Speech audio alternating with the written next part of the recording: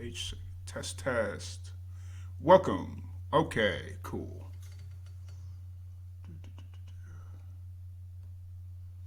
Sorry about this. I'm just kind of trying to get a couple of things rolling here and hope everybody here's having a great night, great day, great morning, great afternoon. I know we're going to have people tuning in all over the world. And so, depending on what time of day it is for you, good day to you. As some of you may know or may not know, my name is Tom Quiet. I am the host of the Live and Amplified livecast, and today is our second annual PanCAN Fundraiser podcast marathon. Whatever you want to call it. It is a 24-hour marathon. We're going to be going strong straight until midnight tonight, so 24 hours. And yeah, we're gonna have some great musicians come on. Some of them are gonna play some music. Most of them are just gonna come on and chat. It's gonna be a more of a podcast style. But I asked a few musicians to come on and play some music. Um, and yeah, it's gonna be really exciting. I just wanted to kind of jump on here a little bit earlier because our first guest isn't gonna jump on until about 12:20. We got Homer Mars joining us. And yeah, it's going to be a really good time. We have a full stack lineup, 33 musicians. Uh, Maybe a little bit less because, haven't gotten 100% confirmation from everyone and got a couple of people that are coming down with the bug, the winter sludge, whatever you want to call it. So, yeah, it's going to be an exciting time. Just kind of give you my background as to why we launched the PanCan podcast marathon fundraiser, or the Live and Amplified podcast marathon fundraiser for PanCAN. Um, so last year, 2021, in March, I was driving home from Roswell, New Mexico. My buddy and partner in crime, Jeff Cabana, we were recording a radio show, and we had to do that out in Roswell, New Mexico, because that's where the show aired. Um, and on my way home, I got a call from my mother saying that she had been, or no, she didn't say she had been diagnosed with cancer at that point. That she went in for a CAT scan or an MRI or something. I'm not a medical professional, so I don't know exactly what tests they ran. Um, and they found a mass in her pancreas. And after talking to a few people, they automatically just assume it's cancerous because of where it was located, but we didn't have any information, 100% information yet. So, driving home, obviously, you're beating yourself up. You're beating yourself up about just like the worst that could possibly happen. And then get home, it's like super late, all that weird stuff, and a couple days go by. They confirm it's late stage 4 pancreatic cancer. So we were stuck in a bind because my sister lives up in northwest Indiana or central Indiana. I don't necessarily know how they consider it. She lives like right there. Um, so she lives in northwest Indiana. My parents live in South Florida. I live in Texas. So there's an interesting situation there. And my dad asks if either one of us could come out for a week to look after our mother while he gets a few things squared away because they were getting ready to go on a summer long boat trip. So, just kind of handling all that stuff. So, my sister really couldn't at that point because of her job, but luckily my job, I was already remote. So, as long as I was able to continue working remote, it wasn't a big issue. Cool. So, that happens. We find out she doesn't have very long, and my dad asks if I could stay, and I told him yes, I'll stay, and I stayed in Florida until my mother passed away. But during that time, we found the PanCAN organization, and I wanted to do something, even if my mother, even originally it was to help my mother, but we kind of came to terms that there wasn't really much we were going to be able to do. Money wasn't the biggest issue that we were dealing with at the time. So my dad said, no, just do some. If you want to do something to fight pancreatic cancer, or help the next family. And so from PanCAN, and we started working some things out. They told me in November was World Pancreatic Cancer Day. Um, and I misunderstood what date they said.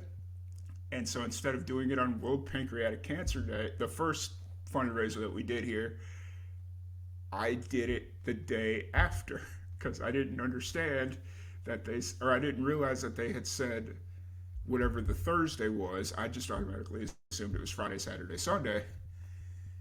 Yeah, so that was kind of a fun little, haha, gotcha, dum dum.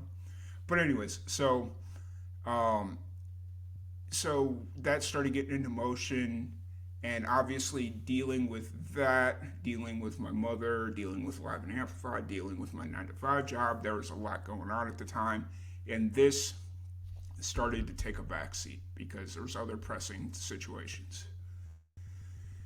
And so come July, when my mother passed away, I had kind of forgotten about doing the PanCAN fundraiser until September. I want to say September, October.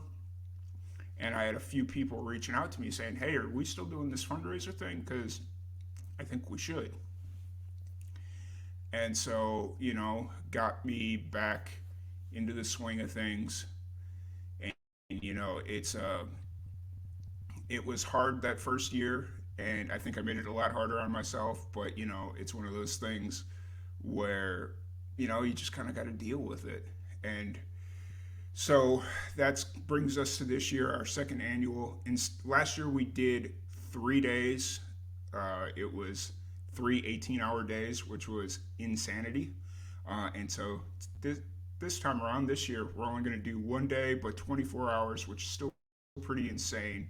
But I think 3 18-hour days versus 1 24-hour day, my body can handle it. I think I'll be all right.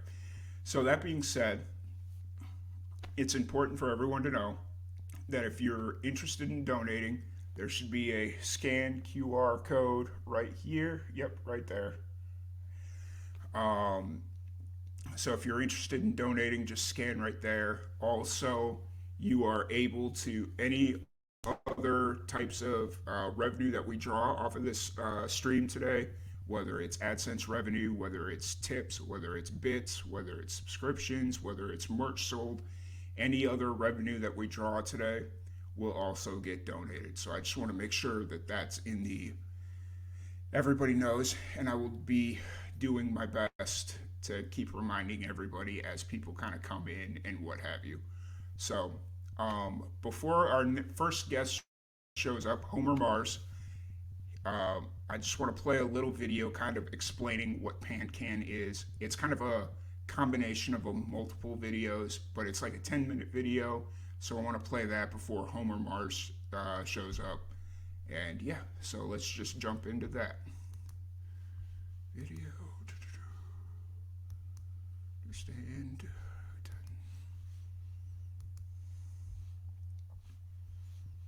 All right.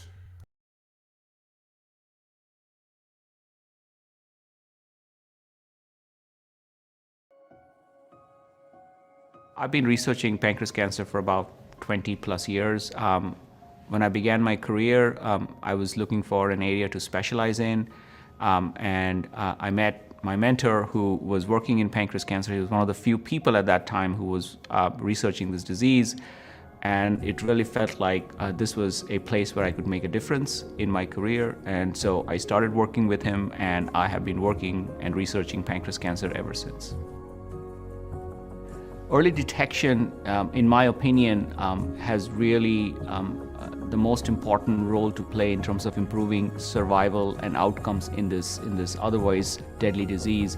When we look at patients who are diagnosed at an earlier stage and are able to successfully undergo surgery, those patients typically live a lot longer and do better than the ones, unfortunately, who are diagnosed at a more advanced stage of their disease.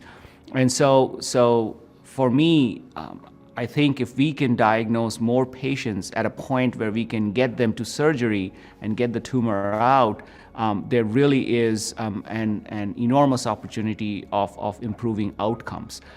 The challenge with pancreas cancer has always been that unfortunately most of our patients present with what we call metastatic or advanced disease, and in that case the tumor is not operable. The surgeon can't take it out, and so if we can diagnose this tumor early, that's our best shot at improving the chance of long-term survival.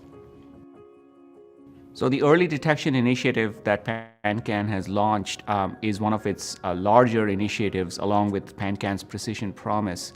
The early detection initiative is the largest randomized trial to identify patients early in their disease, get them to surgery, and therefore improve survival. A trial of this size has really not ever been done, focused entirely on pancreas cancer, so it's a really ambitious effort. The goal of this trial is to use new onset diabetes as an entry point to identify individuals who may be at high risk for pancreas cancer, get them into the trial, and then provide the ones who are at the highest risk spectrum with imaging studies, blood-based assays, and really approach this whole question of early detection, which has been such a challenge for many decades, at a level that has never been done before. To me, what I think makes PanCAN so different is its ability to embrace ideas that are out of the box, but which need to be done for us to make a difference in this disease.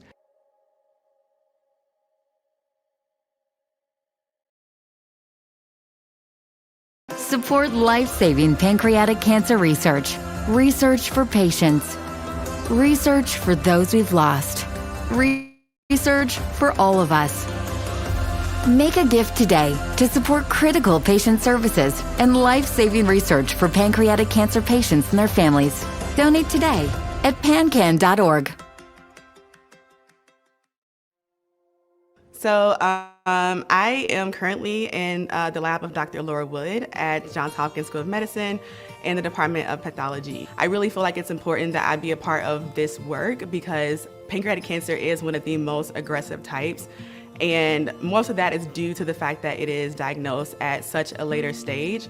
And so, yeah, particularly for me, I thought it was, out of all the cancers I've researched throughout my career, pancreatic cancer seems to be where the most need is and where I really feel like I found amazing people and have found an actual project that I really think will make an impact in early detection of pancreatic cancer. There are several marginalized groups that are more heavily impacted by pancreatic cancer in the United States. And so honestly, the biggest thing for these groups to keep in mind is the importance of early detection, the importance of screening. For those groups that have a family history of pancreatic cancer, they are even more so looked at as the perfect population to get early screening and to be involved in some of the studies that are happening even now amongst pancreatic cancer researchers in the United States. And so I would definitely encourage them to get involved, to find a PCP, ask that PCP, hey, you know, where can I go to get tested, and to really understand what their genetic makeup is and how they might be predisposed to this cancer. The kind of first introduction I've had to the greater opportunities of raising money for pancreatic research was through the Purple Stride walks.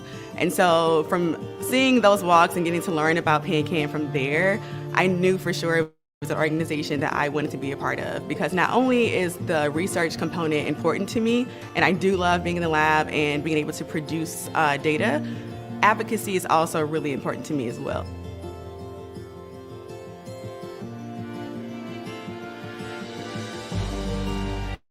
November is Pancreatic Cancer Awareness Month. I support pancreatic cancer research in memory of my brother, Daniel. You can change the course of pancreatic cancer for all of us by supporting research. Research for Daniel, research for those we've lost, research for patients, research for all of us. Donate today at pancan.org.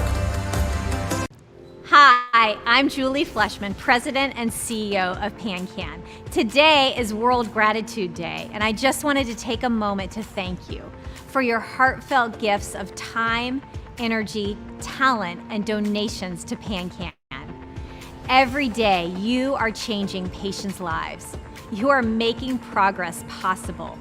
Pancreatic cancer researchers couldn't do what they do without you. Our PanCAN Patient Services team couldn't support patients and families without you. For all that you do and all that you give, I'm so grateful. You are truly remarkable, and I am filled with gratitude. Thank you. It's two words that I don't want it to get lost. Thank you for helping patients find clinical trials that are right for them, giving them more time with their families. Thank you for being there for people facing pancreatic cancer. You gave families like mine a place to turn to for one-on-one personal support from PanCAN Patient Services. And I want to thank you from the bottom of my heart for making PanCAN what it is today, a bright, shining light of hope for so many patients and their family members in need. Without you, there would be no PanCAN. PanCAN was of great help and comfort after I was diagnosed. Thank you for all that you do to support our mission. As a recipient of one of the 2021 Career Development Awards, I am truly grateful for the opportunity to do this research and become a part of this community. Because of you, I am able to work on making new research discoveries. And I hope we can beat this together. Thank you. Thank you for raising awareness about pancreatic cancer. You make our community stronger. Thank you. Thank you. Thank you. Thank you. Thank you.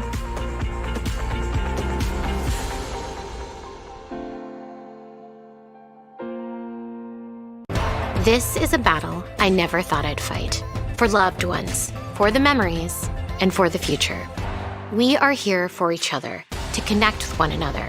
And if we work as a team, pancreatic cancer patients won't just survive, but thrive. Join me on Saturday, April 30th at PanCAN Purple Stride and take steps to end pancreatic cancer.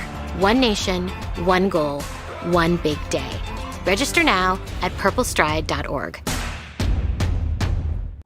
Hi, I'm Julie Fleshman, PanCAN's President and CEO. I'm thrilled to share that the 5-year survival rate for pancreatic cancer has gone up to 11%. Every bit of progress means more time with loved ones. You helped make this possible. Because of you, PanCAN is investing in research to create an early detection strategy and accelerate new and better treatment options. Because of you, we provide free services that help patients find specialists and access testing. Although we continue to make progress because of you, we also know there is so much more work to be done. We will continue to take bold action on behalf of people facing this disease. If you have pancreatic cancer, please reach out to PanCAN Patient Services for help. To ensure there is continued progress in survival rates through more research and that there is support for patients and families, please make a donation today at pancan.org.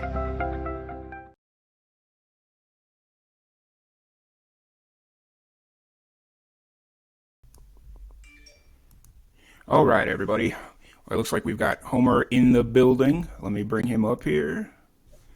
Hey, how's it going, man? Wow, I'm your first guest. Oh my God. Yes, you are. Yes, you are. How are things going? Wow. I'm glad to have you here, man. I'm very glad to be here. I'll change my splashy lights to something a little bit more easy to do. How's this? No, it's all good. It's all good. But yeah, like you'd mentioned, you're our first guest of the of the day, evening. I don't even know what time of day it is anymore. Over here where I am in LA, it's 10:20 p.m.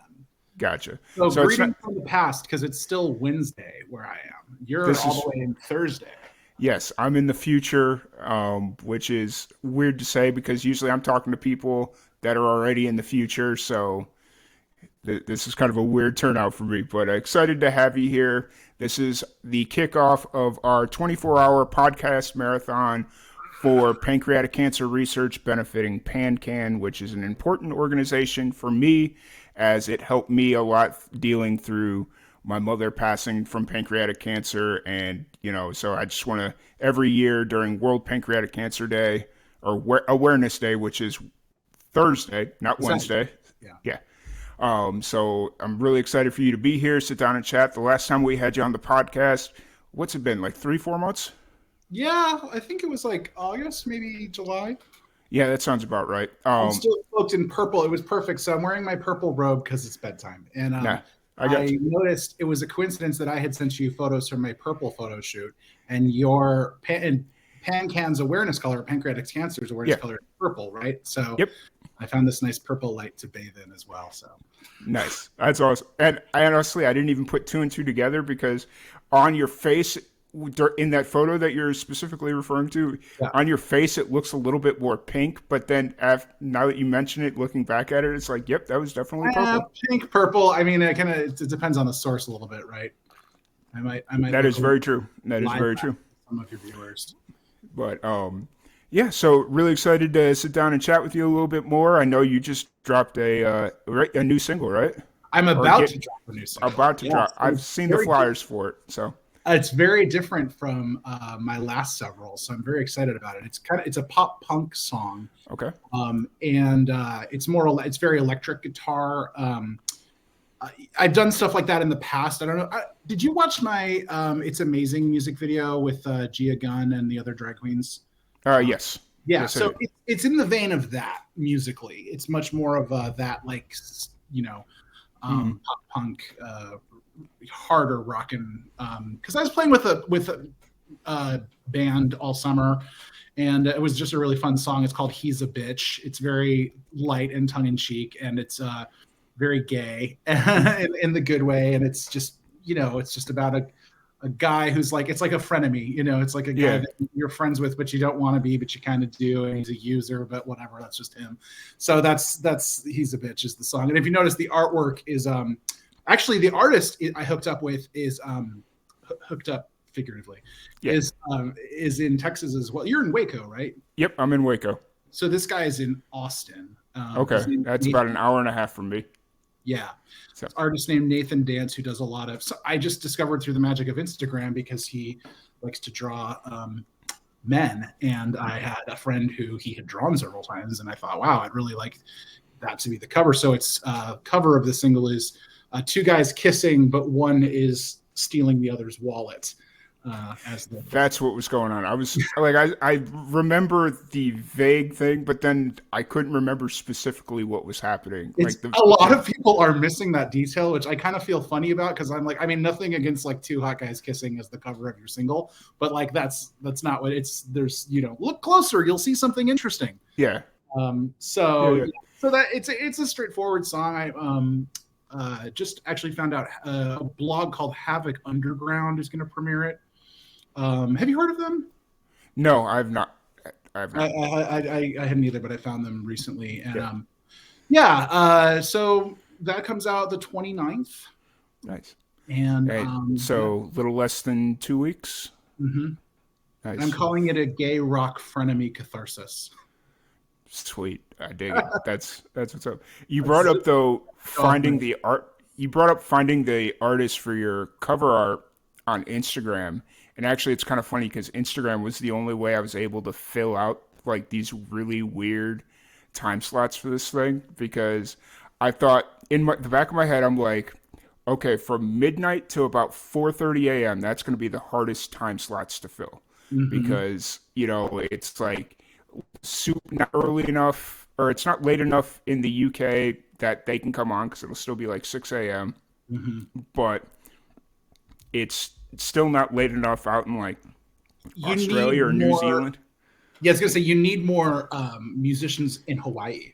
Yeah, and actually, I had a few that were like ready to jump on, but then I never heard back from them, and I'm like, guys, like let's do this, but Yeah. I'm sorry. I mean, I can imagine. I mean, I think you did this last year, right? Or is this your first year doing it? Nope, did it last year. I don't know, is your secret Red Bull or coffee, or are you totally au naturel? But I would imagine somewhere around 1 p.m. tomorrow, you're going to really hit a wall. Well, right now my secret is Monster, so that's my secret. But so I had last time I did this, it wasn't 24. It was 3 days, but it was like 18-hour days. So it was like get up at 6 a.m. and then go until midnight or so. That's 18 hours a day. What's 3 times 18 is like 20, it's like 54 hours. Yeah, something like that. Oh my goodness. But the kicker was I was finding it hard to like fill all those slots because it's like an hour's too long to like sit here and expect people to kind of chat, but 30 minutes, it's like, what's the point? And so like this year, it was like 40, 45 minutes. That's about the perfect time. And it's not like burdensome on people. And worst comes to worst, I could force through 40 minutes before, Or you could always do what, oh my gosh, I can't believe I'm blanking on his name. Andy Kaufman did and just read them The Great Gatsby. That's funny. That was very funny. Yeah. Yeah. But yeah, no, last year it was 3 days. And by the second day, cedar season had hit. And so my allergies were on fire. Wow. And so I'm sitting there in between. I had scheduled it to where I had like a 10-minute break between each interview. And I would end each interview 5 minutes early, turn my computer up as loud as I can, and then just face plant on my desk right here until I heard them like say, so-and-so has entered the room. And then it's like, all right, let's go. And then those 15-minute naps would get me through the day. But I was also like pounding allergy meds. And so by like 4 or 5 p.m., it was like I didn't even know who I was, where I was, what I was doing. That's when the conversations got really cool. Cool is a subjective term, I guess. It got to a point where I remember this because I'm good friends with this musician. I went back and listened to the interview. I asked her the same question 3 times. Whoa. And did she just like gracefully kind of act as though each time it was the first?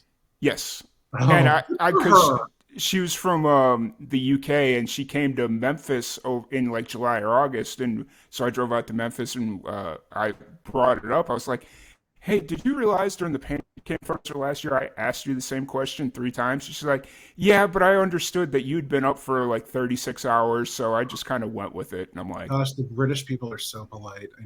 I appreciate if you did that to me, I would be like, you're not listening. But I think luckily I had like worded it differently, a little bit differently. But it's just kind of like, oh, that sucks. But yeah, so I'm happy to be your guinea pig. I mean, and then you'll entirely forget whatever we talked about in no time because I'm one of how many of you? How many of me are there for you? Like 50? 33. Oh my goodness. Easy. Well, on the good schedule, pumpkin song, by the way. 33. Yeah, good pumpkin song. Yes. Right now it's 33. I have a feeling it'll probably be about 30 because I had somebody message me saying that they were starting to come down with something, so they didn't know if they were going to be like their a voice cedar was allergy. They have a cedar allergy.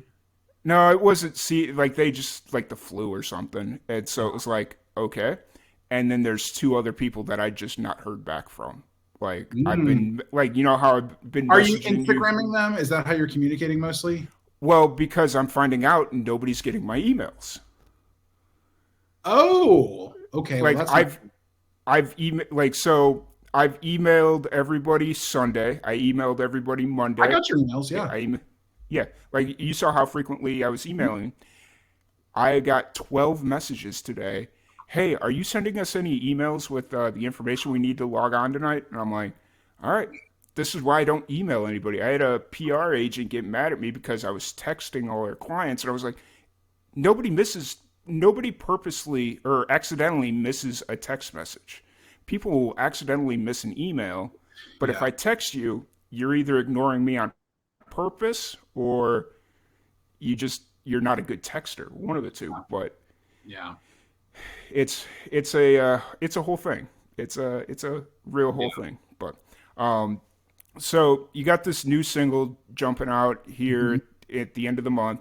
What's kind of the plan as far as like promoting it? Are you doing shows around it, or no? I've done shows. I've been doing shows pretty steadily this summer and fall. Most recently, I did this really fun show in San Francisco called Barrison Street Fair. I just know if your listeners don't know, I'm kind of in a niche market. Oops. I'm a member of the LGBT bear community, and so a lot of my lyrics are kind of STEM rooted in that. And so there's a whole street festival in San Francisco called Barrison Street Fair. It's on Harrison Street, so they call it Barrison Street for the. So I actually traveled there in October and played there. That was my first time doing that. I was worried it was going to be cold because it was San Francisco and it was October. Yep. But it wasn't too cold. It was great. And that I played that solo, and I had played Burbank Pride a couple weeks prior, which is a relatively new thing. But no, I'm trying to get more shows on the calendar. It's tricky this time of year. It's like if you don't line them up in September, it can be hard. So I don't know. I'd like to have a video for this song because it lends itself well to like a comedy, like a comedic video, which I've done stuff like that before. But so I have an idea in mind, and hopefully I'll be able to do that. But at this point, that would not be able to come out until like January. Yeah, for sure. I feel that. So right now I'm just, I'm sending it to blogs and getting some positive feedback of like, yes, we'll cover it. No, we won't cover it. We'll see. Yeah, for sure. And now that you bring that up, that's when our podcast was. It was like right at the beginning of Pride Month or right before Pride Month. Probably, yeah. Because I remember at the time, so I work for a TV station, and one of our executive producers is a member of the LGBTQ community, and he wanted to do a Pride Month news special. And I was working with him on building out like all the graphics for this news special. Yeah. And he was mad at me because I made it too gay. As if anything can be. And I said, because I'm sitting there, I'm just like, he was like, I want it to be taken seriously, but I don't want it to be like rainbows and all this stuff. And I'm like, all right, so. It's hard because it's like companies that want to do stuff for Pride are just going to get criticized no matter what they do. It's like you have to put something rainbow on there or it's not Pride. But then as soon as you put a rainbow on it, you get criticized for like, oh, you're just putting rainbows on it and saying that's Pride. But it's like, you can't not, you know what I mean? Yeah.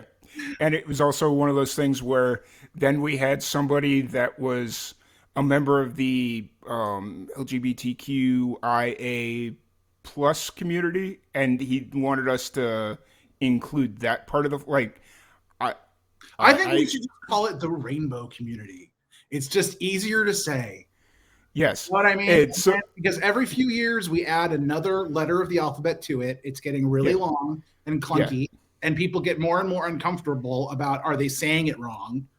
Yeah. So, I mean, everyone likes rainbows. That's why, like, they're supposed to be all encompassing. So let's just call it that. Call it the rainbow community. Boom. And that was the thing. It was like, I had finally gotten everything kind of worked out to where it looked cool. It could be taken quote unquote seriously, and it wasn't too gay and all this stuff. And then they come in and he's like, oh, you got to add this whole other section of colors. Yeah. And I'm like, well, you just threw off everything. Yeah. It's evolving. I mean, it's, you just got to do the best you can and try to be like, is this what we're going with this year? And if it changes next year, then we just change it next year, I guess. Yeah, 100%. But well, Pride Month is in June. And so I played a couple shows here at a couple different ones here. And then, but Burbank Pride was actually in September. So that's kind of a new thing they're trying. And that was a family show, which I basically had to play like covers. And I played some like I played a modified version of a song that I have that's kind of kid friendly, but most of my lyrics, especially as you'll hear when you hear my new song "He's a Bitch," are very not kid friendly. So I was like excited to have the show, but I was like, oh my god, what am I going to play? Because they were very clear, like this is a family show, so the lyrics, subject matter, and no f-bombs, but also just the subject matter needs to be safe But I thought that was cool too, because that was one way I think they were trying to differentiate themselves from some of the other festivals. But anyway, so that's long story short, I don't have any books on the calendar right now, but I have had pretty steadily this year, so I'm hoping to change that soon. Nice. Yeah, I mean, it's getting to that weird point of the year where like the holidays are coming up, so unless you're doing like holiday covers, most places don't want to book you, and most holiday parties aren't. They just want their standard covers. Like they're not really bringing in original musicians, which is unfortunate. Right. But I played a Christmas show in Chicago years ago with this band that I would recommend to you if they were still together, called Big Damn It. They were really fun, and they were a Chicago band for years. And they did a holiday show every year, and the deal was every band had to learn 2 Christmas songs or holiday songs. Yeah, and you had to go over in advance who was doing what, so no one duplicated. So we did Jingle Bell Rock, which is really fun to play, and then the Chipmunks one called Christmas, Christmas time is near. I just call it the Chipmunks Christmas song. And time for cheer. Anyway, it's the Alvin and the Chipmunks Christmas Carol. Please. That's what I usually call it. So yeah, it might be called Christmas Time is Near. Yeah, that sounds about right. Yeah, that sounds about right. But bringing up Christmas, this is a perfect segue. You're welcome. Yes, this is a perfect segue. Anybody that is listening right now, yes, we're here to fundraise and donate. It's the donation link's over here somewhere. I don't know. My center of gravity is for me. It's right here. Yep, there you go. That's right. So yes, it's important to donate and all that stuff. But if you're following us and you're active on Twitch, make sure you're following our Twitch page, because if we hit 1,000 followers on Twitch, I'm going to torture myself and listen to 10 hours of Christmas music live on stream. Do you know why that's so appropriate for Waco? No, I don't. That is one of the tactics that they used to try to get the Koreshians out of their compound. They blasted them with Christmas music, yeah. Okay. I knew it was... I didn't know it was Christmas music. I knew, like, just the stuff I've seen, I knew it was like dolphins getting murdered and all. Oh, I didn't know about that. Man, I didn't put that in where I lived, yeah. Yeah, it was it was a whole lot of stuff, but I didn't know about the Christmas music. So I mean, in fairness, maybe Christmas songs were just part of it, but I know that was definitely. I remember watching that on the news and being like, "Wow, they're trying to drown them out with Christmas carols." Yeah, but yeah. So I will, if we hit 1,000 followers on our Twitch stream, I will on It'll probably be Saturday, because tomorrow I'll need to sleep, but Saturday, I will sit here and listen to Christmas music for 10 hours straight, and you can just watch my mental decline. So, but we do just to kind of keep it on par with what we're doing here. We do have a goal of raising $10,000 by the end of tonight, or by the end of tomorrow for you, I guess. I don't. By about 10 p.m. Yes, by about 10 p.m. your local time. See, that's the other issue I've been having, is trying to play the time zones with everyone, because it's like on all our flyers, I put it as my local time. Yeah. So like when I post it, it makes sense. And then everybody's like, well, we said this time, but your flyer says this time. And I'm like, read the fine. No, you're pretty central on there. Yeah, I think you're doing a good job.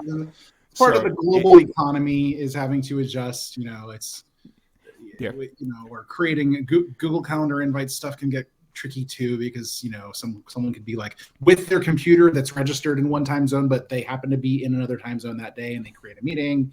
I've had that. Or I had a friend create a Facebook event for a show actually that I was playing. Yeah, and suddenly I was like, does the show start at 5 p.m.? That's really early. It turned out he was in New York when he made the Facebook event invite, even though he's based in Palm Springs. Yeah, I had somebody hit me up that's going to be on here in a couple of hours. She was like, all right, so It's 2:30 a.m. your time, which would be 12:30 a.m. my time because she's also based out of LA. But she had to go to Tel Aviv for an emergency. That's far. And I'm sitting there, I'm like, I don't even know what time zone that is. So you have these 2 points. I'll let you kind of figure that one out yourself. So yeah. Hopefully Well, it's God not. bless you for herding all of the cats that you had to herd to make this happen. It was definitely a fun adventure. It was a lot easier than last year though. Like I think this year it's a good mix of new people and new people that I've never met or people that I've wanted to have on the podcast mixed with people that I've had on the podcast before. So it'll be a good mix. I'm just slightly concerned about any potential gaps of people that just can't make it or Great Gatsby forget. Yeah. Worked for Andy Kaufman. He's a household name still. Yes, he is. Reason the Great Gatsby. I probably should, but I'm not going to. Luckily, PanCAN's done really good about loading me up with like placeholder videos. So I've got like 40-minute presentation videos that I could just kind of throw in and it also gives me a chance to get up, stretch my legs, go to the bathroom, eat, all that fun stuff. So yeah, it'll be fun. So new single dropping little less than 2 weeks. That's exciting. I was recording music. Sorry, what's that? I was recording music today also. Oh, nice. For 2023? Yes. Awesome. I'm trying to put together a demo EP to take around to small labels to try to I've never done anything with a label. Everything I've done has been indie, and I'm putting out this single, which I'm very excited about. But I feel like the next thing I'm going to try is shopping around an EP, see if I can get on a smaller label and try to get a little bit more eyeballs on it, or earballs, I guess. Yeah. So we started recording for that today, which was really fun. Nice. And what's kind of, or how, so let's talk about that for a little bit. Yeah. Going into the song selection for this EP, were these songs that you'd already written, or are they songs that, you're like, okay, let's do this specifically for this project? So both. Okay, because a problem I have sometimes can be trying to make things sound cohesive, in that, as you'll hear when you hear He's a Bitch, you'll realize it's different from This Fantastic Nightmare, which was the song that I had just put out when you had me on before. I mean, it's all still guitar based pop rock, right? It's not like I'm doing something operatic and then something mechanical. But a problem I can have is, like, I have this one song I played for my friend Bailey is helping to record and produce this. And I played for him a couple songs today.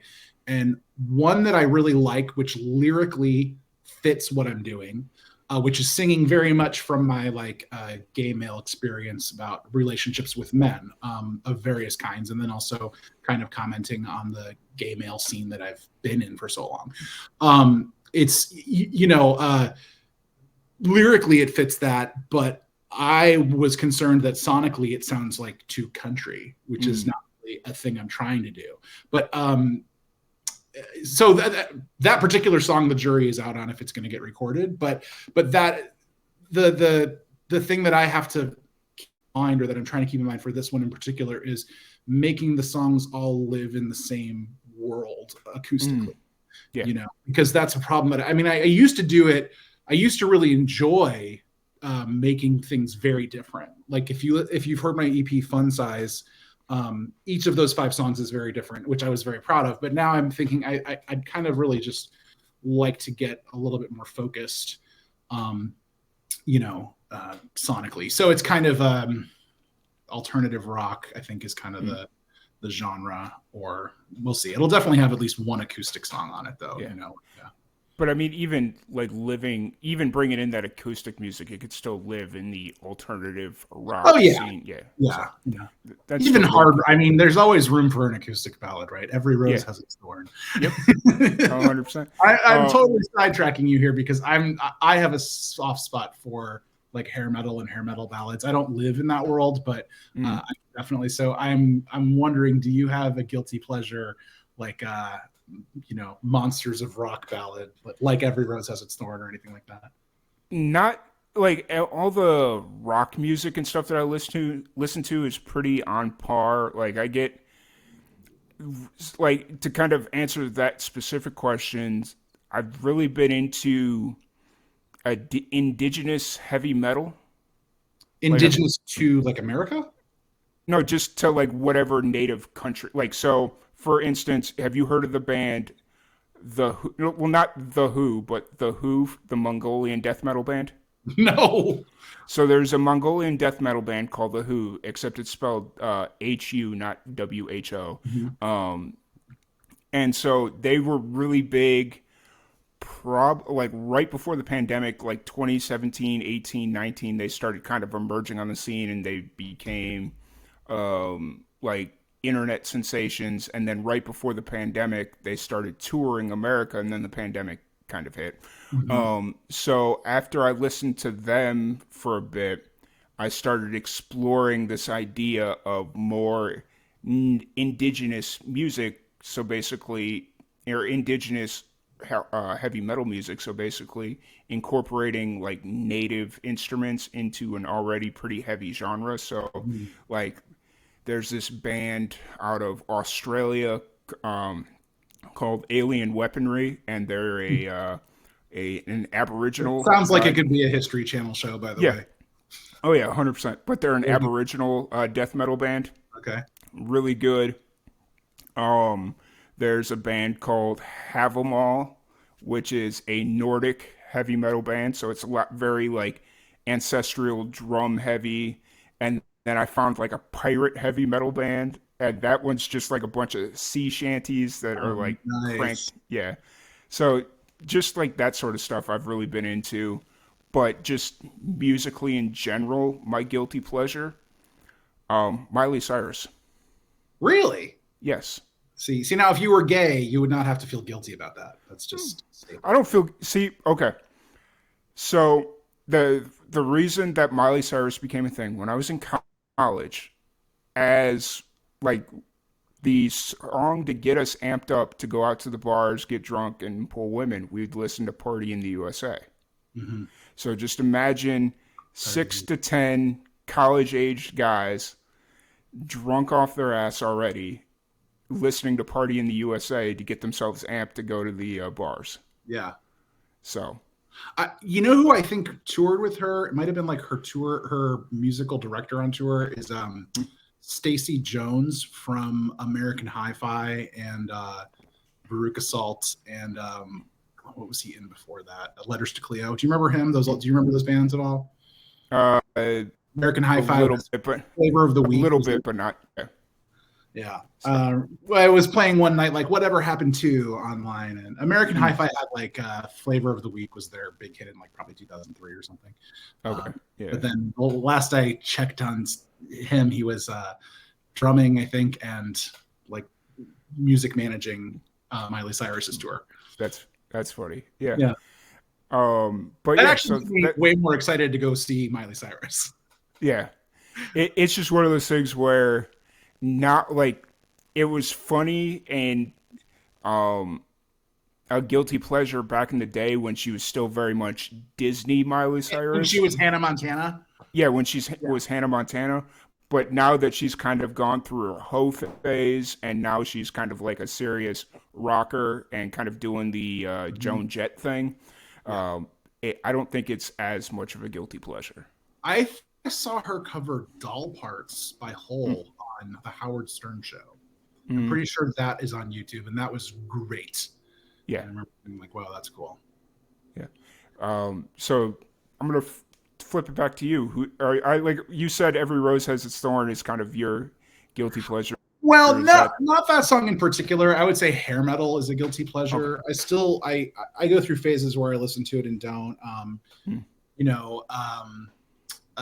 God, how did we even get on this? I don't remember, but it's okay. You brought it up, so. Oh, for sure I did. Yeah, no, I don't remember the things that come out of my mouth.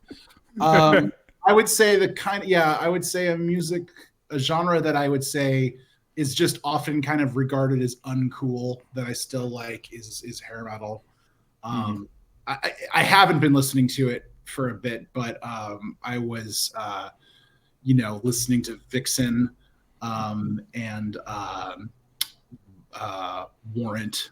Mhm. You know, definitely Motley Crue. Although I feel like they kind of are beyond just hair metal. Yeah. They're they're kind of their own category, or I Mhm. don't know. Just they're more than hair metal for sure. But Yeah. that's sort of the genre of music that people are talking about, stuff that you still dig. That's the one where people are like, Yeah. If you want a band that's kind of a modern day hair metal band, well, at least the lead singer is. He's kind of got that Jerry curl, long hair, mullet thing going. Like it's like whatever it was in the '80s that would classify it as a big hairdo. I believe they are out of Boise, Idaho. And what are they called? They're called Powerhouse. Powerhouse. That definitely sounds like a hair metal name. Yeah. And like just listening to all their music, it's like this sounds like it came straight out of the '80s. Like just the big guitar riffs. More modern production value. Yes, 100%. So, well, there's no hair metal, unfortunately, on my EP, but yeah.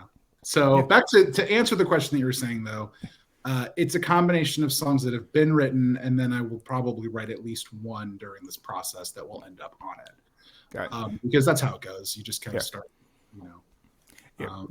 it's, what is it, 4 songs right now, and then maybe it'll jump to 5? I think probably it'll be 5, yeah. Okay.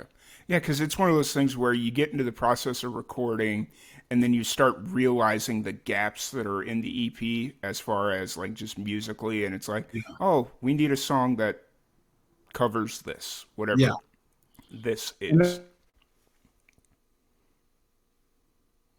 Oh, no. I don't know. There you go. We're back. All right. Oh, okay. I don't know. You were gone. Like, you just froze and went away. So, you're back now. Guest number 2. No, I'm having way too much fun with this little light changer. That's funny. But, so yeah, you'll jump in with 4 songs, and then if the mood strikes you, you feel it'll be 5. That sounds about right. Yeah, but what I was saying is something that I have to focus on is not writing about the same subjects from time to time over and over. Because I've noticed that I do that. I kind of had to realize that, like, oh wow, I have another song that's like I'm angry because I was dumped or whatever, you know. Yeah, I got you. I need a song about how happy I am that I was getting dumped, or making someone else angry for dumping them. I mean, there's all kinds of new things. Take the Taylor Swift angry at the person that I broke up with and flip it on its head, and that you're happy you broke up with them. Something like that, yeah. That's fair. Very fair. So we've got about 7 minutes before the next guest jumps in. I'm frantically trying to find this random question generator. I don't know. Did we play rapid fire randomness last time? No, but I love this idea. Okay. I'll fill while you find that. So let's see. I wish I had my copy of The Great Gatsby. Oh, here it is. There we go. Okay, got it. I was sitting here. I was like, I was looking for a bright yellow app, but it was black, and I was just like, I don't know where this thing is. All right. So if you're ready, we're gonna play a little rapid fire randomness. I'm ready. All right. What is your favorite animal? Oh, I like marmosets. What is the last app you had to open on your phone? Oh, this is so boring, but Instagram. Yeah, that's fair. What does your me time look like? Oh God, walking along the beach, which sounds like a pat answer, but is accurate. Mm-hmm. Fair. What is something that always gives you peace of mind? Little children screaming. Dark. Peace of mind. Sorry. What's something that always gives me peace of mind? I don't know. My bed. Okay. Sorry. What action do you or will you do to best love any potential future children that you have? Trick or treat with them. Fair. Because I just did that with my back at Halloween with my niece and nephew who are small, and I've done that every year with them for the past like 4 years, and it's magic. Love it, love it, love it. It's like my favorite night. Yeah, that's one thing I look forward to any potential kids I ever have is trick or treating with them. Yeah, that's because of the candy is the only reason. That's the only that's I'm talking about free candy, dude. Yes. Free candy. Yes. Especially here in Texas, there's communities where it's like a huge event, and they're not just giving out like the little fun size Snickers. They're giving out like big honking fatty boy Snickers. Yes, like regular size Snickers you can get at the store. Like, hell yeah. It's wild. Big in Texas. So, if you could open any restaurant, what kind of restaurant would it be? It would be a coffee shop. I live in coffee shops and I enjoy them. Yeah. What brings out your positivity? What brings out my positivity? Lovely weather. I'm reactive to the weather. So when it's a really nice day, which we have often here in Southern California, which I love, makes me very happy. Who is your most admirable historical figure? Oh God, that's a hard one. God.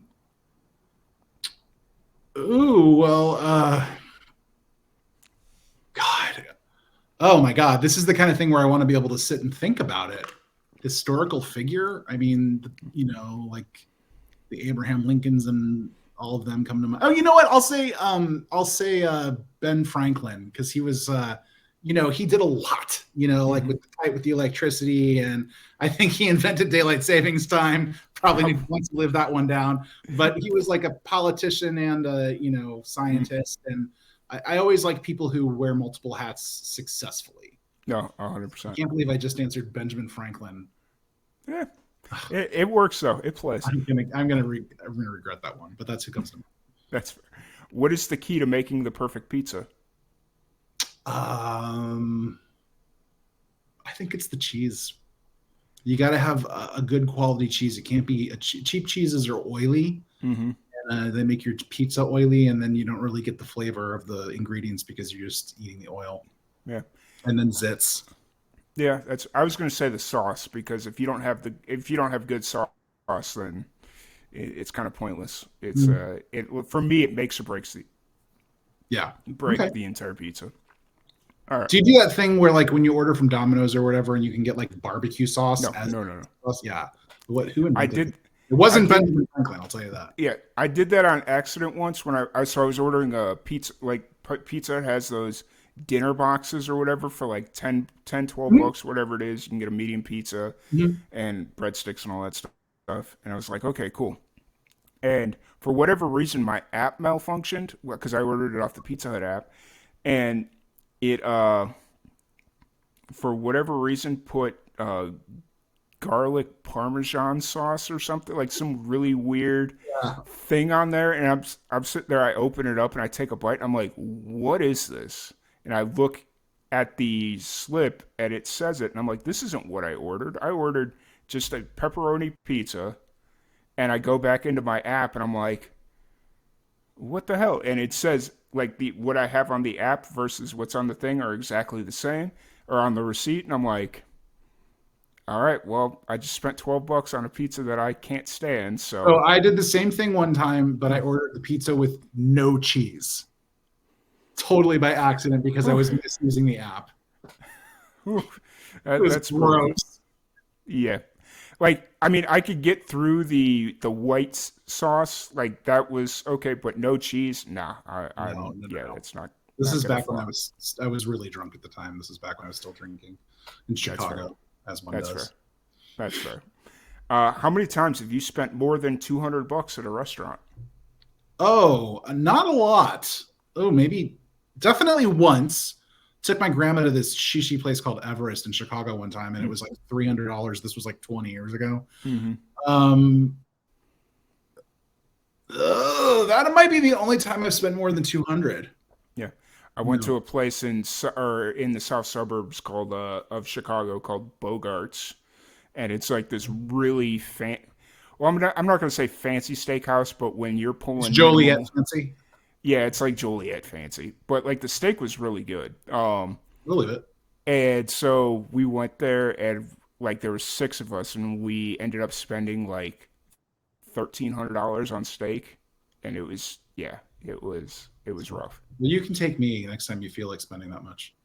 Oh no, the only reason we did it was because when I was in Chicago, I was a very I bowled a lot. That was my thing, and so we did this thing every bowling season. This one team that I had, where if you missed, it like basically there were certain things that you had to do to like throw money in the pot. So like if you didn't throw a strike, you had to throw a nickel in. But if you didn't pick up the spare, you had to throw a dime in. So basically every game it was like you're throwing in like 85 cents or what, like whatever it is.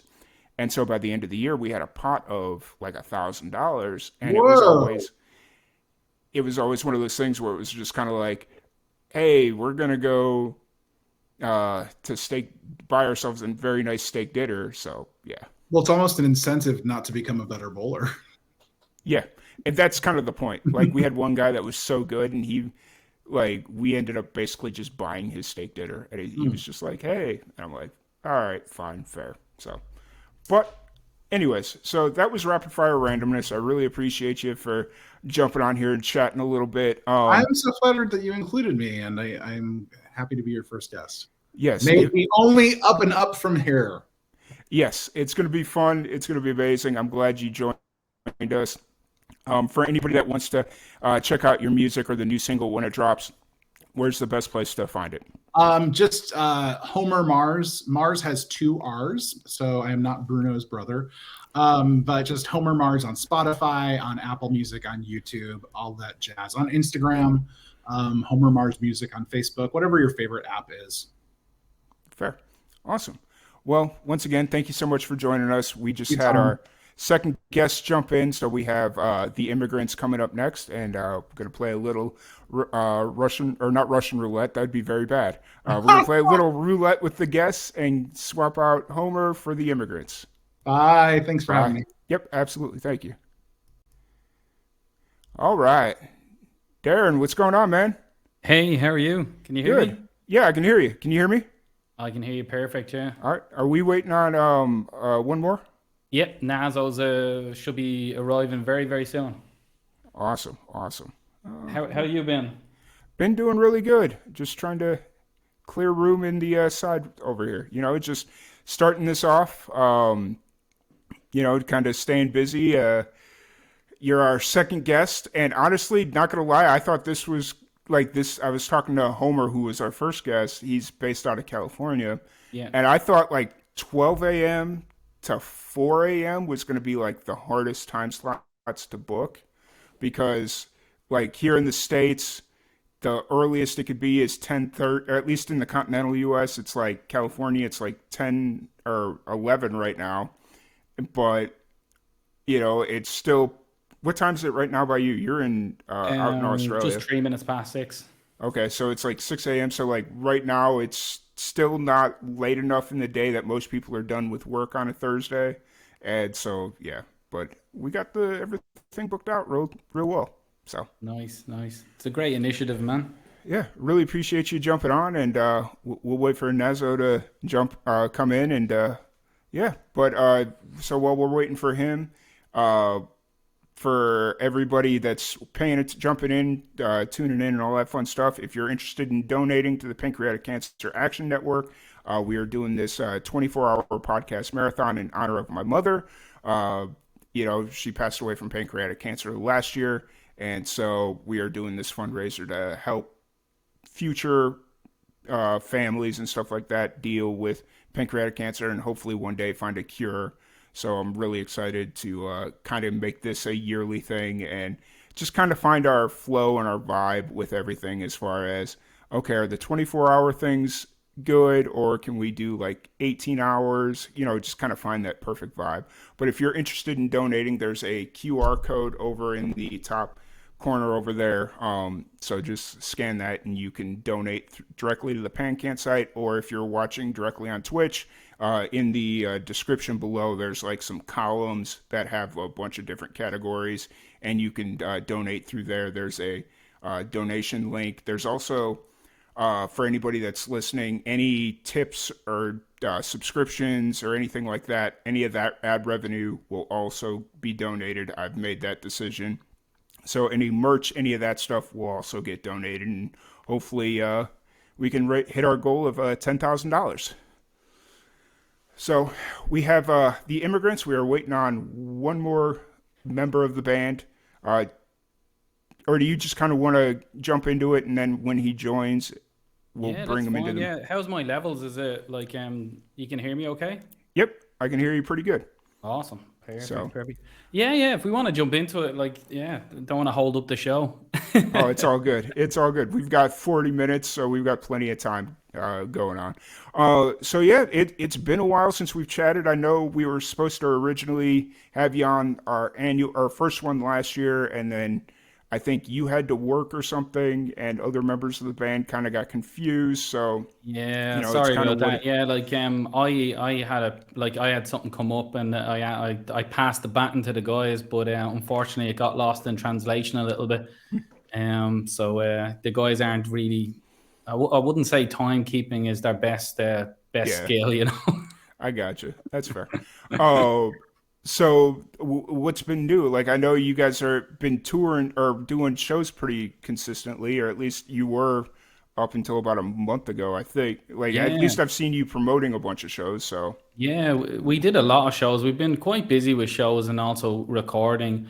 We put a big emphasis on doing the shows because like we hadn't done so many in so long. You're not going away, so it was really good to go around the Sydney circuit, and then we went broader New South Wales as well. We did have plans to go to Melbourne and Brisbane, because our biggest fan base is actually in Queensland. So we really wanted to get up there. But unfortunately, just the way things were happening, we were trying to get ready for recording as well. So we kind of had to hit that on the head or something just for that time. But things are really good at the moment.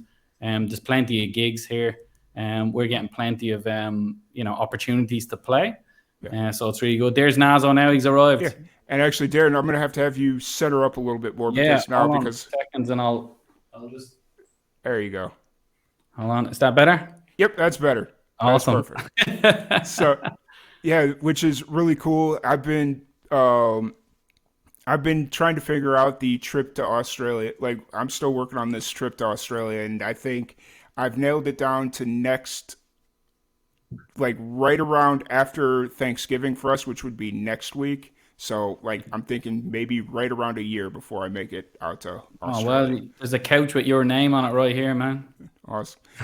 I was sitting there because, like, obviously over the last 3 years or so, I've made a lot of friends and acquaintances with bands in Australia, Sydney, Brisbane, Melbourne.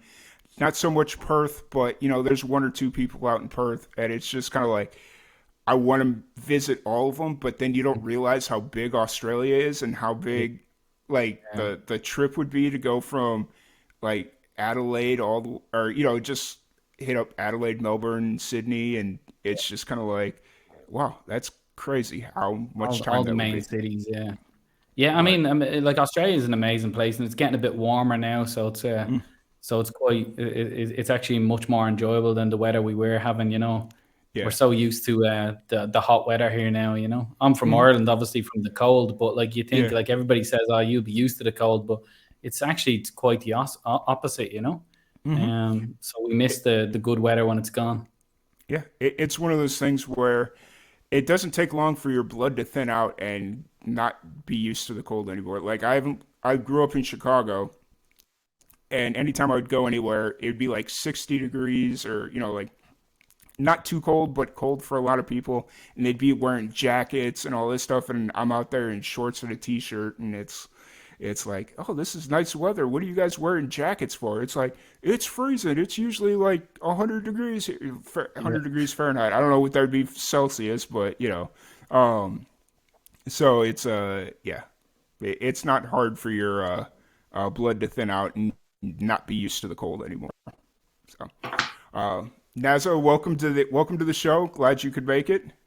Thank you for having me. And sorry I was late. I literally just got home. I was telling Tom there that timekeeping for the rest of the band isn't your best skills. I was blaming Lucas and then, but I know. It definitely wasn't my fault. It was just got work, Like I just got home. Yeah, I still didn't even have shower. It's all good. It's one of those things I completely understand. It's like this whole thing is just very flexible, and we just kind of roll with it as it goes. I was telling Homer, who was our first guest, I'm a little concerned because there's people that I haven't heard from in like 2 or 3 weeks. So it's like, I hope they make it, but no. Yeah, well, either way, it's a great initiative. Like, it's a brilliant thing to actually host and do, Mm-hmm. And I'm sure it's a lot of work as well to put it all together. It's more like initially it's not too bad because it's just like an email. Because since we've been doing this for so long, it's literally just an email blast, and it's like, hey, who wants to grab one of these time slots? And so you just kind of send it out to everybody and let them kind of grab. But then coming towards the end where you've got to fill in like specific time slots, like I was telling you, I thought that these early morning time slots were going to be really tough. And like some of them were, like between 3 a.m. and 6 a.m. was really tough because it's still pretty early in the UK, and then it starts getting already pretty late in Australia. So it was a little tough there, but luckily Instagram came in the clutch, and I just started emailing bands that I'd never heard of or like that I would just randomly stumble across, and it's just like, hey, you want to jump on? And it's like, yeah, let's do this. So luckily for Instagram, they came in the clutch. So Nice. we've got a huge Australian contingent coming on this time around, which is really fun. A lot of bands that I just met over the last couple of weeks, and it kind of reaffirms the things that we've said. Like, so y'all were featured very heavily on our radio show last year when we had a radio show. Darren, I think you'd talked to Jackson a few different times about getting music placed for the radio show. And just kind of throughout that entire show, we were always really impressed with the rock scene that's kind of merging out of Australia in general. And this podcast has been kind of a eye opener to bring them in and chat and just kind of have all these different bands come in, which has been really cool. It's an amazing platform you've been offering, especially the Australian artists and that, and like. Sydney is like, the whole lot of Australia is a melting pot for new artists. I'm surprised that there's not more coming out of Australia, kind of, I suppose, on the bigger scene. Yeah. But you never know. Things could, flip like a light switch, and then suddenly, one band will get signed, and then a ton of bands will get signed to be the Seattle scene all over. Yeah, and there's definitely some it's more of the punk scene that's kind of making a little bit of noise. The Australian punk scene's kind of starting to work its way over. There's some bands that I've seen pop up that are really interesting, and and then just kind of the bands that I've seen that I've talked to, they're young bands. Like they don't have the biggest following, and I don't know if that's just because they're young or the scene's just not supporting them like they want to, or they're just not social media set. There could be 100 different reasons why they've only got a couple of hundred followers on Instagram and all that stuff. But, good music is good music. So yeah, these days, like I was talking to Nazo about it there last night. We went out for a beer and went to an open mic night to actually see some people play as well and see what new talent is out there. And it's like these days you need to be like a social media guru, you need to be a graphic designer, you need to be a sound engineer, you need to be pretty much so many things in order to what people think is success. And me and Nazo had a good conversation about it last night. Like for us, what's most important is the songs. At the end of the day, I mean, we could spend all day on social media, posting and what have you, but songs are for life. If we make a good song and record it well, it'll never be a bad song, and it'll always be out there for people to grab onto, especially with all the streaming platforms. So I think that's our main focus over the next few months, is to continue I suppose the high level that we're setting ourselves, because our recent song Screwdriver came out, and we spent a lot of time, like Nazo can speak about this, but I mean, a hell of a lot of recording time went into it from the band, and then also the production side of things was massive in this particular single. And what we got out of that at the end was like, you know what, the songs matter more than anything. The story of the song, everything, even gigs to a certain extent, we can put them, we can put them on the back burner so long as we're making progress with the recording the songs and continue kind of to evolve as a band and our sound, Yeah. And like what you just said is very interesting, because have you seen there's this documentary out called, what is it called? Finding Sugarman, or I think it's called Finding Sugarman. And it's about a U.S. artist that he was just an independent artist that wrote music, and then at some point he kind of gave up and just kind of assimilated into normal life. But what he didn't know was during the apartheid in South Africa, his music became like a political like anthem for them to kind of. Was that that was actually an Australian artist, wasn't it? Oh, it was he was based out of the U.S. I think his name was Rodriguez. Yeah, because there was one artist here. I have the same. Well, a similar thing happened to an Australian artist here, I believe. Like, I think his music he put on. He did an album, and then basically just forgot about it. And then years and years later, a small town picked it up and started listening to it. It became #1, and then it kind of rolled on from there. And he went back touring like 10 or 15 years later after he gave up. And now he makes a living from it. I thought he was Australian. I did read a story. It's probably that same story. I'm not sure, Yeah. It's pretty cool, though. And actually, it's kind of funny because I brought this up to a buddy or my cousin's husband who's from South Africa.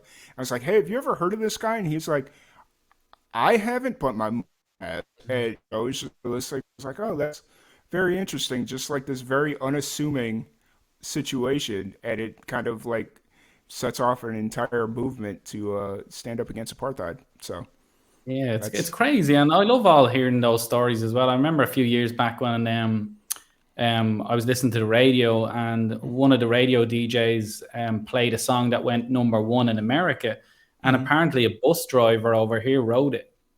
Wow. And so they wanted to get him on the line, and he called in from the bus and he said, yeah, he couldn't believe it either, but like he wrote the song and he put it up somewhere and what have you, and someone else did a cover of the song, and it became #1. And like he's just a bus driver in Sydney, and he said he couldn't believe it happened to him as well, like kind of way. So it's quite exciting to hear these kind of stories, and it gives you a little bit of hope as well. And that's what I was saying. It's more important for the songs because they're your stamp on it. They're your mark in history. That's your legacy. Kind of way, like as a songwriter and as a band and as an artist. Because at the end of the day, for artists, the most important thing is what you want to say. Kind of way, like and the music speaks that, and the words speak that, and the stories behind the songs speak that.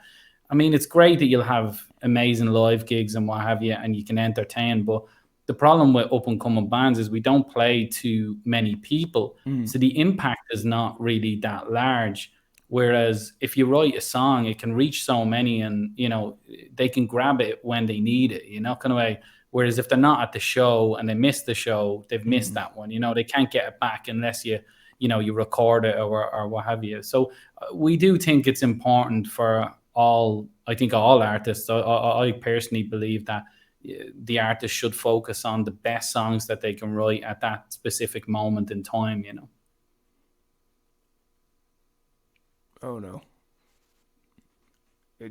Okay, we're back. Sorry, I don't know what happened there. That was weird, but it was a glitch. Yeah, it was a glitch in the Matrix. But so yeah, it's like just the song itself, like you were mentioning, is so important. It's been a while since we've had you on the podcast. I think, what has it been, a year and a half? Has it almost been 2 years? I'm trying to remember now. Has it been almost 2 years since we've had you on? But you released Screwdriver, and you'd mentioned that are you recording right now, or where are you kind of at musically? Nazo, do you want to pop in there? Because we are recording. We just started.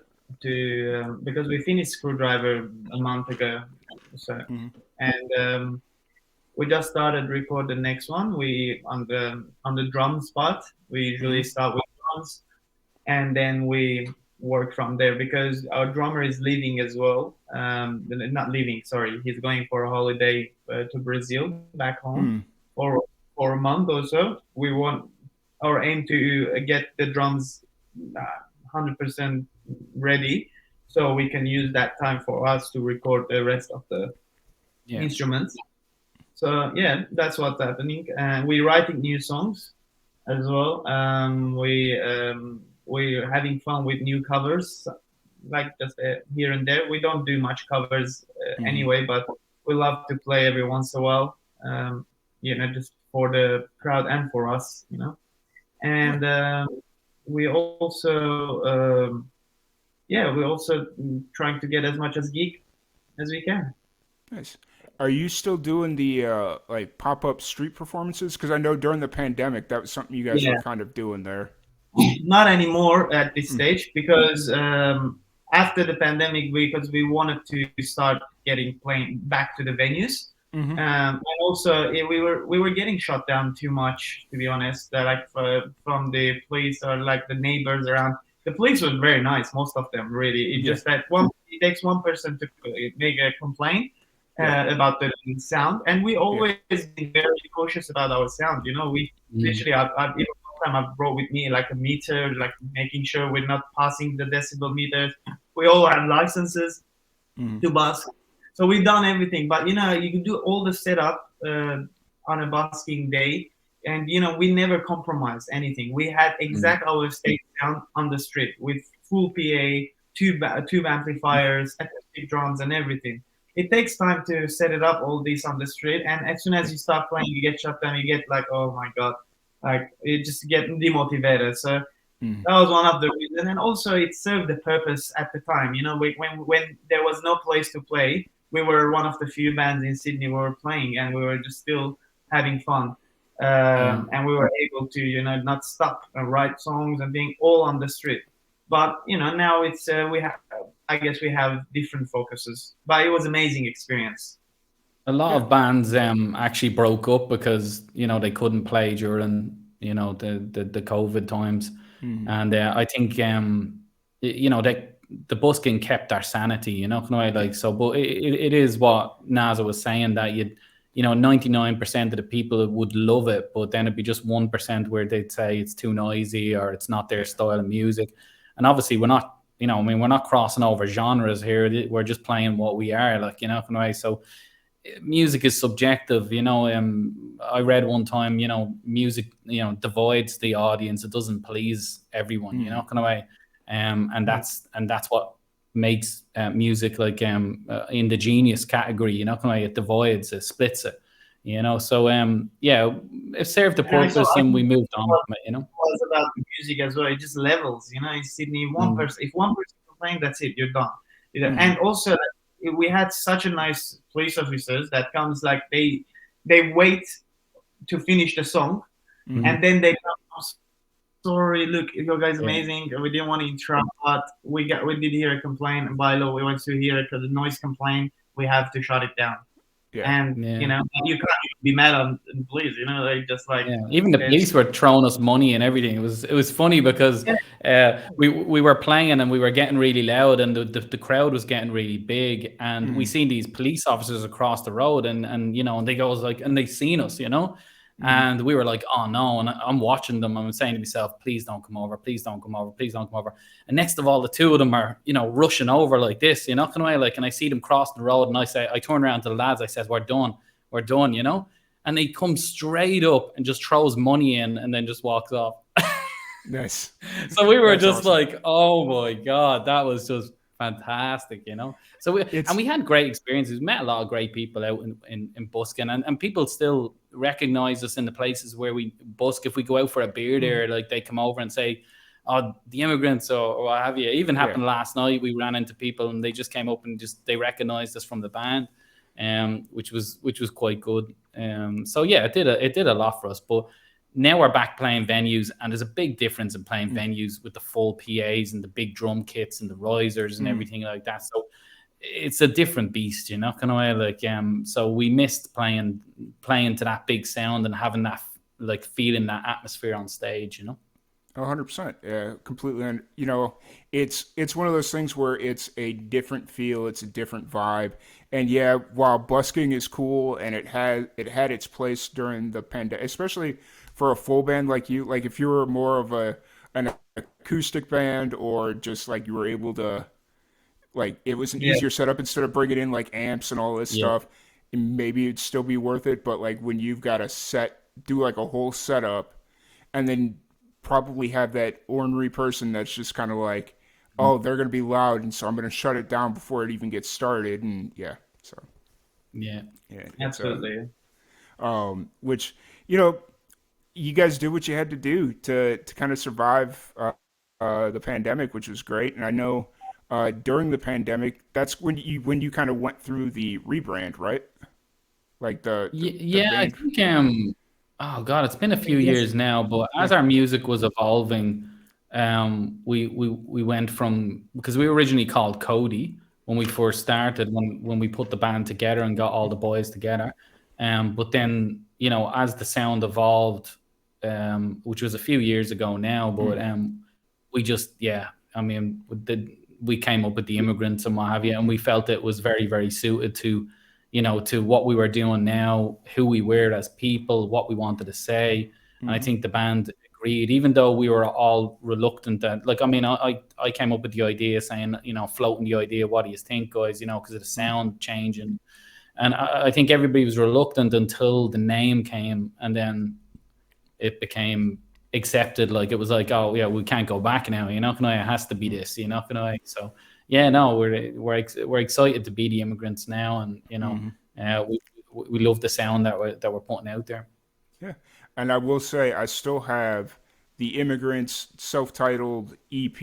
It's still on my playlist to this day. Nice. So it's one of those songs or it's one of those EPs where it's just like, it's just good. All 4 songs, a little bit different, but not different enough where it's like, okay, I don't, But I still got the EP. Are you looking at, like, with this whole series of recording, like you just, or like we'd been talking about earlier, you released Screwdriver earlier this year, and then you did Saturday Night last year, right? That was Saturday Night was last year, Screwdriver this year, and I think that, like, maybe February, March. I think February, March, maybe next year we will release a song called Control. Okay. Will it build to another EP, or do you kind of just stay? Are you thinking the singles right now, staying in singles? What do you think, Nazo? I'm thinking we're singles, are we, for the moment? For the moment, it's singles, I think, because they're not. I can't see the correlation to have an EP, because, as you said, with the Immigrant self-titled one, it was our first EP. We had like the 4 different colors that we have. And as you said, it's different, but not so different. And I generally love to listen to albums, like an old school way. And it's just like, for me, I love the starting from the intro to the next, and like I like the story. Like, one of my favorite album, like, and I'm sure it's more one of the favorite of the album of a lot of people, which is the Dark Side of the Moon. And people love that album because of the, how, like, it's a one song basically, but it's the 50 journey. minutes. The journey, yeah. So I love that. So until we don't have that ready planned, I don't think we'll do an EP. But the album is the next step for the next plan. But yeah, for now we still want to put more singles out there, because our sound even evolving from the EP than now. So we want to have that out there, like, make sure this is our sound, and then the next step would be the album. Yeah, 100%. It's one of the, and obviously with the way the music industry has kind of evolved, and like just music in general, the play right now is definitely singles, because it's like, if you're primarily relying on Spotify, you want to keep the music as fresh as you can. Whereas, like, unless you're a band that's just touring constantly, like singles is kind of where it's at. But I've told several people, I may have told you all this back when we had you on last time, that right now, albums are good if you're touring. Like, if you're a band that, like, if you were able to set up like an Australian loop and just kind of, run this loop in Australia every few months, that's when the album really makes sense, because then every night you're playing in front of a fresh crowd. But if you're just kind of running that Sydney loop, the singles is kind of the better play. Yeah, that. I think that's quite right. Yeah, and I do think that there'll be more albums in the future, though. It's like recently what I've seen is a sudden surge of like movies coming out because COVID. They probably couldn't record any movies, and now suddenly there's tons of movies where there was none before. And I'm thinking that they probably had a lot of time and effort now to do that. You're not going to away where this before they didn't. Maybe it's going to be similar to albums when people can actually properly get together. It's like the recent Slipknot album that came out where they I think there was a few interviews where they felt that it wasn't their best album because they couldn't be together and do a lot of the pre-production and talk about the songs and develop them. Whereas they got very small amount of time in the studio, and the way they did it wasn't ideal because of COVID. You'd think, for me anyway, you'd think you'd wait until after COVID to actually to do something like that.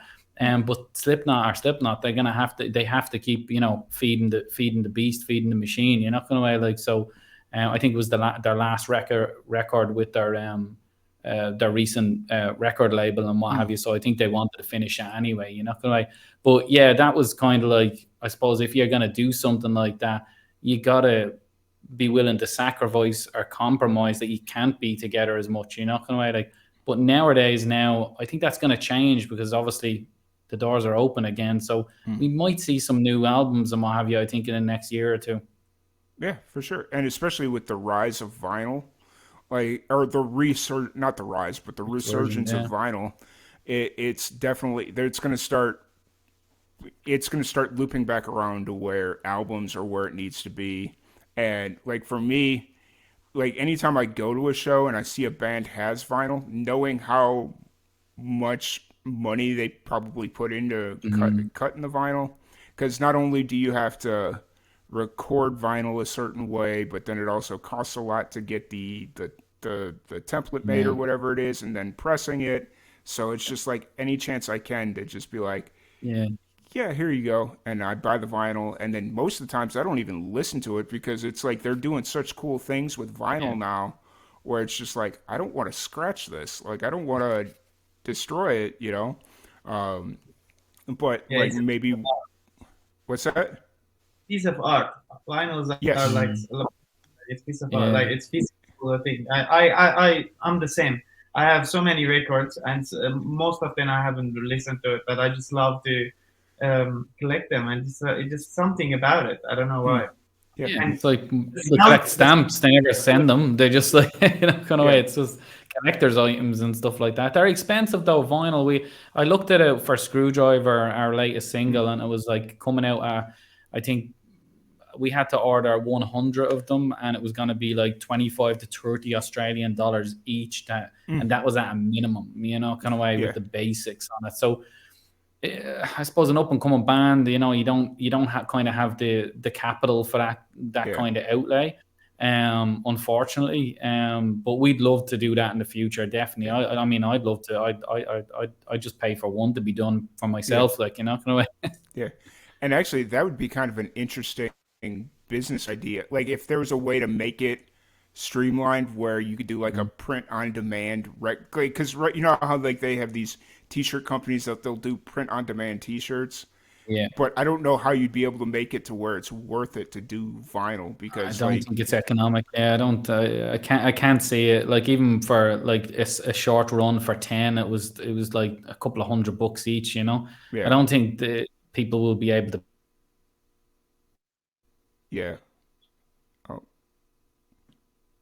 Did everybody freeze, or is it just Darren, I think? Okay, just making sure. I was like, because Nazo, you're sitting so perfectly still. I was like, oh, did Nazo freeze too? But it was just no. Well, it's all good. But yeah, no, vinyl is just so damn expensive anymore. It's just like doing it print on demand. It wouldn't be economical. But there's a company that's out of New York that's doing something where they record live to the vinyl. They have like a whole setup to where basically you record it live to the vinyl, and then they have a way to like duplicate it. So before they go in, the artist like pre-sells them, and that's what it is. So if like the artist goes in and pre-sells 50 of them, okay, there's only 50 of these vinyls in rotation, and I'm assuming they do pretty good because like I've seen a lot of bands going in and out of the studio and like promoting this thing, and I've seen it more and more over the last couple of years. But just I guess that's probably the way to do it, where it's like it's a limited thing and we pre-sell it, and just kind of what it is what it is. And yeah. So but holy crap, I didn't realize what time it was. We've got about 4 minutes before the next guest jumps in. Oh, really? Oh my God. Yeah. But I really appreciate y'all jumping in. It's been an absolute blast. It's one of those things where we haven't talked in so long. Darren, I know every once in a while we'll get on a kick where we start chatting on WhatsApp, but you're probably the only person I talk to on WhatsApp because I get so many spam messages of people like, yeah, I hate hey, that as well, yeah. And I'm just sitting there, I'm like, oh, I kind of want to delete it, but there's only a few people that's how I communicate with them. Yeah. So WhatsApp's cool though. It's really good for the band and stuff like that, and sharing files and everything like that. It has its purpose as well, Yeah. 100%. No, but really, thanks for having us. Really appreciate it. And I hope the rest of the podcast goes well, and the initiative's great, Tom. So like, well done, mate. Yeah, I really appreciate it. Yeah. Tom, thank you for using our song in your video recently. As well, it's not recently; it's been a while now. But I don't think I spoke with you after. Like, it was amazing.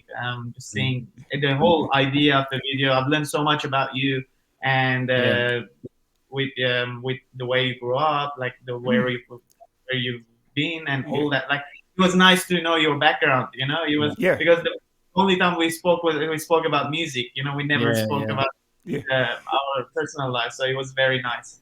Yeah, it was one of those things where it was just like middle of the pandemic. I was looking for something to do, and a buddy of mine, I had done this film challenge before, but it was a lot different because it was like, oh, hey, it's like an actual film. Like, you have to go get actors and all this stuff. And then the curator of the thing messaged me. He was like, hey, we're doing it a bit different this year. I know like you're doing something different right now, but I think you'd really enjoy this. And I'm like, okay. And I started paying. So I paid my entry fee or whatever. And he put it out the way he did. And I was like, you know what? Let's just do this. And then I reached out to y'all. You made amazing contribution, letting me use your music. And there's a whole bunch. At the time, we were like really deep into the Australian scene. Like, we had Sarah Bernardo from Start Your Own Cult. Amazing.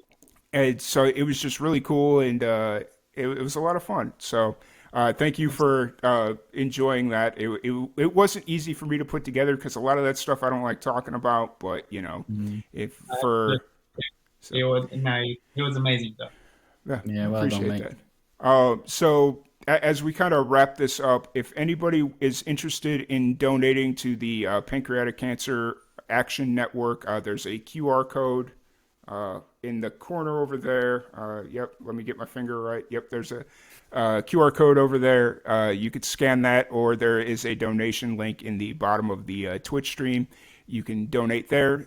Any donations are very much appreciated. Also, anybody watching, if you any other ad revenue or merch sold or subscribers or anything else that Twitch offers that you purchase to support Live and Amplified, this month it's also getting donated. So I felt that was an important distinction to make, and really appreciate the immigrants. If they want to check out, guys, if they want to check out Screwdriver or any of the upcoming shows, releases, anything you got going on, where's the best place to do that? Yeah, I think Instagram and Facebook is at the Immigrants Music. Yeah, I mean, just search us on Spotify. We're on all the major platforms and what have you. Take a listen to Screwdriver. Let us know what you think. And yeah, new music coming, new gigs. It's going to be a big year next year for us. So we're really excited. And I'm sure we'll have a couple more podcasts, Tom. I'm looking forward to it, and hopefully we can get the whole band on, because I think the last time we had you on was the time that I overslept. That's what it was. Okay. It was the time that I overslept because we had to do it earlier in the morning to kind of offset the Australian time and it kind of accommodate everyone. And then my phone didn't go off, and I was like, I woke up like an hour late to Darren messaging me. I think you need a PA. I think you need a secretary or something, like, manning the calendar and telling you what to do and stuff. Well, so what the thing was, back then, I wasn't paying for TV, so what I would do is hook my phone up and just play YouTube as like I was trying to go to bed or whatever, and I would just kind of always leave it plugged into my TV, and every once in a while one of the plugs would get loose and it wouldn't sound my alarm, so it was just kind of playing nothing. And this just happened to be one of those nights, and I woke up and I was just like, oh, I feel so bad. I feel so bad. So, but yeah, once again, thank you so much. We've got our next guest in the queue, so we're going to play a little musician roulette. We got Kat Greta coming up. Yeah, awesome. Thanks, guys. Yep, thank you. Awesome. Hey, how's it going? How are you? Doing pretty good.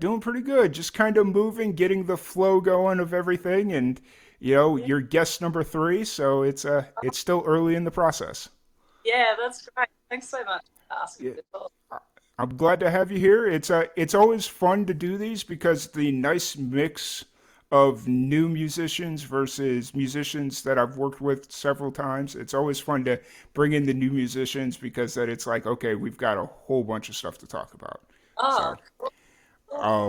But once again, thank you so much for joining us. Just kind of a refresh for everyone that's just tuning in or kind of turning over. There is a donation link over here in the my top right-hand corner, but I'm pointing over my left shoulder. So, it is what it is. There's a donation QR code. So if you want to donate to the Pancreatic Cancer Action Network, please do so. Or if you don't have a phone that can read a QR code, down in the description below this video, there is a donation link. You can also donate there, and that just takes you straight to our fundraiser page, and would really appreciate any help you get. Also, any other ad revenue that this video generates this month, so any AdSense or any tips, subscriptions, anything that we generate this month in November, we are also going to donate that to the Pancreatic Cancer Action Network. It's a very dear fundraiser or nonprofit organization for me because it helped my family and I through the entire process while my mom was battling pancreatic cancer last year. And so thanks to them and in honor of my mother, we just want to continue to do this fundraiser every year, and it's going to kind of change over the next few years to kind of figure out what the best format is 24 hours too much, not enough, what it is, but we'll be there. So we have a new guest. We have Kat Greta. How are things going? Yeah, good. I apologize in advance. I'm at my other job, so I'm making cakes and going to have the buzzer going off sort of out of the oven. Gotcha. Yeah, all good, thanks. I'm really happy to be here and talk. Awesome. So for anybody that's just kind of meeting you for the first time, and especially our fans that are listening or will be listening in the future, what's kind of what's your background? What got you into music? Well, I've been playing music all my life. Basically, I learned classical piano, classical violin, voice, percussion, and drum kit. So yeah, it's been part of my life forever. And I only just writing about a year or two ago, and yeah, just really found my passion in writing. Nice, awesome. And you're based out of Australia, correct? Yeah, I'm in Melbourne. Okay. We just had our last guest was based out of Sydney, so yeah. Yeah, Nice. yeah. The time Oh, works. what's that? The time works well for us because it's the evening here in Australia. Yeah. Yeah. It was actually kind of interesting because I was running through this weird um thing where it was kind of hard. Like I thought midnight to 4 a.m. Here in Central Tech. So I live in Waco, Texas, and it is currently 1:45 a.m. And so from midnight to 4 a.m., I was just sitting there. I was like, I think this is going to be the hardest time slot to fill. If you Yeah. need to pull that out, I'll just kind of keep talking. Yeah. Sorry, I'm really No, you're good. So I thought like midnight to 4 a.m. was going to be the hardest time slot, and then I started emailing and messaging all these new artists from Australia that I'd ran into. Like I had my go-tos of people that I've met in the past, and then every once in a while I'd start meeting new people, and so it was just kind of cool the way it worked out, and it ended up being the easiest time slot to fill, not the hardest. So. right. Must be Yeah. feeling tired yourself. You're having lots of coffee. I am drinking a lot of energy drinks. A lot of Energy energy. drink. Yeah, right now I had one. So went into this with a philosophy that it it didn't matter how much I slept last night, as long it like so I slept for 9 hours last night, but I made sure it wasn't like good sleep. Yeah. So it was just like I slept on the floor, so it was tossing and turning, and so in that way I woke up at like 7 or 8 and just kind of did what I needed to do this morning, and then come Yeah. like 3 p.m. I was out like a light. Really? Yeah, I was That out is, like a light. yeah, that's great. What you're gonna So do? yeah, it's just one of those things where I know later on today, come 7, 8 p.m., that's where the struggle's going to be. Definitely. But you, at that point during the day, it like you've already done it for 18, 20 hours. So it's just kind of like, Yeah, just let's keep it going. keep going. Yeah, it's for a great So cause. yeah, 100%. It's just one of those things where you get the energy and it's like you figure it out. So That's it. um Yeah. But yeah, so I'm really excited to sit down and chat with you. I'm glad that we were able to make this work out. I know I'd messaged you, I think it was about a week ago that we'd started chatting about getting you on here. As so you're based out of Melbourne, and you said Yeah. you mentioned that you'd started writing about a year ago. What was kind of the tipping point to kind of Yeah. push you into writing? It's for me. It was actually because I think my parents got quite ill, and for me, I knew that it's something I always wanted to do at some point in life, and with my parents being so unwell, it really hit home that I haven't got forever. Mhm. My dream, I have to start at some stage. So that's what got me. That's what got me started, and I haven't been able to stop since. Nice. And were you playing prior to this? Were you like playing covers and stuff, or was it No, like 100% jump into this? yeah, it's been pretty random. So before writing, I studied classical piano for a while at uni. Mhm. Um, I did some studying percussion. I did some musical theatre just randomly, like, 5 years before that. So it's really just been a mishmash of random things. Mhm. But I feel like now that I'm writing, um, I feel like this is where I'm meant to be, and like all these little things have come together. So yeah, I'm really happy. Nice. I must say though, you're the second podcast guest in the history of the podcast that has uh, came to us from work, and Really? it's kind of funny. This isn't as bad as the first time because they were I think they were from, I'm trying to remember if they were from Melbourne or Sydney. They were from Australia, Yeah. and they worked at a coffee shop. Yeah. And I was just sitting there. I'm like, yo, guys, we could like reschedule this because every like couple of minutes somebody would walk in, they'd want a coffee, and they'd have to pause the podcast. And I'm just sitting there, I'm like, guys, we could reschedule this. This isn't a big deal. And he's like, no, we'll be fine. And I'm like, all right. So, Uh, Trust me to just make it during work. yeah, it's all good though. So how's the year since you started writing music? How's that kind of been for you? What's, yeah. Yeah, really, really cool. Like the writing process for me, I sit down at the piano and it just comes to me that way. So I'll work out the melody and the chords first. The lyrics come right at the end. So I just get my iPhone out and a voice recorder. So I record some of my basic ideas, and then I'll come back to it like a day later. I'll listen to it and with fresh ears, and I'll be able to pick out what I like or get rid of what I don't like. And yeah, so it's been a really cool process for me. I've really enjoyed it. Nice.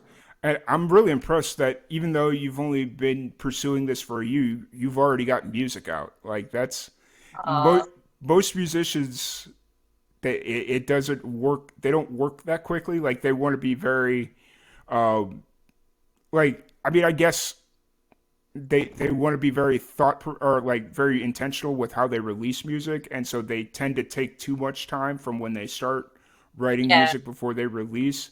And in reality, it's like, no, if you want to make this work, just kind of get the music out there, because you're going to grow and evolve as a musician, and the only way you're going to get real feedback is if you start releasing music.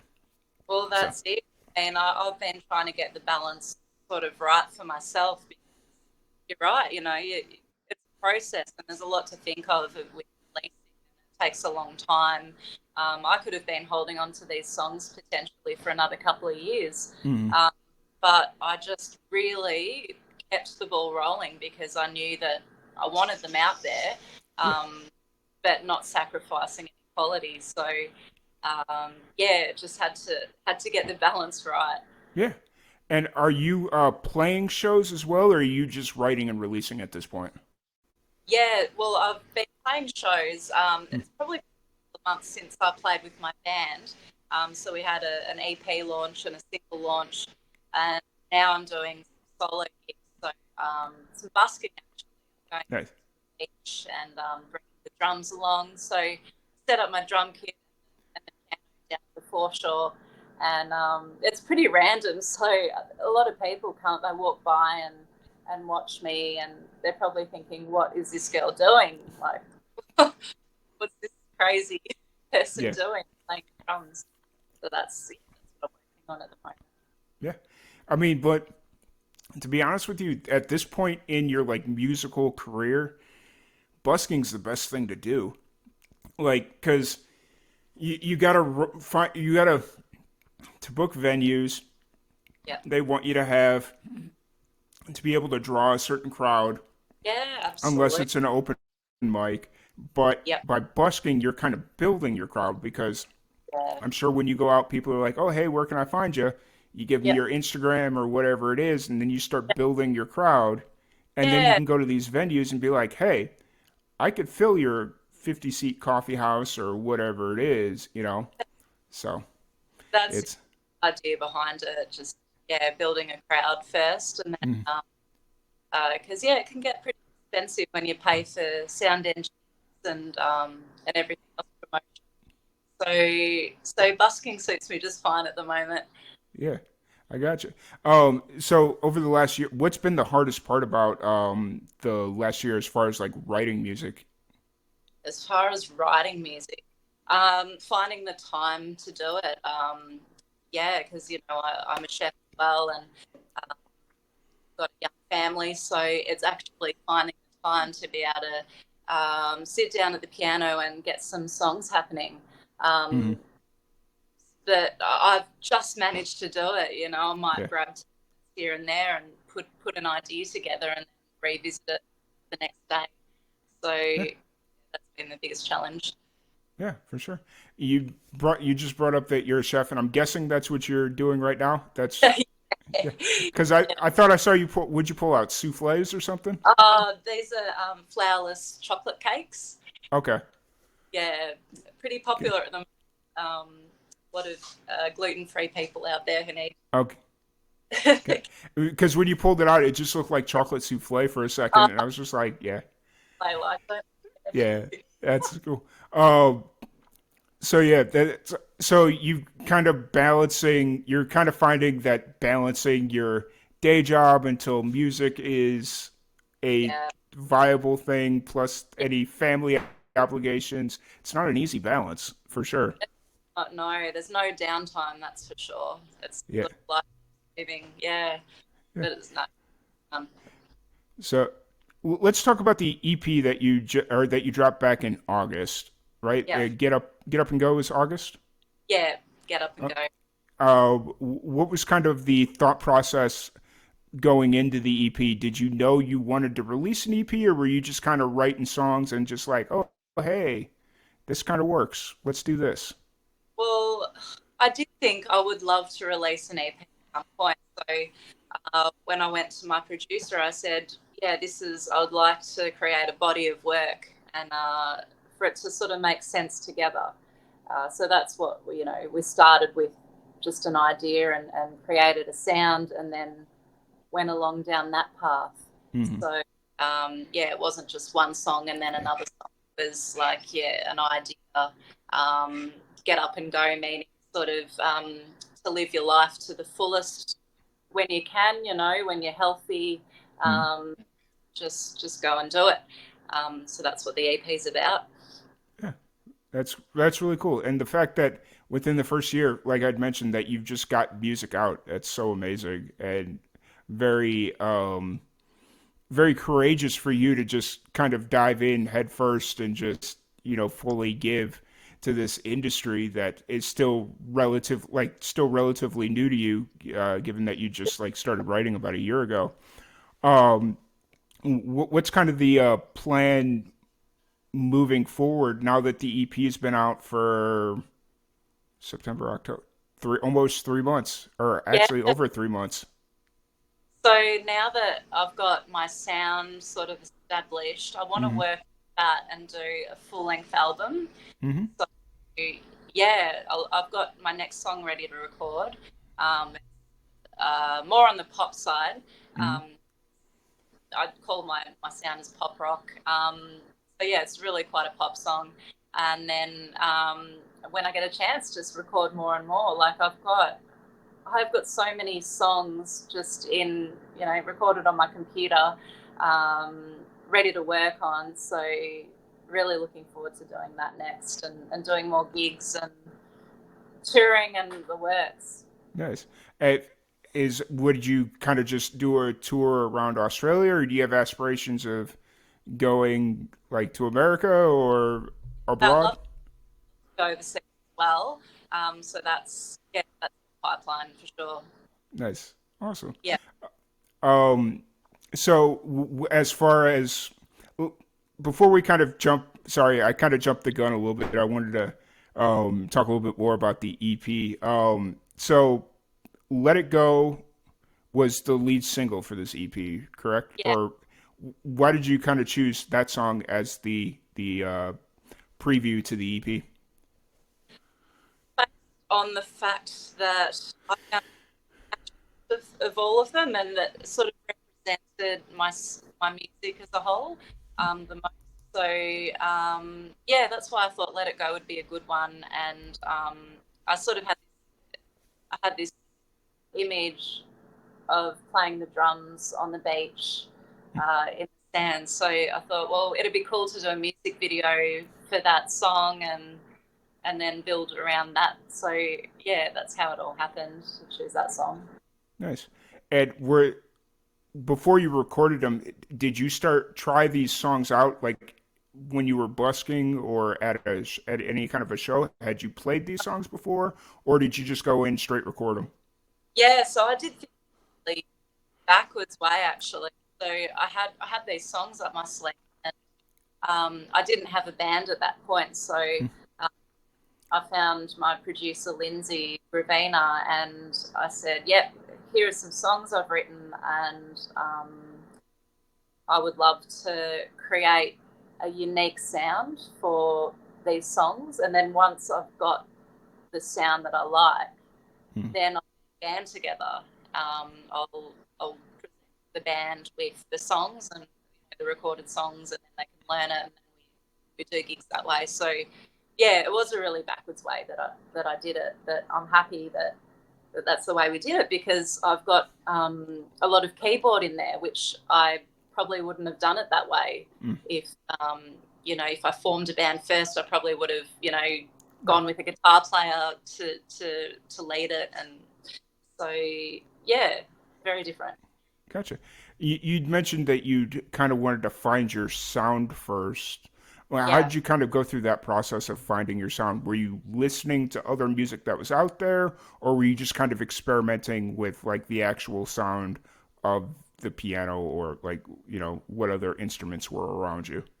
Yeah, well, I wanted to find a sound that was authentic to myself, and my songwriting. So since I am, trained as a classical pianist, that's where I really start the process. So that's why there's a lot of keyboard in there.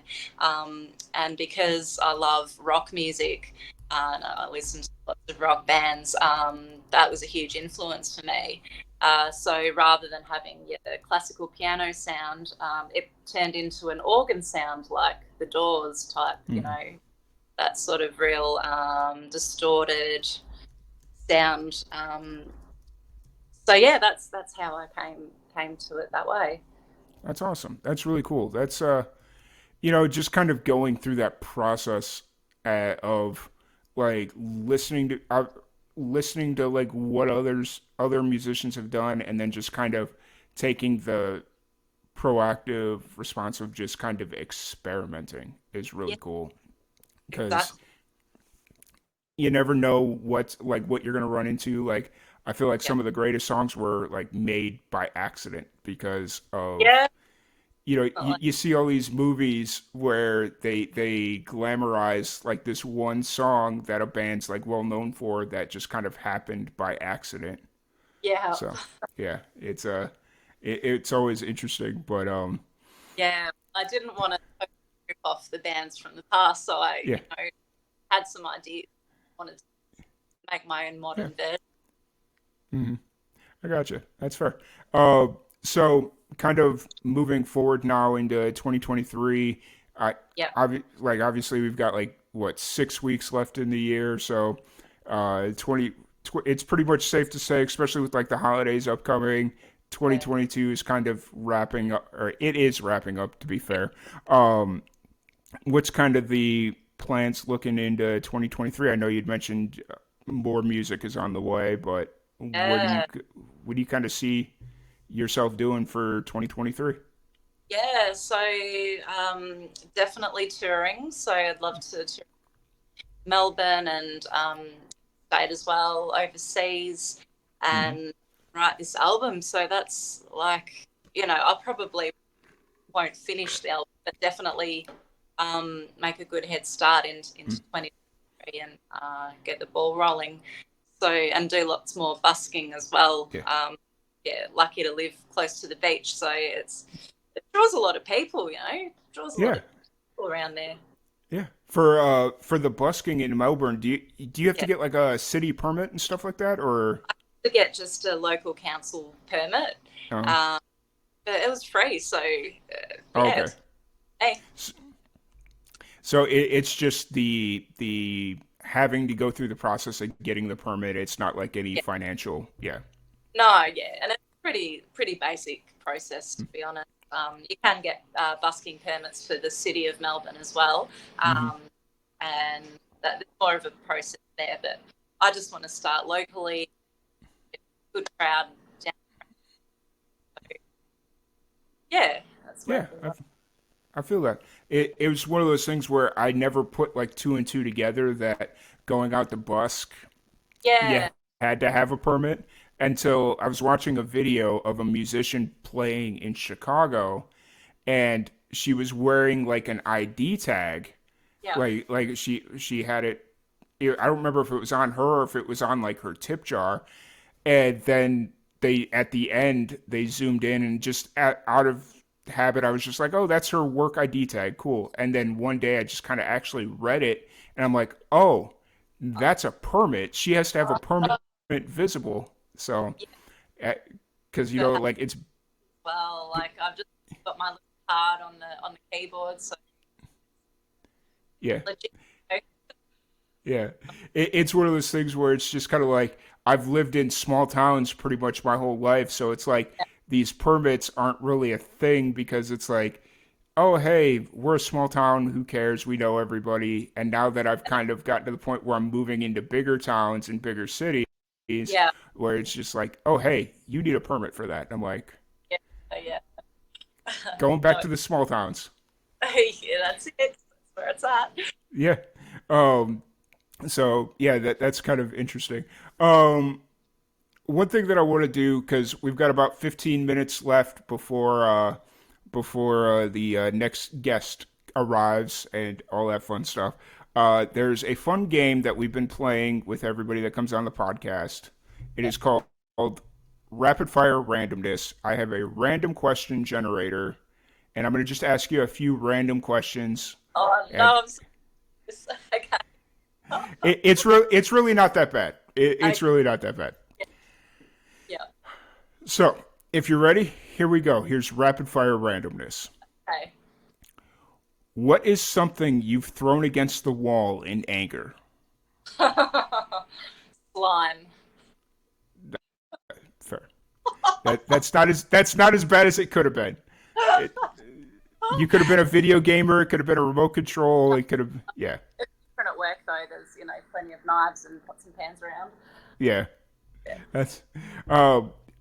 Would you rather have free passes to every amusement park in the world or every concert? Ooh, concert. Fair. Very fair. Would you rather be unable to use internet search engines or unable to use social media? I'd rather not have social media. Yeah, that's fair. That's very fair. As I was asking the question, I'm like, I could get by without social media, but I can't really get by without search engines because then I would have to learn stuff. Yeah, that's it. And I'm bad with the Dr. Google thing as well. Yeah. In your opinion, what's worse?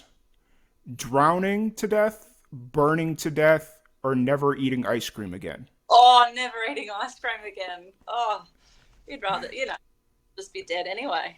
Yeah, that's fair. What is your secret guilty pleasure song? Like your guilty pleasure song? Oh, what is it? Shake It Off, Taylor Swift. That's fair. With my daughter. Yeah, it's one of those things where in the first interview that we had, a similar question was asked, and he flipped it back on me and asked me that question, and it was Miley Cyrus.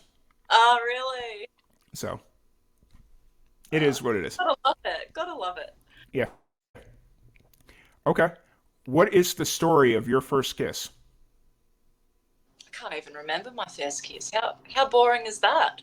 I'll probably cashed my hand. That's it's one of those things where it's like you say that now and then it's like you say I don't even remember how bad was that, and then it's like obviously it was pretty bad then. All right. You are immortal. Problem is you have no regenerative. Wait a minute. This question's way too long. Never mind. We'll go to the next one. Would you rather 20 butterflies appear every time you sneeze or 25 butterflies appear every time you pass gas? Well, I never pass gas, so it has to be the sneeze. Yeah. Fair. Very fair. That's where the random comes into this mix. Yeah. And then we'll do one more question. All right. Would you rather be able to see 10 minutes of a dead relative and never see your parents again, or see 10 minutes into your future but forget your past. So 10 minutes of would I rather so sorry. Would you rather spend 10 minutes Yeah. with a dead relative but Yes. never see your parents again, Yeah. or see 10 minutes into the future Yeah, but never but forget your past? Yeah, the second option. That's they're both really really bad options. Hey, Yeah. what would you say? Honestly, I would probably go the second one because I'm always looking forward anyways. So, yes, as much as I like to learn from my mistakes, but just kind of going forward with like the whole ignorance is bliss Yeah. motto, that I think that would be kind of a more interesting outcome. Yes. So. Yeah. Yeah. And then just because this one's a little bit more of an interesting question and not so dark. Yeah. What is something that's not being taught in school but should? Good question. How to do a tax return. I am so bad at it. I struggle every year. Fair, very fair. Relationship as well. You know, what does it take to maintain a relationship? How to make friends? How to be a good friend?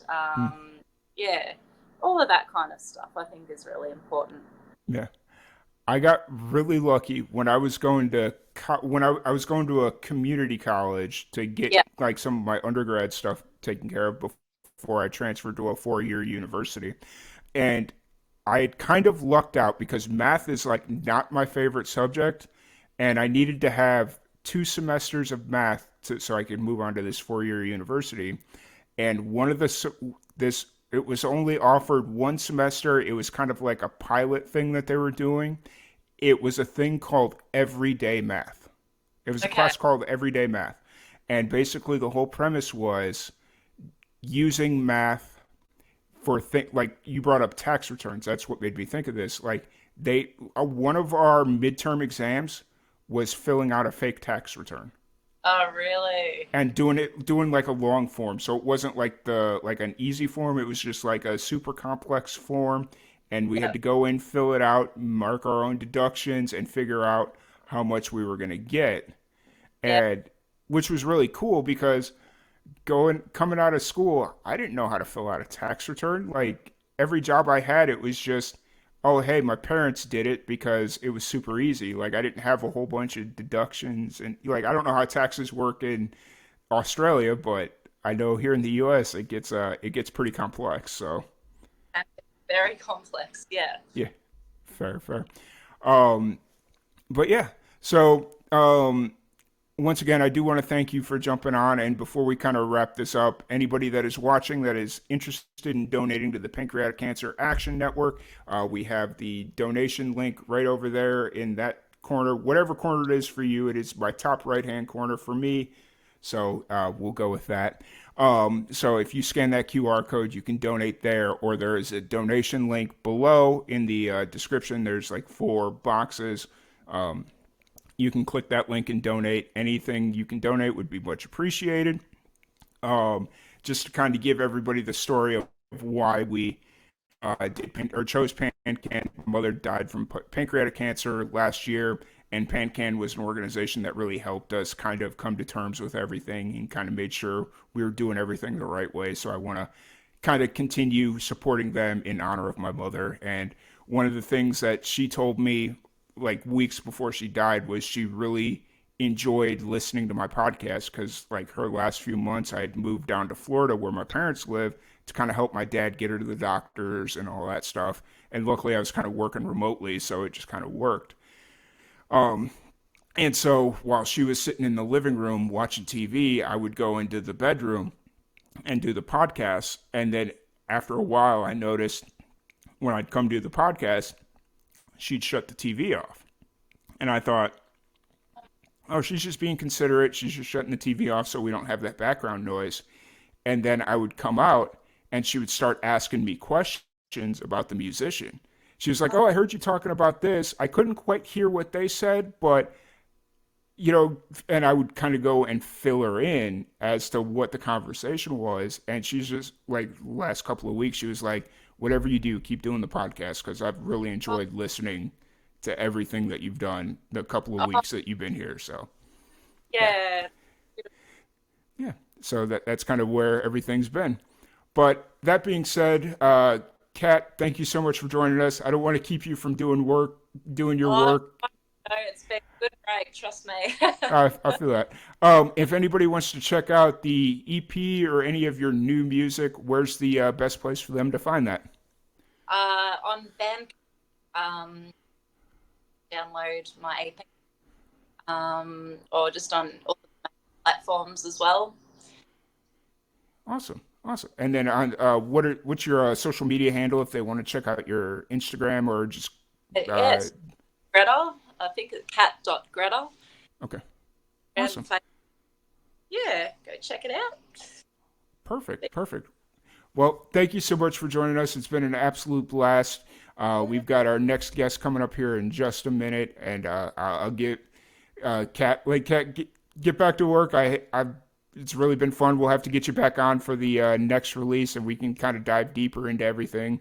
This is the interesting part of this format, because it's like we get the opportunity to chat, but it's not too long, and it's just kind of like a nice little teaser into future podcasts. So hopefully we can get you back on some point in the future. Sounds good. Yep.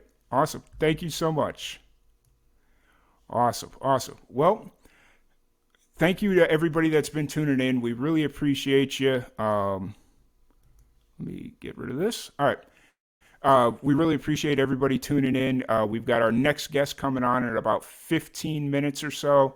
So I'm going, if you tuned in before we started this, I played a nice little video kind of explaining everything and what PanCAN is. So I'm going to play that video here in a second. But if you are interested in donating, any donations would be much appreciated.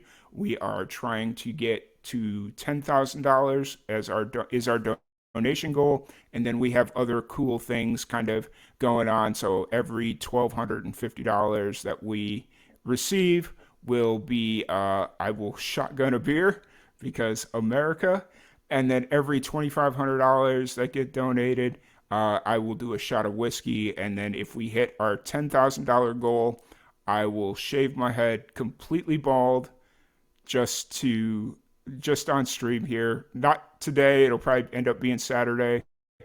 So that's fun. And then also, if you are a avid Twitch user and you have a Twitch account and you want to give us a follow, that would be really appreciated.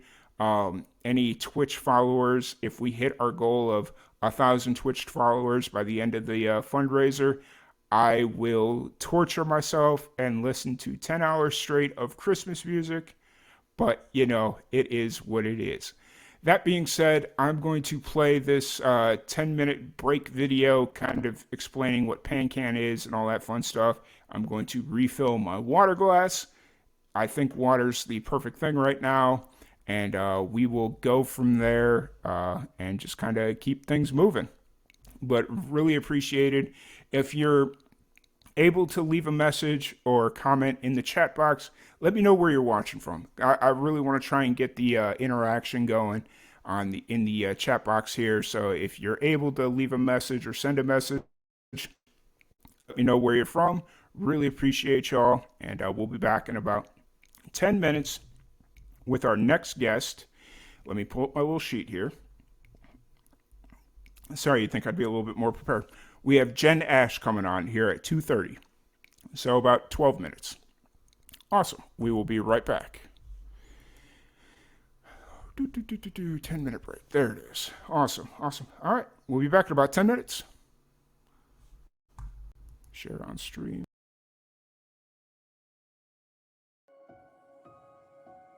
I've been researching pancreas cancer for about 20 plus years. When I began my career, I was looking for an area to specialize in, and I met my mentor who was working in pancreas cancer. He was one of the few people at that time who was researching this disease, and it really felt like this was a place where I could make a difference in my career. And so I started working with him, and I have been working and researching pancreas cancer ever since.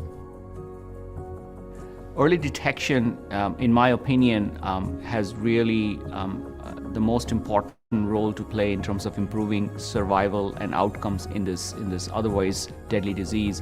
When we look at patients who are diagnosed at an earlier stage and are able to successfully undergo surgery, those patients typically live a lot longer and do better than the ones, unfortunately, who are diagnosed at a more advanced stage of their disease. And so for me, I think if we can diagnose more patients at a point where we can get them to surgery and get the tumor out, there really is an enormous opportunity of improving outcomes. The challenge with pancreas cancer has always been that unfortunately most of our patients present with what we call metastatic or advanced disease. And in that case, the tumor is not operable. The surgeon can't take it out. And so if we can diagnose this tumor early, that's our best shot at improving the chance of long-term survival. So the early detection initiative that PanCAN has launched is one of its larger initiatives along with PanCAN's Precision Promise. The early detection initiative is the largest randomized trial to identify patients early in their disease, get them to surgery, and therefore improve survival. A trial of this size has really not ever been done, focused entirely on pancreas cancer, so it's a really ambitious effort. The goal of this trial is to use new onset diabetes as an entry point to identify individuals who may be at high risk for pancreas cancer, get them into the trial, and then provide the ones who are at the highest risk spectrum with imaging studies, blood-based assays, and really approach this whole question of early detection, which has been such a challenge for many decades, at a level that has never been done before. To me, what I think makes PanCAN so different is its ability to embrace ideas that are out of the box, but which need to be done for us to make a difference in this disease.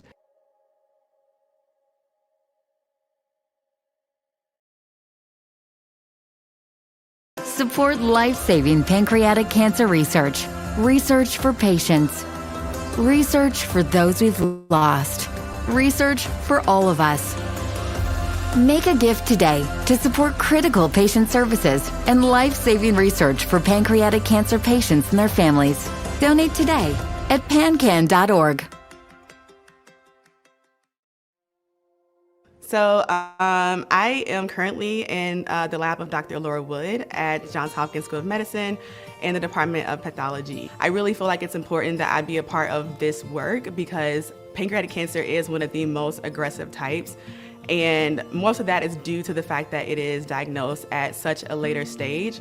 And so, yeah, particularly for me, I thought it was, out of all the cancers I've researched throughout my career, pancreatic cancer seems to be where the most need is and where I really feel like I found amazing people and have found an actual project that I really think will make an impact in early detection of pancreatic cancer. There are several marginalized groups that are more heavily impacted by pancreatic cancer in the United States. And so honestly, the biggest thing for these groups to keep in mind is the importance of early detection and the importance of screening. For those groups that have a family history of pancreatic cancer, they are even more so looked at as the perfect population to get early screening and to be involved in some of the studies that are happening even now amongst pancreatic cancer researchers in the United States. And so I would definitely encourage them to get involved, to find a PCP, ask that PCP, hey, you know, where can I go to get tested? And to really understand what their genetic makeup is and how they might be predisposed to this cancer. The kind of first introduction I've had to the greater opportunities of raising money for pancreatic research was through the Purple Stride walks.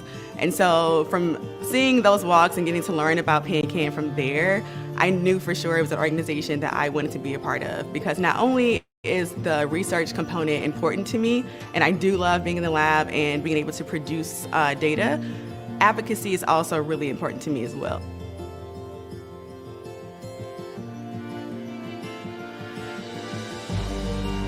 November is Pancreatic Cancer Awareness Month.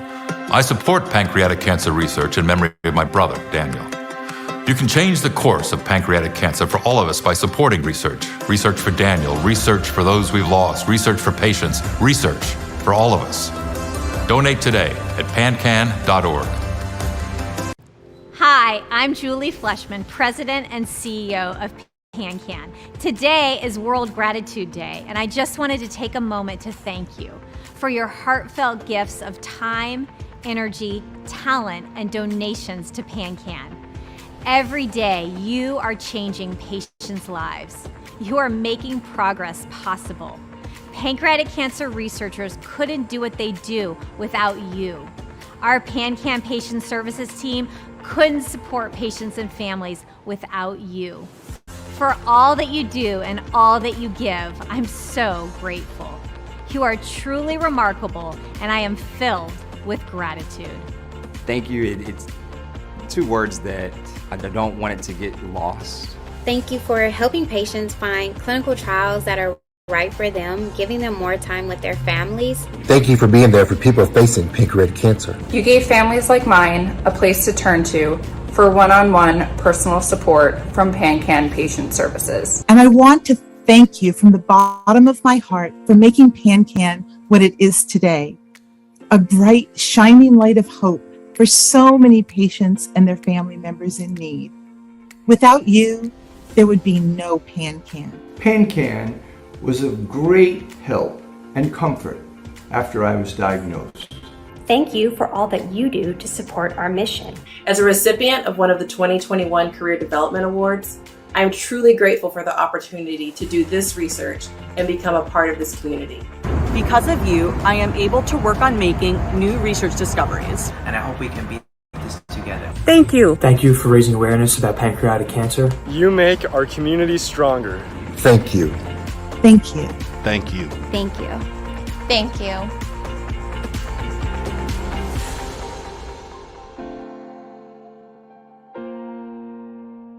This is a battle I never thought I'd fight. For loved ones, for the memories, and for the future. We are here for each other, to connect with one another. And if we work as a team, pancreatic cancer patients won't just survive, but thrive. Join me on Saturday, April 30th at PanCAN Purple Stride and take steps to end pancreatic cancer. One nation, one goal, one big day. Register now at purplestride.org. Hi, I'm Julie Fleshman, PanCAN's President and CEO. I'm thrilled to share that the 5-year survival rate for pancreatic cancer has gone up to 11%. Every bit of progress means more time with loved ones. You helped make this possible. Because of you, PanCAN is investing in research to create an early detection strategy and accelerate new and better treatment options. Because of you, we provide free services that help patients find specialists and access testing. Although we continue to make progress because of you, we also know there is so much more work to be done. We will continue to take bold action on behalf of people facing this disease. If you have pancreatic cancer, please reach out to PanCAN Patient Services for help. To ensure there is continued progress in survival rates through more research and that there is support for patients and families, please make a donation today at pancan.org.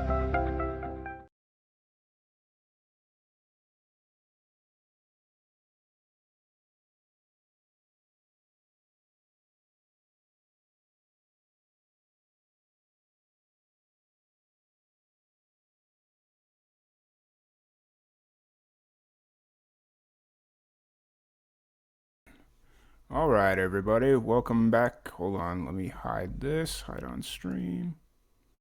Exit. Oh, where'd she go? She was in. There she is. Awesome, awesome. Well, thank you everybody for jumping on the or joining us here today. Today is World Pancreatic Cancer Awareness Day, so it is the launch for our Live and Amplified Livecast Marathon Fundraiser. We are doing a 24-hour podcast marathon.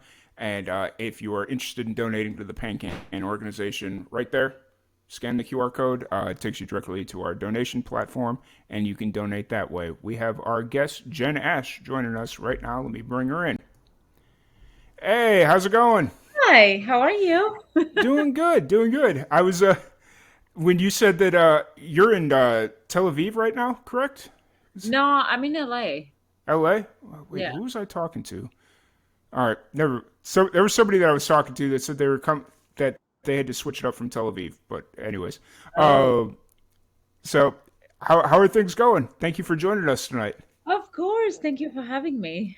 Yeah, it's so you're out in LA. It is currently 12:30. You said, or I think when we were talking earlier, you said you had to wait till you are done with work. Correct? Yeah. Yeah. Awesome. I'm glad you are made it back home in time, and obviously with it being so late, yeah. So for everybody that's just tuning in, we are doing our PanCAN fundraiser. If you're interested in donating, the link is over in this corner somewhere. Just scan the QR code. I would really appreciate it. And we have our new guest, Jen Ash. So for anybody that's just kind of meeting you for the first time, or is yeah, just kind of meeting you, kind of tell us who you are and what you're about. What got you into music? So, I was born in Lebanon and grew up in France. Okay. And then I was playing professional basketball when I was in France, and then I moved to LA to like pursue music. Gotcha. So now I started in 2018, and I've been performing since then. Then COVID happened, and then here I am. Here we all are. You know. Nice. That's awesome. That actually, it's interesting that you brought up that you were playing basketball, professional basketball in France. I don't think a lot of, especially here in the States, I don't think a lot of people realize how well people outside of America can do with the various different professional basketball associations. Because I had a buddy that played professional basketball in, where was it, Germany? I want to say. And he moved back to the States and just became a bouncer at a club because he needed something to do, but he did so well playing professional basketball in Germany that he was like, I don't really need the job, but I'm going to do it just because I need something to do, which was kind of an interesting conversation to have with him. But so, no, that's awesome that that's kind of a part of your life, and I'm sure it makes conversations a little bit more interesting, especially when you're like out playing shows and whatnot. Like, oh yeah, I used to be a professional basketball player in France. Yeah, people don't believe it, and they're like, "I don't believe you," and I'm like, "Yeah, what? It happens, you know." Like, yeah, it was a nice experience, and it teach me a lot. It's great being an athlete, you know. Mm-hmm. Yeah, for sure. And so, how did you find your way to LA? I was tired of France. It was like I couldn't find a job. It was a little weird, and then basketball doesn't pay much. I mean, for women compared to men's basketball. So it wasn't something I could do. I can just do that. I had to have a job on the side. And I was getting bored of it, and I always wanted to go to the US because I used to do like some basketball camp there, and I really liked it. So I was like, okay, now I'm bored with basketball. What I'm gonna do next? Yeah. So I just talked with my parents, and I was like, I want to move to LA. And then I packed my bag and got on the plane and arrived at the airport, just like that by myself, you know. Hey, that you took a leap of faith, and here you are. You're making it work. So that's really cool. Yeah, it was scary.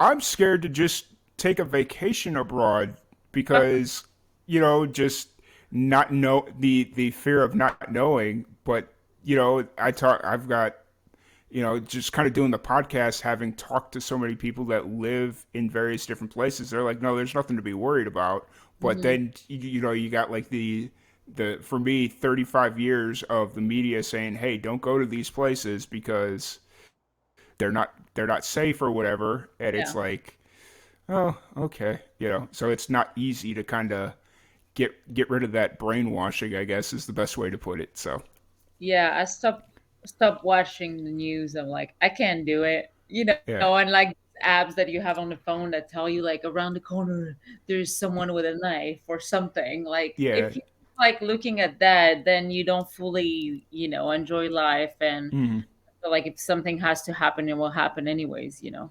yeah, 100%. So obviously basketball was a big part of your life. Where does kind of music come into play? How did you get introduced to music? So it was funny because I didn't know I could sing at the beginning, and then I went to a basketball game, and I was in the car with one of my girlfriend, and I started like singing in the like with the radio, and she's like, "Can you sing again?" I was like, "No, I mean, just leave me alone." She Yeah. bothered me the whole night, and at the end of the night, I was like, "Okay, fine." I start singing, and then everybody's looking at me like, "Are you crazy?" You need to start singing for real. So I took some classes, but I wasn't so much into it until like I finished playing basketball because it's hard, like to do both. Mm-hmm. Especially when you play professional, you like it takes a lot of time. uh it's practice every day plus the games on the weekend, so you don't have free time. But when I stopped, I was like, oh my god, I have so much free time, let me do what I like. Yeah. So yeah. Yeah, that's fair. And then so I've going through like when you first had that inclination of you're at the basketball game. Obviously, it was just kind of something that you did for the moment. But when did you kind of exploring the idea of writing your own music? um I think so when I moved here, Hmm. I got to a point where I needed, it was like survival mode. Yeah. So I needed to find a job, figure out, apartment and all that. And when that was done, um, well, first I didn't know I could write. I was like, English is not my first language, and I wasn't confident about the fact that I had to write a whole song. So I met someone that helped me get started and explained me how to make music. Hmm. And once I figure out how to do it, then I tried to like write songs, and I talked to the engineer at the studio, and I was telling him like, if I say something wrong and if it's not proper English, you have to tell me. So I had like good people around who like helped me, and I ended up like knowing how to write a song, and then I went from there, and now I write my own lyrics and I don't need any help. So Hmm. it's great. Yeah. And the fact that you kind of went into that situation being aware of the fact that, okay, or even coming over like a language barrier coming into the Mhm. US, but also you're kind of overcoming two language barriers because you're coming in with limited English, and then you're also having to speak very technical terms when it comes to production. So Mhm. that's kind of an interesting situation. But the fact that you were aware of this fact and like, hey, I may not sound like I know what I'm talking about or not knowing what I want, but it's just because I don't know the lingo, and just kind of having them teach you like, okay, oh, you think your voice sounds too soft or whatever, okay, we need to do, like just kind of Mhm. being aware and just kind of self-educating yourself on how to talk to engineers, because just there's a lot of musicians that don't think about that process of being aware of how to record their own music. Yeah, and the So, thing is like you have to like put your ego aside hmm and be very humble. And I don't mind asking when I don't know what it is. I don't have any problem, asking question. And I'm not ashamed of like stupid question either. Mm. And I feel like if you don't take anything personal and you're here to learn, because you have to realize that you can't know everything. Mm-hmm. So if you're honest and you know how to communicate with people, it make it so much easier. Yeah, 100%. So when did you kind of start releasing music that you wrote? It was 2019, I think. Yeah, 2019. So 2018, I started with like music that wasn't. I mean, it was mine, but like I had help with Mm-hmm. the writing. Then 2019, I got through like a big breakup, Mm-hmm. and I was like, okay, I'm gonna start writing because I needed to like, release the Yeah. tension and the pain and all that, and that was the only way for me. So I was like, oh, sounds pretty good, Nice. Yeah. and it's sad that it come from a part of you that is like in pain, but it's a part of the lesson, and I'm grateful for it. Mm-hmm. So I started writing like love sad songs. Yeah. Yeah. And you were in LA at this point, correct? Yeah, I was Okay. in LA. And how long had you been in LA? I came here in 2016. Okay. So So yeah, 3 years? yeah, Okay. yeah. I was in and out for like the first year and a half. Mm-hmm. Then I need to figure it out what I wanted to do in my life. Fair. Very fair. And then Yes. of course the pandemic hits in 2020 and that just throws everybody for a loop. Was there thought about going back like home, or did you know like, okay, I'm staying here and we're just going to kind of figure it out? I don't think I'm going back home. Okay. Uh, because every time I go back, it's weird. I feel like people were just stay the same. They have the same job, the same thing, the same Yes. apartment, and Let's it's just talk like, about this. Let's talk yeah. about this.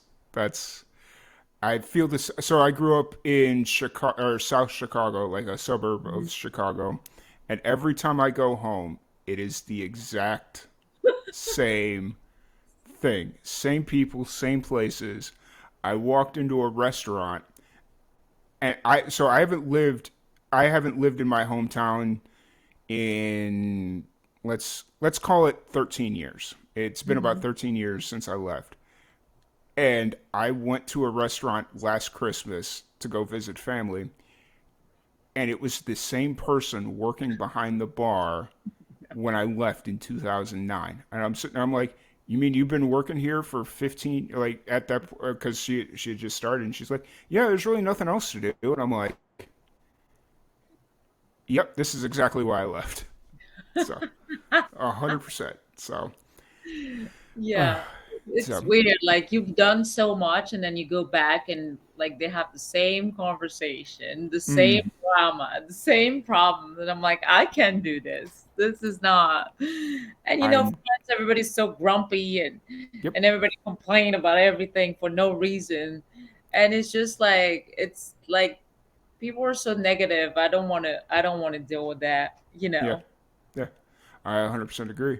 But I do appreciate the fact. So just kind of looking through your Spotify playlist and all the music that you've released, even though the pandemic hit in 2020, it looks like it didn't really slow you down too much. Maybe in 2021 because you weren't able to get into a studio, but from the most part, it doesn't look like it slows you down at all. Yeah, I tried to write a lot when because I had so much free time. So I was like, Hmm. okay, let me try to be productive. And like it was, yeah, I couldn't get to the studio because first it was closed, then I needed the money, Hmm. like it Yeah. was I was like, I'm gonna prep everything so when we go back to normal, I already have material that I can just go Mm. to the studio and record and not waste time. So I've done that. And I was alone the whole time, and I think it was a great time for me to like dive deep into my music. Hmm. Yeah, 100%. And so did you go into the like, had you just gone to the studio before the pandemic hit? Yeah, and my last show was like in January 2020. Mm-hmm. Um, but yeah, it was weird Yeah, I got you. for I, everybody. yeah, it was weird for everyone. But Yeah. you just kind of fast forwarding a little bit because obviously the pandemic's going to do what it does and it kind of Mhm. slowed down process. But luckily, we got this podcast booked at the right time because you just released a new single, correct? Yeah. No lover, lover, right? Yeah. Is that all right? Sweet. See, I pay attention. I take notes. Um, Right. Yeah. so kind of let's talk about this a little bit. How long has this song been in the works? So it was released in like less than a week ago. Mm. Um, I wrote it. Actually, I wrote it like a few months ago. It was like probably June, May or June. And I was like, I'm actually like pretty good on my own, and I'm enjoying like my own company, and I was thinking about like my past relationship. I was like, I'm like, this is great. It was a blessing Mm-hmm. that the person was gone. So I wanted to like do a song about it because a lot of like women and men go through breakup and think that it's the end of the world, but it's actually sometimes it's actually better Mm-hmm. to go out of your life. Yeah. So yeah.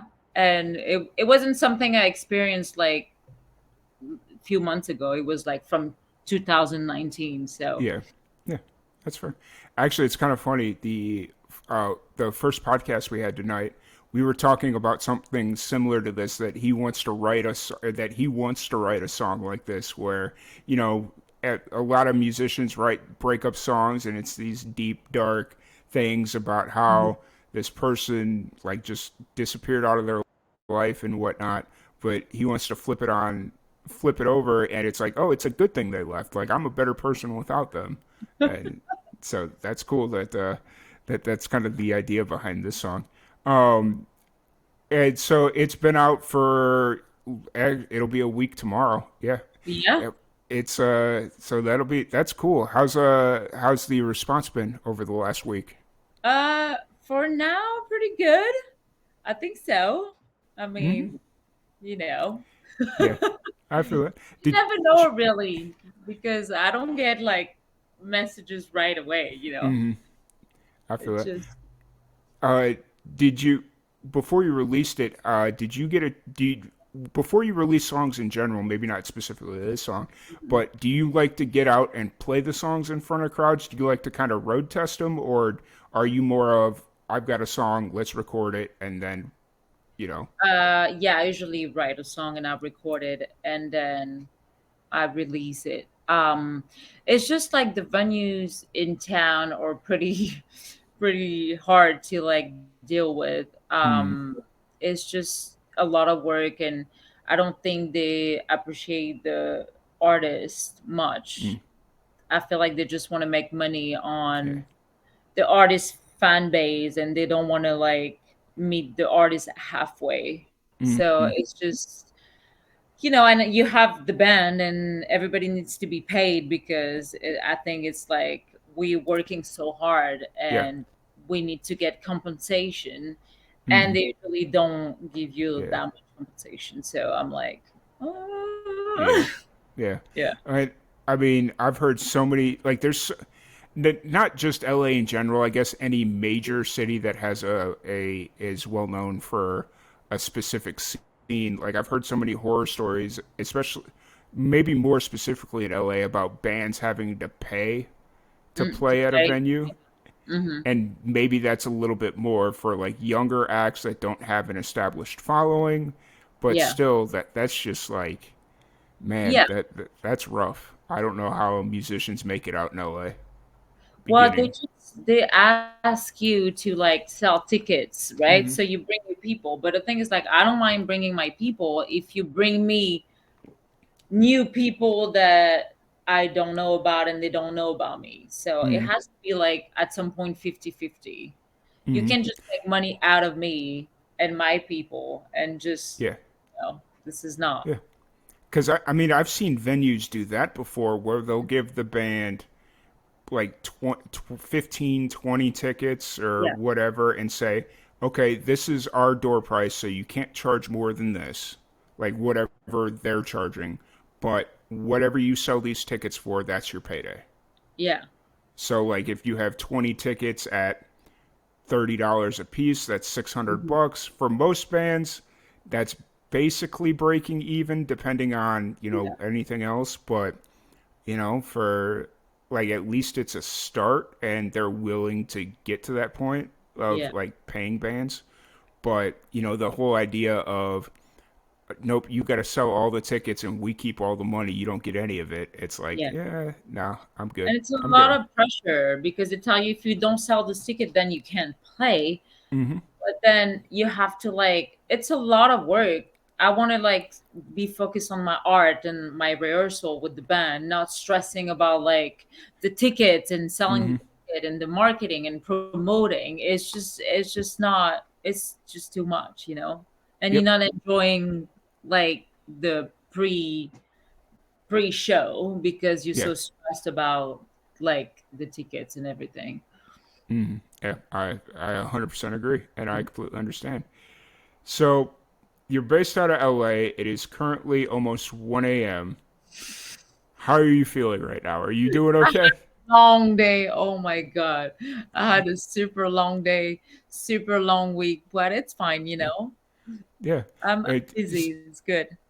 yeah, because when we talked to try and set this up, you'd mentioned you were kind of debating on what time slot to take because you wanted to make sure you were home from work in time.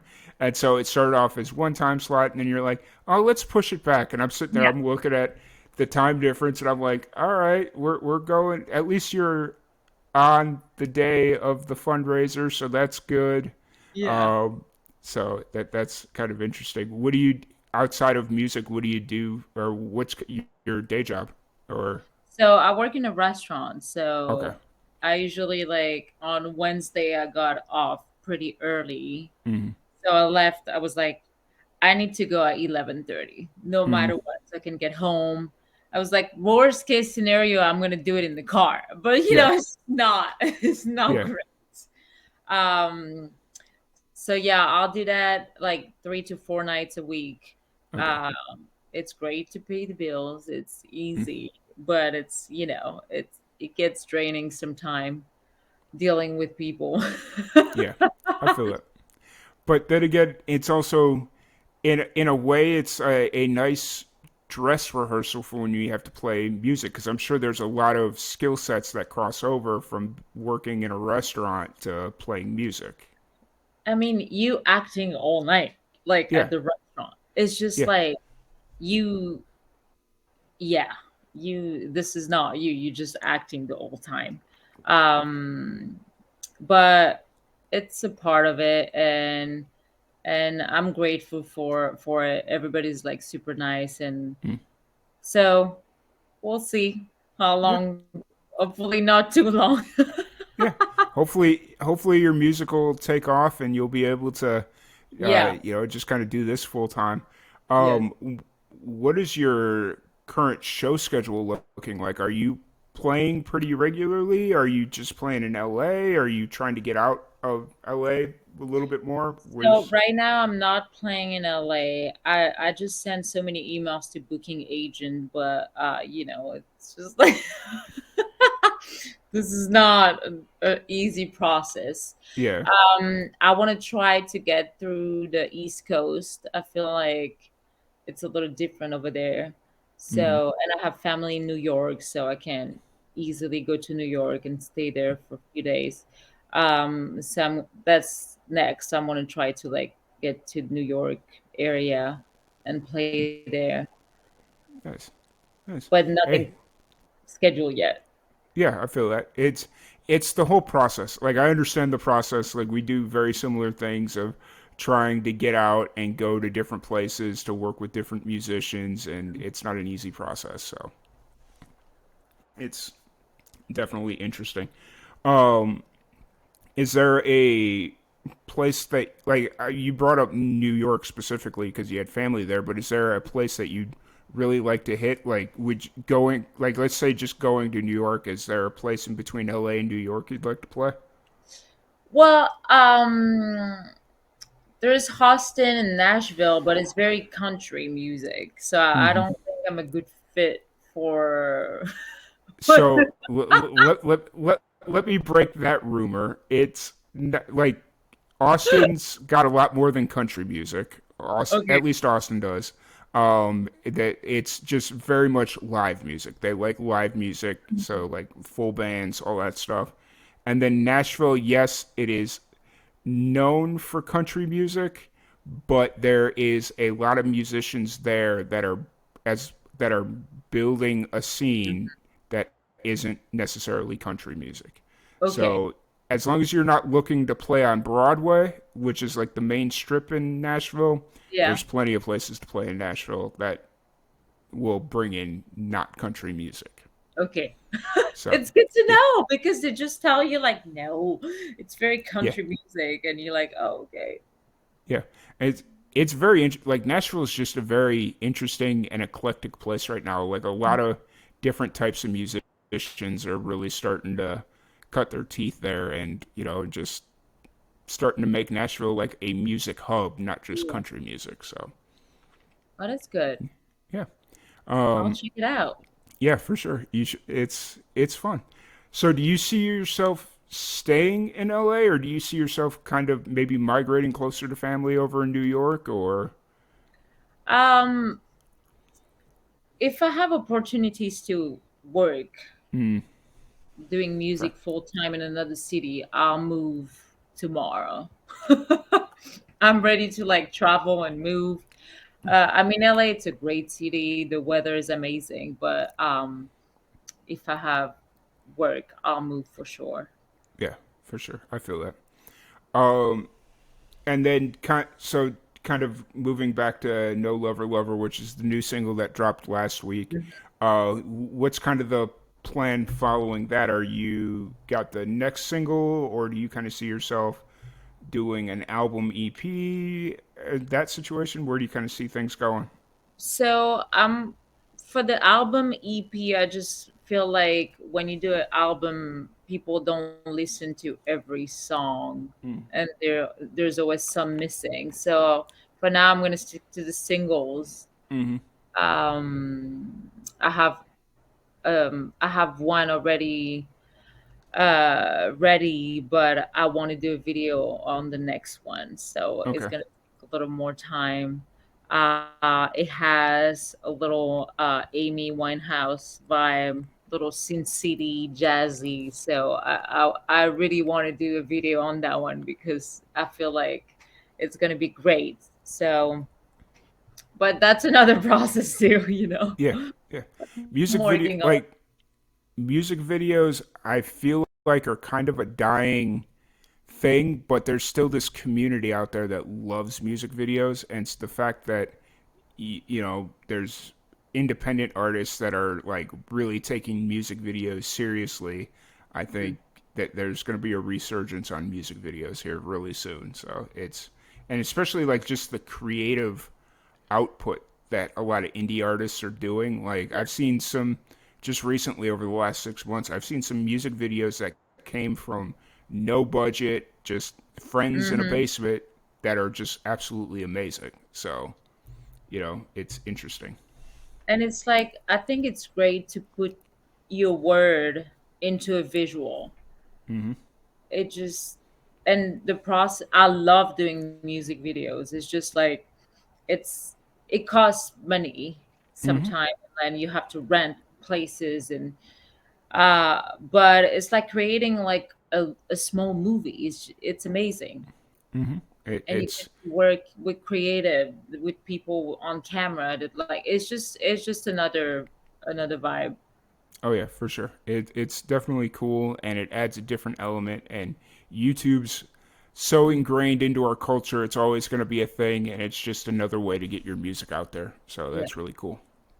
Um, One thing that I want to do as we kind of start wrapping this up, because we got about 10.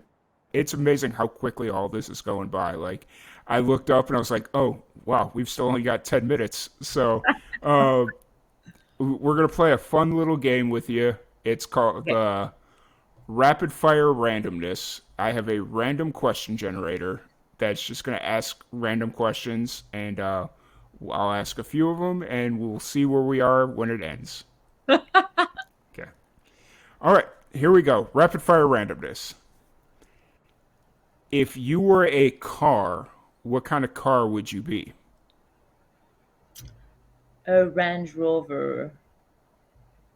I like the Evoque, the white with the black top. Gotcha. Besides music, what is something else that you're interested in? I started acting not too long ago, and it's pretty good. It's pretty fun. I like it. We'll have to talk. If we have time at the end of this, we'll talk about that for a second, because acting is always an interesting topic of conversation. Uh-huh. All right. You are being told that you will become famous tomorrow. Mm-hmm. What is that one thing you are not becoming famous for?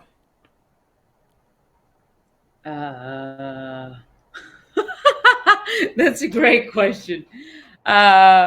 Scandals. Fair. Awesome. What story? Hang on. Let me make sure I'm reading this. Okay. This is a nice random one. What's the story of the time you ingested the most liquid in your life? Well, I end up sleeping with my dress on. Nice. Fair. And in your opinion, what's the ideal number of people in a social group? 8.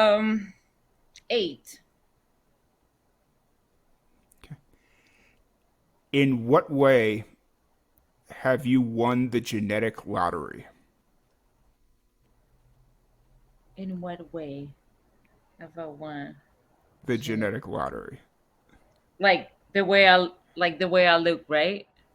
Well, genetics, so it could be looks, it could be like something about your looks, it could be your athletic ability, it could be singing ability. Yeah. Oh yeah, definitely vocal ability. Okay. For sure. If you could go back in time, what time period would you want to visit? Oh my God. 2011. Do I have to say why? I mean, if you want to, go for it. I had a great when I was playing basketball in north of France, and nobody want to go in the north of France because it's like the weather suck, Yeah. But I had a great year, and it was great. Yeah, it's amazing. Gotcha. All right. Last question. You are given 2 books. One book contains all the secrets of the universe, and the other book contains $1 trillion. Which one are you choosing? All the secret of the universe. Fair. Very fair. That was a little bit more random of a random question generator, so I love it. But yeah, so that's our game. Let's talk about the acting here really quick before we start wrapping up. Have you been doing like extra work, or have you been doing more like featured, like actual acting? So I started sense study in January, and I had like some extra job, but I don't really like it because like you have literally nothing to do. You have to wait and just walk. So that's not something I'm interested to do. But yeah, the theater work is it's pretty amazing. It just get a lot out of you.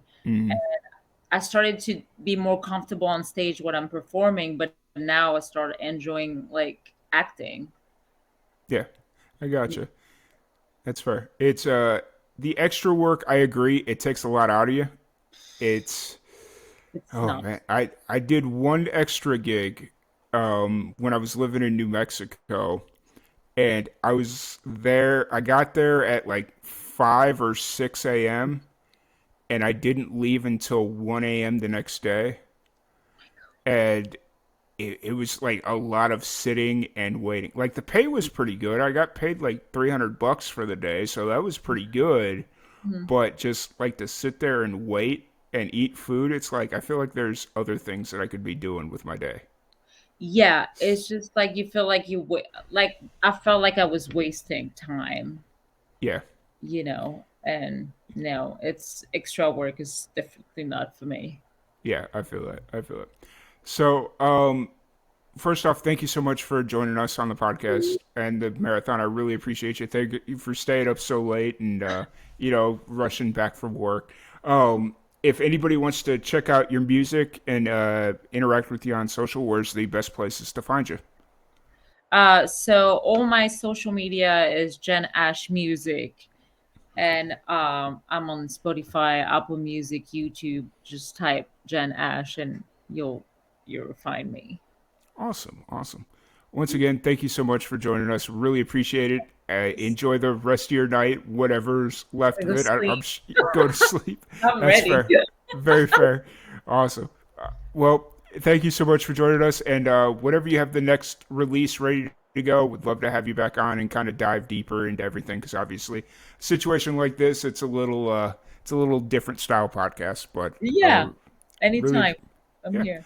Awesome. Well, once again, thank you so much for joining us. We have our next guest. We have the band Traumasaur coming to us from Australia. So we're going to play a little musical roulette here. And Jen, thank you so much for joining us. you. And we will be right back in a minute. Awesome. Awesome. Hey, what's going on, guys? Hey, how are you? How are Good. you? Can you hear me? Good? Yeah, we can hear you well. Awesome. Awesome. Well, thank you so much for jumping on. We're just kind of burning through. Like, it's crazy how quickly all this is moving. Like, it doesn't feel like 3 a.m., but I know in 5 hours it's gonna hurt. 5 hours it will be. Yeah, for sure. But yeah. So we have it's pronounced Traumasaur, correct? That's right. Yeah. Yeah, band name Traumasaur. So before we kind of jump in and start chatting with you all, I just want to remind everybody that's watching, thank you so much for joining us on our Pancreatic Cancer Action Network fundraiser. It is the Live and Amplified Livecast podcast marathon.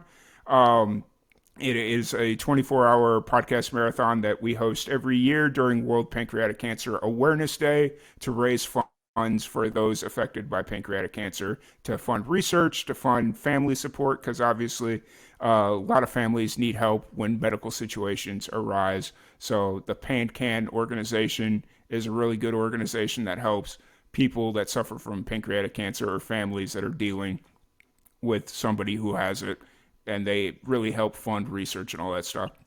So if you're interested in donating, I still don't have this down yet. There we go. It's over in this corner somewhere. There's a QR code, so feel free to scan and make a direct donation to our PanCAN landing page. We also, yep, there you go. You got it. Also, it is important to note that any revenue that we draw from this stream, whether it's tips, donations, advertisement revenue, or merch sales or subscriptions or any of that stuff that we make directly here from Twitch, we will donate it to the PanCAN organization. So that's anything you do on this stream, it's going straight there. So we really appreciate all the support.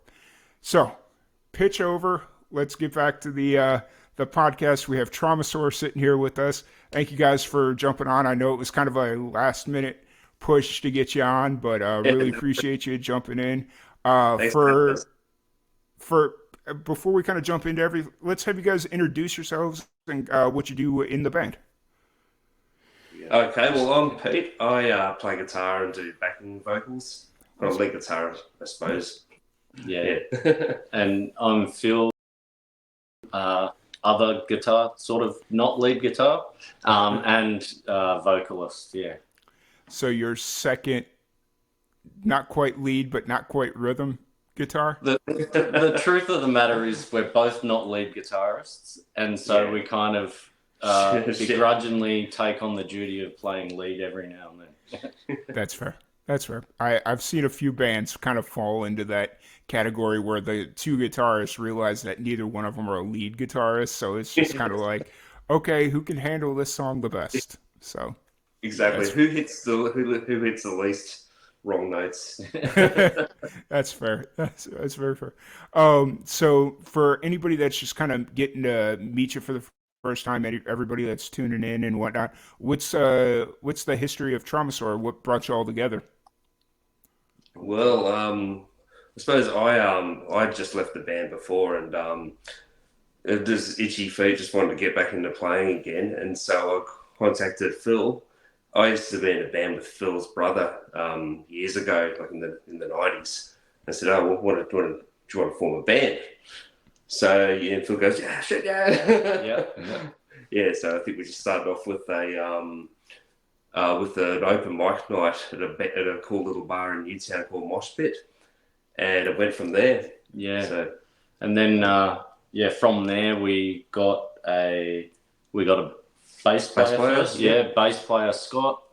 And then we got a drummer along, Craig, and he actually worked with a keyboardist who now plays keyboard in our band as well.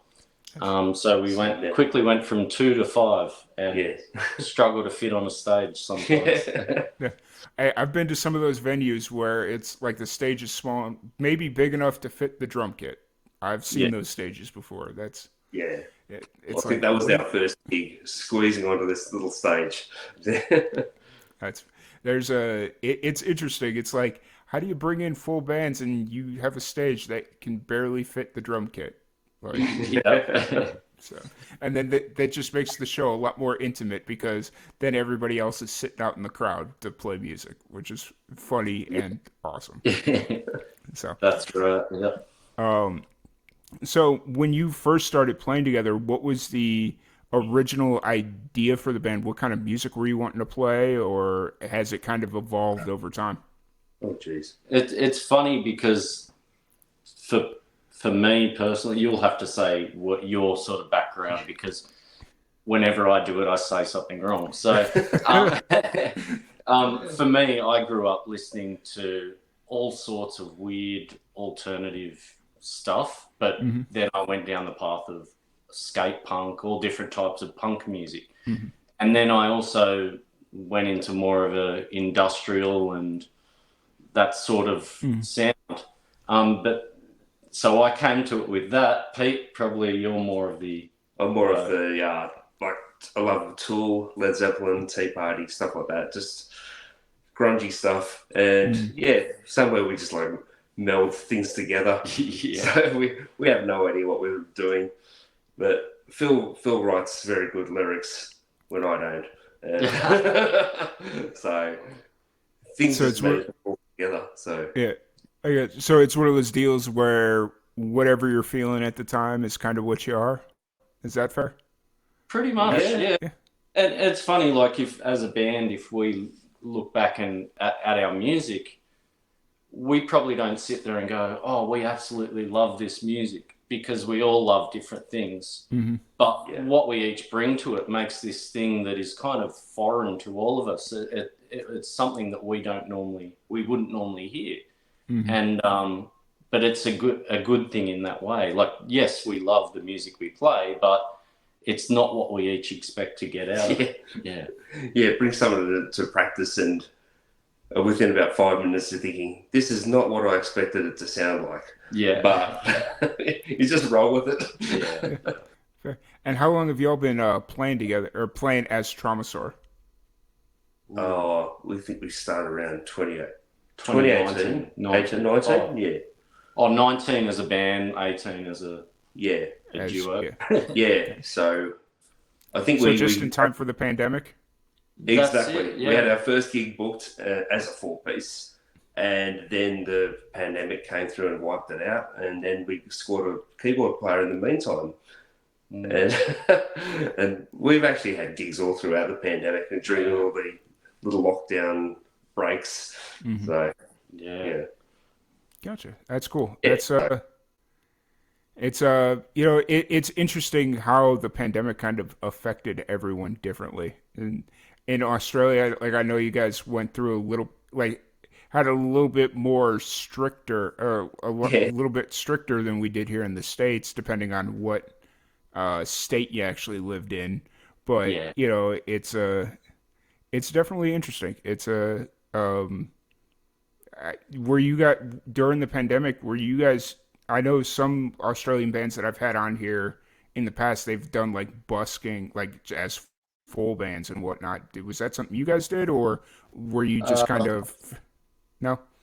No, No. we all work full time, so Okay.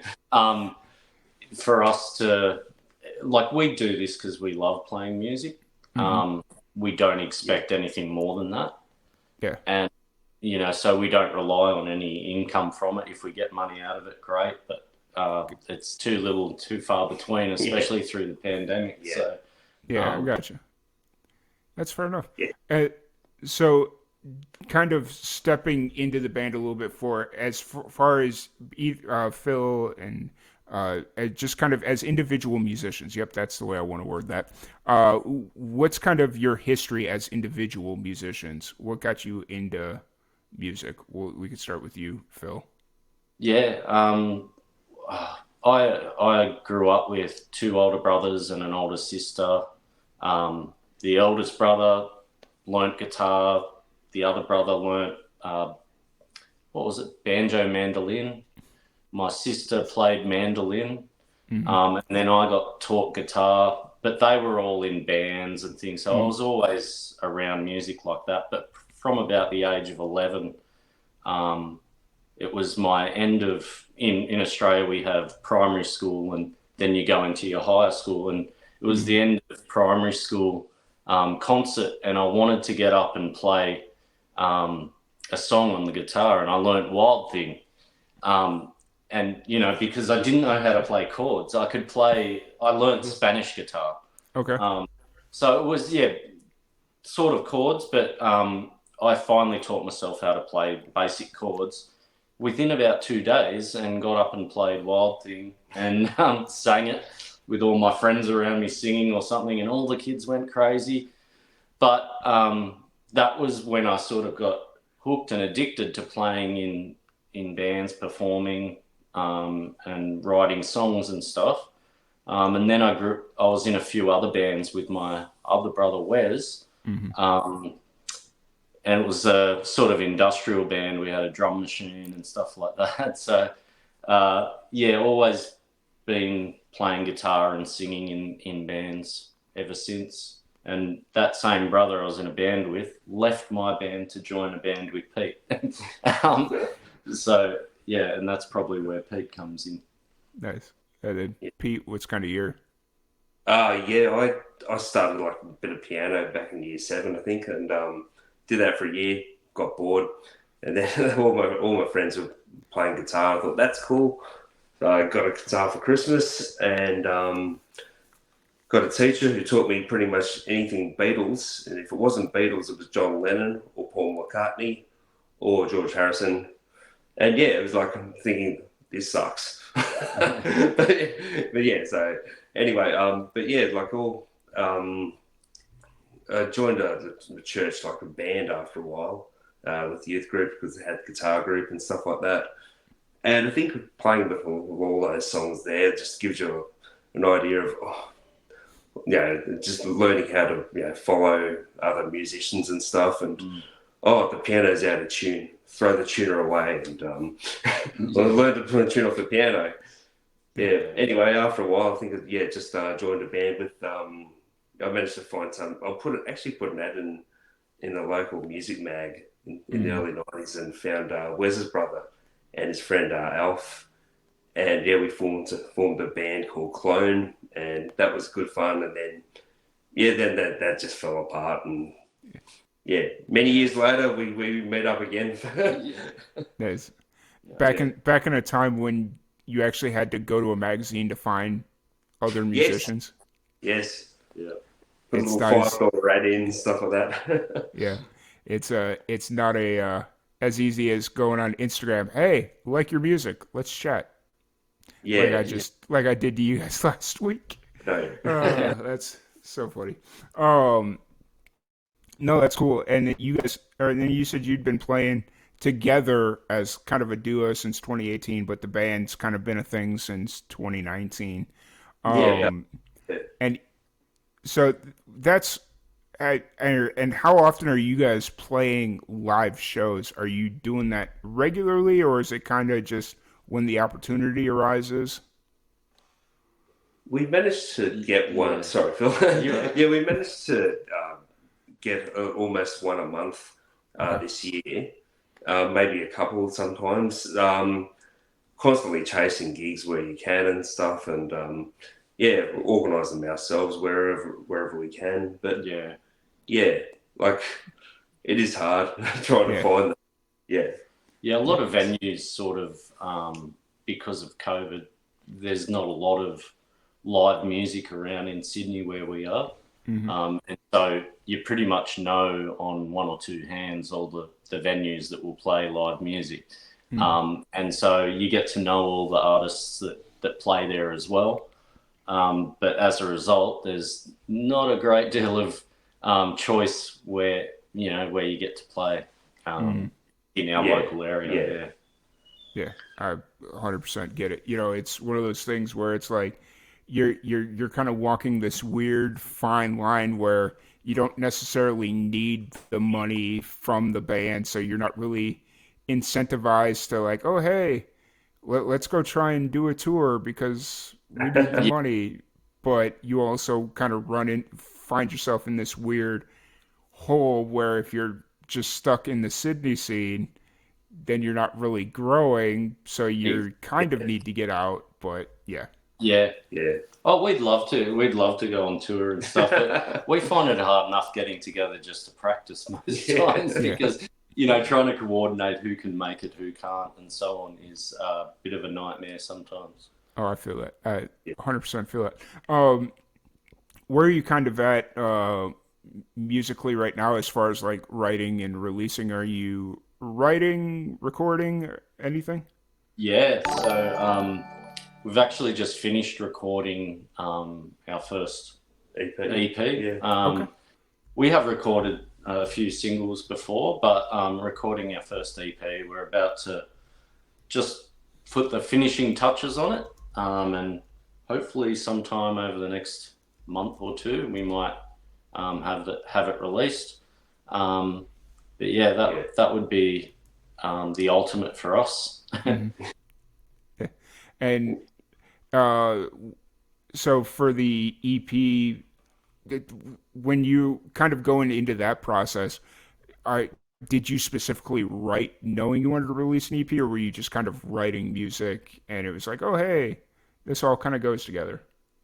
Yeah, we've had these songs for almost over a year now, haven't we? So. Yeah, well, not all of them. Like every one of our songs has its own story and own background, and in all honesty, there's probably not two songs of ours that you could stand side by side that are similar style at all, really. I don't even know if they probably are to someone that's not in our band, but definitely for the EP, it's just like, let's pick our top 5 favorite songs and let's put them on there. And even that, we all sit there voting on what we want to put on it. But we didn't write anything in particular with recording in mind. No. Yeah, gotcha. That's fair. And how far out do you think you are before releasing this EP? Well, hopefully. Or is it just kind of playing it by ear? We are well known for procrastinating. Yeah. So we drag our knuckles.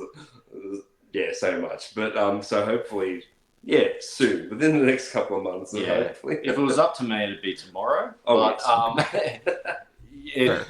We do everything ourselves pretty much. So, Danny, our keyboardist, he is an absolute genius. He brings all the gear to band practice. We mic everyone up. We all have earplugs, everything to listen to what we're playing, and he does all the recording. So. For us, recording is a full-on hands-on experience, doing everything. and the last bit is just the mastering and polishing it off. That's all that's left to go. So, look, I don't think it'll take that long, but hopefully soon. Yes. Yeah. And is the mastering something you're doing yourselves as well, or? That's what we're debating at the moment. Fair. It's one of those things. I 100% get where you're coming from, because it's like you've DIY'd the whole thing to this point, but mixing and mastering is kind of where like records go to live or die. Like if it's not mixed and mastered well, then everything you just did was for naught. So that's fair. So the upcoming EP, you're kind of just playing it by ear as you kind of figure it out. When you sit down to like write music, what's kind of that process like? Is it like a band communal thing? Is there one person kind of handling a lot of the writing? What's that process like? We've got probably three main ways we're doing it. One is I write a song. Most of the time it's not even a full song, it's half a song. And I bring it to the band and we play it, and I try to verbalize what I'm seeing the song finishing out to be. And that process takes us a long time, because quite often most people don't understand what I'm talking about. Make the drums sound like yeah.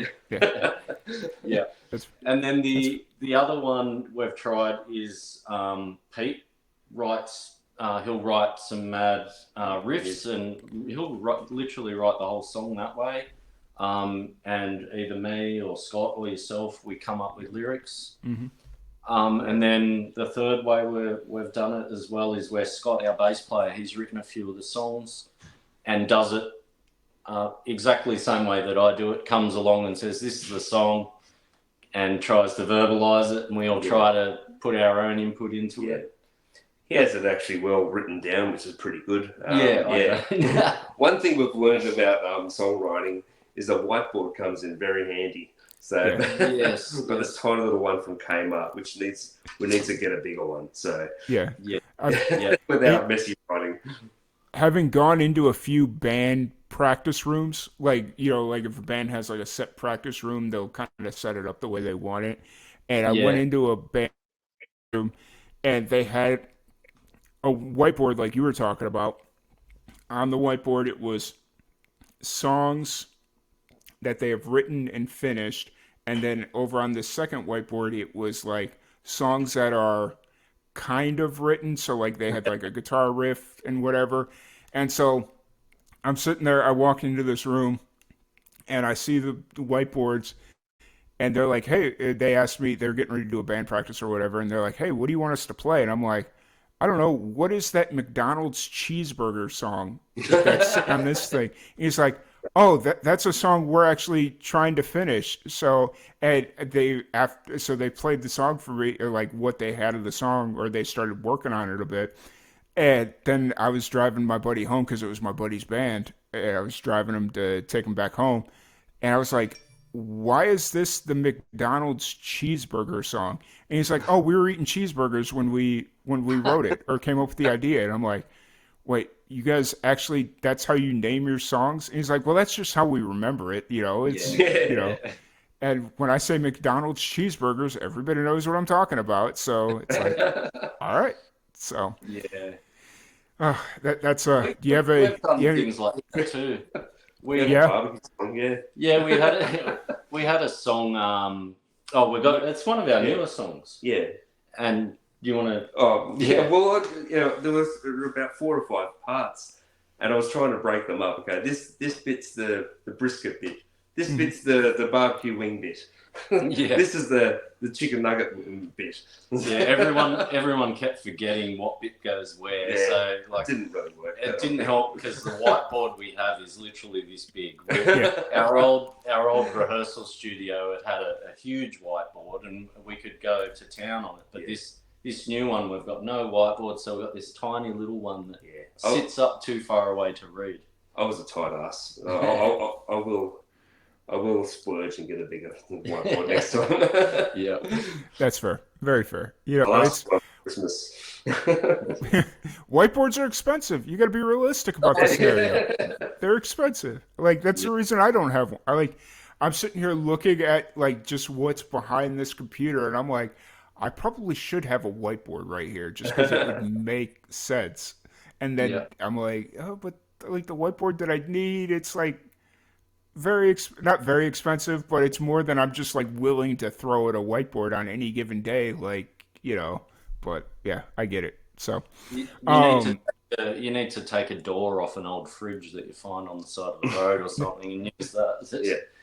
Yeah, that's actually what people have been telling me that a lot of people that use whiteboards are doing right now is there's this paint that you can use and they paint a wall so it's a giant whiteboard. Oh, yeah. And I'm like, that would be amazing, but I don't know if my apartment complex would appreciate the fact that I just painted one of their walls into a whiteboard. So I don't think they'd appreciate that.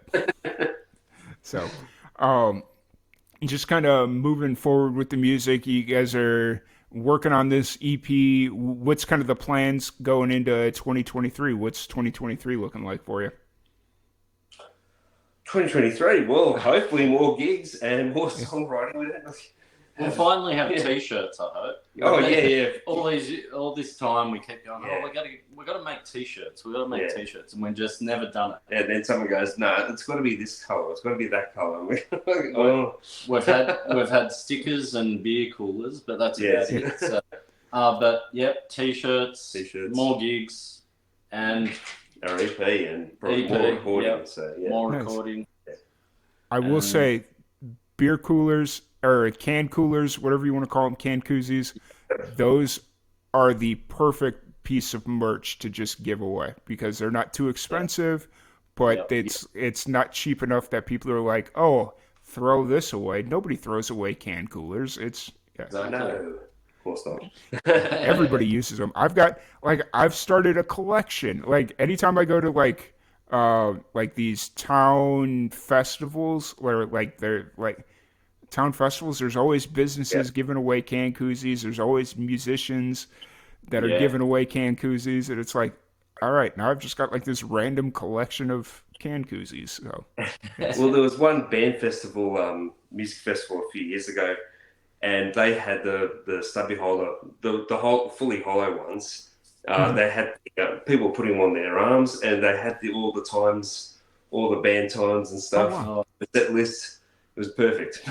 Nice. That's awesome. That's a unique way to do it. That's really cool. But yeah. So outside of music, what do you all do outside of music when you need to take a break from each other, or just kind of You go. I do everything. So I spend a lot of time with my daughter these days and my stepsons. But yeah, normally I used to go street luging a lot. At the moment, I'm watching my friends they're in Brazil at a World Cup race over there. Okay. And but yeah, that's mostly what I do. Playing, messing around with music and watching, what are they? Ball rolling sculptures on YouTube. Look at that. Marble runs. Yeah, marble runs. Like I've just been watching these random things on YouTube, and the past few days I've been watching people that make metal marble sculptures that do all these weird things. So I'm thinking I might take that up as a hobby that I might give up in a month's time and take something else up. Nice. Yeah. That's fair. Pete? Wife and kids, and hopefully holidaying. Love doing that. But other than that, hobby-wise, I've got my finger in everything, really, every little pie. So brewing, barbecuing, and it's kind of got into guitar pedal building, but I'm not really that good at that. So I bring pedals along, and turn a few knobs and go, that doesn't sound too good. Literally, pedal board has Yeah. how many own pedals on it? Oh, about five or Five of his own pedals. But every time he brings a new pedal, he tests it. It sounds exactly like the one next to it and the one next to that. They're all different sorts of distortion. And these guys have these really good faces when they bring in a new pedal. It's just like, nice. That's funny. So I have a whole bunch of questions about what we just talked about. First off, what is street luge? Okay, if you loved skateboarding when you were a kid and you laid down on it and went down your driveway, when you're an adult, you do that, but you make it out of aluminium. You throw on an extra couple of high-performance trucks. Okay. You get bigger wheels, faster bearings, and you race it down a public road. Gotcha. Okay. I know what you're talking about now. For a minute there, I was like, is he talking about longboarding? Has longboarding become a... So they sort of piggyback with each other in the same scene, all downhill racing. We've got downhill skateboarding or longboarding, but also street luge where we lie down. Yeah. Okay. Nice. That's... I you don't know unless you ask, so I had to ask. Yeah. Well, most nine times out of 10 people don't know what I'm talking about. So yeah. I feel like is street luge. I mean, I'm assuming there's like danger to it, right? There's like crashes and all that stuff. That's I went to a race in the Czech Republic, a World Cup race, and broke my leg in 3 places. When I crashed at 110 k's into a hay bale wall, and both bones came out of my leg. I spent 5 weeks in a Czech hospital. 10 operations later, I couldn't walk for a year. So it's a little bit dangerous, not much. Yeah. 110 that's per hour. 110 kilometers. Yeah. So miles, I don't know what. Yeah, 60 okay, that's still fast. Like regardless, like I don't know the exact conversion, but just anytime it goes into the triple digits, it's fast. That's yeah. And then, what does a typical Australian barbecue look like? I've never been to Australia, so I'm very curious. Typical sausage sizzle. Yeah. Sausage sizzle, sausages and onions. But at my place, steak. At my place, it's prawns. So just shove a whole bunch of prawns on the barbecue. Or shrimp. Yeah, shrimp. Yeah. But yeah, go with the Thai marinade with that one. It's just made it up over the years. So yeah.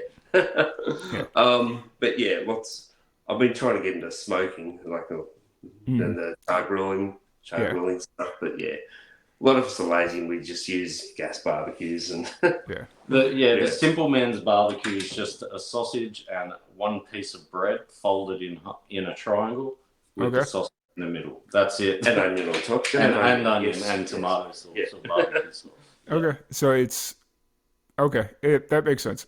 Actually, you brought up smoking. My sister's husband's really into smoking. He's got his own smoke pit, and that's like when he's not working, he works at a steel mill, and so when he's not working there, he's out smoking something like, and it's either pork, beef, whatever.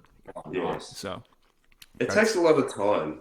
It really does. You really need a book in a weekend when you get that stuff going.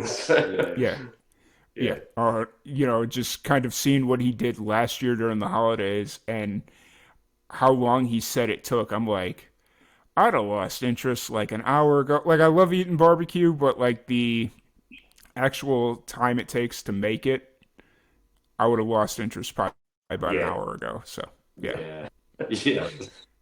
that's interesting. All right, so something that we've done with everybody that comes on. Let me open this. I have a random question generator. We're going to play a fun little game called Rapid Fire Randomness. I have a random question generator, and I'm going to just ask you a few random questions, and we'll kind of see where we end up at the end. So if you guys are ready, here we go. Yeah. What's that? Should we take it in turns answering, or we'll both answer? Actually, we'll take it in turns. That'll make it move a little bit faster. Yeah. Okay, so here we are, rapid fire randomness, and we'll start with Pete. We'll mix it up this time a little bit. Where do you see yourself in an hour?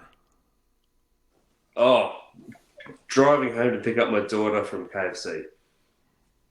Okay. Awesome. You live at KFC? Yeah.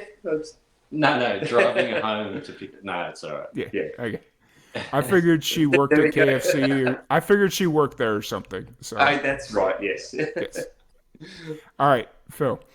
Would you rather intensify your vision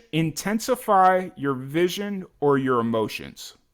Would you rather have strong vision or strong emotions? Ooh. Probably vision, because then I am the only one getting the enjoyment out of it. Fair. Whereas my emotions, I could annoy the hell out of people, or more than I already do. Fair. Pete, what is your alcoholic beverage of choice? Oh, Belgian ale. Okay. I'm glad you didn't say like Foster's, because I'm told that's like. What's that? You can't even get it here. Not that we want it. Yeah. All right. I'm told by a lot of Australians that have actually had Foster, and it's like, yeah, that's not good. So it's not good at all. No. All right. Phil, what fictional character would you like to go on a walk with? Ooh. Fictional character. I don't know. Someone who can't walk, maybe. Fair. Professor Xavier? Professor Xavier? That's funny. All right. This one might get a little interesting. Pete, what was your first impression of the person sitting next to you? So, in this case, Phil. Who's this idiot? Fair. That's. All right. Phil, other than your own, what nicknames or alternative names do your friends call you?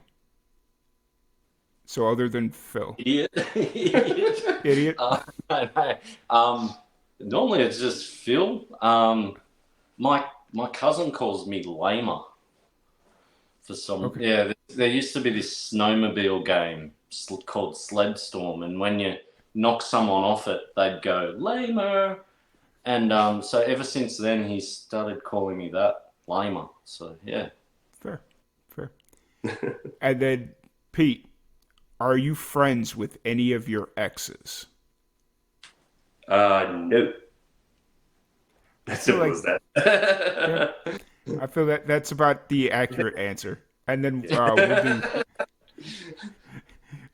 Phil, we'll do this.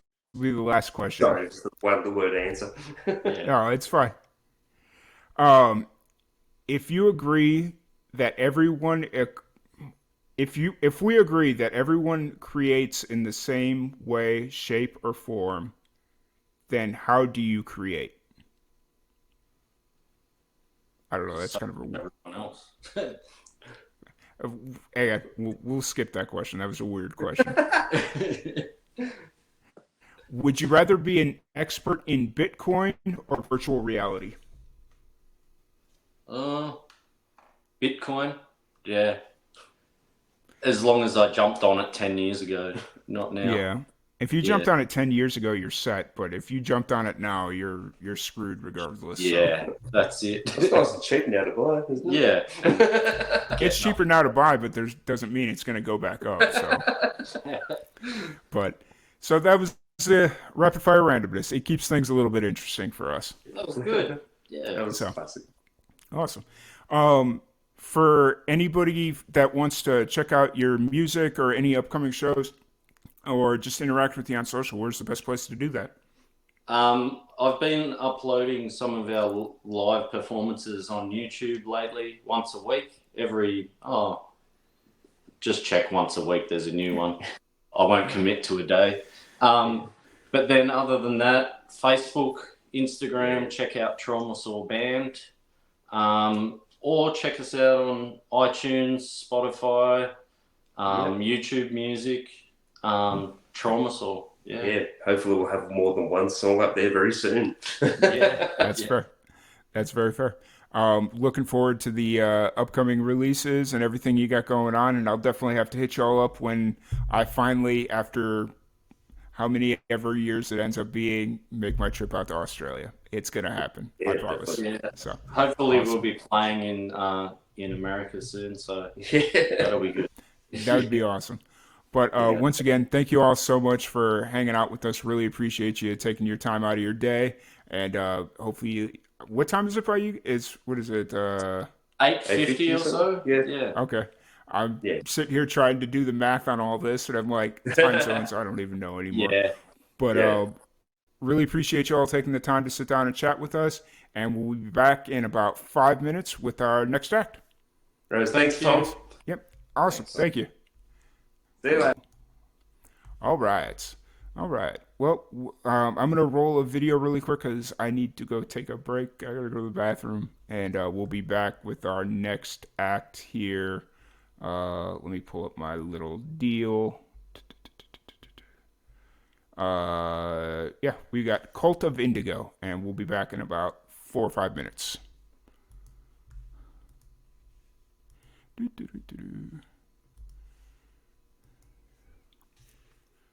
Oh, I forgot this is like a whole process.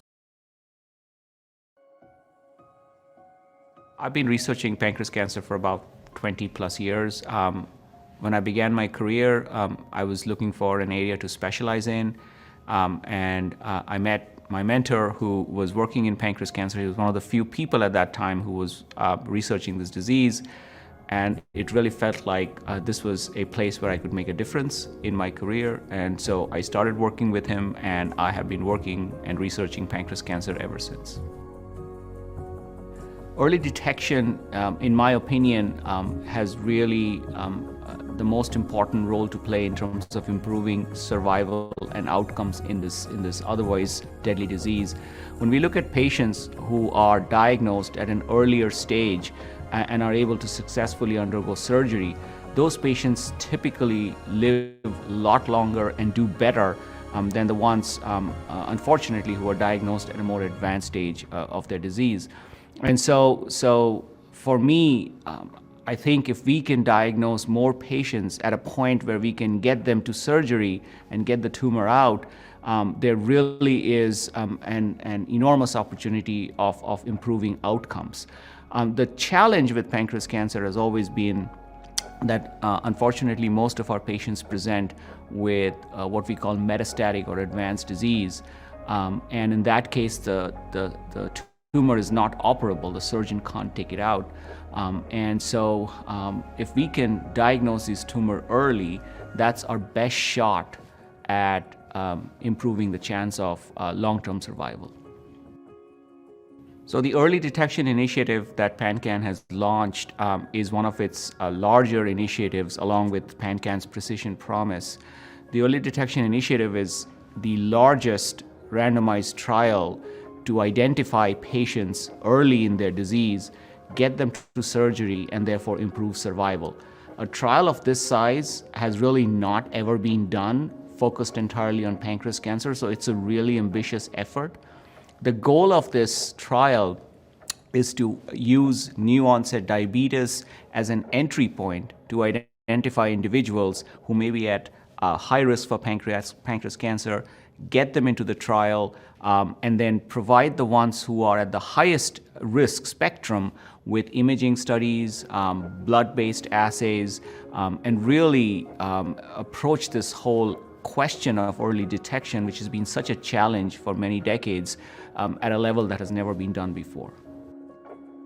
To me, what I think makes PanCAN so different is its ability to embrace ideas that are out of the box, but which need to be done for us to make a difference in this disease.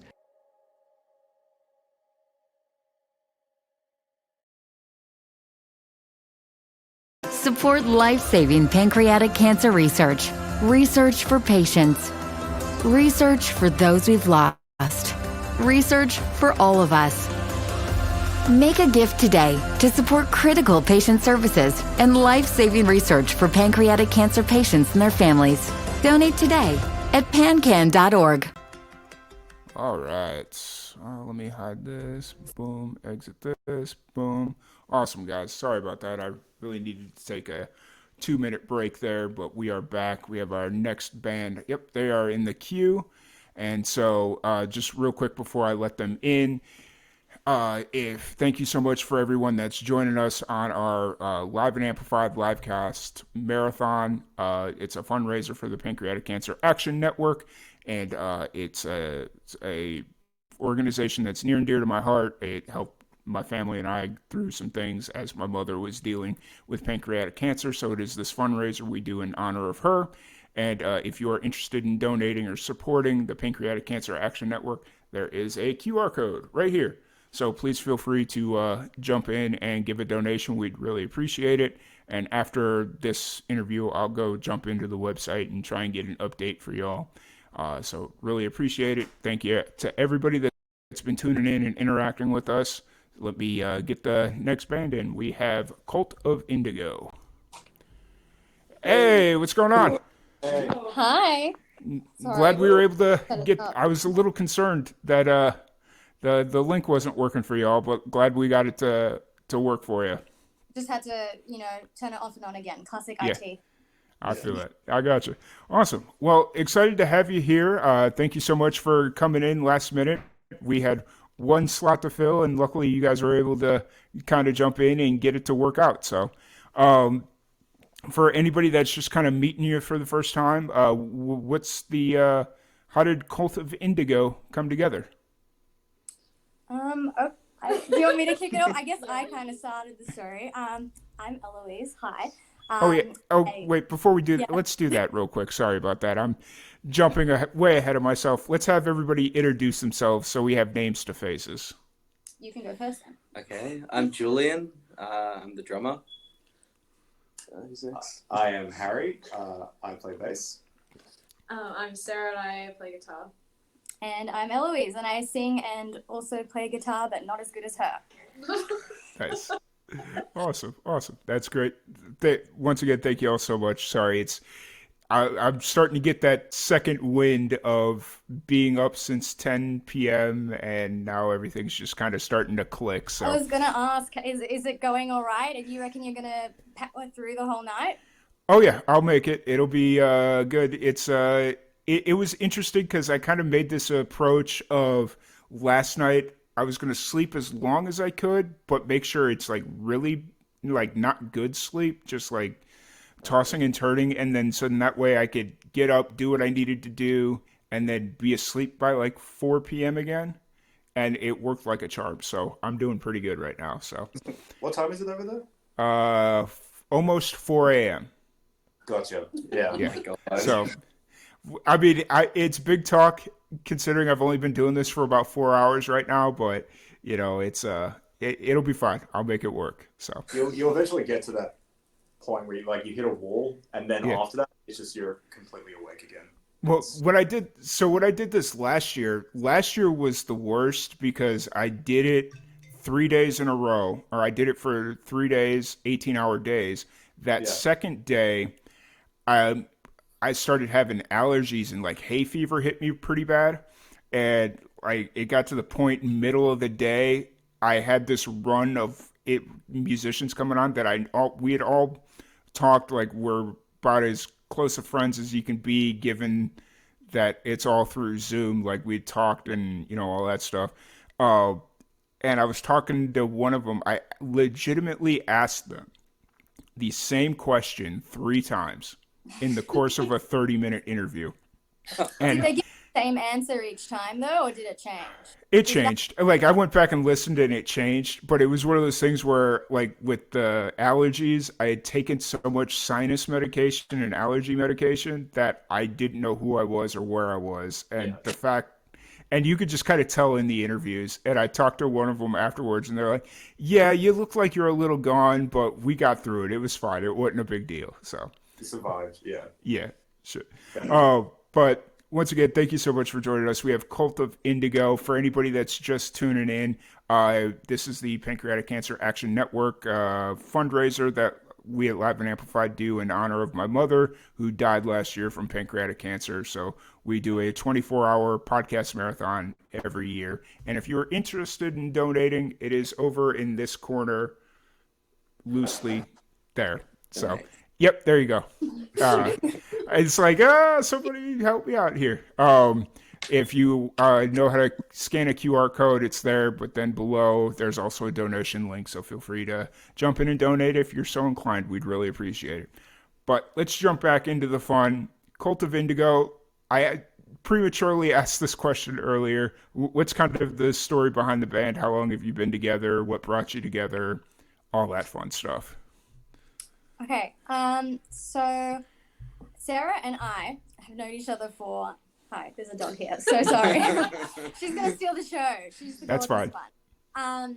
We had known each other for a long time through a little music performing arts camp we used to do in high school.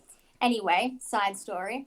So when I turned 21, I was inviting everyone to my 21st, and I thought, hey, let me invite my friend Sarah. You know, haven't seen her for a while. And we got to talking at the event and after, and I said, I really want to finally start a band, and you're awesome, and I have all this experience.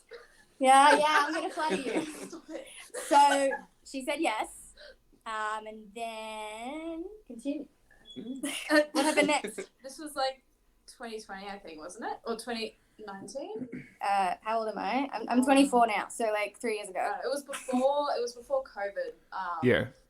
So we started like writing songs together, and we started recording, and then we formed a band with some other people who are not these guys. Yeah. It's been a bit of a change with It's a long story. I'm guessing it has to do with the image situation that I think. Eloise, was it you? Is it been you, the one I've been talking to? I'm the one on the social media. Okay. Yes. I So when I posted that first flyer, you said nope, that's wrong line. Is that kind of where this comes to play, or is it completely different? Okay. I mean, like, stuff happens, and Yeah. you are a legend, and you managed to get it all switched up 30 seconds later. So, crisis averted. But Cool. anyway, yeah, we had that band set up, and everything was going super well. We started doing little low-key gigs and recording things at, just open mic nights. And then, of course, 2020 happened. We were all there. We all know how that goes. Yep. Put a stop on some really big things. We had a big launch gig kind of planned to debut a single. I'd already started planning, trying to find people for supports, and found a venue, and all that got thrown out the window, which was pretty upsetting. But then we were back, and we were practicing again. It was all going well, and then in Australia in 2021, the same kind of lockdown and cancel everything situation happened again. So then it all died down. And then when we came back after that, we were down a bass player and a drummer. And then these legends were found. How did you find the band, guys? I'm talking too much. Well, I met Sarah 2 years ago. Yeah, through Facebook. Yeah, through Facebook. And Yeah. you were on Facebook as well. Yeah, because I thought there was a position open for Violet Stones, which is what I was going to audition for, but it turned out to be something else.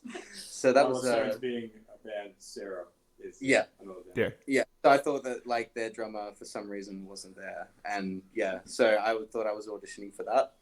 Turned out to be something else, and now it's something else again. So it's just constantly moving bands around. It's fun. It happens. I found them through Facebook when they posted on like a Sydney band group thing. Yeah. The bassist, and they put like their influences, which had like Failure, Deftones, Nirvana, I think, and I was like, hey, that's pretty sick. So I messaged and we did an audition, and eventually they said want to join the band, and Is Facebook? I was gonna say, is Facebook still pretty big over in Australia as far as like putting bands together, or is it kind of moving over? No. Okay. Putting bands together, yeah. I think it is. Okay. I think it's bigger than in other countries that I've heard of. That like people still use Facebook quite regularly. Yeah, it's still like quite a networking. It's mainly like a networking thing. Yeah, for like music stuff for sure. Music, yeah. And a post. And Street Bunny. You don't know what that is. Neither do I. What, really? What is this street? What? Don't worry. Let's just nobody go past asked. that. Okay, moving on. That's fair. So you guys kind of came together pre-pandemic, or well, I guess this lineup was still pre-pandemic if it was 2020. Well, I joined first. Yeah, I came in 2021, so it was Okay. after.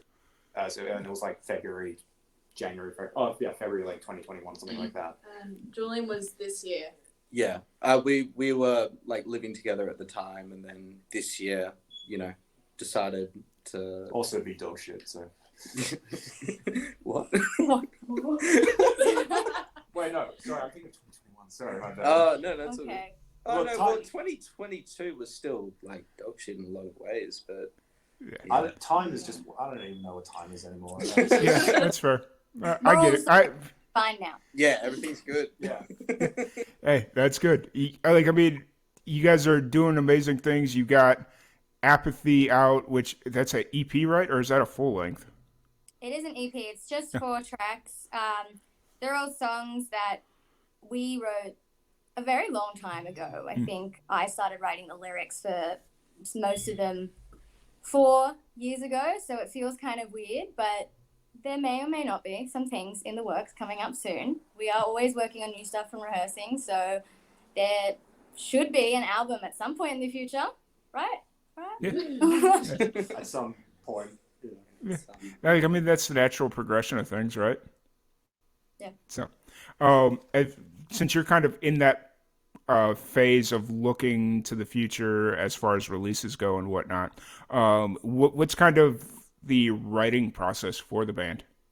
Is it like one person handles most of it, or is it more of a communal effort?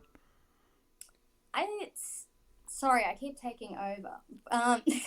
It's kind of a mix of both. So I write the lyrics. I'm a big listen to lyrics the most and focus on those the most when I'm hearing other music. So I think I write the same way that I perceive. So I'll come to these guys and say, right, like, here's what I want to do. Here's a concept.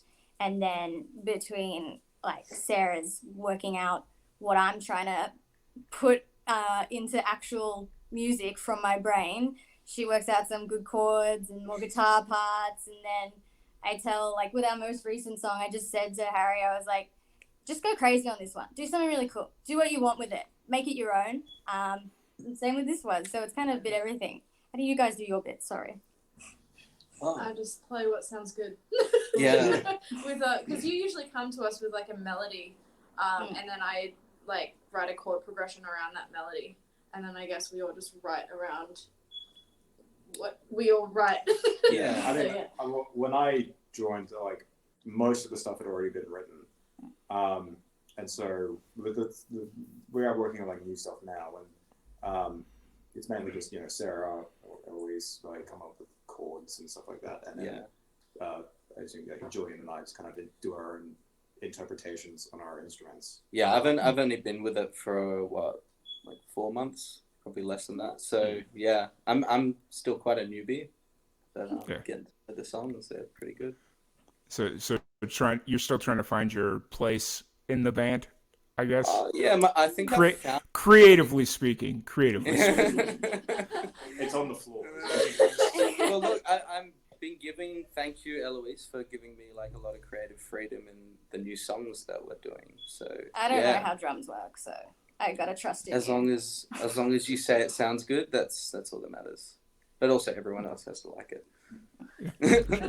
I think it's probably like as we go on, it's going to become more and more communal. Yeah, I hope so. At the moment, yeah. Because I mean, you're still with this current lineup, you're still new, trying to figure everything out as far as how each one of you works creatively, and just kind of finding that bond or the flow, I guess is the best way to describe it. So I completely understand. Like as it's kind of a process that you have to figure out. So yeah.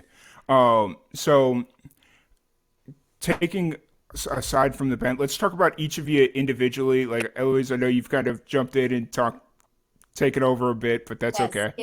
It may. Let's kind of jump into each of you. What got each of you into music? Like, where did you get your start, or how'd you get your start, or who introduced you to music? And we could start with whoever wants to take the first crack at it. All right, I'll go.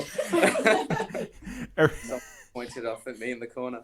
I've always been sort of just through. My dad was a massive collector of records, and like a bit of a hoarder. Like he would have the same of every album like 6 times or something. But he's always playing music, so I'm always like exposed to it, sort of 80s Australian punk rock and all that.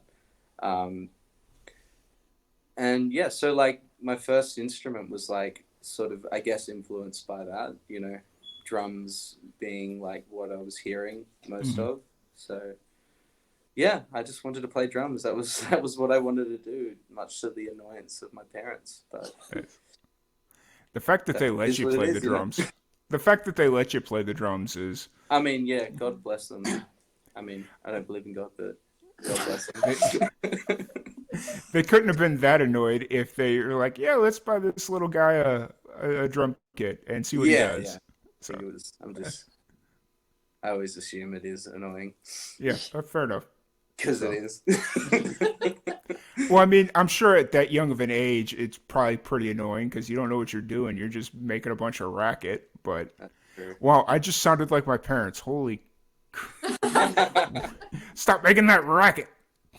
You've come full circle. Yes. So, how do we want to continue this? Okay, I guess. Music. I don't know. It's kind of just something I've always been obsessed with. Always loved either at first just listening to. Neither of my parents are really musically inclined, although my dad listened to a lot of it. He mainly listened to a lot like Pink Floyd, The Doors, just like a lot of just kind of proggy kind of stuff, really. But yeah, I think it probably wasn't until, my first memory of wanting to like pick up and play the guitar, like my first instrument was the guitar, and that probably it was probably like Green Day or something. Like I was like really into like Green Day. Like American Idiot had just come out, and I was just jamming to it with my friends when I was like 8, and that just made me really want to pick up the guitar. But it was especially with like Mike Dern, the bassist. I just see him play when they played in their concert called like Bullet in the Bible or something like that, and I just him playing his bass, just something about it really I was drawn to. I just thought it looked really cool. And so the first bass I ever got was his bass, was a Mike Dern P bass.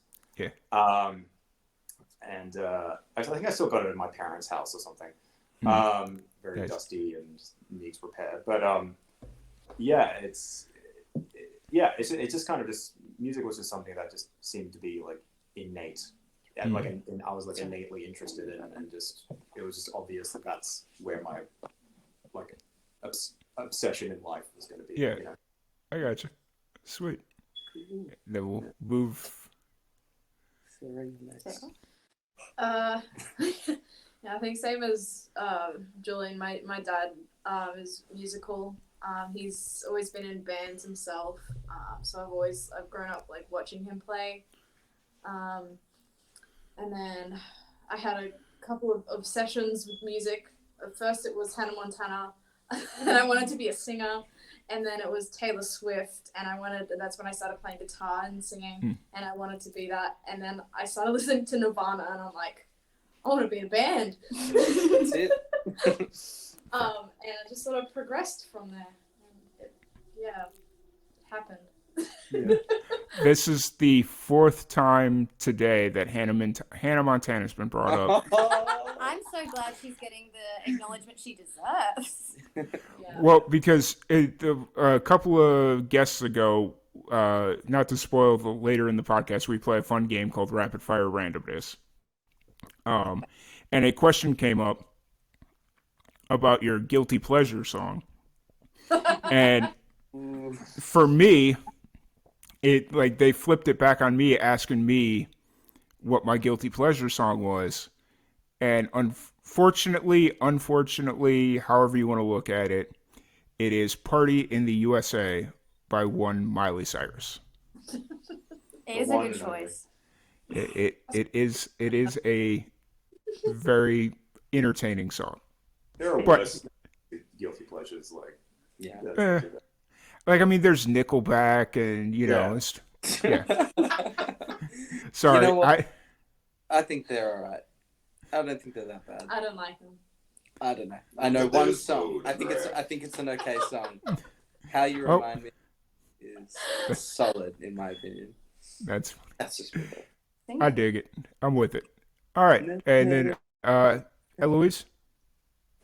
My start with music. I guess my parents. I'm so lucky. Always, had music playing around the house when we were cleaning or just doing anything. So I was always surrounded by very good taste in music. Lots of 80s stuff, anything from Guns N' Roses were very heavily featured. There was also a lot of ABBA, but then I'm gonna say Nirvana again, Pearl Jam, anything honestly 90s, 80s, 70s, a lot of Led Zeppelin. All the kind of big classics were just around me all the time. And then I was, I think, 7. I'm going to get corrected later if this is not right. I started piano lessons across the road from my house, very conveniently. And it just kind of made me realize, or I think at that age, people around me realized, hey, she's kind of not bad at this, I guess. And then I wanted to do more. So piano was enough, and I wanted to do guitar, and I wanted to sing, and I think I was really lucky to have a really supportive family who could help me through that, and get me all the instruments and ability to practice and lessons and stuff. And I just continued it all throughout my school years. Did it for my final exams when I graduated. Went to music camp with Sarah every summer, so we got to do that too. I'm going to keep bringing it up. No one will forget. That's how we met. I love how you call it music camp and not band camp.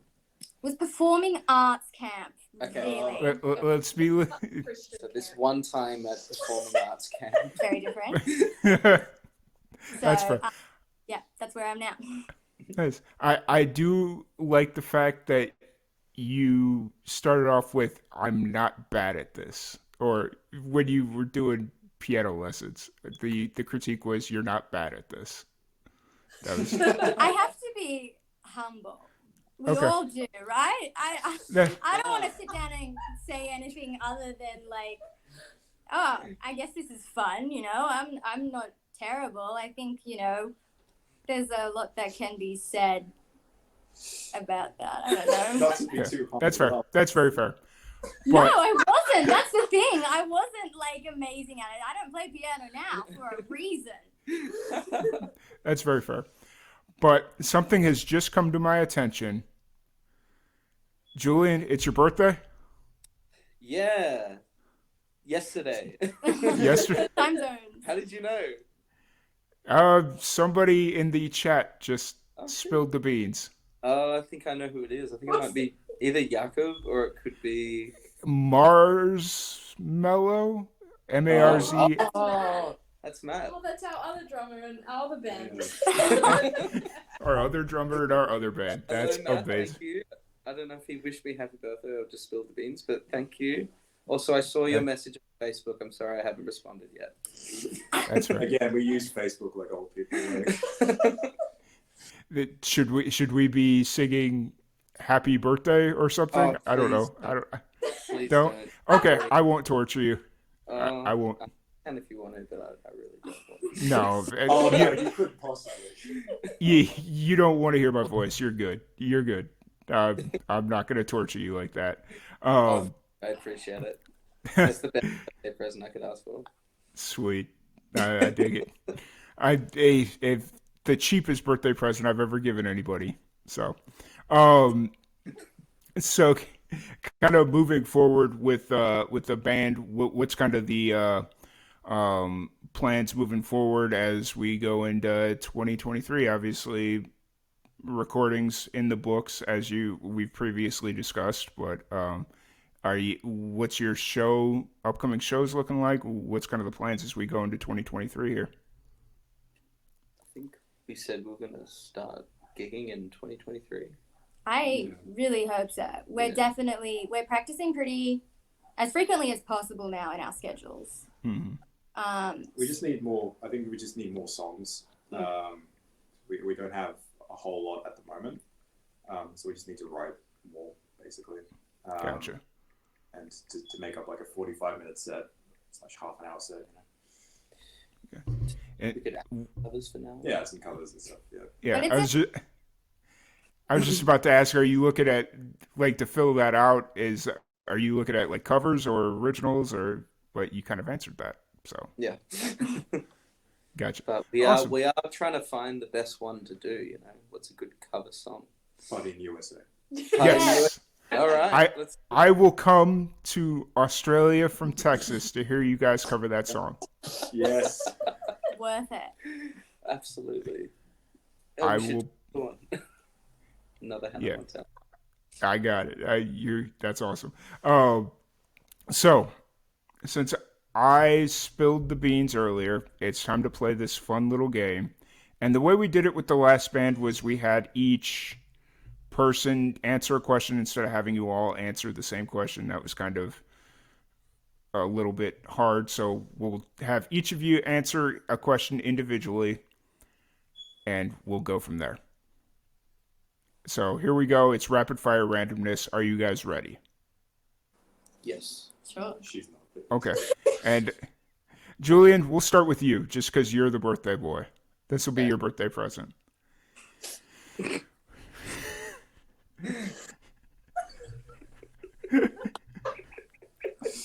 Okay. What is an item in your house that you are most proud of?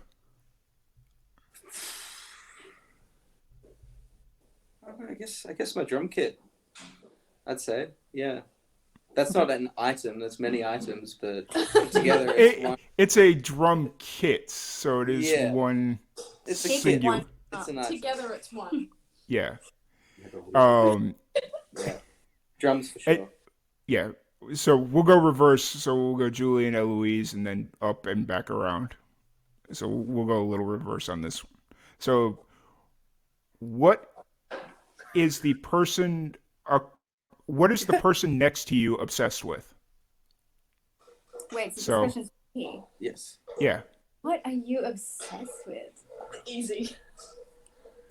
I mean, I'm not gonna say drums again. We can't just have the same answer. No.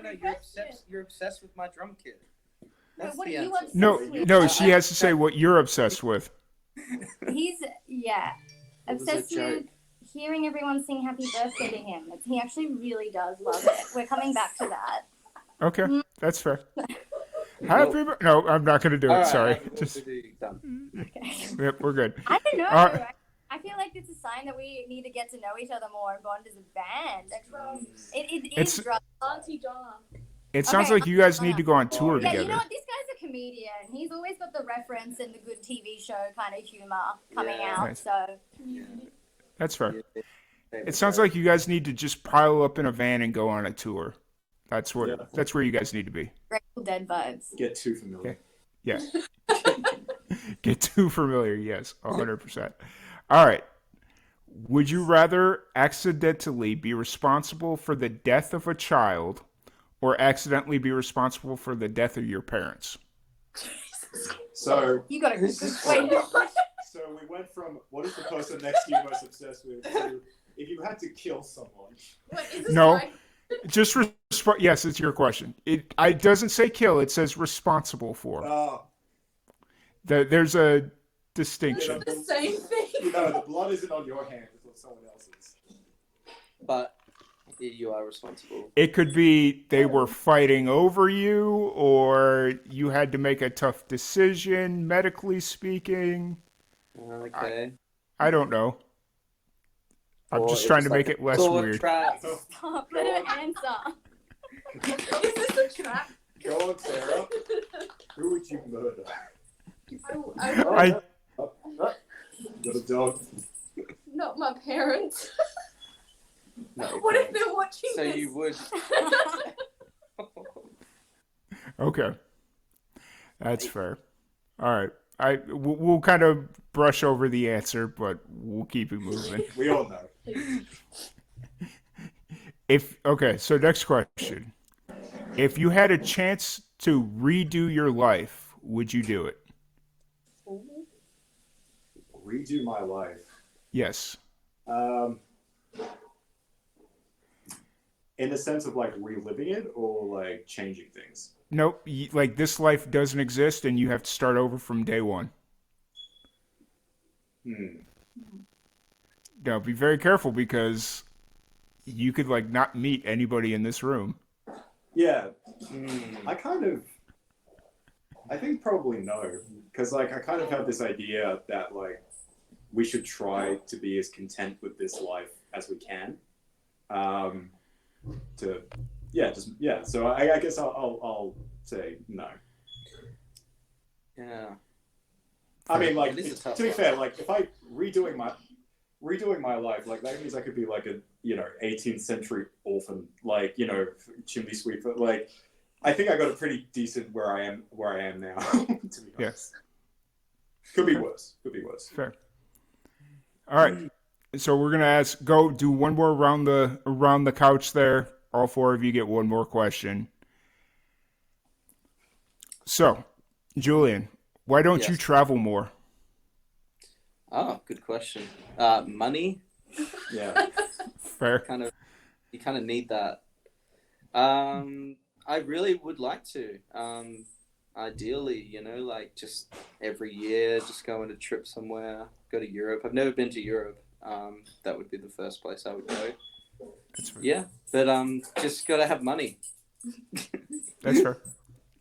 Eloise, what's one hobby you've thought about picking up? Ooh. So many. I think photography.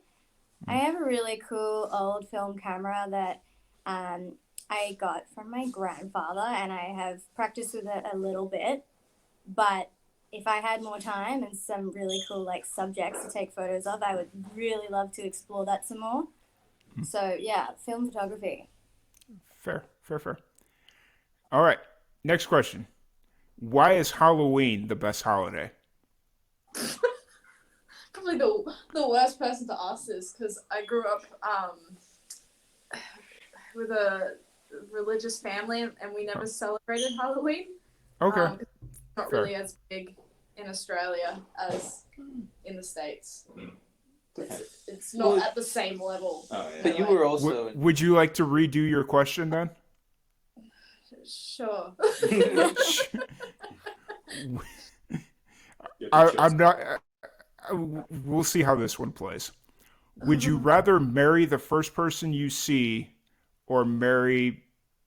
Wait, this question makes no damn sense. Okay. You said marry. Okay.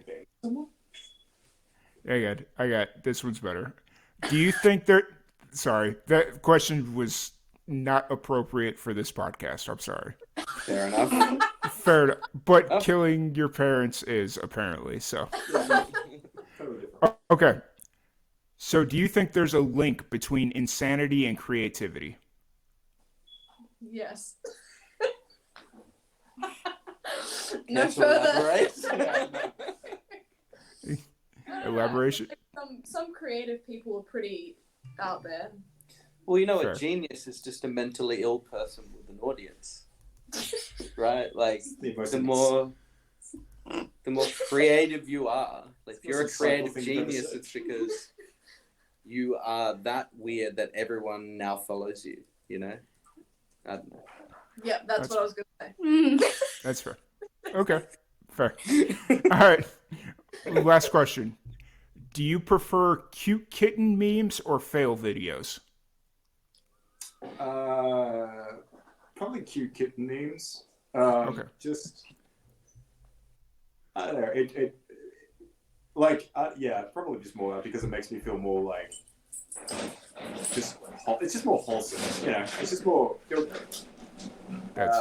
better in myself, I guess. Gotcha. Fail videos are funny, but I get where you're coming from. Yeah, I mean, like, yeah, but a good fail video is also pretty funny. So yeah, I'm a little,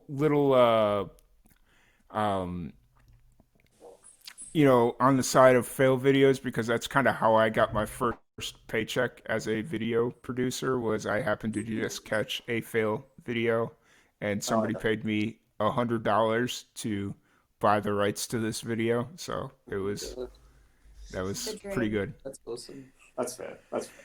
Yeah, like that was my first payday. Like I made it big at that point. So $100 changed my life, especially when I wasn't making very much money. So, but yeah, so that's rapid fire randomness. Not so rapid, but very random nonetheless.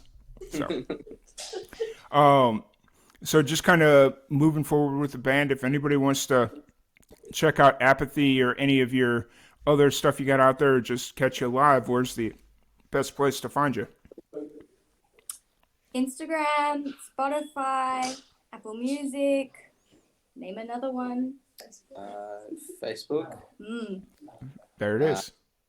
All I know of at the moment. We technically do have a Twitter, but like we don't use it. Yeah, I know, right? You can email us. We have it all. You can fax us. At Cult of Indigo. That one, I couldn't pay the Send us a subscription. floppy disk. Yeah. That's fair. Do you have a TikTok? No. We should make one. I think we're old. No. I mean, Too old for TikTok. Yeah. Okay, Yeah. you can manage that one. Oh god. there's you guys have a chemistry that would be perfect for TikTok. Just sit there and let the natural happen. Just put a camera, put your phone up, and just somebody say something and react. It would be you guys. I don't know. We have private TikToks, but yeah. Maybe Oh. Okay. Yeah, just kind of. I think TikTok would be great for y'all, but that's just an outsider's opinion. What do I know about anything? Well, when we create an account, you'll be the first to know, so you can be our first follower. How about that? Awesome. That sounds like a great idea. And then, once again, thank you all so much for joining us. It's been an absolute blast. I'm glad we were able to get this worked out and get you on the podcast. And thank you for participating in the fundraiser. Whatever you guys have your next release ready, feel free to reach out to me. We're following each other on Instagram there. I'm trying to be better about Instagram. I'm so bad at Instagram, but, I'm trying to be better. So when you get the next release ready, feel free to reach out. Love to have you back on. Yeah, thank you. We had fun. And yes, everybody, donate. We're doing the pointy thing again. Oh, yes. Yes, doing the pointy thing. Control my fingers. Anybody that's tuning in would like to donate, we would really appreciate it. All donations go to pancreatic cancer research and awareness, and it's an important thing that I don't think a lot of people know about because it's still very widely unknown cancer. So once again, thank you all so much. Really appreciate you. Enjoy the rest of your evening. I know it's 9 p.m., almost 10 p.m. 9:30. 9:30. Once again, thank you all. Enjoy the rest of your night, and hopefully that fire detector or smoke detector doesn't drive you too crazy. Oh my god, is that one going off? Okay. No. I could just the batteries need to be changed. I can hear the batteries need to be changed. It's downstairs in the garage, I think. Oh yeah, we haven't even noticed it. We're just so used to it, so it's just Yeah, I completely understand. But once again, thank you all so much. We really appreciate you. We'll be back here in a little bit with our next act. Awesome. Thanks, so guys. much. Yep. Bye. Thank you. Awesome. Well, like I said, we will be back in about 10 minutes. I'm going to go take a little break and play our fun little video. Thank you, everybody who's been hanging out with us all day. It's been a great crowd. Really appreciate you. We are taking a trip all across the world. We just left Australia, and our next guest is coming to us from England. And we have, hold on a minute. We have Laura Beckwith joining us here at 4:40 a.m. It is 4:30, so we got about 10 minutes, and we will be right back. Quick transition from Australia to England. So please hang around. If you haven't donated and would like to, scan right here. We'd really appreciate it. Other than that, we'll be back in about 10 minutes. I don't know why I do that. I need to get this video prepared. Yes, I understand. All right, we'll be right back here.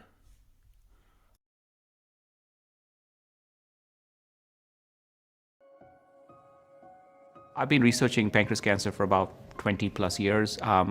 When I began my career, I was looking for an area to specialize in, and I met my mentor who was working in pancreas cancer. He was one of the few people at that time who was researching this disease, and it really felt like this was a place where I could make a difference in my career. And so I started working with him, and I have been working and researching pancreas cancer ever since. Early detection, in my opinion, has really the most important role to play in terms of improving survival and outcomes in this otherwise deadly disease. When we look at patients who are diagnosed at an earlier stage and are able to successfully undergo surgery, those patients typically live a lot longer and do better than the ones, unfortunately, who are diagnosed at a more advanced stage of their disease. And so for me, I think if we can diagnose more patients at a point where we can get them to surgery and get the tumor out, there really is an enormous opportunity of improving outcomes. The challenge with pancreas cancer has always been that unfortunately most of our patients present with what we call metastatic or advanced disease. And in that case, the tumor is not operable. The surgeon can't take it out. And so if we can diagnose this tumor early, that's our best shot at improving the chance of long-term survival. So the early detection initiative that PanCAN has launched is one of its larger initiatives, along with PanCAN's Precision Promise. The early detection initiative is the largest randomized trial to identify patients early in their disease, get them to surgery, and therefore improve survival. A trial of this size has really not ever been done, focused entirely on pancreas cancer, so it's a really ambitious effort. The goal of this trial is to use new onset diabetes as an entry point to identify individuals who may be at high risk for pancreas cancer, get them into the trial, and then provide the ones who are at the highest risk spectrum with imaging studies, blood-based assays, and really approach this whole question of early detection, which has been such a challenge for many decades, at a level that has never been done before. To me, what I think makes PanCAN so different is its ability to embrace ideas that are out of the box, but which need to be done for us to make a difference in this disease.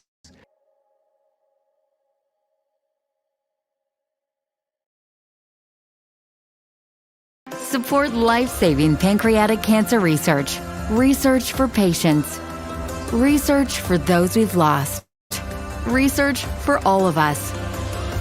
Make a gift today to support critical patient services and life-saving research for pancreatic cancer patients and their families. Donate today at PanCAN.org.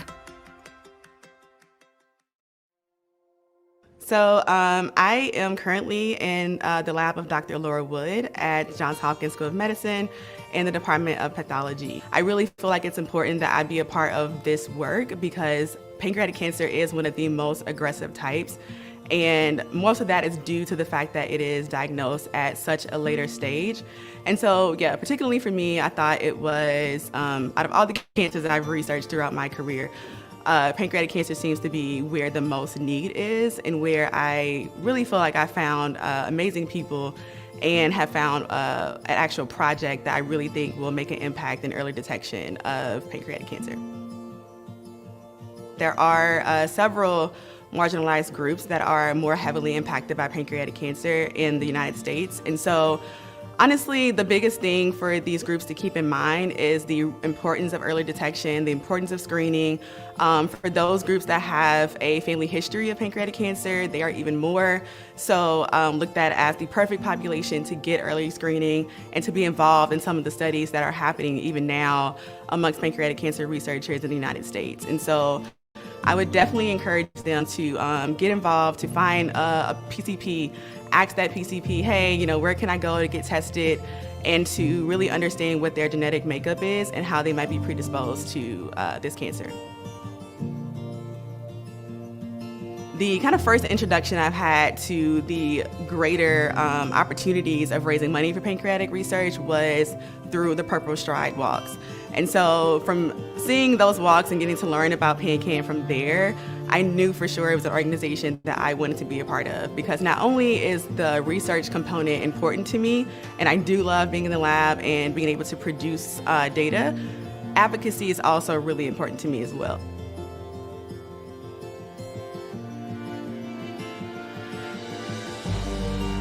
November is Pancreatic Cancer Awareness Month. I support pancreatic cancer research in memory of my brother, Daniel. You can change the course of pancreatic cancer for all of us by supporting research. Research for Daniel, research for those we've lost, research for patients, research for all of us.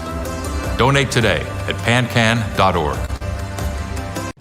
Hi, I'm Julie Fleshman, President and CEO of PanCAN. Today is World Gratitude Day, and I just wanted to take a moment to thank you for your heartfelt gifts of time, energy, talent, and donations to PanCAN. Every day, you are changing patients' lives. You are making progress possible. Pancreatic cancer researchers couldn't do what they do without you. Our PanCAN patient services team couldn't support patients and families without you.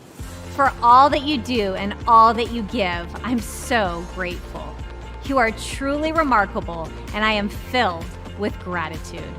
Thank you. It's two words that I don't want it to get lost. Thank you for helping patients find clinical trials that are right for them, giving them more time with their families. Thank you for being there for people facing pancreatic cancer. You gave families like mine a place to turn to for one-on-one personal support from PanCAN Patient Services. And I want to thank you from the bottom of my heart for making PanCAN what it is today. A bright, shining light of hope for so many patients and their family members in need. Without you, there would be no PanCAN. PanCAN was of great help and comfort after I was diagnosed. Thank you for all that you do to support our mission. As a recipient of one of the 2021 Career Development Awards, I am truly grateful for the opportunity to do this research and become a part of this community. Because of you, I am able to work on making new research discoveries. And I hope we can beat this together. Thank you. Thank you for raising awareness about pancreatic cancer. You make our community stronger. Thank you. Thank you. Thank you. Thank you.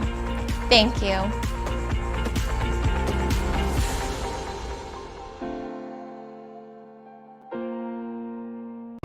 This is a battle I never thought I'd fight. For loved ones, for the memories, and for the future. We are here for each other, to connect with one another. And if we work as a team, pancreatic cancer patients won't just survive, but thrive. Join me on Saturday, April 30th at PanCAN Purple Stride and take steps to end pancreatic cancer. One nation, one goal, one big day. Register now at purplestride.org. Hi, I'm Julie Fleshman, PanCAN's president and CEO. I'm thrilled to share that the 5-year survival rate for pancreatic cancer has gone up to 11%. Every bit of progress means more time with loved ones. You helped make this possible. Because of you, PanCAN is investing in research to create an early detection strategy and accelerate new and better treatment options. Because of you, we provide free services that help patients find specialists and access testing. Although we continue to make progress because of you, we also know there is so much more work to be done.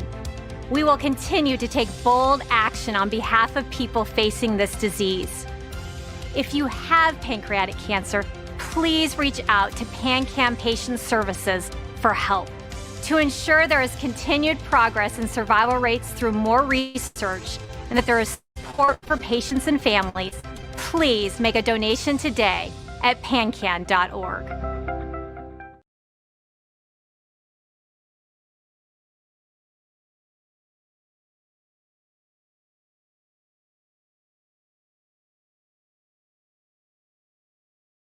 Show on stream, hide on stream.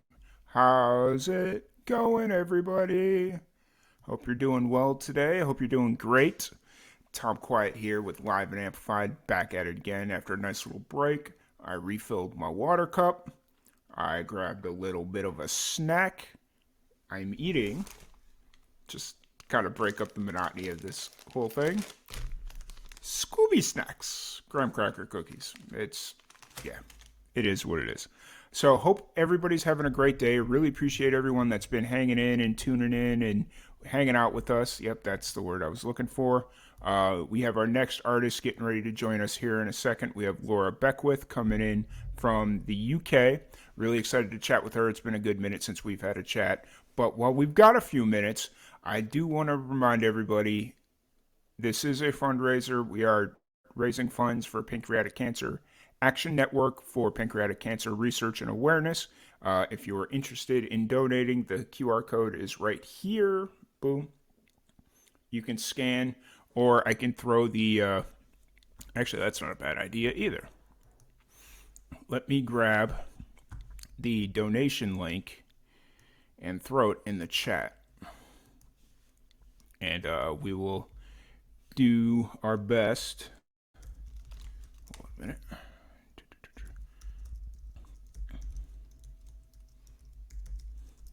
All right, sorry about this, guys.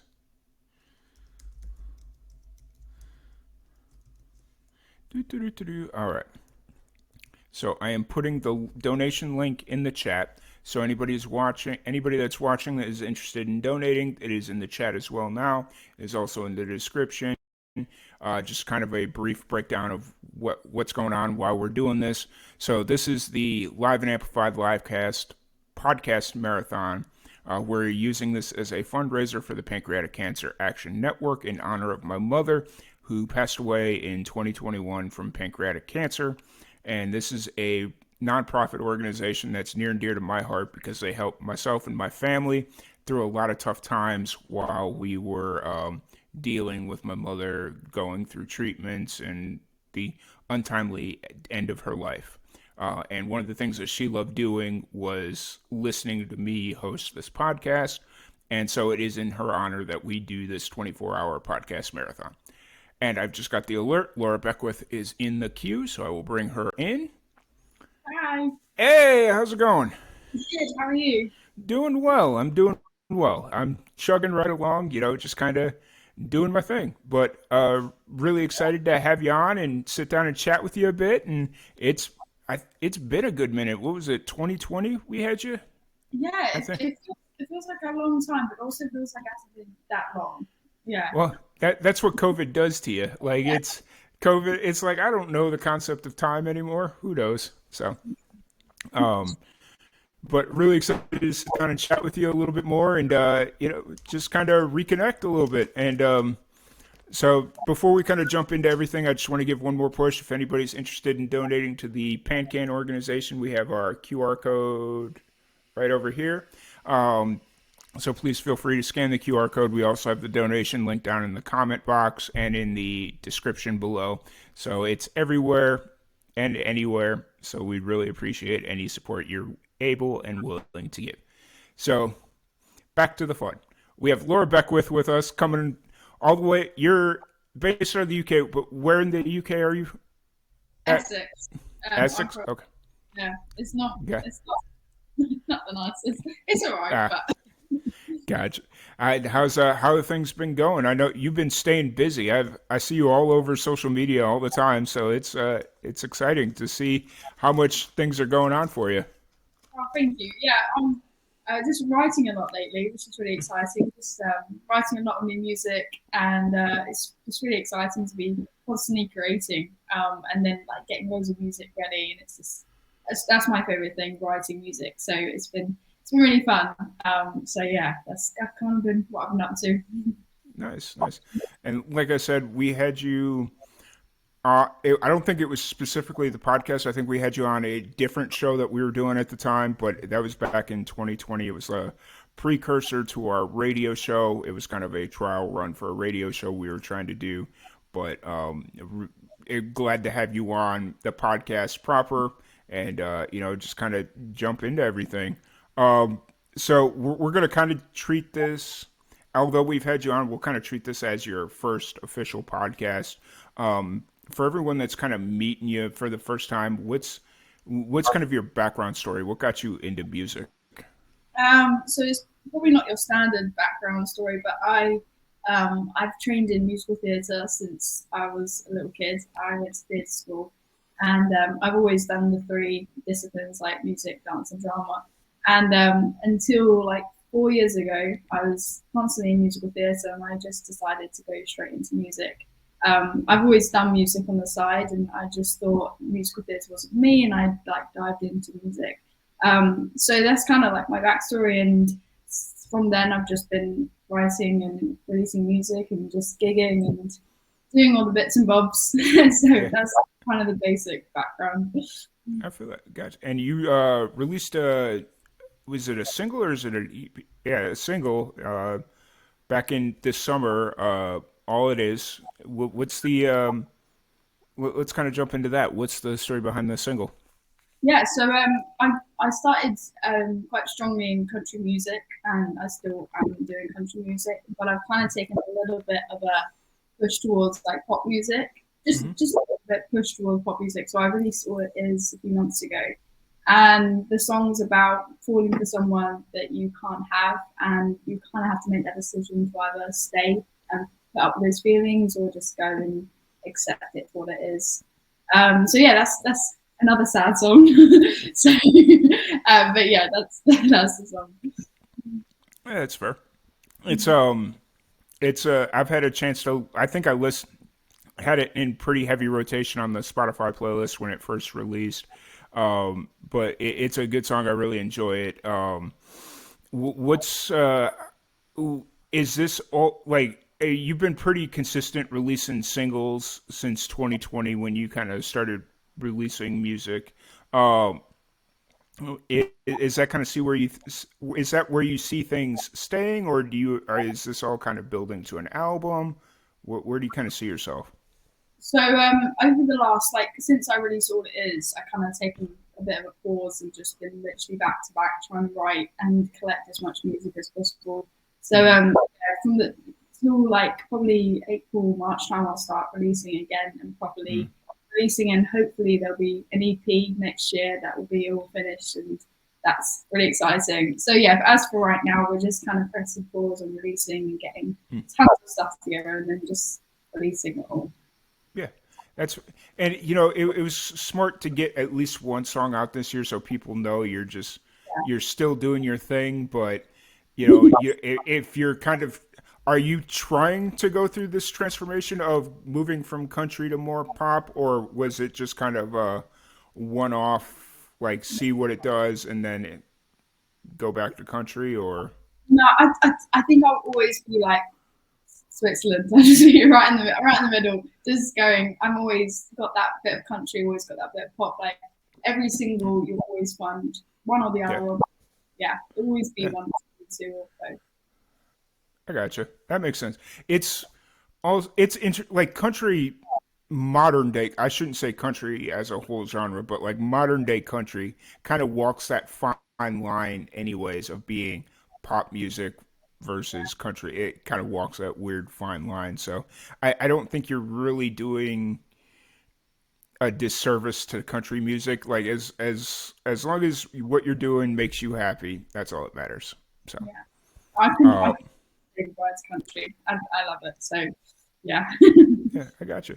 Awesome. And so for all it is, it's been out since released in May, and you've just been writing recently. Yeah. How's this like taking the time off to actually just sit down and write and not have to worry about, oh, I got to finish the song, but I've got to promote this song, and just kind of being able to focus all your energy on one thing? How does that kind of help morph your writing? Oh, honestly, it's been so good. Normally, I would like work with like one producer or a certain amount of people for one single, and it kind of shift between every single. Whereas I'm working with this one person, and it's just been so nice because we've just been creative and get to explore, and there's no pressure of like writing a song and having to release it. So it's just been really nice to be able to just constantly get out songs and then pick the best ones. So I'm enjoying it.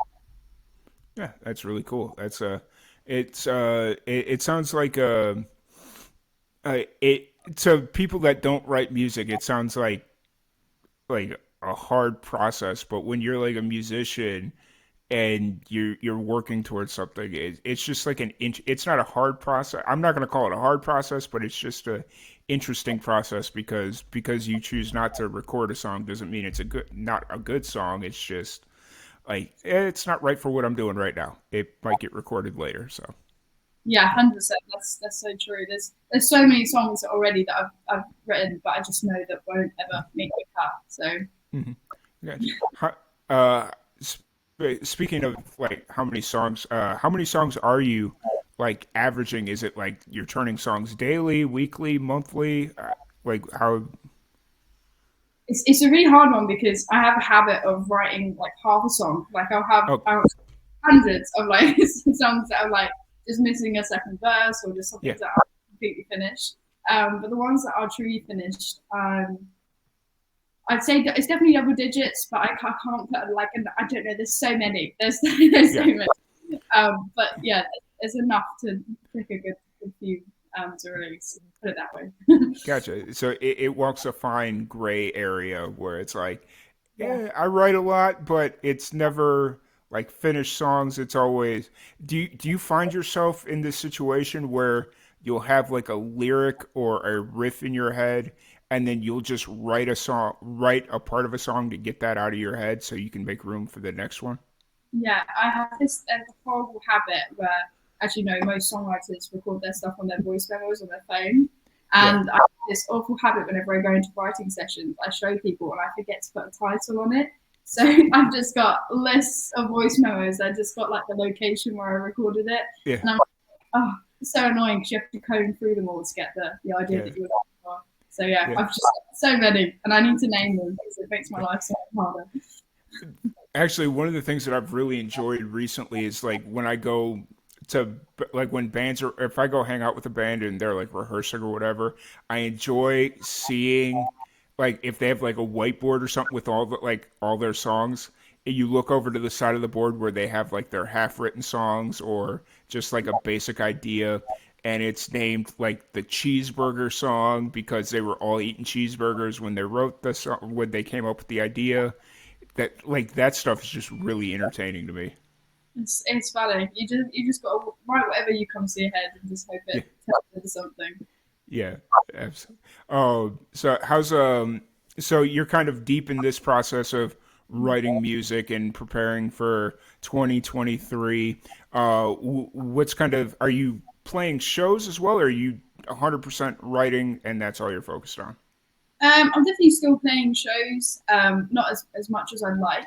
I'm still playing. I recently done a gig at the Bedford in London, which was really nice. But yeah, so probably that was probably my last show of the year, to be honest. And then when it's so crazy. But yeah, so when the new year comes, it will be full on like shows and just try and do as much as I possibly can. Yeah, absolutely. It's hard to believe 6 weeks, like less than 6 weeks left in the year.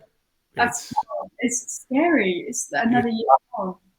Yeah, I was sitting there, I was talking to one of the other guests we had on the podcast. It's like, wow, 6 weeks left in the year. So what's your plans for 2023? Like 2022 is kind of done already. So it's, yeah.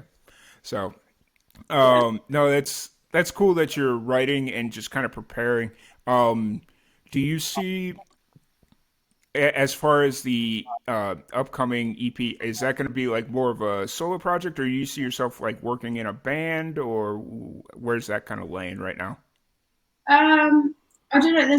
It's so hard because it feels like in the future, although the work's already like, working towards it. But there's many like hopes of like maybe potential collaborations with certain people, or maybe a band. It's all just like kind of up in the air, and when it comes together, it will like there'll be an answer. At the moment, it's like, oh, we could do that, we could do that. So it's all like really exciting at the moment.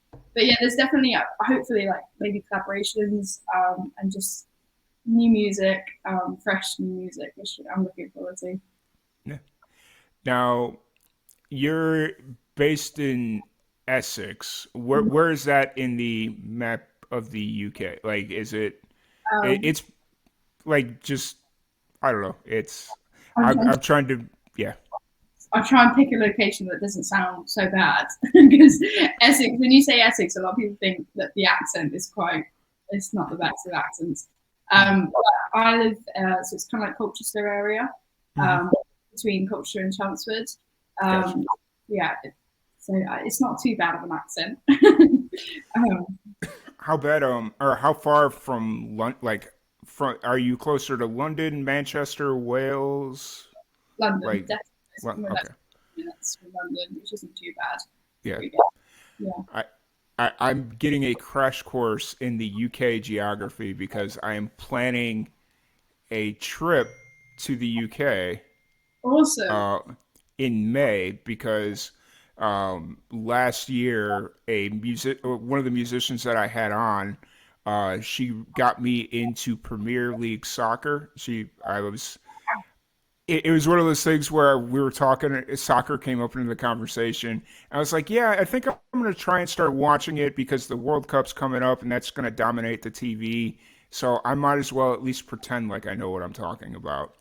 And she was like, well, if you're looking for a team to root for Everton. And I'm like, okay, cool. And so I started watching it and now I'm just like all about it. And so their last home game of this season is my birthday.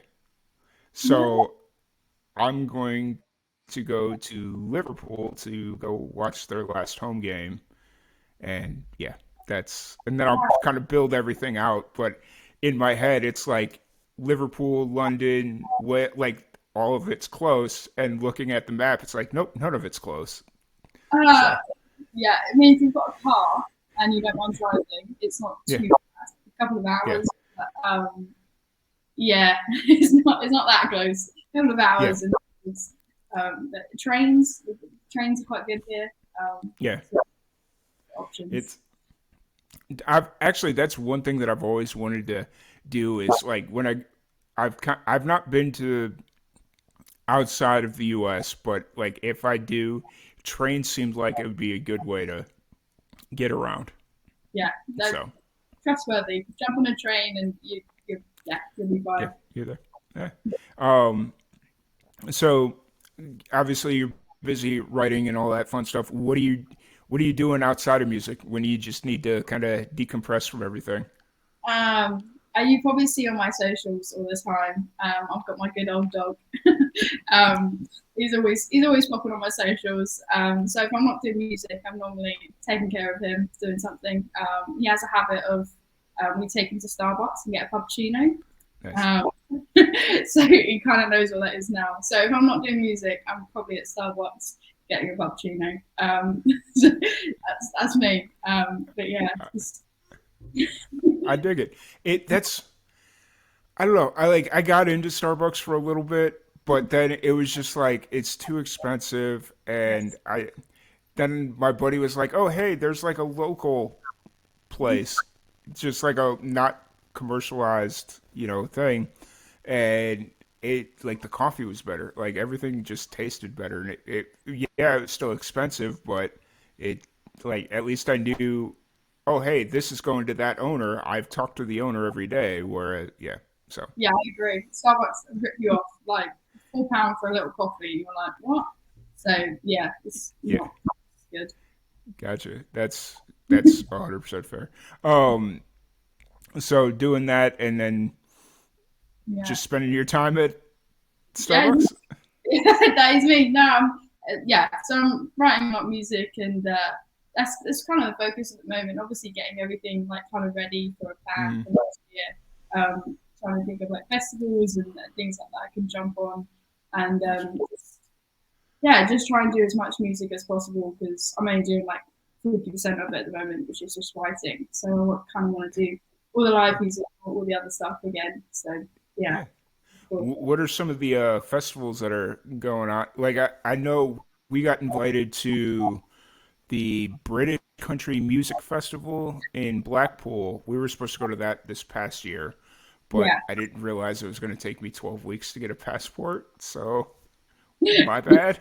And I wasn't going to pay the extra couple $100 to expedite it. So I was just like, yeah, we'll be there next year. I'm sorry, but I wasn't ready. So I hope CMA. Yeah, again, it's all like hopefully I can get spots and things like that. So there's a list of festivals that I'm hoping to apply and format. So yeah. Awesome. So one thing that we've been doing, I know we didn't do this the last time you were on. We have a fun little game that we play with everybody. It is called Rapid Fire Randomness. I have a random question generator, and I'm going to just randomly ask you 10 questions from the generator, and we'll kind of see where we end up at the end. Okay. So if you're ready. Yeah, I'll try. All right. So here we go. Rapid fire randomness. If you were trapped on a deserted island, but there was a portable DVD player, what movie would you watch? Oh my God. Step Brothers. I haven't heard anybody bring that movie up in a long time, but that is such a classic. It's a brilliant movie. What is your biggest fear? Birds. I hate birds so much. They fly in your face and just not good. Birds. So I take it you're not the Alfred Hitchcock movie, The Birds, is probably your worst nightmare? Not fun. No, you won't. I won't be watching that. No. Nice. Fair. What is your favorite day of the week? Probably Friday. Friday. Yeah. Yeah, fair. On average, how long are your showers? I'm quite a speedy shower. 3-4 minutes, maybe. Nice. I wish I was a little bit quicker. Like, once I get in the shower, it's just like, oh, this feels amazing. So it's like 10, 15 minutes, but yeah. Yeah. Yeah. I feel it. Would you rather swim in a lake of Budweiser or climb a mountain full of whipped cream? It's a weird one. I'm not a beer drinker, so yeah, I'd have to do the mountain. Gotcha. Yeah, definitely. Gotcha.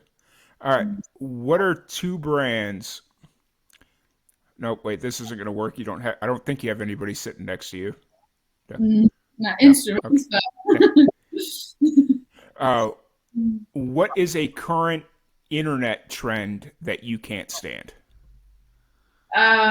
There's one on TikTok at the moment. There's a riff to the song "Crazy," and it's really annoying me because I can't get the riff, and I'm like, this is annoying me now, so I can't do it. Gotcha. All right, and then, all right, this is a little bit of an abstract question. How many pennies do you think would fit in your room? I don't know what it would be in the UK, but like the smallest coin. In, Like in your room. Yeah. it's thousands. I think. I don't. I'd have to say thousands or a Fair. thousand. I'd say a Fair. thousand. I don't know what it would be in UK currency, so I'm not going to pretend like I know what I'm talking about there. So It's not mine. fair. All right, this will be the last question. Would you rather be transported permanently 500 years into the future or 500 years into the past? Definitely pass. I would love to be in the 80s or yeah, definitely pass. Fair. Awesome. And actually, this one's kind of a fun. Have you ever hitchhiked? I don't know if you call it hitchhike. I kind of did a long trek, but I don't Yeah. know if it really passes as a hitchhike. Gotcha. Kind of That's fair. amateur. It's all right. So that's rapid fire randomness. That's the name of the game. So it's just fun, different, keeps things a little bit more exciting. And then we have one more thing that we'll do here at the end before we kind of wrap this up. So outside of writing music, who are some of the local like indie? Who are some of the musicians that you're listening to right now? Do you know what? I took like a bit of a break from country music, and then the last few weeks I've just been like constantly listening to country music. Partly because there was a song that kind of went viral, that Something in the Orange. And I started listening to that. I went, oh, I haven't listened to country music in ages, and I've just been back to back listening to country music. And I think Carly Pearce at the moment, I've been listening to her new album. Or I think it's new. So I've been listening to a lot of Carly Pearce at the moment. Gotcha. Cool. And then, have you listening to? I'm sorry, what was it? Who's? It's Carly. It made me doubt myself. It's Carly Pearce. Yeah. Okay. So listening to Carly Pearce, have you taken any? Wait, actually, let me just ask this in a generic way instead of like pinpointing it into a specific artist. Do you find yourself when you're listening to music that since you've been writing, recording, releasing your own music, do you start listening to music in a different way? Are you listening to see what they're doing and see how you can kind of apply it to your own music? Or do you still just find pure entertainment in your music? I think subconsciously I'm always like listening, and then when you come to write, then you're like remembering things that you've listened to. But I do listen a lot to lyrics and just like how people format it. And when I come to write my own stuff, I'm like, okay, so this is probably how I should structure it.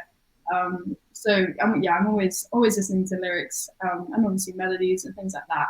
So yeah, always subconsciously listening to it, and then when you come to write, it kind of comes out.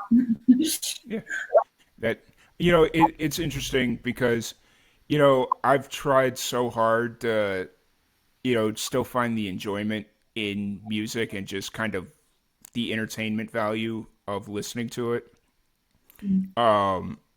But every once in a while, I just kind of find myself, oh, that was an interesting thing they did there. And, just taking a mental note of it just to kind of, I'm not a musician myself, but just, just kind of passing it on and just paying attention to what people are doing.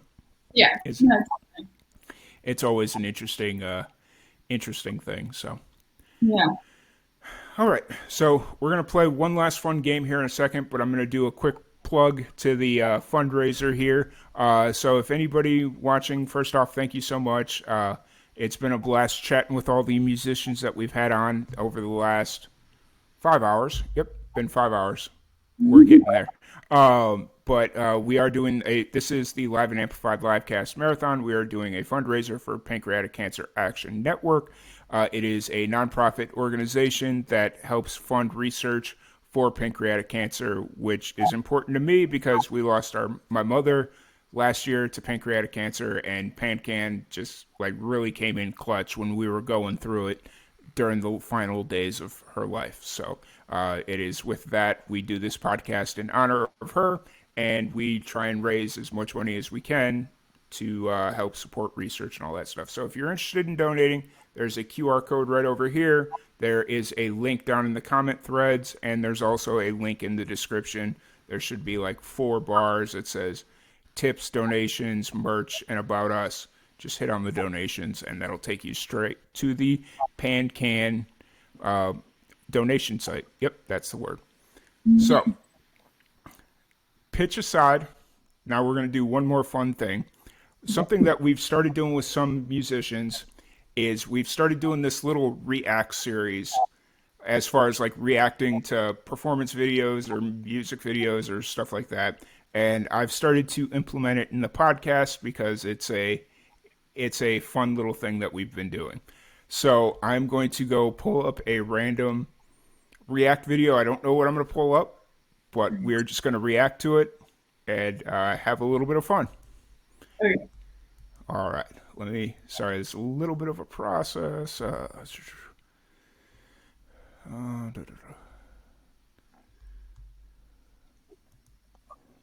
me make sure I've got the right one here. Okay, that'll work. All right. Cool. So, I don't know what I just pulled up, but let's go with this. So if you're ready, I'm ready. Let me lower this audio a little bit so it doesn't completely blow out our eardrums. All right. Hey, All right. You gotta get back in there and finish the dance. Have you? This is Back to the Future. Have you seen this movie? Yeah, well, look, Marvin, you gotta play. See, that's where they kiss for the first time on the dance floor, and if there's no Let me music, lower this a little bit. can't dance. If they can't dance, they can't kiss. If they can't kiss, they can't fall in love. Okay, so sorry, I did. Have you seen this movie? A long time ago. Okay, gotcha. Yeah, this is a classic. This is a interesting, like, so all these movies that we react to or the live performances are all music based, so they have like a music performance or whatever, and this is a little bit different than what we usually do, but this works. It's actually, this is kind of one of the first movies I remember watching with my dad, and this scene just in particular is really cool because I think later on he plays Johnny Be Good. Oh, Yeah. So. Yeah. Gotcha. All right. Oh no, you can't play. Yeah. Oh no, the suspense. What's gonna happen? Oh no. Oh no. He's disappearing. So, do you this is kind of building to something where he plays Johnny Be Good and all that fun stuff. What was kind of that first song that spoke to you, where it was like, okay, music's a thing that I should jump on? Oh, I grew up watching Hannah Montana, and there's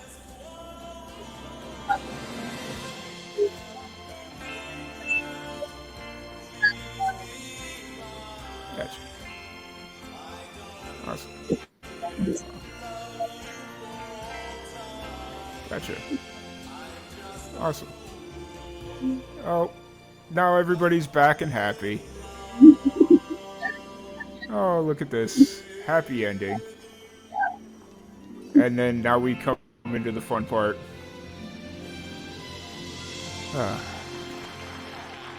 There we go. Yeah. Have you seen the other two Back to the Futures? The Yes. second and third? Okay.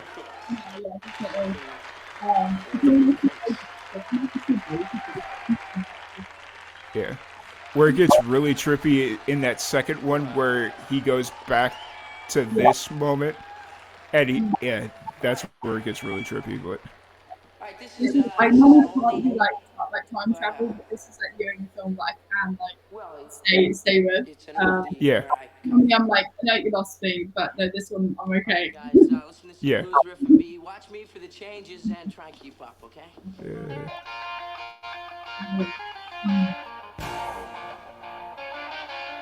It is your cousin, Marvin Berry. Oh.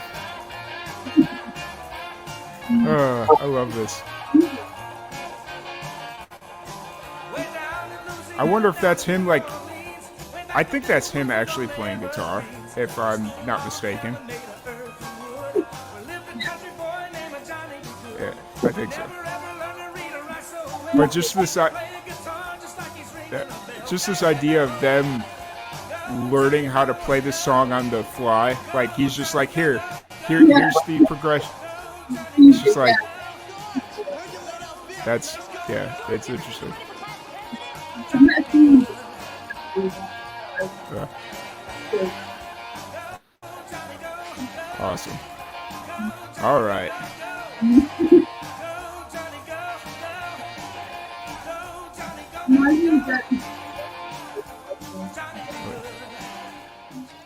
Oh, there it is. Marvin Berry.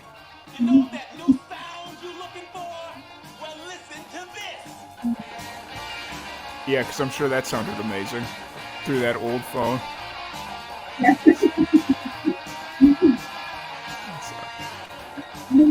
And then everybody's just looking at him like, what did this crazy person do?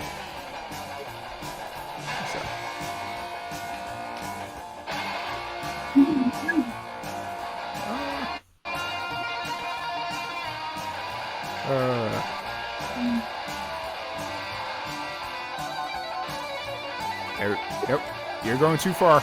Going too far, buddy.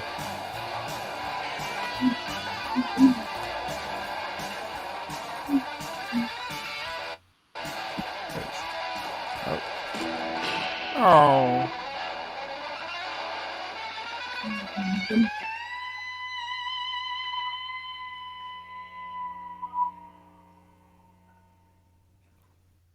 I'm starting to think that wasn't actually him playing. Yeah, maybe. I'm starting to think. Just starting to think. So. I think it must have been pre-recorded. Awesome. So that was a fun little break from what we usually do. Appreciate you for jumping in on that. So for anybody that wants to check out your music or anything else you got going on, where's the best place for them to tune in? So just search on either Google or anything. I'm always under Laura Beckwith Music and Spotify, all of that. So yeah, feel free to search and come and find me. Yeah, for sure. Awesome. Well, once again, thank you so much for hanging out with us. It's been an absolute blast. Anytime you want to come back on, whenever you've got the next release ready or, whatever you got, feel free to reach out. We'd love to have you back on. But yeah, in the meantime, I'm going to do a little musician roulette, bringing in the next guest. And Laura, thank you so much for joining us. And we will enjoy actually the rest of your day because you actually have a rest of the day. Yeah, it's only like 10 o'clock. Yeah, so it's too early. Nice. Awesome. Well, you enjoy the rest of your day and we will stay in contact. Yes. See you later. Awesome. Yep. Have a good one. Awesome. All right. Well, we got our next guest in the queue, but before that, I just wanted to jump in. Thank everybody for tuning in. Really appreciate it. This is our second annual Live and Amplified Livecast Marathon. It is our podcast fundraiser for the Pancreatic Cancer Action Network. If you are so inclined to donate, yep, over there. That's it, dum-dum. Scan right there. Would really appreciate it. Whew, it's a day. I can't believe it. So we have Gareth Campbell coming up. So let me bring him in and we will get this going. Hey, how's it going, man? Hey, Tom. How you doing? Doing pretty good. How are things going? Sweet. Well, it's a Thursday morning, so it's a little early and where are you coming to us from? Oh, I'm in Cleveland, so okay. I work over here in Cleveland. Okay. How are things? Is it cold? Well, obviously it's probably cold in Cleveland right now, but yeah, it's a little chilly. Yeah. There's some snow developing outside right now, so that sounds yeah. Can really tell it's winter. Yeah, we just kind of skipped fall. I think it just I'm right, glad right that into that winter. wasn't just a Texas thing. Like Texas, it literally 2.5 weeks ago it was 100 degrees here, and right now it is like 34. I was like, where was the transition period? Like, there's supposed to be a time and place where it's not that cold but not that hot either. Yeah, summer clocked out like on time. It did. It just didn't even linger around to talk about, what's going on the weekend. Yeah. Yeah, Yeah. 100%. So excited to have you on and chat with you. We had an opportunity to chat a little bit yesterday to kind of get a little acquainted with each other and just kind of, Yeah. Do a little background or not background check. That sounds so weird, but just like a pre-check type situation. Excited to sit down and chat with you and get to know more about you. And first off, thank you for being a part of the fundraiser. Really appreciate you for this one. Yeah, this is great to have this. Yeah, it's been something that we've done. We did it last year. Mm-hmm. It was a 3-day event last year. I was feeling really froggy, and so I jumped. And we did 3 days, 18 hours a day. And by the second day, I wish I hadn't. So, that being said, we did really well. We raised a couple $1,000s for PanCAN, which is the nonprofit that we are fundraising for here on World Pancreatic Cancer Awareness Day, which you have some experience with. You've done some fundraising for, and we'll jump into that here in a minute.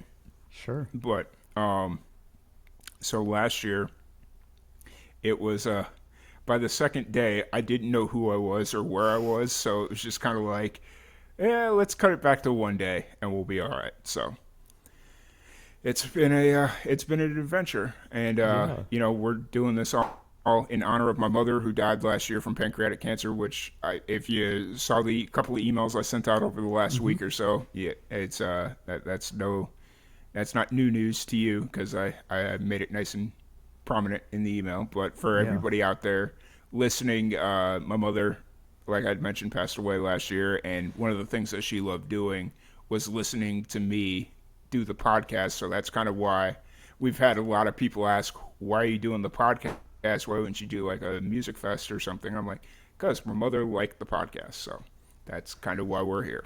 So my condolences. Thanks. Yeah. So Gareth, let's kind of take a minute. What's kind of your background? Kind of, like, just kind of take a minute to introduce yourself to everybody that's just kind of meeting you for the first time. Okay, so like, you want to know more about like my music background and stuff? Is that? Yeah, we'll go ahead and jump into your music background, and then we'll kind of expand upon that. Okay. So I started in elementary school in 4th grade with viola, and really excelled at that. And I I think I attribute a lot of that to my parents listening to music when I was like in the womb and as a young kid. They always listened to classical music and all that. So there's that encouragement, and that got me up until college, and I went into engineering because I think I was feeling a lot of pressure to do music, and I don't think I was quite ready for all that, with some life changes at the time. So I was like, hey, I was always jealous of my friends who did math and they could do it well. So it's like, hey, let's do engineering. So after that, it kind of, my viola was always it was nice to have as a hobby. And in the pandemic, I'd always wanted to sing better. I always enjoyed that. And I saw somebody that I followed on Instagram offering like online lessons, and I was like, sure, why not? Let's take a chance, right? Because it can be a lifelong skill and something you can enjoy forever. And it's and after a couple months of lessons, she was like, hey, do you want to make music? And she ended up becoming my producer, Justine Blazer. She's in Nashville. And we've had Justine on the podcast. Nice. In the past, yeah. Awesome. Yeah, so, and then from there it's just kind of taken off and really becoming a thing. Nice. And so I've got 14, 14ish songs produced. I've got one just about to come out Nice. soon. It's got a Motown feel, so that's really, really exciting. Sweet. So for this upcoming, you just mentioned that it had a Motown feel. Is that kind of consistent across all your music, or is that like what's kind of the feel and vibe for your music that you're putting out or getting ready to put out?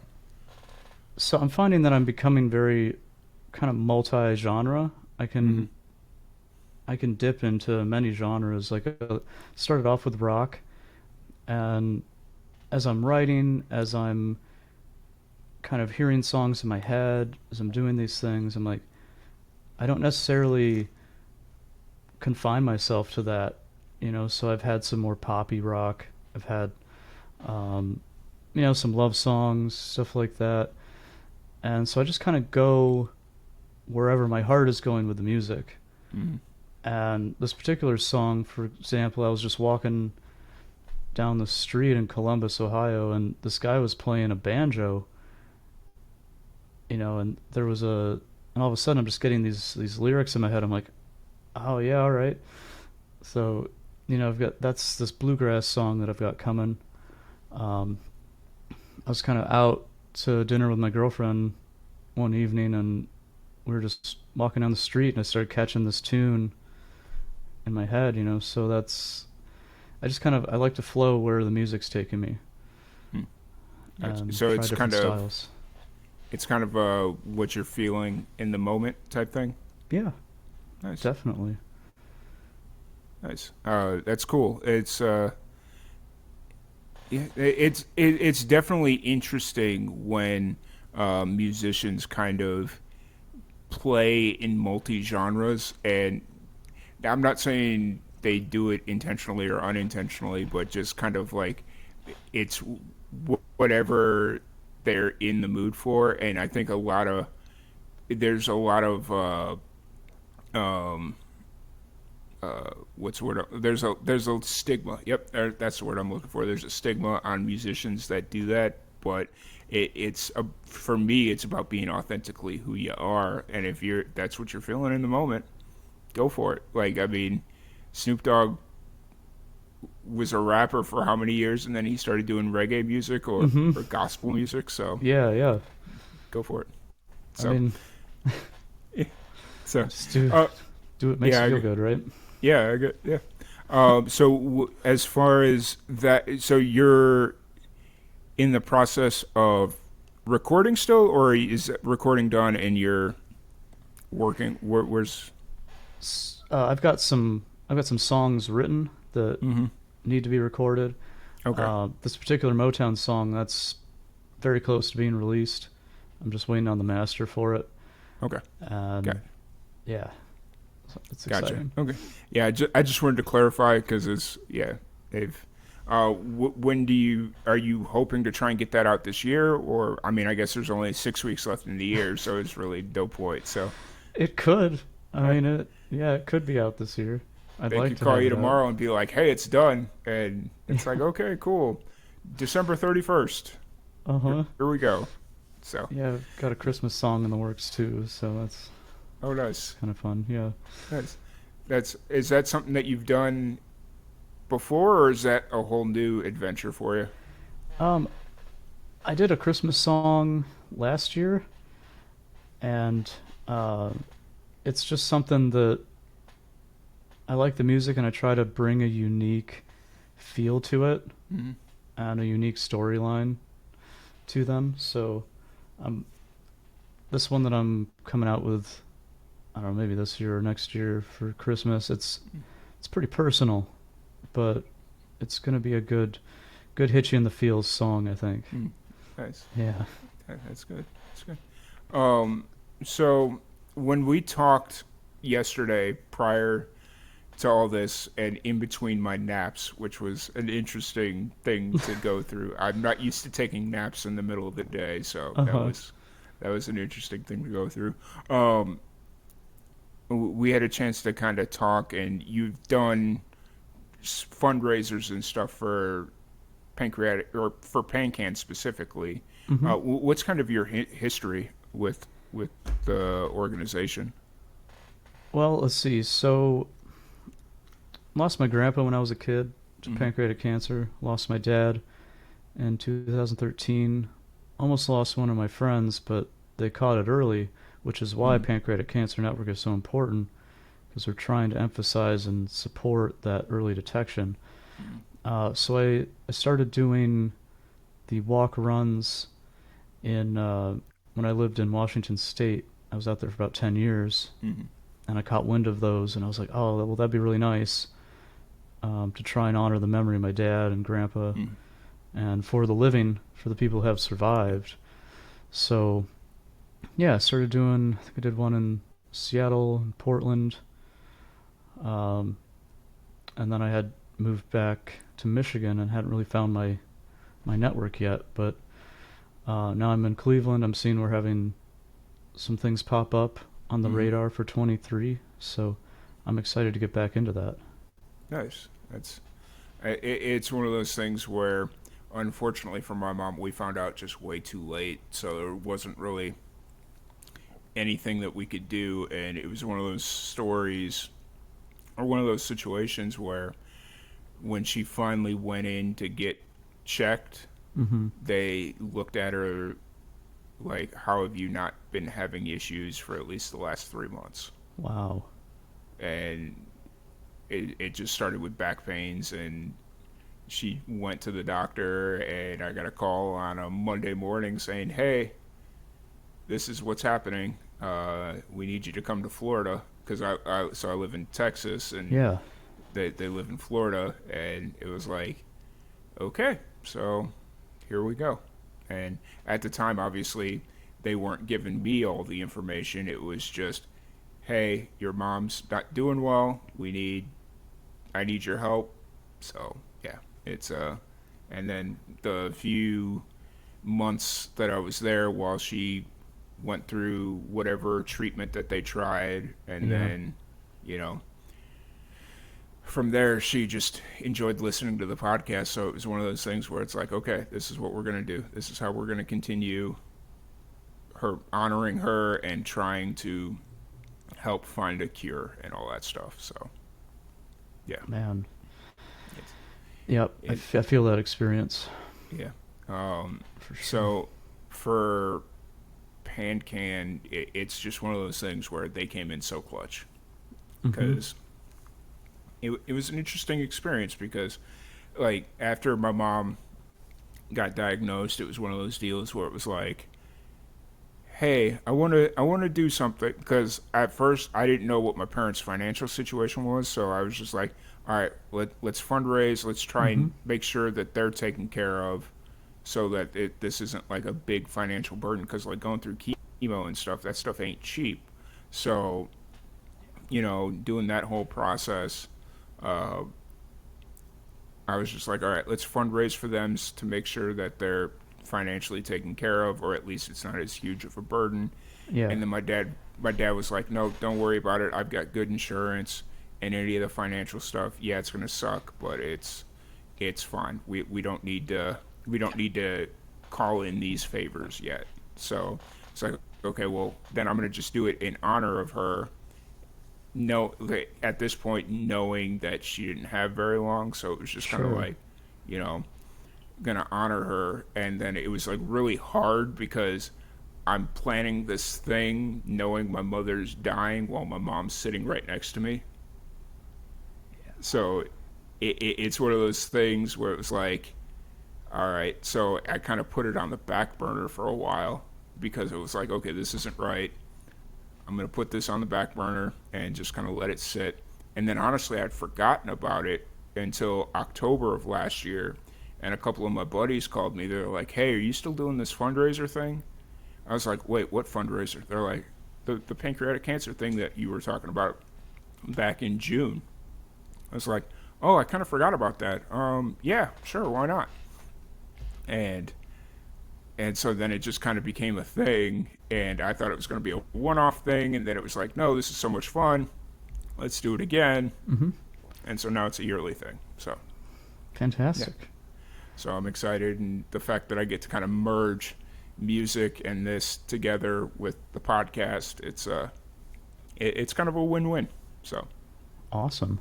yeah, but so yeah, the fact that you're on, or that you reached out to me and kind of told me that this was important to you, I was like, I have to find a way to get you on. And sorry that it's at 6:30 in the morning, but It's okay. I'm usually up this early anyway. oh, okay, I gotcha. start my work day a little bit, so. Gotcha. What do you do for work? What, like when you're not doing music? What's your? So I work for American Honda. I work in Okay. the field as a business consultant for dealerships. Okay, gotcha. Yeah. And do you also do racing as well? Like, is because I was kind of thrown off by your Instagram Sure. handle there. Yeah. That's how my Instagram started. Was Okay. because I do a lot of motorsports, Mhm. and after the pandemic, it kind of, for me, it died down. I was getting to the point just before the pandemic, I was finally hitting, like, I had a sponsorship, stuff like that, and pandemic kind of wiped a lot of that out for people. So I've been slowly going back into that and finding some opportunities, but I've been really been enjoying this music thing. Yeah. And yeah, it's such an outlet for me. Yeah, I got you. So like one passion turns into another passion, and as much as you liked racing, it's kind of music right now, because they're both going to take a lot of time and money. I'm assuming, and so it's just kind of like, yeah, I completely get it. So Yeah, if I can make racing stuff happen, I will. And yeah, it's still a lot of fun. yeah, I feel But, it. yeah. As far as the music goes, though, you got this new single that's in the final mixing and mastering stages. Do you see where do you kind of land on the music video thing? Because I've talked, like, the few musicians, like solo musicians that I've had on already today, we've kind of had an interesting conversation about music videos and where they kind of land. Okay. Do you see yourself doing a music video for this single, or is it kind of not something that you've paid too much attention to? Oh, I have an amazing idea in my head for what this is going to look like. Gotcha. I mean, it's snappy, it's upbeat, it's fun, I want it to be like colorful and really like eye-catching. Mhm. Because it's such a it's got such a happy, like, soulful vibe. Mhm. Yeah, I've got a wild idea that I want to try and make happen with it. Nice. Um, That's amazing. Like, I've seen a lot of indie musicians just do some amazing things, just like low no budget, just kind of Yeah. DIY in the field. Some of the most amazing videos I've ever seen. So you can do it.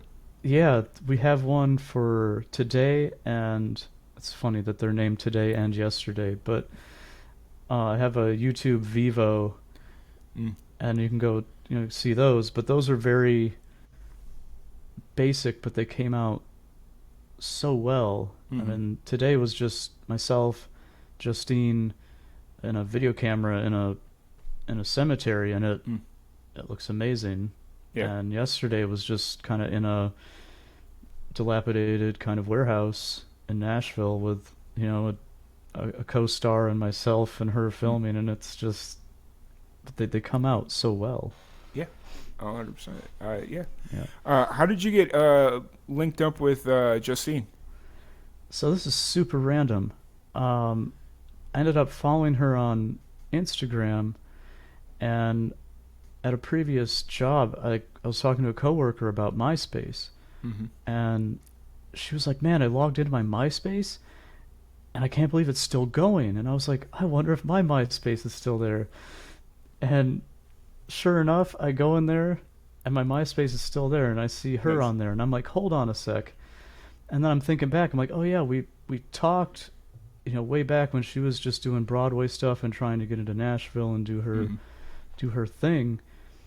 And so then I reached out when I saw her thing. I was like, hey, this is super random, but we used to talk on MySpace way back.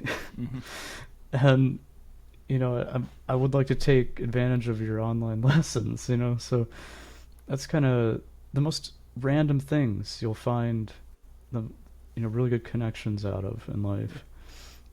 Yeah, that's the power of the internet, I guess. You know, it's I try you man, MySpace. That's a flashback right there. It's so random, I don't even. man.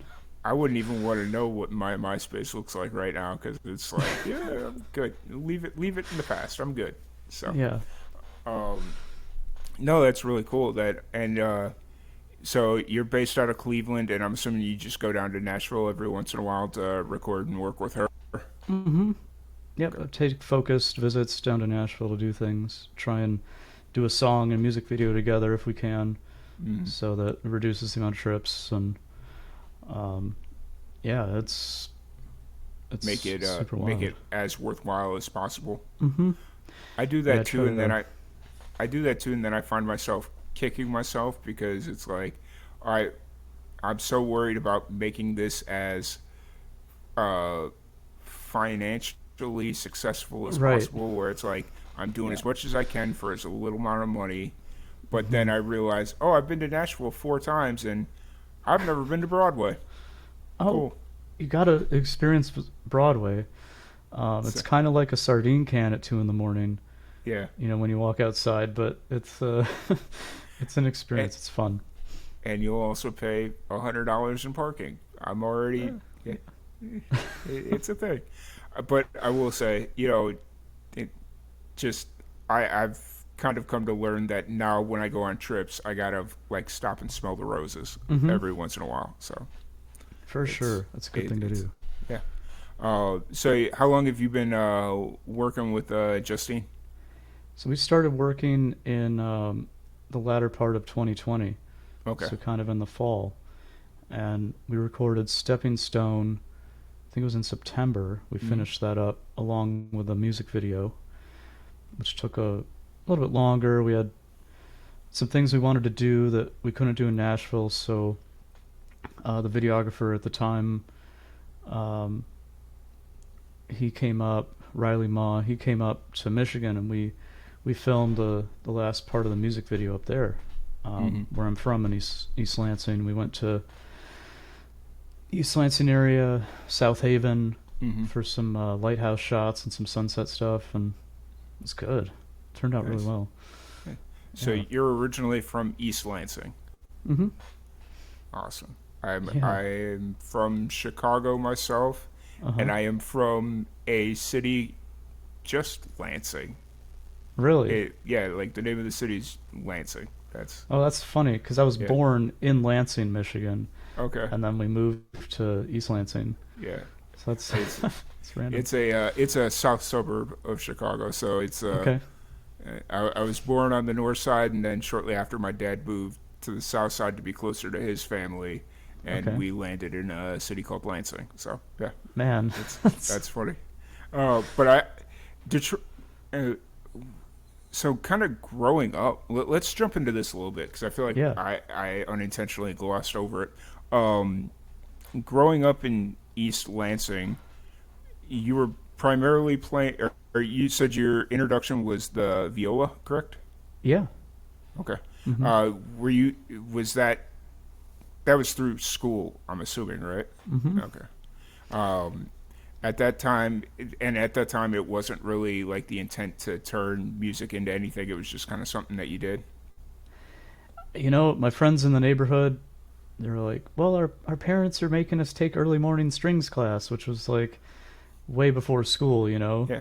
And it's like this early program. And they were like, well, I'm doing violin, or I'm doing this or that. And it's like, well, I want to be different.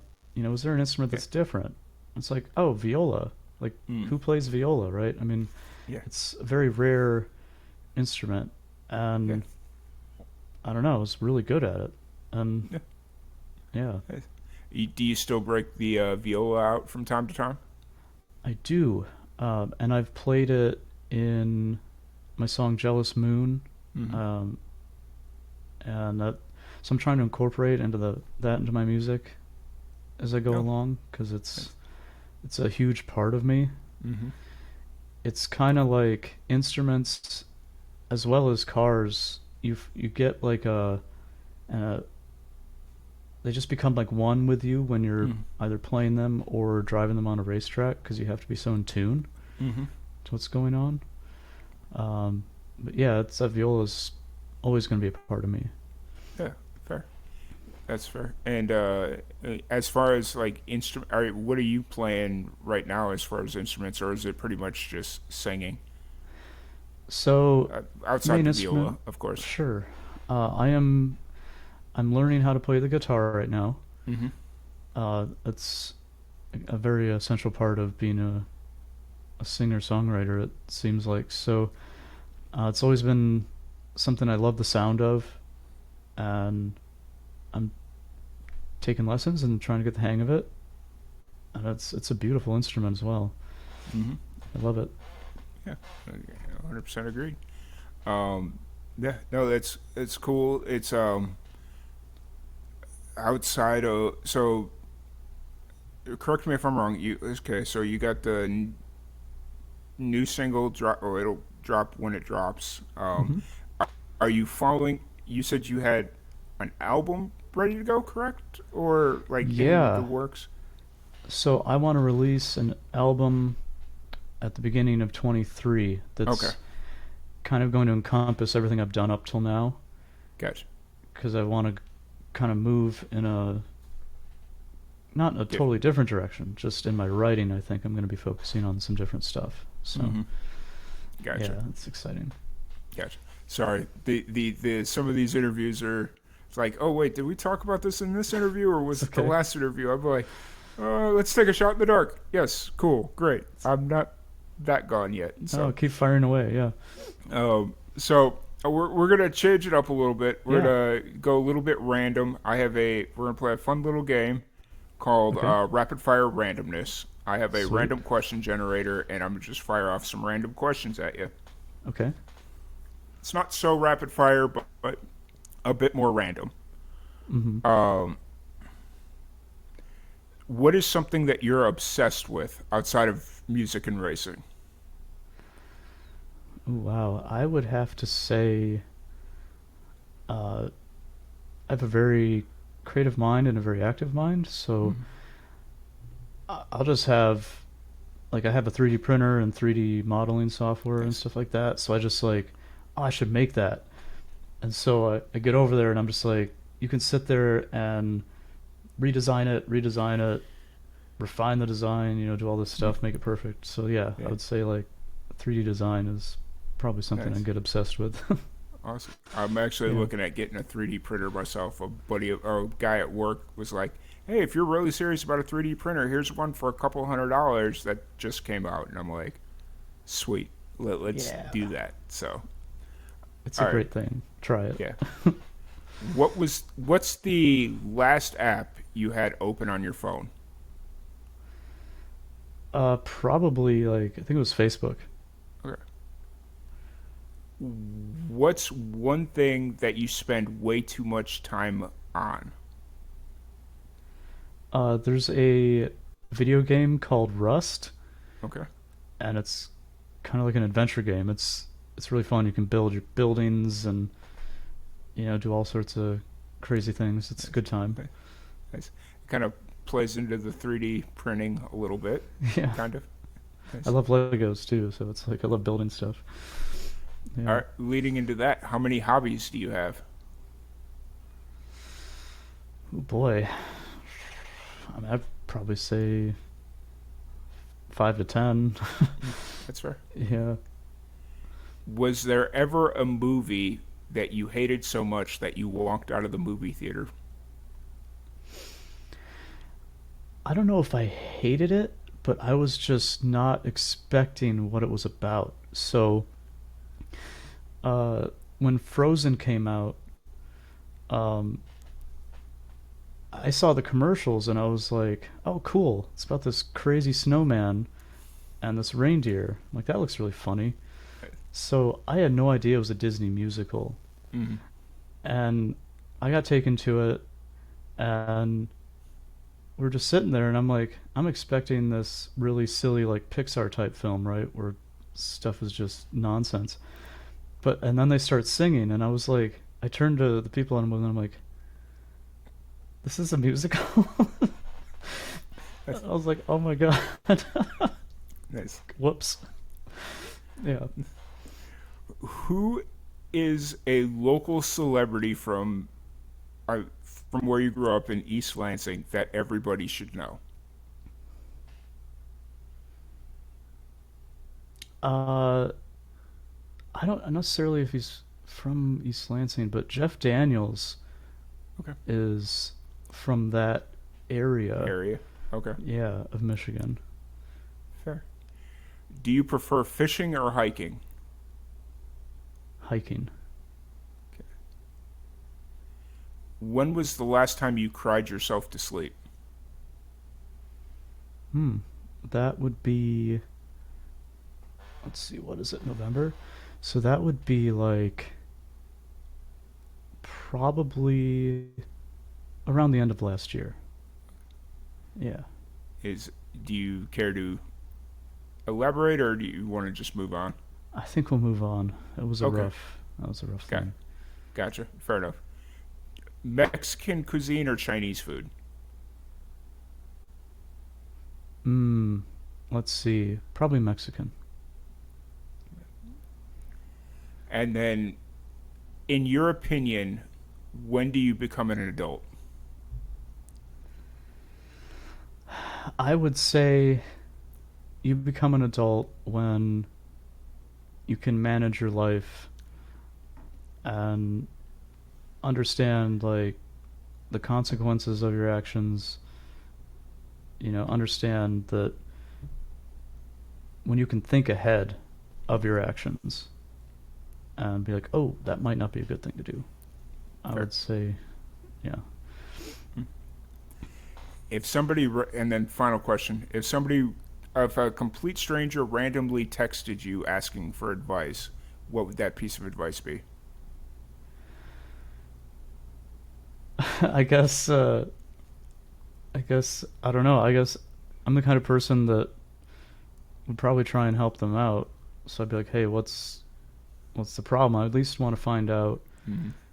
Open-ended questions are really important to finding out how you can help someone. So I'd probably ask them first, hey, what's going on?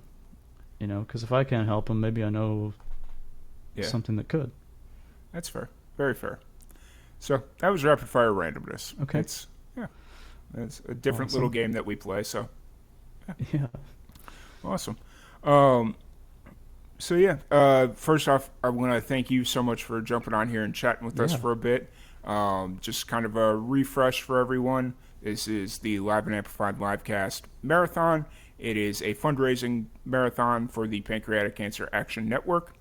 If anybody is interested in donating to help fund pancreatic cancer research and awareness, it's important to put awareness in there. Yes. There is a QR code up in the corner over there.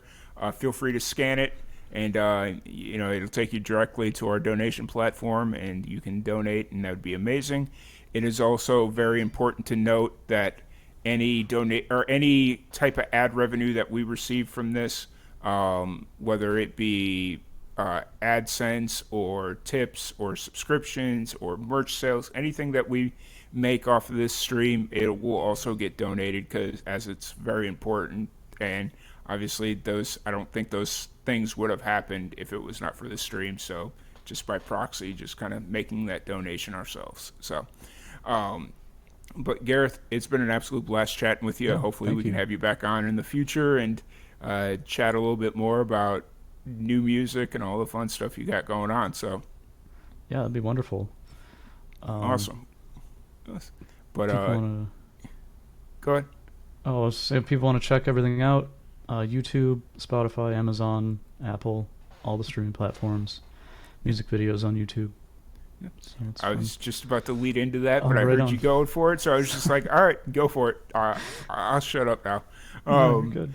But really appreciate you jumping on, and hopefully everybody listening will go support you, and I can't wait for the new music to drop, and just everything you got going on. Really appreciate your support, and we'll stay in contact via Instagram. I'm trying to be better about Instagram, y'all. I promise. So For sure. awesome. Well, enjoy the rest of your day. I know you said you got to go to work, and hopefully it's not too cold or too insane out in Cleveland there. So We never know in Cleveland. this is true. This is very true. But I've been to Cleveland once in my life, and I don't know if I'll go back, but we'll see. So All right. But Fair enough. I was in a very shady part of Cleveland. Okay. That's a story for a different day. So Sure. but anyways, once again, thank you so much. We will see you all here in a bit. We've got our next musician coming up in about 5 minutes. Awesome. Sweet. Thank you, Tom. Yep. Thank you. Have a great day. You too. Bye. Bye. All right, y'all. Thank you so much for hanging out. We got Marta Purr coming up here in about 5 minutes. So while we wait for her, I will just play our fun little video, and hopefully y'all can hang around for a few minutes, and we'll be back with another musical guest. Also, just another quick reminder, if you are interested in donating to the Pancreatic Cancer Action Network, the QR code is up there in the top right or top hand corner over here where my finger is pointing, or there's also a link in the comment thread and in the description below. But yeah, we'll be back in about 5 minutes. All right.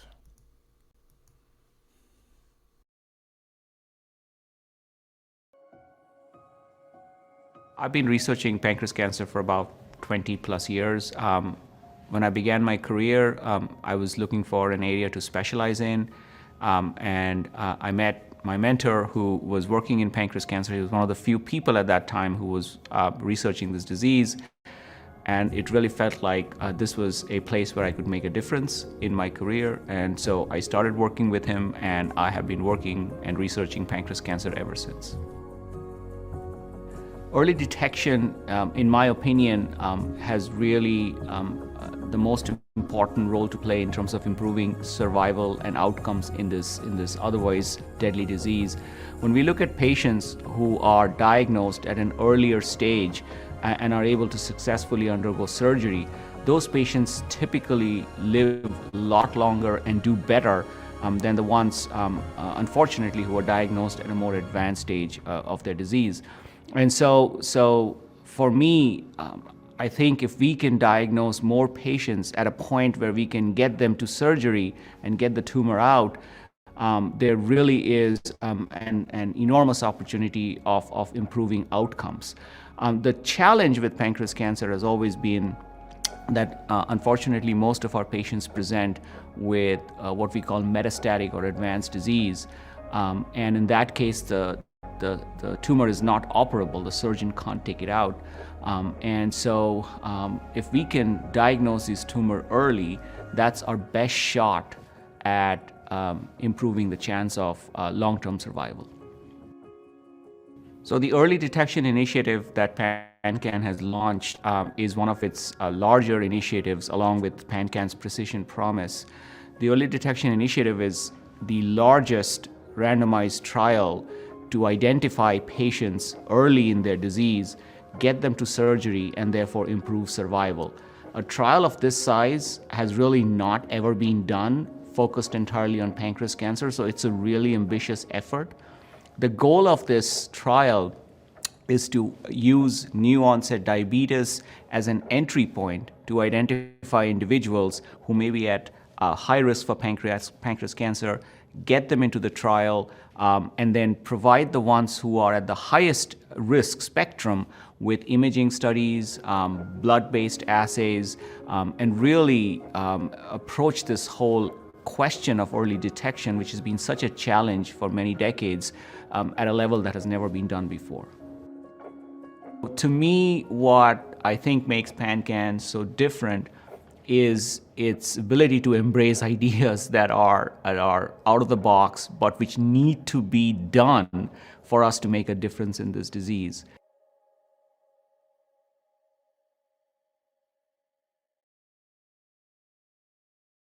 Support life-saving pancreatic cancer research. Research for patients. Research for those we've lost. Research for all of us. Make a gift today to support critical patient services and life-saving research for pancreatic cancer patients and their families. Donate today at pancan.org. So I am currently in the lab of Dr. Laura Wood at Johns Hopkins School of Medicine in the Department of Pathology. I really feel like it's important that I be a part of this work because pancreatic cancer is one of the most aggressive types. And most of that is due to the fact that it is diagnosed at such a later stage. And so, yeah, particularly for me, I thought it was, out of all the cancers I've researched throughout my career, pancreatic cancer seems to be where the most need is and where I really feel like I found amazing people and have found an actual project that I really think will make an impact in early detection of pancreatic cancer. There are several marginalized groups that are more heavily impacted by pancreatic cancer in the United States. And so honestly, the biggest thing for these groups to keep in mind is the importance of early detection, the importance of screening. For those groups that have a family history of pancreatic cancer, they are even more so looked at as the perfect population to get early screening and to be involved in some of the studies that are happening even now amongst pancreatic cancer researchers in the United States. And so I would definitely encourage them to get involved, to find a PCP, ask that PCP, hey, you know, where can I go to get tested, and to really understand what their genetic makeup is and how they might be predisposed to this cancer. The kind of first introduction I've had to the greater opportunities of raising money for pancreatic research was through the Purple Stride walks. And so from seeing those walks and getting to learn about PanCAN from there, I knew for sure it was an organization that I wanted to be a part of, because not only is the research component important to me, and I do love being in the lab and being able to produce data, advocacy is also really important to me as well.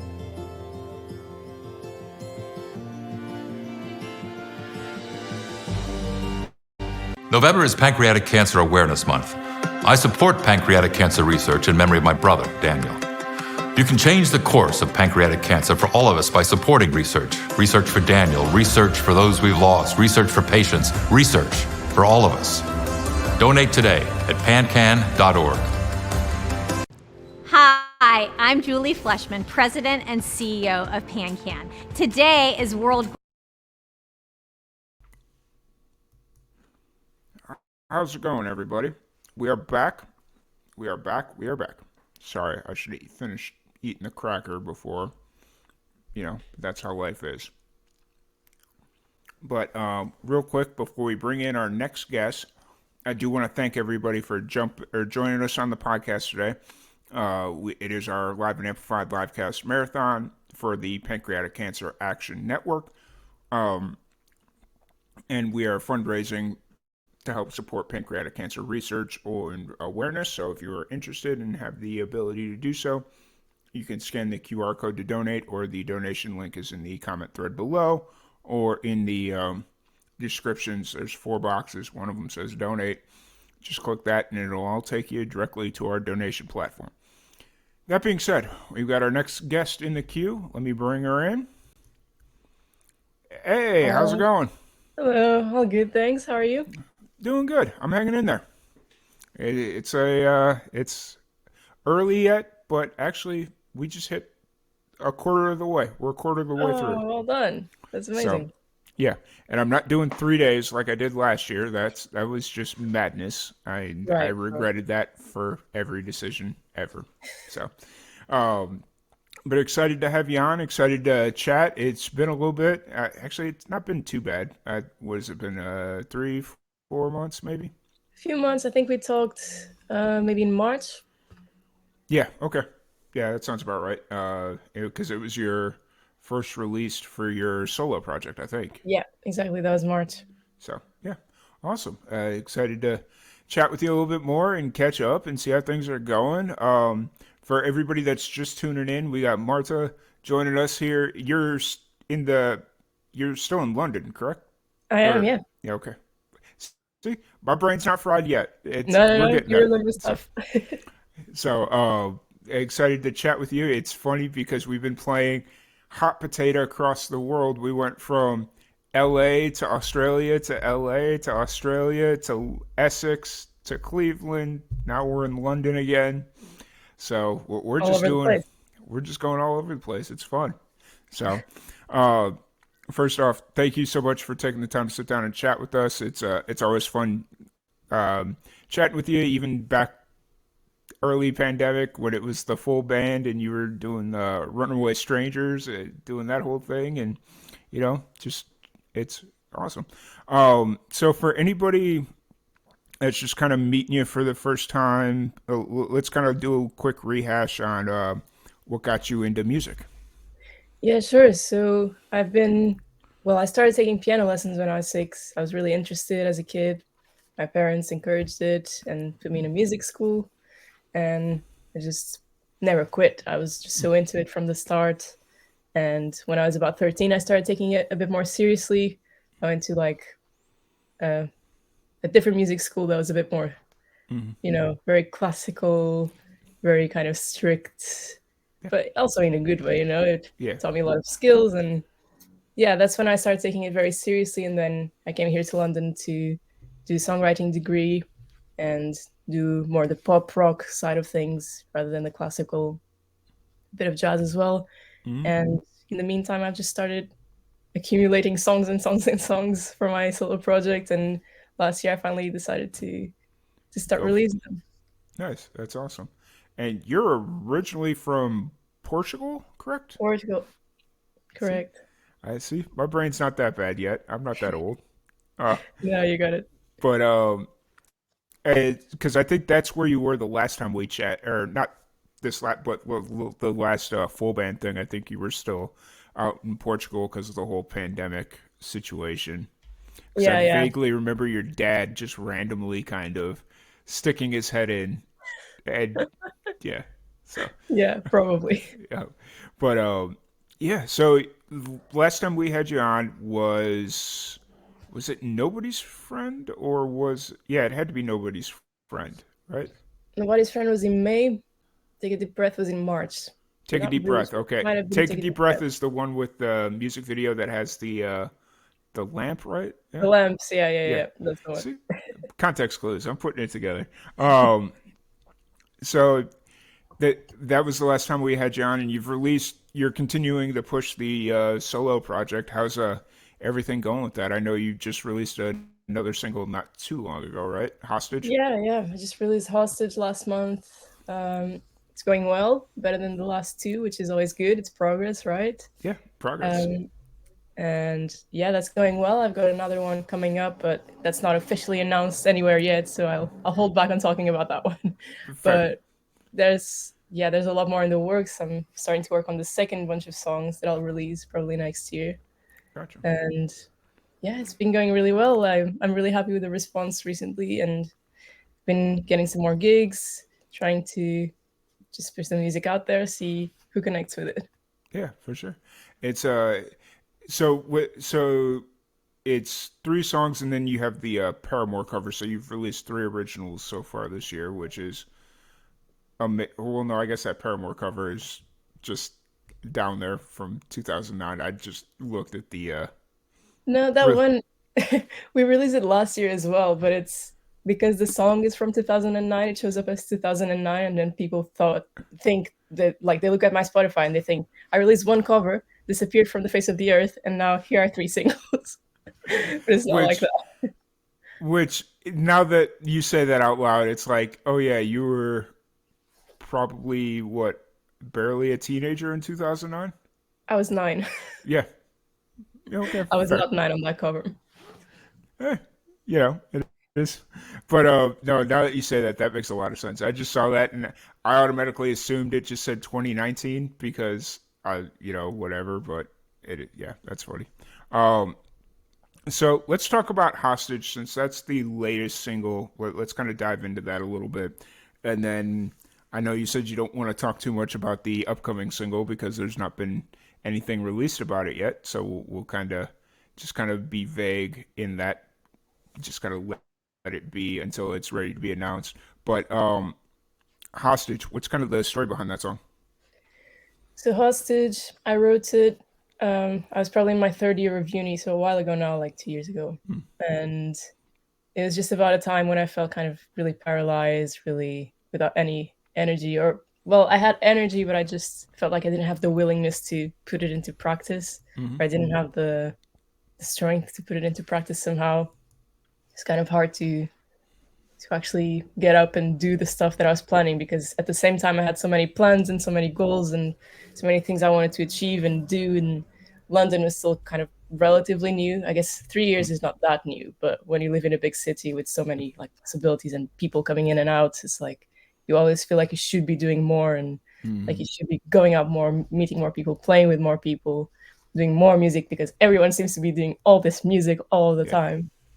And it's like it's this world of possibilities that is really exciting, but at the same time it can kind of paralyze, because it's like, where do I start, where do I start taking steps? And that was kind of stopping me for a while, because I really wanted to release my music and get working on my original songs, and I had songs, I just didn't know how to start putting them out and who to go to work on the mix or to work on, all the steps of the way. And it was like, it just felt too overwhelming. And that song was written on a day where it was really, really sunny. And I just really wanted to do something about it, like I wanted to go out, enjoy the sun, or just do something fun, but I couldn't decide what to do. And so I just stayed in bed for like hours. And then it came to like lunchtime, and I thought, okay, I won't let the day be a complete waste. I'll at least play a bit of piano. Even if I don't go out, whatever, it's fine. And I came up with the chords for Hostage, and I really liked them. I didn't want to put too much pressure on it. I just wanted to play around. And sometimes that's how the best songs come up, isn't it? It's when you're not putting pressure on it, thinking I have to do my next single today. You're just messing around with some ideas. Whatever comes up, comes up. If I don't like it, I throw it away. And I ended up really liking it, and then just the lyrics flowed on top of it. It all sounded the way I wanted it to, and I just ended up using it. Nice, awesome. That's really cool. It's amazing what happens when you take the pressure off, especially when it's like self-imposed pressure. Like, there's no reason for this to be due when I say it's due. It's just me or you, or just like self-imposed. So it's amazing what happens and what kind of organic chemistry just kind of unfolds as you like just let go of the reins a little bit. Yeah, exactly. That's the biggest lesson I learned for this song, probably. Nice. And so Hostage, it released last month. What's the overall response been?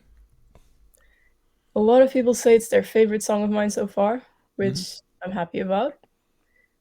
And a little bit sad because I really like the other two. So it's like, I can't choose a favorite, but if you do, that's fine. Yeah. I'm glad you're enjoying this one. Yeah, it's been added to a couple of playlists that got me a few more streams, so I'm happy about that in that sense, because it's always nice to reach more listeners, right? And I've been happy about that. And I think it's one of my favorite ones to play live as well, because it's got that final section at the end that's just, it's a beautiful day. Yeah. And it just repeats and repeats. So it's really easy for people to learn it on the spot and sing it back to me. And I always love just getting people to sing along at the end. It's a really nice moment at the end of the show. And it gets really crazy at the end as well with solos, and especially live with the band. I have this guitarist, Christian, who just does the craziest solos, and it's just so impressive. And it's just this really incredible ending to the show, I feel. Nice. And yeah. It's so for your solo project, you have a band that do you play with them all the time, or is it just sometimes when the show calls? Yeah, they're my band technically. Okay. So whenever there's a show, we do play quite regularly around London mostly. A lot of acoustic shows and a few band shows, like full band shows as well. And it's always the same set of people. Gotcha. So it's not like a project where you're rotating members of whoever's available. It's a set people?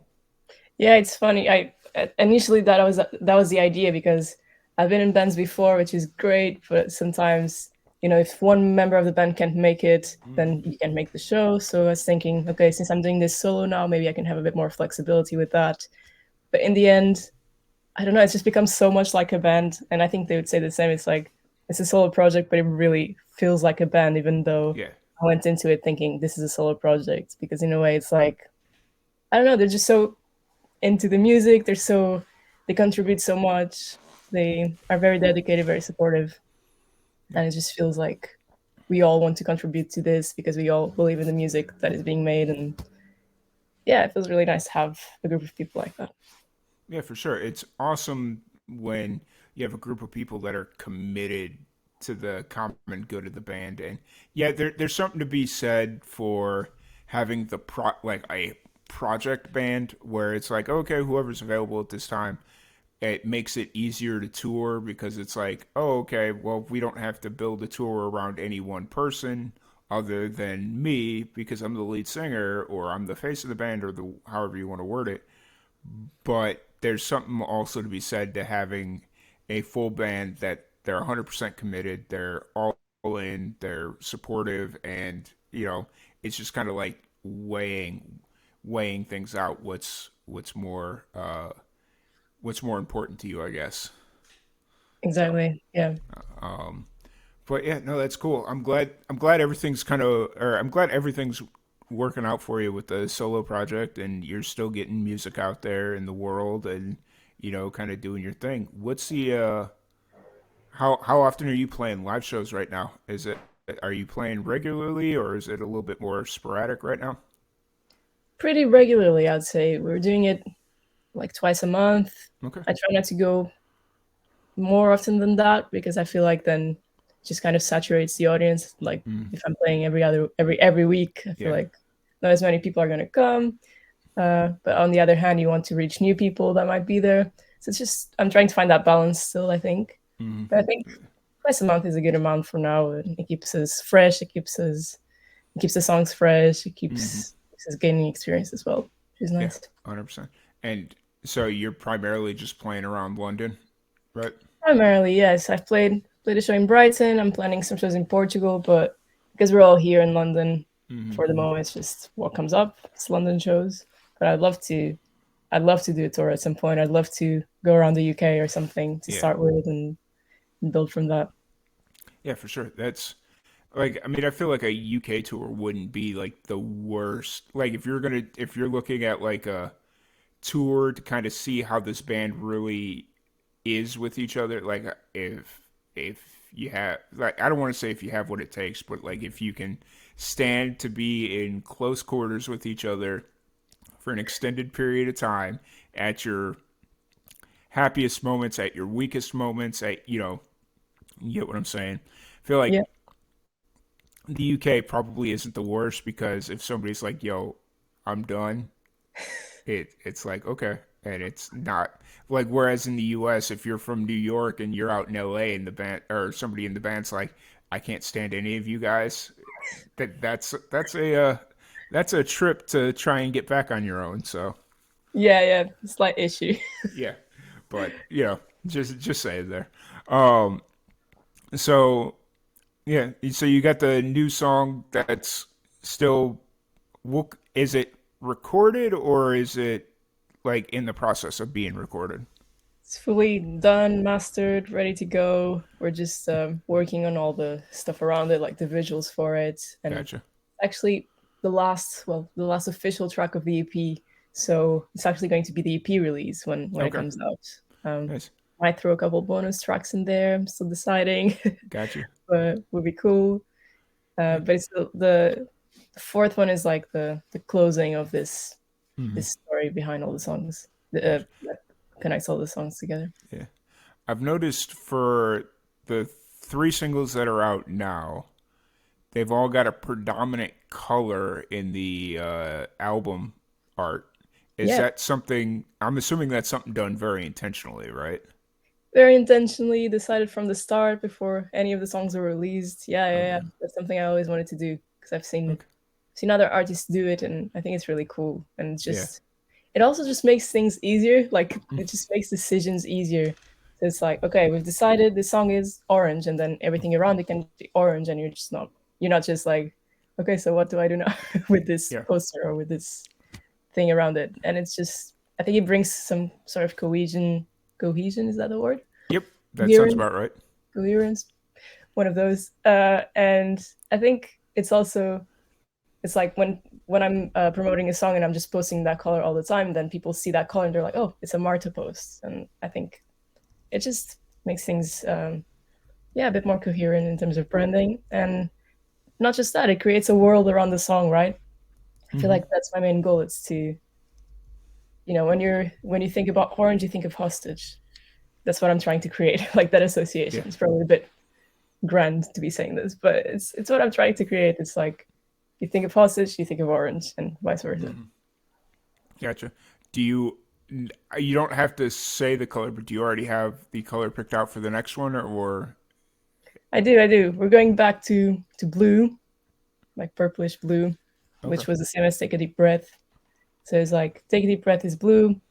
Nobody's trying this. It's that orangey red. Now orange for hostage, more on the yellow side. Now we're going back to blue. Okay. For the last one. Gotcha. I wasn't sure if you actually wanted to announce that here, but I guess that out of anything, that's the probably the safest thing to put out there. Sure. Yeah. Yeah, that's funny. And so then you said that this would be the release of the EP. This would be the EP. Were all four of the? So you'd mentioned that you had all the colors and stuff planned out, and like it was something that you wanted to do. What went into the song selection process for this EP? Like, did you know? Did you specifically write for this EP, or did these songs just kind of come together out of songs that you had written previously? The first three, the ones that are out, they came together out of songs that I had previously. And then this last one that's going to come out, that one I wrote kind of specifically for the EP. I wanted to write something in the style of another song that I had that worked out really well. I was thinking maybe I could do something like that. It's more like piano based. And I wanted to write something like that, and I did. And I also thought if it turns out well enough, it can be in the EP. And then I liked it, and I included it, and it seemed to connect with the themes of the rest of them. Awesome. So all that being said, we're going to change it up a little bit. Got a fun little game. Okay. Are you ready do you like playing fun little games? No, I hate fun and I hate games. Okay. That's fair. Let's do it. All right. So we have a fun little game called Rapid Fire Randomness. And so basically I have a random question generator, and I'm going to ask you 10 random questions. All right, cool. So, all right. In your opinion, how many television shows speaking, do you think are truly great and you rewatch all the time? I rewatch the same sitcoms all the time. Okay. So the typical ones: Friends, How I Met Your Mother, Modern Family, those three. Fair. So what are you most grateful for? My family, my parents, my dogs, music, my creativity. All right. You're a reverse burglar. So that meaning what you steal must cause the person to prosper instead of hurt. What are you taking? Wait, can you go again? Sorry. So you're a reverse burglar.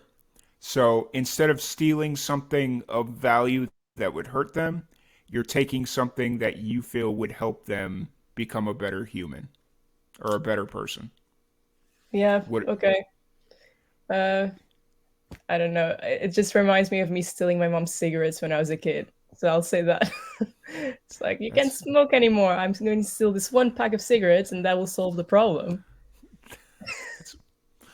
I did something similar, so I'm right there with you. That's funny. When do you feel the most free?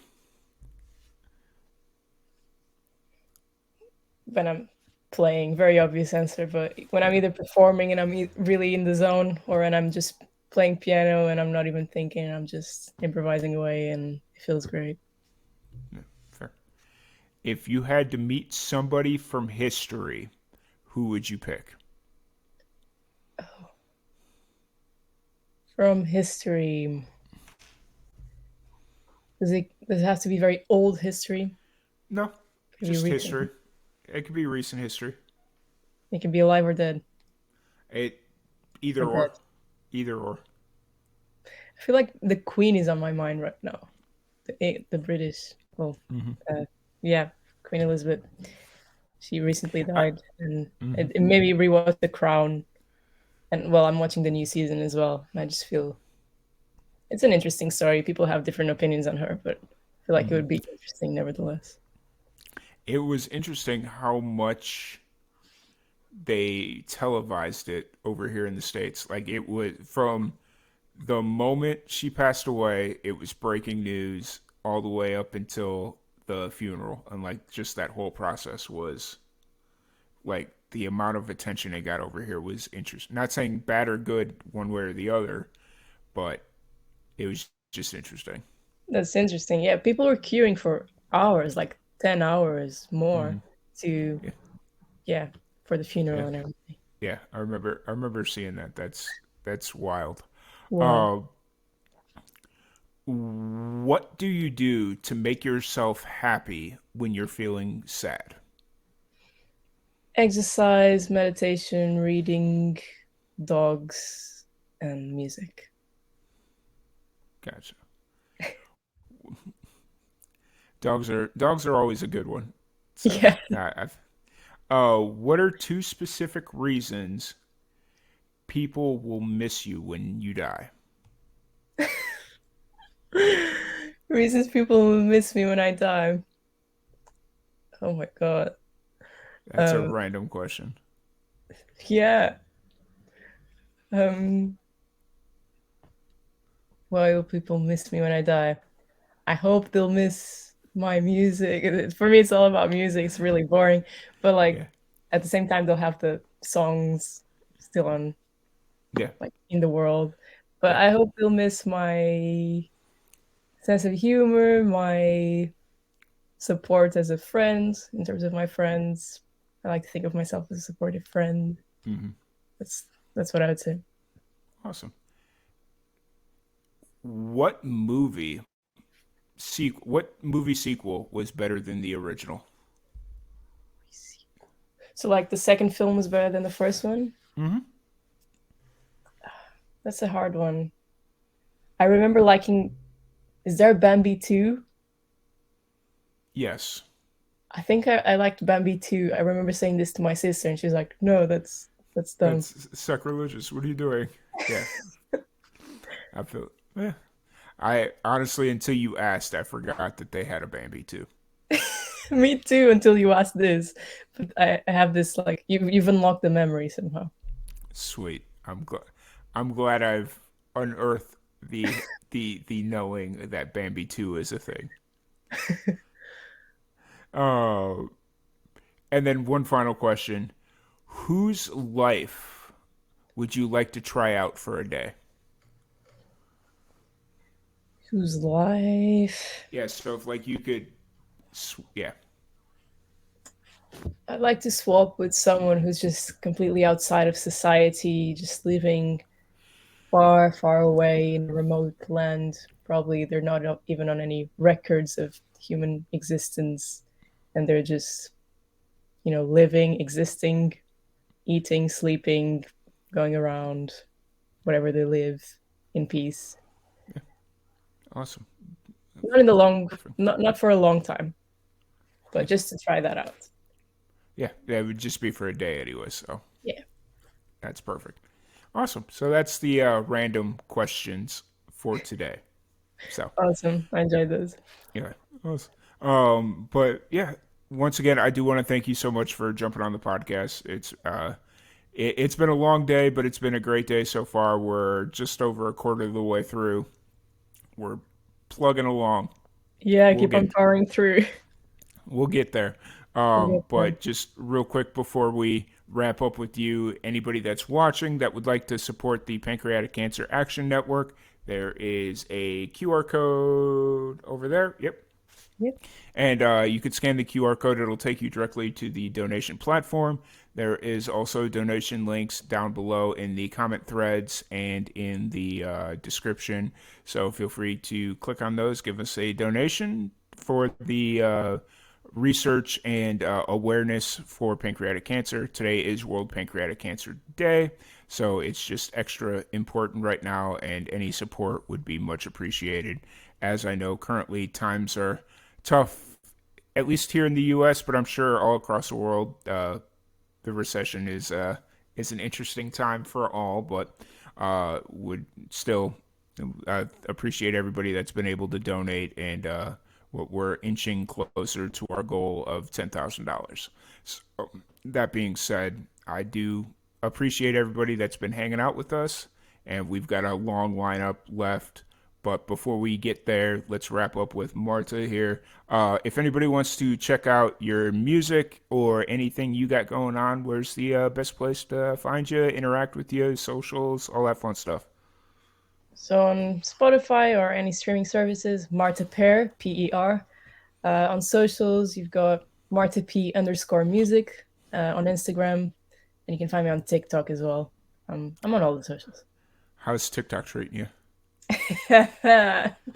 It's okay for a while, and now not so much. I don't think TikTok's just giving away views anymore. It's changed, keeps on changing, and I'm trying really to. Has. I 100% agree. It's changed. But once again, Marta, thank you so much for hanging out with us. It's been an absolute blast. Really appreciate you. And we will be back here in a few minutes with our next guest. Thank you so much, Tom. Yep. Awesome. Thank you. Thank you. Bye. Awesome. Well, we will be back in about 15-ish minutes with our next guest. So let me cue up our fun little video here. Share video. Let me get this taken care of. Hold on. Sorry. Kick. Boom. All right. Boom. Sorry. All right. Let me cue up our fun little video here. And we'll be back in about 15-ish minutes.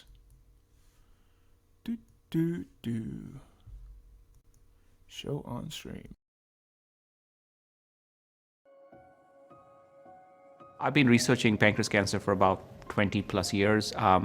When I began my career, I was looking for an area to specialize in, and I met my mentor who was working in pancreas cancer. He was one of the few people at that time who was researching this disease, and it really felt like this was a place where I could make a difference in my career, and so I started working with him, and I have been working and researching pancreas cancer ever since. Early detection, in my opinion, has really the most important role to play in terms of improving survival and outcomes in this otherwise deadly disease. When we look at patients who are diagnosed at an earlier stage and are able to successfully undergo surgery, those patients typically live a lot longer and do better than the ones, unfortunately, who are diagnosed at a more advanced stage of their disease.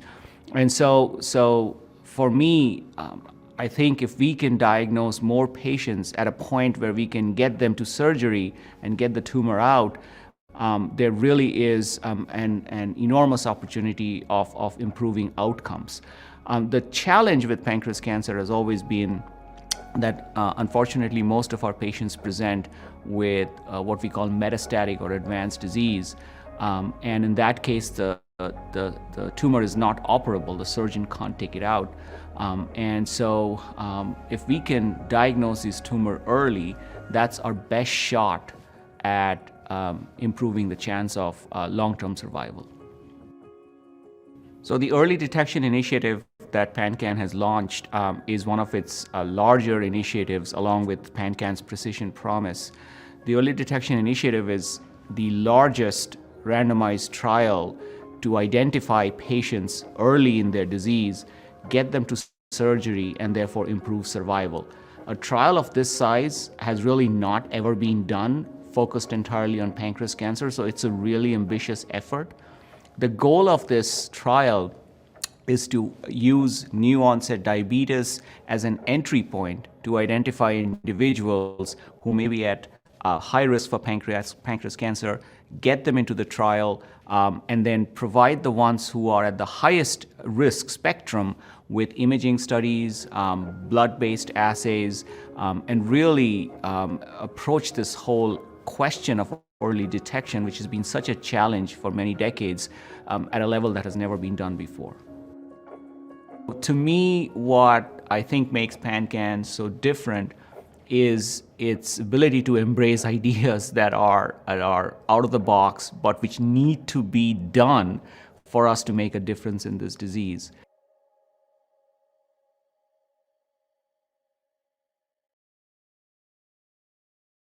Support life-saving pancreatic cancer research. Research for patients. Research for those we've lost. Research for all of us. Make a gift today to support critical patient services and life-saving research for pancreatic cancer patients and their families. Donate today at PanCAN.org. So I am currently in the lab of Dr. Laura Wood at Johns Hopkins School of Medicine in the Department of Pathology. I really feel like it's important that I be a part of this work because pancreatic cancer is one of the most aggressive types. And most of that is due to the fact that it is diagnosed at such a later stage.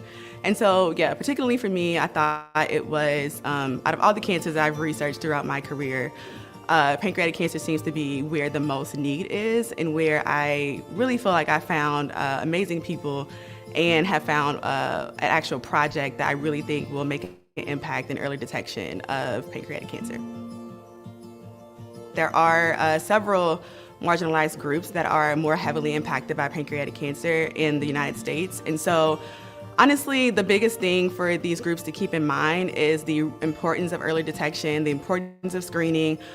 For those groups that have a family history of pancreatic cancer, they are even more so looked at as the perfect population to get early screening and to be involved in some of the studies that are happening even now amongst pancreatic cancer researchers in the United States. And so I would definitely encourage them to get involved, to find a PCP, ask that PCP, hey, you know, where can I go to get tested, and to really understand what their genetic makeup is and how they might be predisposed to this cancer.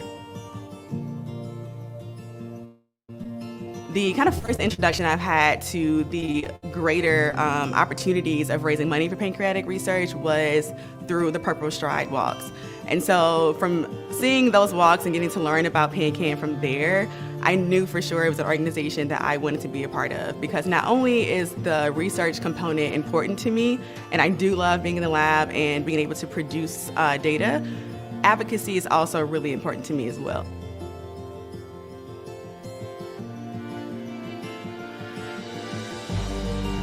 November is Pancreatic Cancer Awareness Month. I support pancreatic cancer research in memory of my brother, Daniel. You can change the course of pancreatic cancer for all of us by supporting research. Research for Daniel, research for those we've lost, research for patients, research for all of us. Donate today at PanCAN.org. Hi, I'm Julie Fleshman, President and CEO of PanCAN. Today is World Gratitude Day, and I just wanted to take a moment to thank you for your heartfelt gifts of time, energy, talent, and donations to PanCAN. Every day, you are changing patients' lives. You are making progress possible. Pancreatic cancer researchers couldn't do what they do without you. Our PanCAN patient services team couldn't support patients and families without you. For all that you do and all that you give, I'm so grateful. You are truly remarkable, and I am filled with gratitude. Thank you. It's two words that I don't want it to get lost. Thank you for helping patients find clinical trials that are right for them, giving them more time with their families. Thank you for being there for people facing pancreatic cancer. You gave families like mine a place to turn to for one-on-one personal support from PanCAN Patient Services. And I want to thank you from the bottom of my heart for making PanCAN what it is today. a bright, shining light of hope for so many patients and their family members in need. Without you, there would be no PanCAN. PanCAN was of great help and comfort after I was diagnosed. Thank you for all that you do to support our mission. As a recipient of one of the 2021 Career Development Awards, I am truly grateful for the opportunity to do this research and become a part of this community. Because of you, I am able to work on making new research discoveries. And I hope we can beat this together. Thank you. Thank you for raising awareness about pancreatic cancer. You make our community stronger. Thank you. Thank you. Thank you. Thank you. Thank you.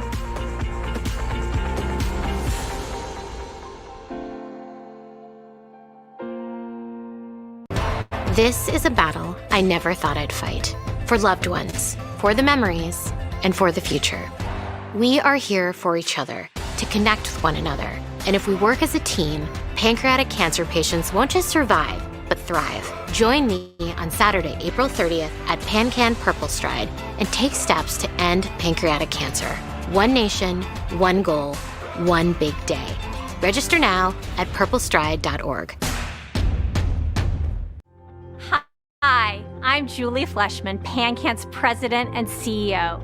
I'm thrilled to share that the 5-year survival rate for pancreatic cancer has gone up to 11%. Every bit of progress means more time with loved ones. You helped make this possible. Because of you, PanCAN is investing in research to create an early detection strategy and accelerate new and better treatment options. Because of you, we provide free services that help patients find specialists and access testing. Although we continue to make progress because of you, we also know there is so much more work to be done. We will continue to take bold action on behalf of people facing this disease. If you have pancreatic cancer, please reach out to PanCAN Patient Services for help. To ensure there is continued progress in survival rates through more research and that there is support for patients and families, please make a donation today at pancan.org.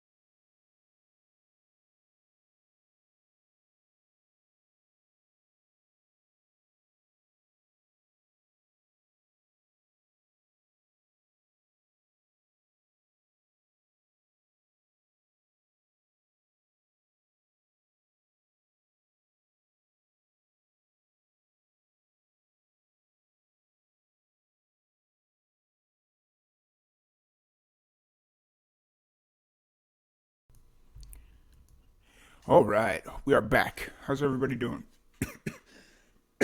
Oh wow, that was rough. Well, welcome everybody to the live and amplified livecast podcast marathon.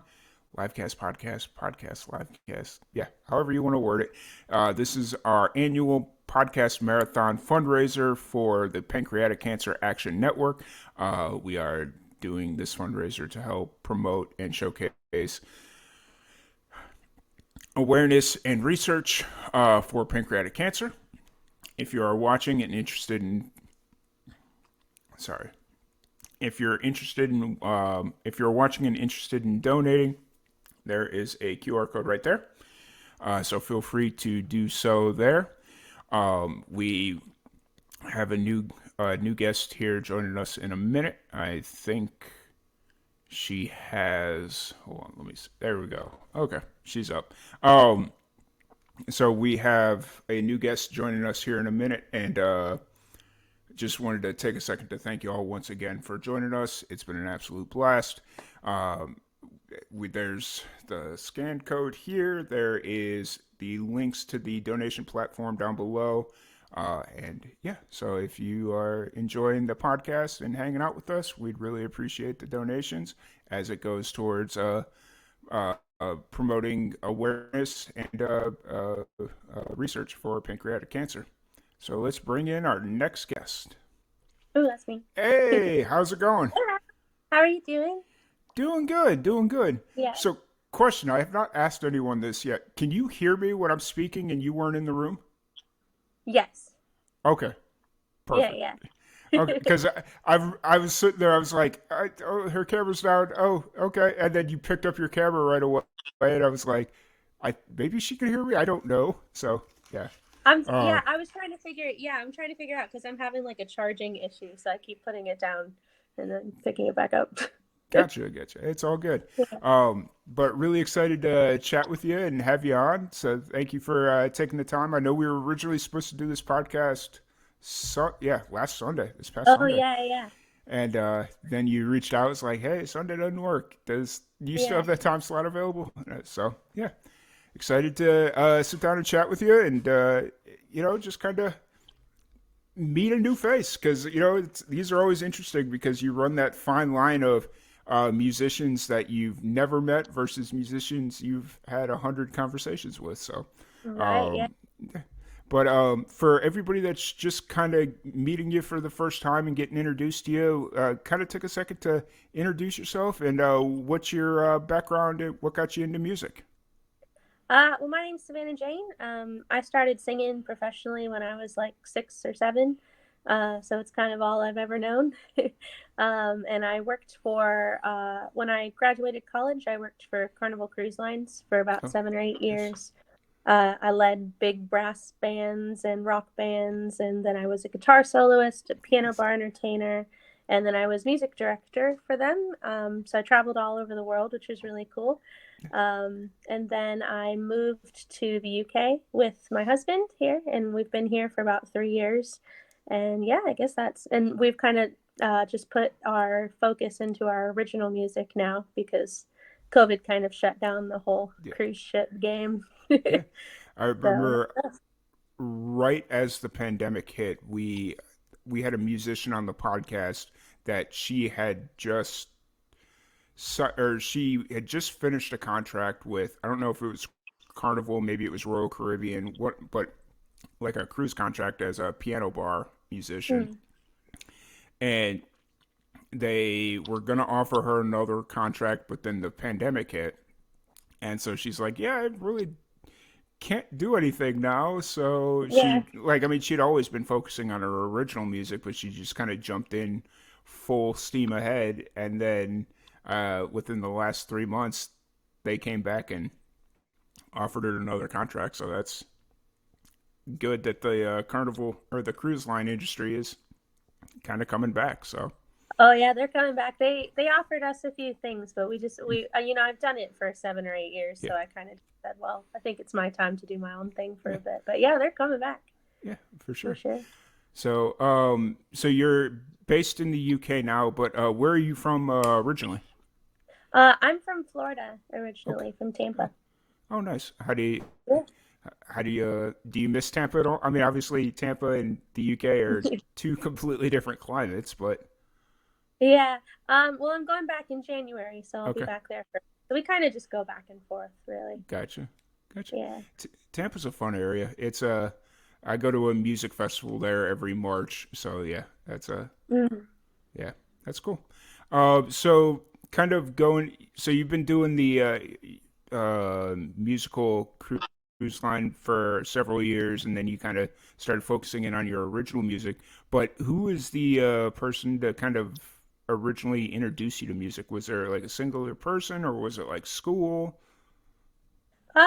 Not really a singular person because I started singing like so young, like I don't Mm, even remember. yeah. But I do remember like being like 9 or 10 years old when Kelly Clarkson won American Idol. Hmm. And I was kind of like, that was the first time that like pop music and like Yeah. secular music, commercial music, I was like allowed to watch that show and Mm, stuff like that. And like, so I saw her win and I just was like, oh, wow. And yeah. I remember I had my dad tape all of her performances on VHS, Oh wow. like every single one, like even if she was on some other TV show, like, Hmm. and I had them all like on a bookshelf and I would like sing in my room to Nice. like make sure I could like sing like Kelly Clarkson when I was 10. That's So it's probably that. I mean, I kind of call her my first vocal coach because I feel mhm. like she helped a lot. I don't know. Yeah. Because let's see, what was that? That was 2002, 2003, somewhere in that ballpark. I think it was 2001. 2001. Okay, I yeah, don't that know. makes sense because that would have put me in my freshman year of high school, so that makes sense. Yeah. So, because I just remember when all that happened and that became a thing, and then they released a movie or something. Yeah, Mhm. that was an interesting time. So, It was a whole big thing. um, Yeah. When I was 9, it was magical. So. yeah. So, so that was kind of the launching off into music. As far as like right at that point, you weren't like looking to write your own music, right? You were just kind of imitating Kelly Clarkson. Well, I was doing that, but I also like I started writing when I was really young. So I did like my first EP of like original Mm, music when I was 11 or 12. okay, Um, and then I mean, I I did a podcast about a year ago with my friend Joey Clarkson where I played all of those songs that I wrote when I was like nice. 12. That's And it was like it was very healing because I used to get made fun of a lot when I was that age because I mean like you're 11, you're not going to be mm, like some yeah, great songwriter. But when yeah, I looked back on it, I was like, you know what? For being 11, it was all right. yeah. She was doing okay. So, yeah, I tried to write and tried to do my own thing. And I've always kind of considered myself like a writer Hmm. first, really, I guess. Yeah. Have you of those songs that you first wrote, was there any like after you played them last year on that podcast, was there any of them like, you know, this isn't bad, let me change a few things? Have you ever did you know? No? Okay. No, not at all. Okay. They You were know, cute. They were good. it's interesting because you run into musicians that some of them don't even remember the first song they wrote. Some of them remember specifically what song it was. Some of them still play it to this day, which is Mhm. really interesting. But I've always wanted to see, and I mean, you kind of already did this, where a musician goes back, revisits the first group of songs they wrote, and just performs them at a show, and just kind Mhm. of re-records them. So yeah, Yeah. No, they're but. they're pretty they're pretty like an 11-year-old writing though. So Rainbows I and wouldn't be able to. It was like, yeah, but I have them up on my. I'll send them to you later. I have them up on my SoundCloud as like kind of because they were all like professionally recorded and everything. They mm, sound great for okay, like production wise. I was like listening to it as like a producer now, and I was like, this isn't bad. But yeah, it's just the subject matter is a bit yeah, 9 years old. I feel it. I completely understand. That's I yeah, I completely understand that one. Um, so kind of growing from that experience, you kind of Yeah. started to find yourself as a musician. Well, I mean, even at 11 years old, you're how much are you really going to find yourself until you kind of start getting like real life experiences and whatnot? But just like technically speaking, were you was there somebody teaching you like writing structure, or were you just kind of shooting in the dark and seeing what you come up with? Well, yeah, I was kind of shooting in the dark until I went to high school, and then Mm, there was voice teachers kind of came in and out of our high mm, school, and one of them was a songwriter as well. Her name was Priscilla Dubois, mm. and she took me on as a songwriting student. Oh So wow. I just kind of like learned from her like Hmm. how like different structures and how to do this, and oh, this line should go like this, and this is a really popular chord progression and stuff like that. She kind of like explained to me just like a basic beginners, so I knew what I Hmm. was doing a little bit, or like I Hmm. had some more tools to pull from. But yeah, until then I was kind of just like going at Yeah, it. this makes sense to me. Yeah, Yay. And yay. that so that high school, like, so that was through high school where you were really starting to uh take on a mentor, I guess is the best way to kind of put it. But you Yeah. were as far as songwriting goes. And then coming out of high school, did you go, is that when you kind of jumped straight into the Carnival Cruise, or was there a gap in between that? There's like a gap because I also did musical theater in high Mm, school, and I was very okay. passionate about that. So I'd go to New York City and stay and do like Broadway auditions and off Broadway stuff. And I really enjoyed that. So I actually went to college for theater in Hmm. Oklahoma. Okay. And I continued writing there, writing music as well, but I got my degree in theater. So that was kind of like the in between uh, kind of. And then after that, I kind of just started going to auditions, and Carnival was one of the auditions I went to. Gotcha. And Yeah. how did I mean, obviously spending 7 years working for one place, especially as a musician, you're gonna just like naturally change as a creative. Like it's gonna, just over time things change Mhm. naturally. But was there any how did the experience itself help mold you as a musician? Did you take anything away from like having to perform every night, or, just, yeah. I think it was mostly just the endurance of it because I Okay. think people don't quite I mean, it's 5 1-hour sets a night, 6 days a week. So it's so much Yeah. singing, it's so much music. So you have to get to a point where you're just very consistent and you're Mm, very like, you, so I think that was the thing it took with it. When I first started, I had a very interesting experience with Carnival because when I first started for them, they were doing their old school like show bands, big brass yeah. band kind of thing. So it was a bit less singing. Hmm. Then about 2 years in, they switched to the new rock band, and it was way more singing. So I kind of Yeah. eased into it, Yeah. but it's a lot. I think a lot of vocalists that just are touring artists, or you can't probably understand, but like I don't know, just your normal kind of everyday like pub singers and stuff. They should really try it because you can really grow and like learn and become really like great at your craft just by Hmm. the hours that you have to put into Yeah. it. Yeah. It's cool. Yeah. And so, like, just that experience alone, and you said you kind of went through a natural progression of like what would be considered a typical promotions, where you went from piano bar singer and then you eventually became music director. Did that give you an inside look into more of the business side of things, or was it not that business savvy? Well, it was more yes and no. It was more like business on board. So I did Mm, all of the musicians' schedules, and I like made sure everybody was happy with their hours yeah. and felt healthy enough to continue. Yeah. And I'd go to the medical center and fight with them on their side, if they Yeah. needed like a day off or something to rest and stuff. So I liked it because I got to kind of be like a representative for Mm, my team of yeah. people.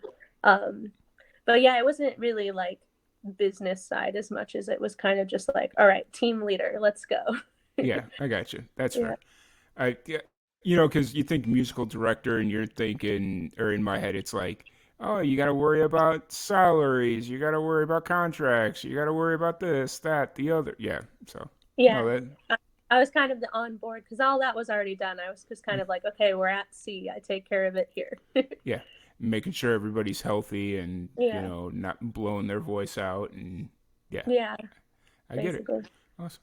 And so that comes to an end right around the pandemic time, or the pandemic hits, and that kind of brings it to a 2.5 year screeching halt, so to speak. Yeah, yeah.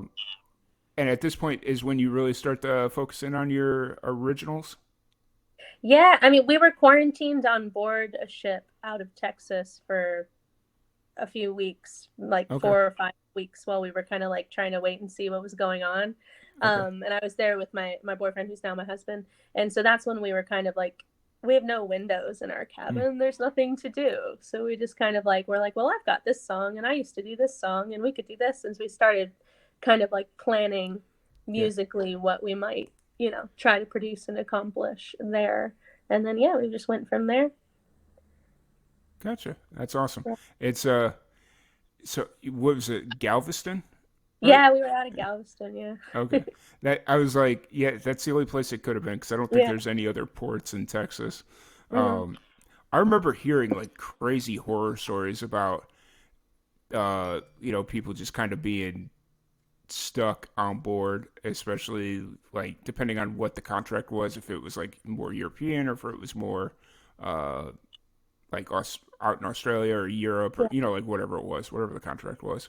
But no, I remember hearing horror stories about people being quarantined and weeks, sometimes months on a boat. I was like, Yeah. that sounds like a bit much, but We had a little bit at the beginning, but we were really lucky, I think, because not to say that like Carnival was ignorant, but I just think like people as a whole were kind of ignorant of what a big deal this was going to become. So kind of at first, everybody on board was like, cool, we'll just let passengers off for a week and then it's going to be great. And we're just going to like run around on board and then we'll be back in service. yeah. And Oh, great. so Amazing. I think, yeah, and I remember being like the girl that was sitting at the crew bar being like, I don't think this is going to be over that quickly. And everybody was like, wow, that girl's really depressing. That girl's being like really dramatic about it. And I was like, I think we all might have to go home. Yeah. Well, I mean, it's one of those things where you just start putting two and two together. It's like, Yeah. I don't think this is going away anytime soon, guys. I don't know. I mean, I've been working because I think also just because I'd been with the company for a really long time and nothing like that had ever happened. And everybody was like, no, Carnival's going to take care of it. Cruise lines will never stop running. And I was like, I don't know. I think that they might. Yeah. Well, so I think somebody was telling me that most of those cruise ships still had, because there wasn't really anywhere that they could dock them, like to keep them for a long term, that most of them just kind of, with minimal crews, just kind of aimlessly wandered the world. So Yeah, there was like there was a lot of them. I think a big group was all docked in the South Pacific for a while, and everybody was like waving at each other because there were so we have a bunch of nationalities on board, and like certain borders were just shut. Like we had a string trio from Brazil, and they just couldn't go home, so they had to stay on board the whole time because where were they going to go? And the U.S. wouldn't let them in, obviously. So they were just like, well, we're here now. Yeah, so this is what we're doing. This is our life. That's wild. Yeah. And so then after all this kind of unfolds, that's when you moved to the UK? Yeah, I kind of made the split decision. I was like, okay, I don't think this is going to be over in a week. And I want to, before borders close and before it becomes a whole thing, my husband now had found this house here, and he just said, okay, just come over and we'll figure it out. So like, I just kind of like in the dark of night flew to London. Thinking that they were going to turn me down at the border. I thought they'd turn me down at the border because of everything that was going on, but I just walked straight through. Nobody cared. Not at all. Not even one question was asked. And then we just came here and quarantined, and it was just kind of like quick decisions. Okay, cool. Yep. Wow, that's crazy. And I'm assuming your husband's from the UK? Yeah. Okay. Originally from Manchester. Oh, wow. And is that kind of where you're at, or are you in more in London? We're up outside of Manchester now. Oh, okay. In Lancashire. Gotcha. That's awesome. And so you obviously it's still really only been a year since things have really started to loosen up as far as like COVID restrictions. But have you been Mhm. able to make it back home since you moved out there? Uh, well, I couldn't leave actually because I was Okay. in consideration for our spousal visa, and you're not allowed to travel. Yeah. Well, Fair. yeah. So we recently got denied last week, so we're gonna have to do the whole thing over again, which is why we're going Oh. home. Which is why I have to go home for a bit, and then I won't be able to travel from there while we wait. So we're just kind of, Okay. but yeah, I couldn't do anything, that Mhm. it wasn't like, so you have to turn your passport in while you're in Mhm. consideration. So Oh yeah, that's very true. That's yeah, very very true. yeah. Um, so so you're out in the UK now doing music. You're doing music full time at this point, right? Yeah, I am. My husband is teaching, and he teaches guitar within the music service here, and he Mm-hmm. also does like private study students in the evening and stuff. But mostly what I do is social media content Mm-hmm. and my music. So Nice. And yeah. as far as your music goes, you stayed pretty busy in 2022 for what it looks like on your Spotify here. It's you got it looks like a whole bunch of singles and whatnot. Is that kind of where you see things for yourself right now? Is like the singles game? Singles game is what's in right now. Everybody just wants to put out a bunch of singles. Yeah. So when we didn't really have any plans, that's what we kind of were just like, well, we'll just put them out there and see what happens. Yeah. But we did just finish an album this month or last month. So we're gonna.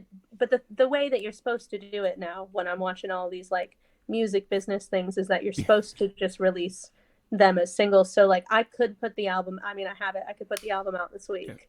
Yeah. But like the smarter thing that they say is to do like single, single, single, single, single, single, and then the album in Yeah. like summer. Even though that sounds like counterintuitive to me because I'm just kind of like, here it is. But that's Yeah. what we're going through. I mean, it's one of those things where it's just like, to me, I guess it depends on the situation. Like the individual person's situation, where are you touring? Mm-hmm. So if you're out, like, I mean, I consider touring like if you're like touring the UK instead of like just playing around Manchester, that doesn't really count. But like if you're actually like touring, you're probably okay just releasing full albums because you're playing in front of new audiences, you're getting new faces. But if you're pretty much playing in the same area, singles is probably the way to go. Yeah, well, we can't tour because of immigration stuff. So that's kind of, I just thought, we'll draw this one out. We'll get as much like traction as we can. And then we've already scheduled to go back into the studio and do the second one. So hopefully immigration stuff will be figured out by then, and we'll tour that one. That's always an interesting dilemma is when it comes to immigration and making sure that you're not going to get like deported or something. So. Oh, I know. Well, it was like right in the middle of when we were doing vocals on my album that we got the news that they refused our visa, and it was like a little bit like that. I had to like get out of like the booth and get out of like singing mode and go like, are they gonna deport me? And Lee was like reading the email and he was like, no, I think we can pay this amount of money and they won't deport you. And I was like, can we pay that amount of money right now? And he was like, yes. Nice. So we did. So we're okay for now. That's good. That's good. Yeah. But you also don't want to let it drag along because then that's how that's how bad things happen. Oh, no, we don't want to do it. We just, we met all the requirements for the spousal visa. It's just due to COVID. They denied it. So we'll try again. Yeah, that's good. That's good. Yeah. And then, so let's, what's your it looks like you released a live session, right? Yes. That's your most recent release. Yes. Is that something you want to talk about, or would you rather jump into some of the like not live? I guess not live is the. Oh, either way, I'm good to chat about anything, honestly. Okay, gotcha. So Milkshed Sessions. Yeah, we love the Milkshed. Is that? I'm guessing that's like a venue or something. No, it's a studio out here in Lancashire. It's in an old milk shed in Leyland, and it's very, very cute. It's owned by one of my husband's childhood friends, Chris Hope, and he is just a fantastic producer. He's so passionate. He's so talented. Nice. I guess Yeah. I should have taken the context clues of Milkshed. Yeah. And Yeah. Milkshed. That's funny. And it's so that I'm guessing that's something that they do, like that you just kind of go in and do the session. Yeah. Yeah. Yeah, it was kind of Chris Hope's idea, the producer and owner of Milkshed. He does like live sessions in there with artists, and yeah, we just went in and did like one version of every song, and then it's also on YouTube, so we had it like taped, and then yeah, kind of like a long day of videography. But I had never done anything like that, so I want to do it again because I think I'll do it better this time. But it was very nice. It was exciting. Yeah, it was fun. I remember seeing the video. That's what it was. Yeah, I didn't realize that it was released on Spotify. So well, I don't think all of them did it, but I had it mastered for Spotify just because we want to put everything out. Yeah, all the time. That's right. That's awesome. And it's all songs that you had already previously released. Yeah, there's 2 originals and 2 cover songs. So we did an Allman Brothers song called Soul Shine, and then one of my favorite songs by Patty Griffin called Up to the Mountain. The Martin Luther King song, so we did that as well. So those we had never like released because they're just covers, but the other 2 were released. That's awesome. And you obviously got this next bunch of music ready to kind of go whenever. Yeah. You know, you kind of figure out the schedule. Are you thinking 2023 on that, or do you want to start releasing before the end of the year? Well, we've got a single coming out next Friday. Okay. So that's kind of like our first, it's just kind of like an acoustic wintry song. So we decided it would be really good to, push for, not really Christmas, but like just winter season. And then we're just going to have a new single every month until we drop the album, but we're not sure when we're going to drop the album because of this newfound immigration stuff. Yeah. So we just kind of have to like wait and see. I'm just going to like tease it on my Instagram and be like, oh man, something might happen soon. Good things are happening. And it's like, I have no idea. Yeah. It's just the immigration thing puts you in such a bind. Like, I don't even... It's very confusing. It's very confusing. We don't quite know because we did meet all the every single requirement. So we were kind of like, okay, we'll just do it again next year then. But also that kind of like puts a rat in our plans personally, but that's okay. So we'll just So you're gonna go back to Tampa for a bit and just kind of hang out there. Yeah, I'll be in Tampa, and then I'll be in Nashville in January, and then I'm going to go back to be in New York City, which is where I used to live, in February to whenever they get back to us. Nice. That's awesome. And are you planning on doing shows while you're here in the States, or are you going to just kind of take it easy? We're going to do as many shows as we can, or at least I am, because Lee has to stay here. We've just this has all happened like last week. So we're just kind of figuring things out. I spent like the whole week kind of like sending out press kits and kind of being like, oh, we've got this and this and this. I'd love to come sing at your songwriter round and stuff like that. So yeah. I was just about to ask if you had to worry about like, I know when like UK artists come over here, they got to make sure they have the proper visas and whatnot. But for you, it doesn't really matter, I don't think. So no, I'm American, so yeah, I can work there. Yeah. Yeah, it's just one of those situations where it's just like, I don't even know what counts anymore because it's like, I know. It's so sad. I'm sorry you're going through that. That's got to be That's really. All right. Yeah. It's all right. We've moved on from it. When we first found out, it was a pretty like bleak 3 days. I was like crying on Instagram, and then like everyone that I've seen since then has been like, "Oh my God, are you okay? I saw you crying on the internet." And I was like, "I'm sorry, that was a one-time thing. I won't do it anymore. I promise." It was just really shocking.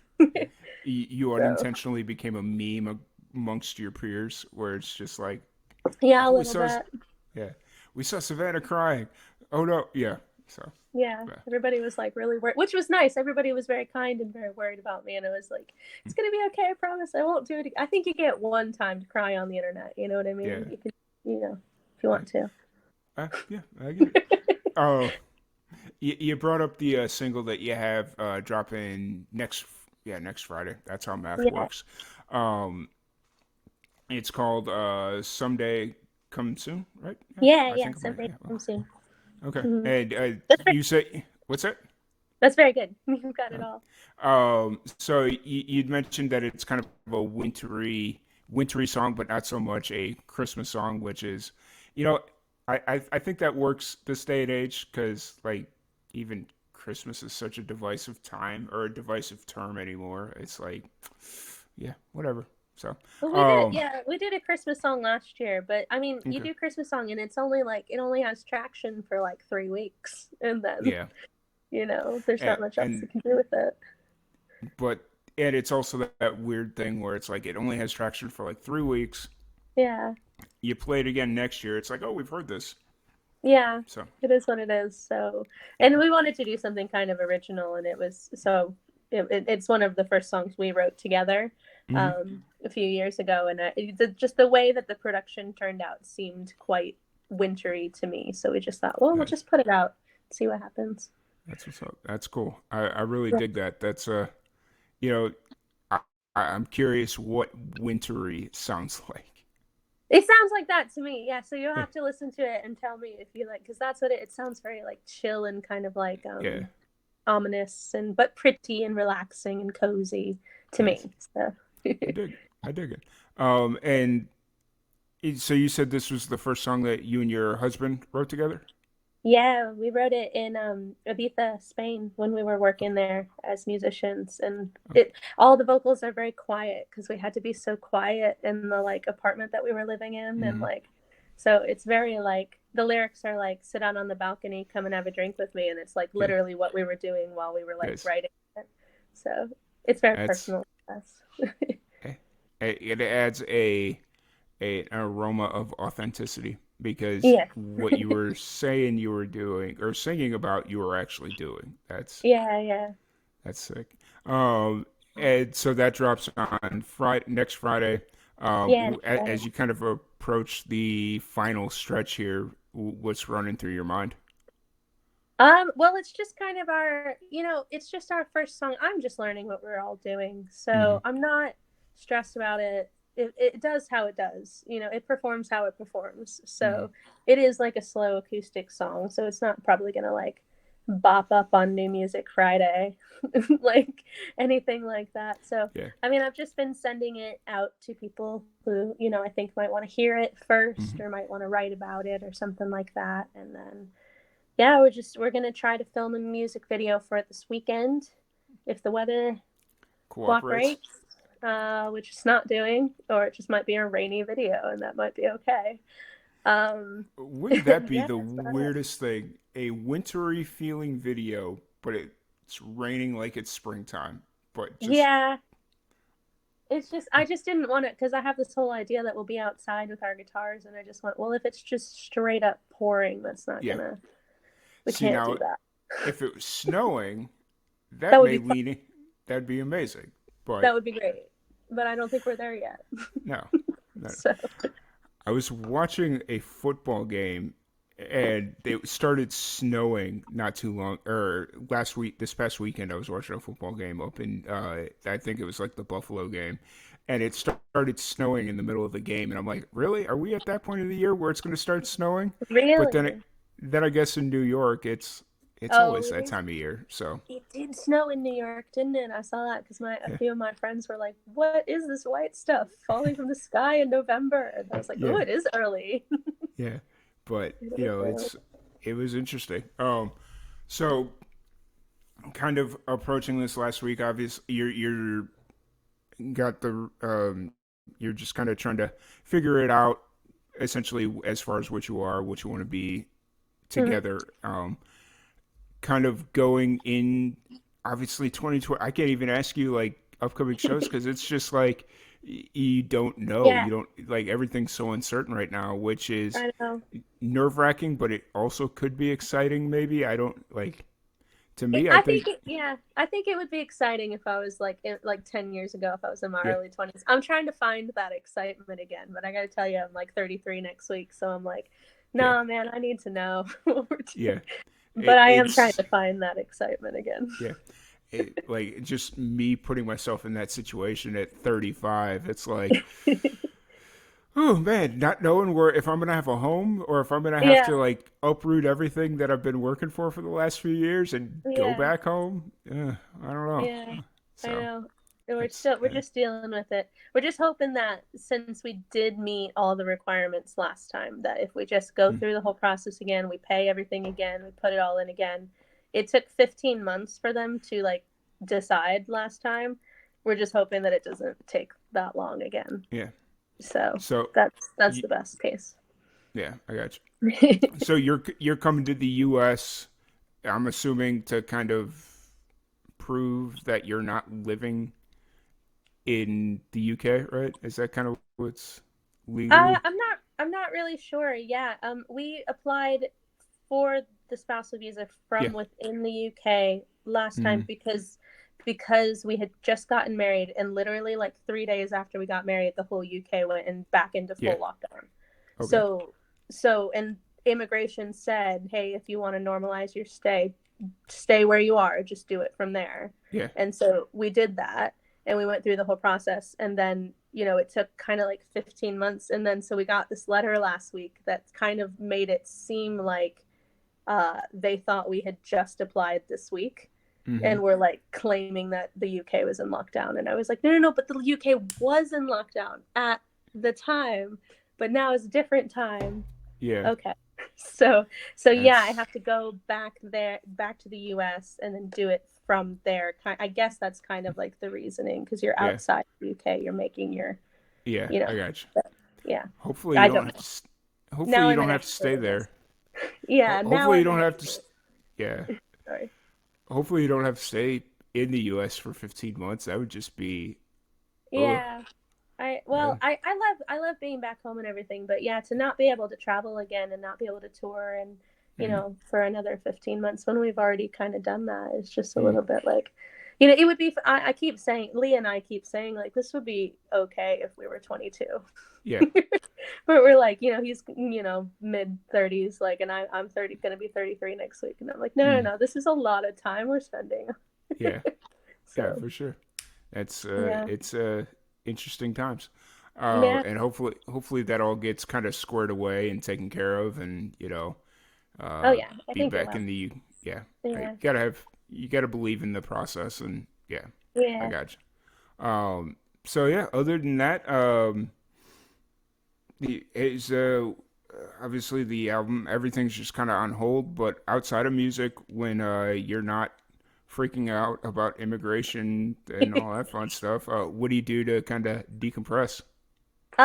Well, basically, we just like to make really nice food and hang out in our nice house. And we've got a little deaf rescue kitten that we love. And so we just always Nice. like playing with our cat and just enjoying time being together for now, Hmm. honestly. And I'm looking into, when I'm back in the States, I'm also looking into going back to school for music therapy. So Nice. I've kind of like been researching that and starting to read up on that in my free time and see if that's like a possibility, if I could do it online or if I could do it this way. So Hmm.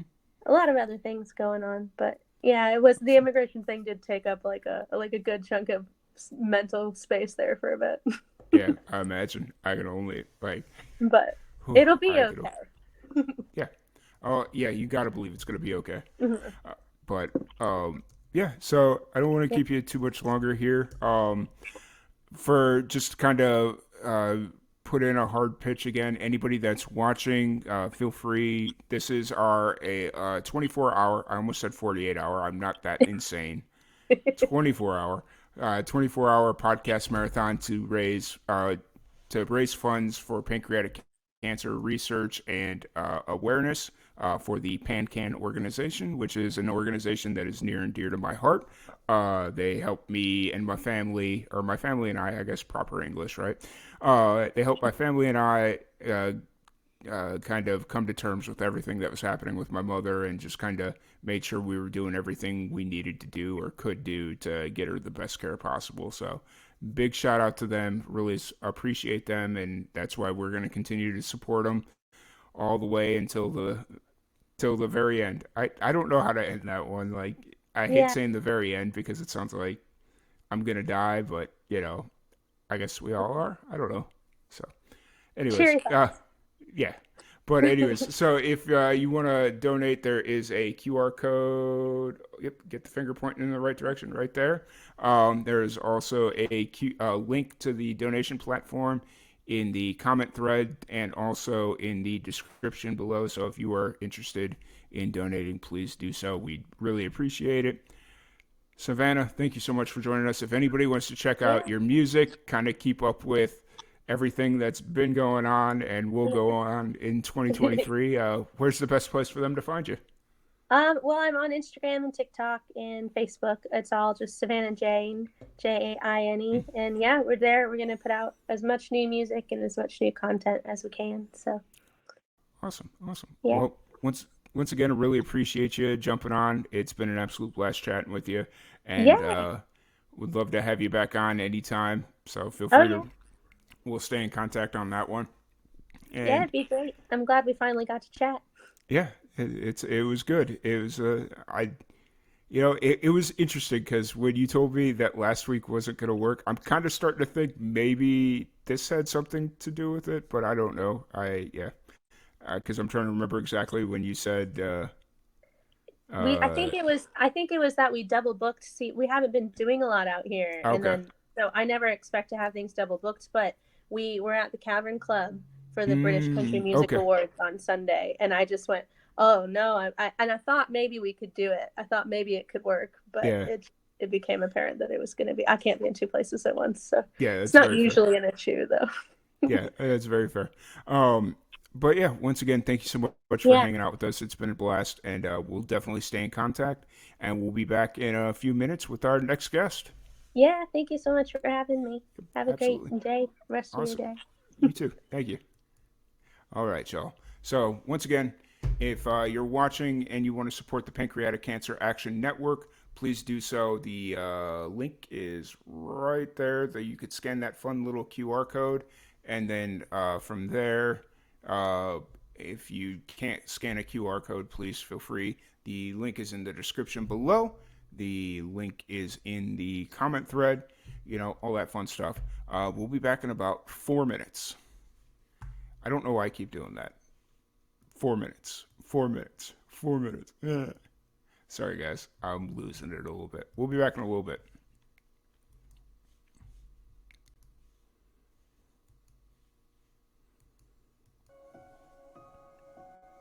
I've been researching pancreas cancer for about 20 plus years. When I began my career, I was looking for an area to specialize in, and I met my mentor who was working in pancreas cancer. He was one of the few people at that time who was researching this disease, and it really felt like this was a place where I could make a difference in my career. And so I started working with him, and I have been working and researching pancreas cancer ever since. Early detection, in my opinion, has really the most important role to play in terms of improving survival and outcomes in this otherwise deadly disease. When we look at patients who are diagnosed at an earlier stage and are able to successfully undergo surgery, those patients typically live a lot longer and do better than the ones, unfortunately, who are diagnosed at a more advanced stage of their disease. And so for me, I think if we can diagnose more patients at a point where we can get them to surgery and get the tumor out, there really is an enormous opportunity of improving outcomes. The challenge with pancreas cancer has always been that unfortunately most of our patients present with what we call metastatic or advanced disease. And in that case, the tumor is not operable. The surgeon can't take it out. And so if we can diagnose this tumor early, that's our best shot at improving the chance of long-term survival. So the early detection initiative that PanCAN has launched is one of its larger initiatives, along with PanCAN's Precision Promise. The early detection initiative is the largest randomized trial to identify patients early in their disease, get them to surgery and therefore improve survival. A trial of this size has really not ever been done, focused entirely on pancreas cancer, so it's a really ambitious effort. The goal of this trial is to use new onset diabetes as an entry point to identify individuals who may be at high risk for pancreas cancer, get them into the trial, and then provide the ones who are at the highest risk spectrum with imaging studies, blood-based assays, and really approach this whole question of early detection, which has been such a challenge for many decades, at a level that has never been done before.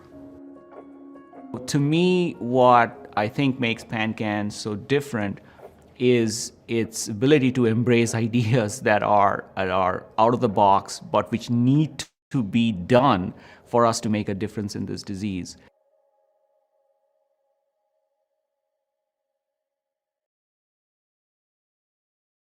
Support life-saving pancreatic cancer research. Research for patients. Research for those we've lost. Research for all of us. Make a gift today to support critical patient services and life-saving research for pancreatic cancer patients and their families. Donate today at pancan.org. So I am currently in the lab of Dr. Laura Wood at Johns Hopkins School of Medicine in the Department of Pathology. I really feel like it's important that I be a part of this work because pancreatic cancer is one of the most aggressive types. And most of that is due to the fact that it is diagnosed at such a later stage.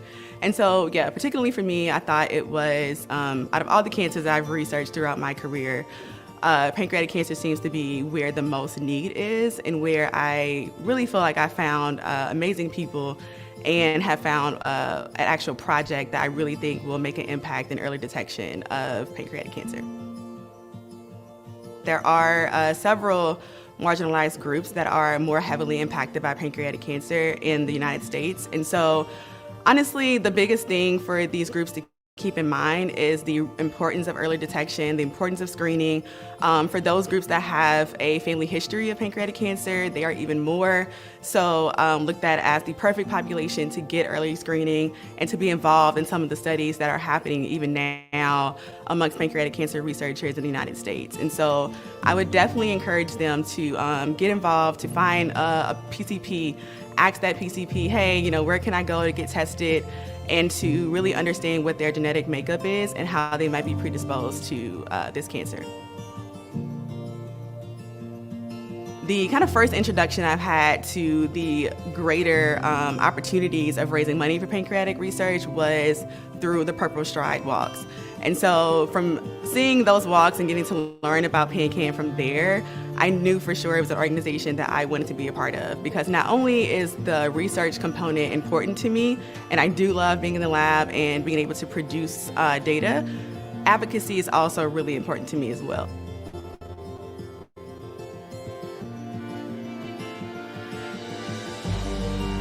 November is Pancreatic Cancer Awareness Month. I support pancreatic cancer research in memory of my brother, Daniel. You can change the course of pancreatic cancer for all of us by supporting research. Research for Daniel, research for those we've lost, research for patients, research for all of us. Donate today at pancan.org. Hi, I'm Julie Fleshman, President and CEO of PanCAN. Today is World Gratitude Day, and I just wanted to take a moment to thank you for your heartfelt gifts of time, energy, talent, and donations to PanCAN. Every day, you are changing patients' lives. You are making progress possible. Pancreatic cancer researchers couldn't do what they do without you.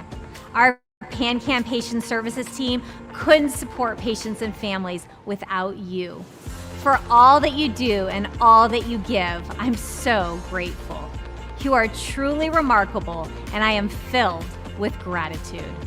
Thank you. It's two words that I don't want it to get lost. Thank you for helping patients find clinical trials that are right for them, giving them more time with their families. Thank you for being there for people facing pancreatic cancer. You gave families like mine a place to turn to for one-on-one personal support from PanCAN Patient Services. And I want to thank you from the bottom of my heart for making PanCAN what it is today. A bright, shining light of hope for so many patients and their family members in need. Without you, there would be no PanCAN. PanCAN was of great help and comfort after I was diagnosed. Thank you for all that you do to support our mission. As a recipient of one of the 2021 Career Development Awards, I am truly grateful for the opportunity to do this research and become a part of this community. Because of you, I am able to work on making new research discoveries. And I hope we can beat this together. Thank you. Thank you for raising awareness about pancreatic cancer. You make our community stronger. Thank you. Thank you. Thank you. Thank you. Thank you.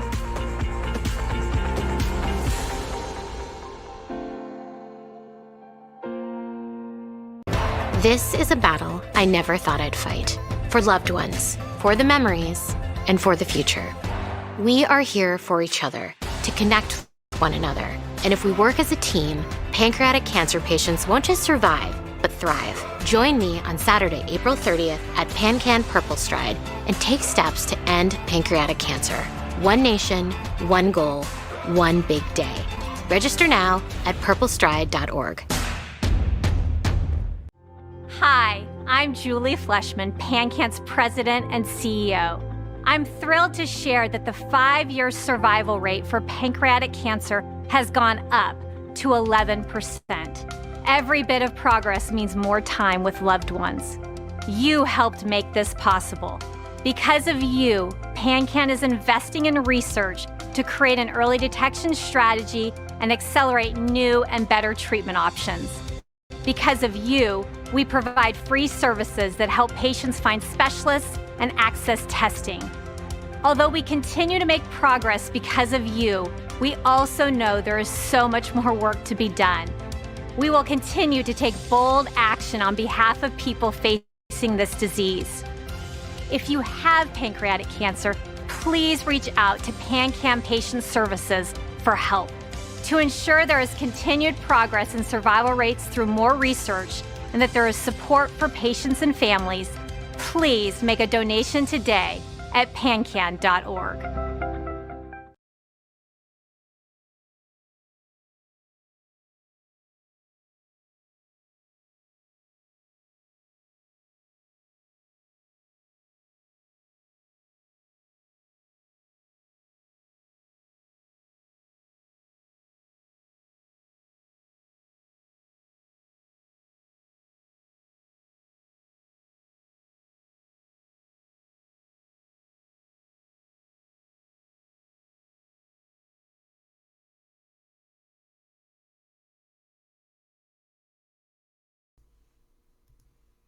What's going on, everybody? We are back. Sorry, my hoodie, I just magically keep taking my hoodie on and off because I get hot, I get cold, I get hot, I get cold.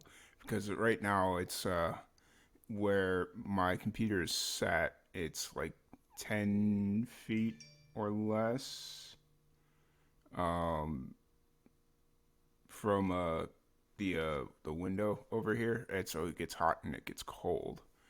Hold on a second. We're having slight tech issues with our next guest.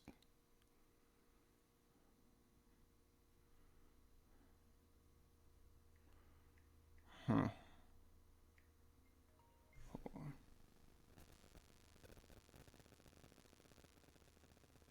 All right. Sorry, guys. Hold on one second.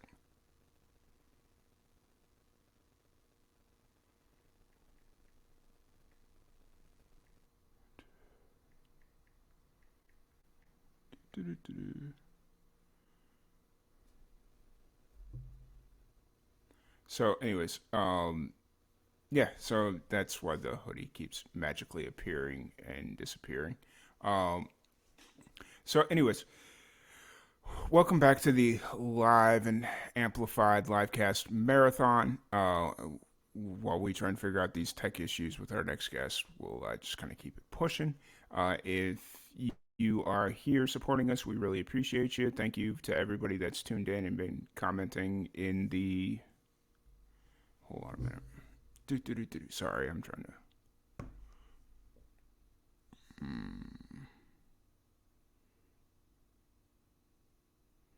Hold on. 1 minute, guys.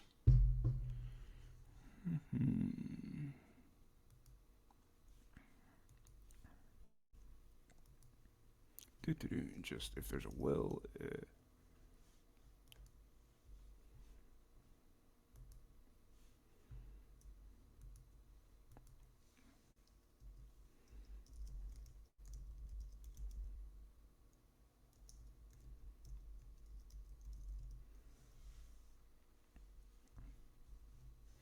Anyways, so here we sit, trying to get a couple of tech issues figured out. Other than that, it's so the Live and Amplified Livecast podcast marathon is a fundraiser that we started last year in honor of my mother, to benefit the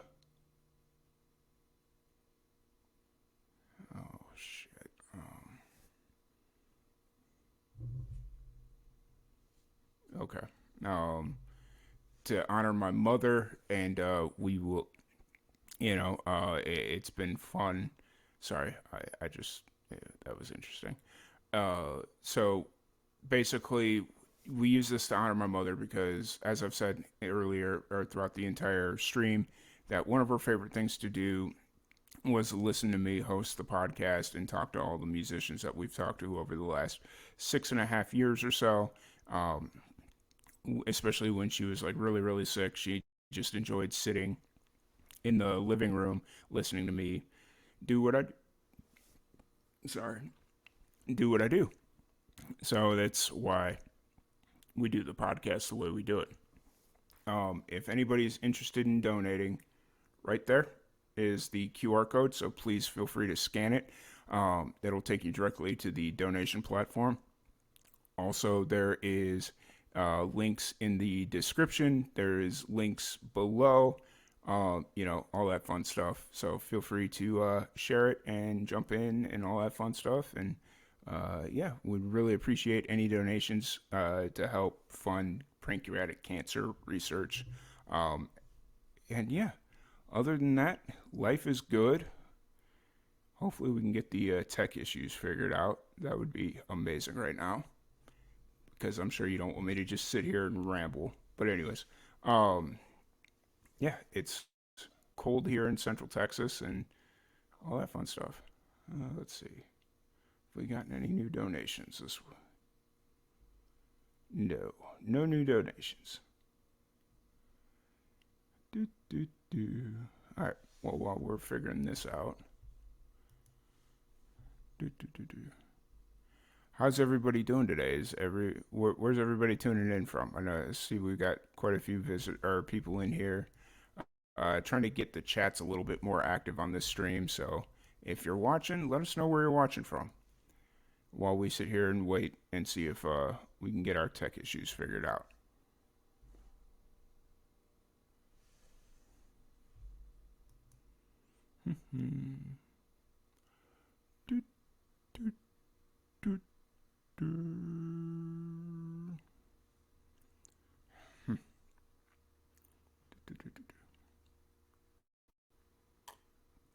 You know what? I'm going to roll that video again really quick, just so it's not me sitting here looking like a jack. We'll be right back here in a few minutes.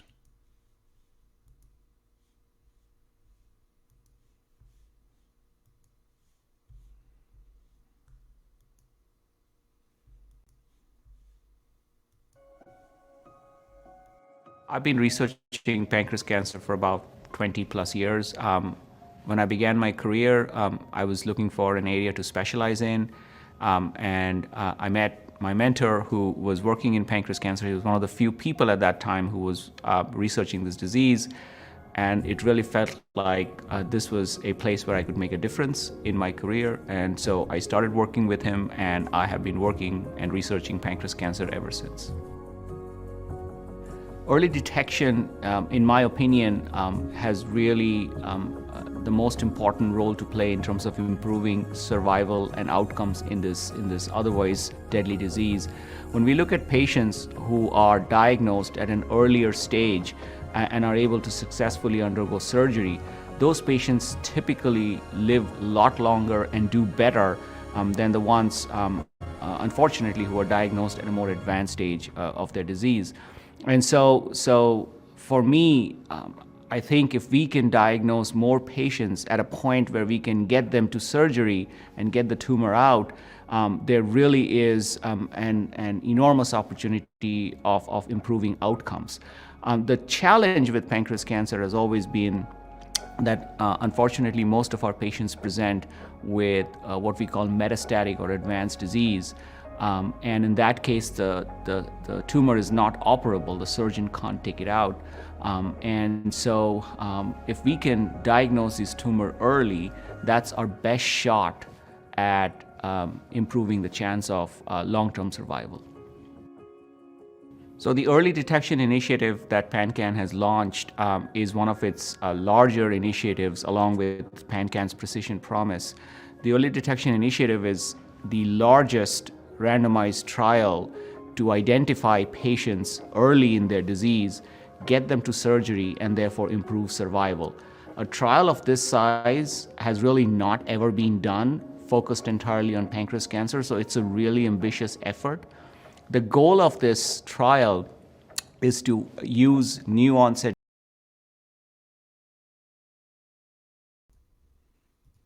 All right, here we go. Awesome. All right, I think we got the tech issues figured out. Let's bring in our next guest. Jason, can you hear me?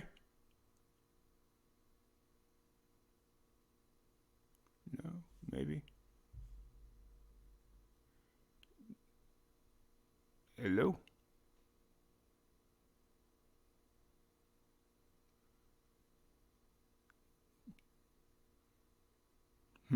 Okay. Maybe we didn't. That sucks. All right. Well, we'll go back to the video. Sorry about that, guys. Trying. I'm trying. I'm really trying. All right. I don't know why I exited it out of the video like that. Show on street. I've been researching pancreas cancer for about 20 plus years. When I began my career, I was looking for an area to specialize in, and I met my mentor who was working in pancreas cancer. He was one of the few people at that time who was researching this disease, and it really felt like this was a place where I could make a difference in my career. And so I started working with him, and I have been working and researching pancreas cancer ever since. Early detection, in my opinion, has really the most important role to play in terms of improving survival and outcomes in this otherwise deadly disease. When we look at patients who are diagnosed at an earlier stage and are able to successfully undergo surgery, those patients typically live a lot longer and do better than the ones, unfortunately, who are diagnosed at a more advanced stage of their disease. And so for me, I think if we can diagnose more patients at a point where we can get them to surgery and get the tumor out, there really is an enormous opportunity of improving outcomes. The challenge with pancreas cancer has always been that unfortunately most of our patients present. All right, y'all. So tech issues are not resolving themselves, so we are going to take a little bit of an extended break here for 20 minutes or so. I'm going to play a little bit longer video so you're not watching the same video over and over again. And then we have S.J. Mortimer coming on here at 8:10 a.m. U.S. Central Time. All right, let me get this video loaded. But once again, thank you all so much for hanging in there with us. It's been a good I guess I shouldn't say it's been a bad morning. It's been a good morning. Like, this is the first speed bump we've had all morning. So hopefully this isn't a continued issue and it's just an isolated incident. But, you know, you just never know. Just never know. All right, so let me get this video up, and we'll let this video play out, and Yeah, we'll be back here in about 20 minutes.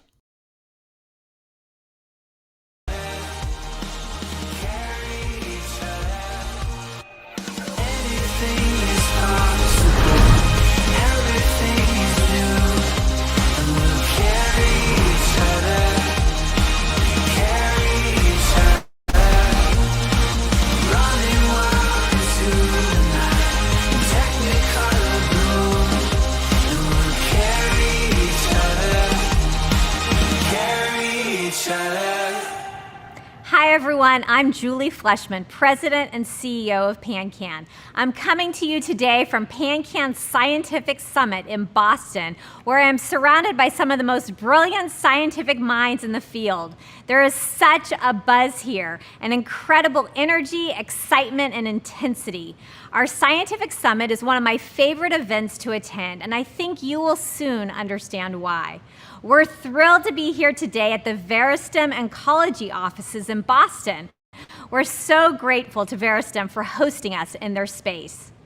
There is so much to be excited about in the pancreatic cancer research community right now.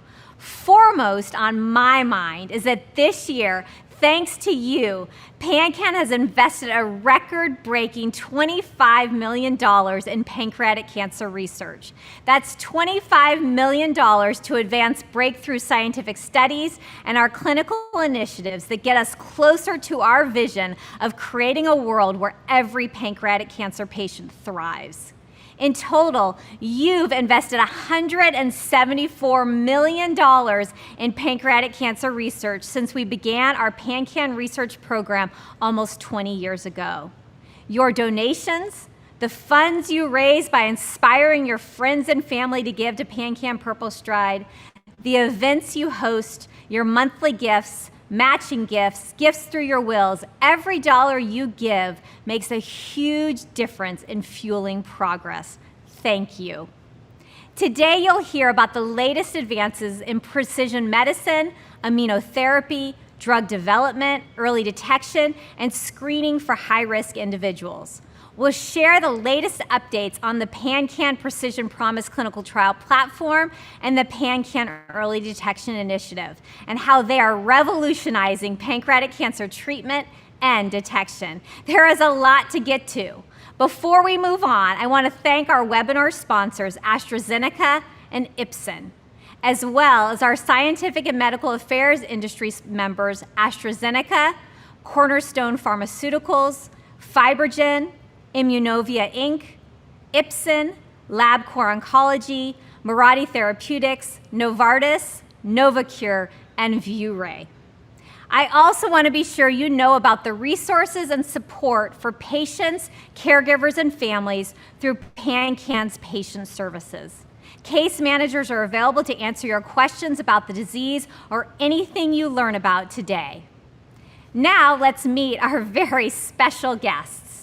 Dr. Lynn Matresian is the Chief Science Officer at PanCAN. Lynn leads some of our important research initiatives, including the PanCAN Early Detection Initiative and PanCAN's Research Grants Program. Dr. Andy Lowy is a surgical oncologist and chief of the Division of Surgical Oncology at UC San Diego Health. He has received multiple PanCAN research grants and is a principal investigator in PanCAN's Precision Promise. Dr. Lowy is also a past chair and current member of PanCAN's Scientific and Medical Advisory Board. Dr. Anirban Mitra is professor of pathology and translational molecular pathology and the scientific director of the Sheikh Ahmed Pancreatic Cancer Research Center at MD Anderson Cancer Center. He has received multiple PanCAN research grants, including a Career Development Award many years ago, which helped start his career in pancreatic cancer research. Dr. Mitra is a member of PanCAN's Scientific and Medical Advisory Board and also sits on the advisory committee for PanCAN's Early Detection Initiative. Dr. Nicolette Rodriguez is an instructor of medicine at Harvard Medical School and co-director of fellowship initiatives for trainees unrepresented in medicine in the Department of Medicine at Brigham and Women's Hospital. PanCAN is providing funding for the Regenerate study, which stands for Racial Ethnic Equity in Genetic Education, Risk Assessment, and Testing. Dr. Rodriguez is the project lead for Regenerate. Dr. Jonathan Pachter is Chief Scientific Officer for Verastem Oncology. Verastem Oncology received the 2022 PanCAN Therapeutic Accelerator Award, supported by 1440 Foundation and the Gail V. Coleman Kenneth M. Bruntel Research Fund. This new PanCAN grant has one ultimate goal: to get better treatments to patients more quickly. Stay tuned and we'll explain more. So Dr. Matrisian, I want to start with you. Let's talk about PanCAN's research strategy. Can you talk about how we decide what are our funding priorities and how do we make those decisions? Yeah, Julie, our research strategy really derives from, I think, our overall philosophy that we meet patients facing pancreatic cancer wherever they are in that journey. So our patient services, PanCAN's patient services, takes calls and emails from individuals and gives them the best information we have. So on the research side, we try to get them better and better answers all the time. Let's move the field so that we have better information to give them. So on the research side, for example, patients call us and ask about new treatment options. So we have research programs that then look for the next new treatment options. They call and they ask about supportive care. How can they manage their symptoms? And the research on that side really requires looking at big data and surveys and getting patient input on that. And so we have research initiatives that look at that. And then, of course, we have individuals who call and ask about their risk of pancreatic cancer. And so we have early detection initiatives and programs to really try to understand that risk better and to be able to detect pancreatic cancer earlier when it can be treated better. And then finally, in order to really have that kind of research going on in the field, we need investigators. We need people doing that research. So we put a lot of effort on the development of people's careers, getting them early, make sure they're well trained and that they're doing good research and they have the resources they need to do good research in the field. Yeah, great. I mean, really, ultimately, we want to change patient outcomes. And so we want to build the field, and then we want to ensure that we're funding across the entire research spectrum, to find an early detection test and to create better treatments for patients. So at PanCAN, we believe that, just as important as funding the research is bringing the community together. And we call that our community for progress. Thanks to events like PanCAN Scientific Summit, which we're all attending this week, PanCAN researchers are collaborating, sharing ideas and findings, and really helping to grow the field and always keeping the patient at the center. So tell us more about the Community for Progress and how our annual scientific summit plays an important role in that. Yeah, well, Summit is such an exciting and a fun time and such a big part of this Community for Progress. So I think about it that researchers are often specialists. They know something very well and very deeply. So they have one piece of the puzzle. And what we need to do is put the different pieces of that puzzle together so we get a better idea of what the whole field looks like. So it's opportunities like Summit where we bring people together. They meet each other. They become lifelong friends often with each other. And that grows the field because we're transferring knowledge and information between them through this by putting these puzzle pieces together. Yeah, and this panel is actually a great example of that. We've got a gastroenterologist, a surgeon, someone from PanCAN, a pathologist, and someone from pharma. I mean, really bringing all the different disciplines together, and that's how we accelerate progress. So, Dr. Matrisian, I noted earlier that we invested a record-breaking $25 million in research last year, which is just so incredibly exciting. And our total investment now to date is $174 million. So talk a little bit about this investment. Yeah, well, I love those numbers. I think it's really amazing. And it really goes to so much thanks to our supporters, our donors for allowing us to do that. And we take it very seriously, the responsibility of investing that in research that will really make a difference. So we really have two buckets that we fund, two ways that we fund research. And one is grants, and those grants go to universities and investigators in research institutes across the United States. And those are ideas that come to us through grant applications. And we have the advantage of being able to look across the country and take the very best ones that we can and fund them at that point. So that's a very important way of funding research. But the other way we do it is that we, as a patient advocacy organization, look and see what's needed in the field and where can we do something that one institution cannot do by themselves. And so we build some of these bigger initiatives where we can bring people together and accomplish something that nobody could really do it all by themselves. And those are things like PanCAN's Precision Promise, or an initiative in treatment, find better treatments, and PanCAN's Early Detection Initiative. So bigger projects like that, where we can draw people from many different places, draw them together, and have them all working towards a common goal. Yep, great. And so of that $25 million research investment that we made, over $10 million went directly to research grants. So talk a little bit about the different kinds of research grants that PanCAN funds. Yep. Well, our longest standing grants program is our Career Development Awards. And those fund junior young investigators just starting out, and we hope to hook them on pancreatic cancer. And you see some wonderful examples here of people that we hooked a while ago who are now leaders in the field, like Dr. Maitra and Dr. Rodriguez, who's just starting her career. So that's, I think, a great way to really invest and grow the field with really bright researchers with a lot of energy and great new ideas. And then we fund research in basic research, translational research, and clinical research with very specific grants. And we use them to fill gaps that we see in the field. And we've done, for instance, translational research like the one that Dr. Lowy got. So grants that find an exciting new opportunity and help move that along.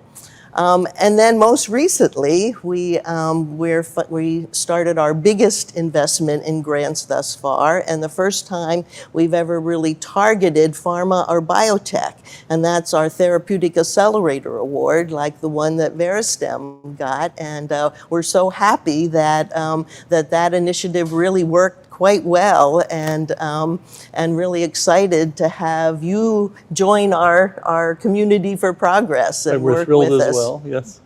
Yep, great.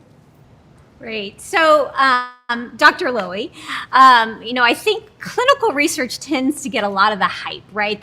We're studying something in a patient, we're getting closer to potentially a new treatment, but basic science is really important for helping to move the field forward. Can you talk a little bit about why basic research is so important?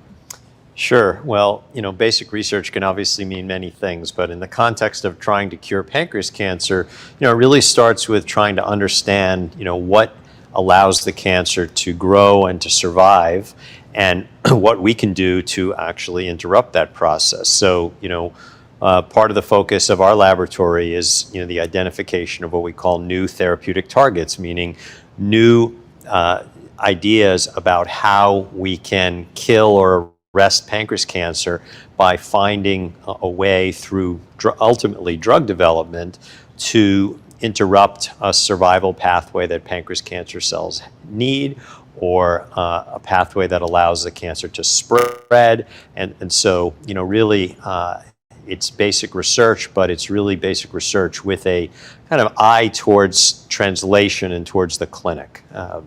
There is certainly, it's very important to do research that just helps us understand basic biology, but in terms of as cancer biologists, most of us are really focused on those discoveries that can be applied to patients ultimately.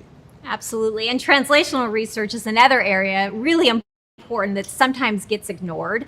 That if we don't take what we learned, in the from basic biology, we've got to figure out how now do we take that and put it in a patient, and that's really what translational research is all about. So you received a translational research grant from PanCAN. Tell us a little bit about that project and what you're doing. It's really exciting to share. This was a project that was initially based on a discovery at a research institute in San Diego, where I'm from, the Sanford Burnham, where a small protein fragment called a peptide was discovered that could bind preferentially to the blood vessels within tumors. And its activity was to basically open up a hole in the tumor to allow drugs to more efficiently get in. And we know from the work of many people that the pancreas cancer environment is very hostile to drug delivery because it's very dense, very high pressure.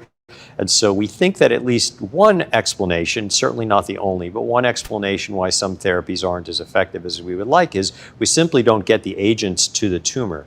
And so this peptide really showed the potential to enhance the delivery of chemotherapy drugs. And so we, myself, and Kazuki Sugahara, who is also a surgeon scientist now at Columbia, but when he was at Sanford Burnham, we got a grant from PanCAN to study this peptide called IRGD in mouse models of pancreas cancer, and we demonstrated that the peptide really enhanced the responses to chemotherapy in these mouse models.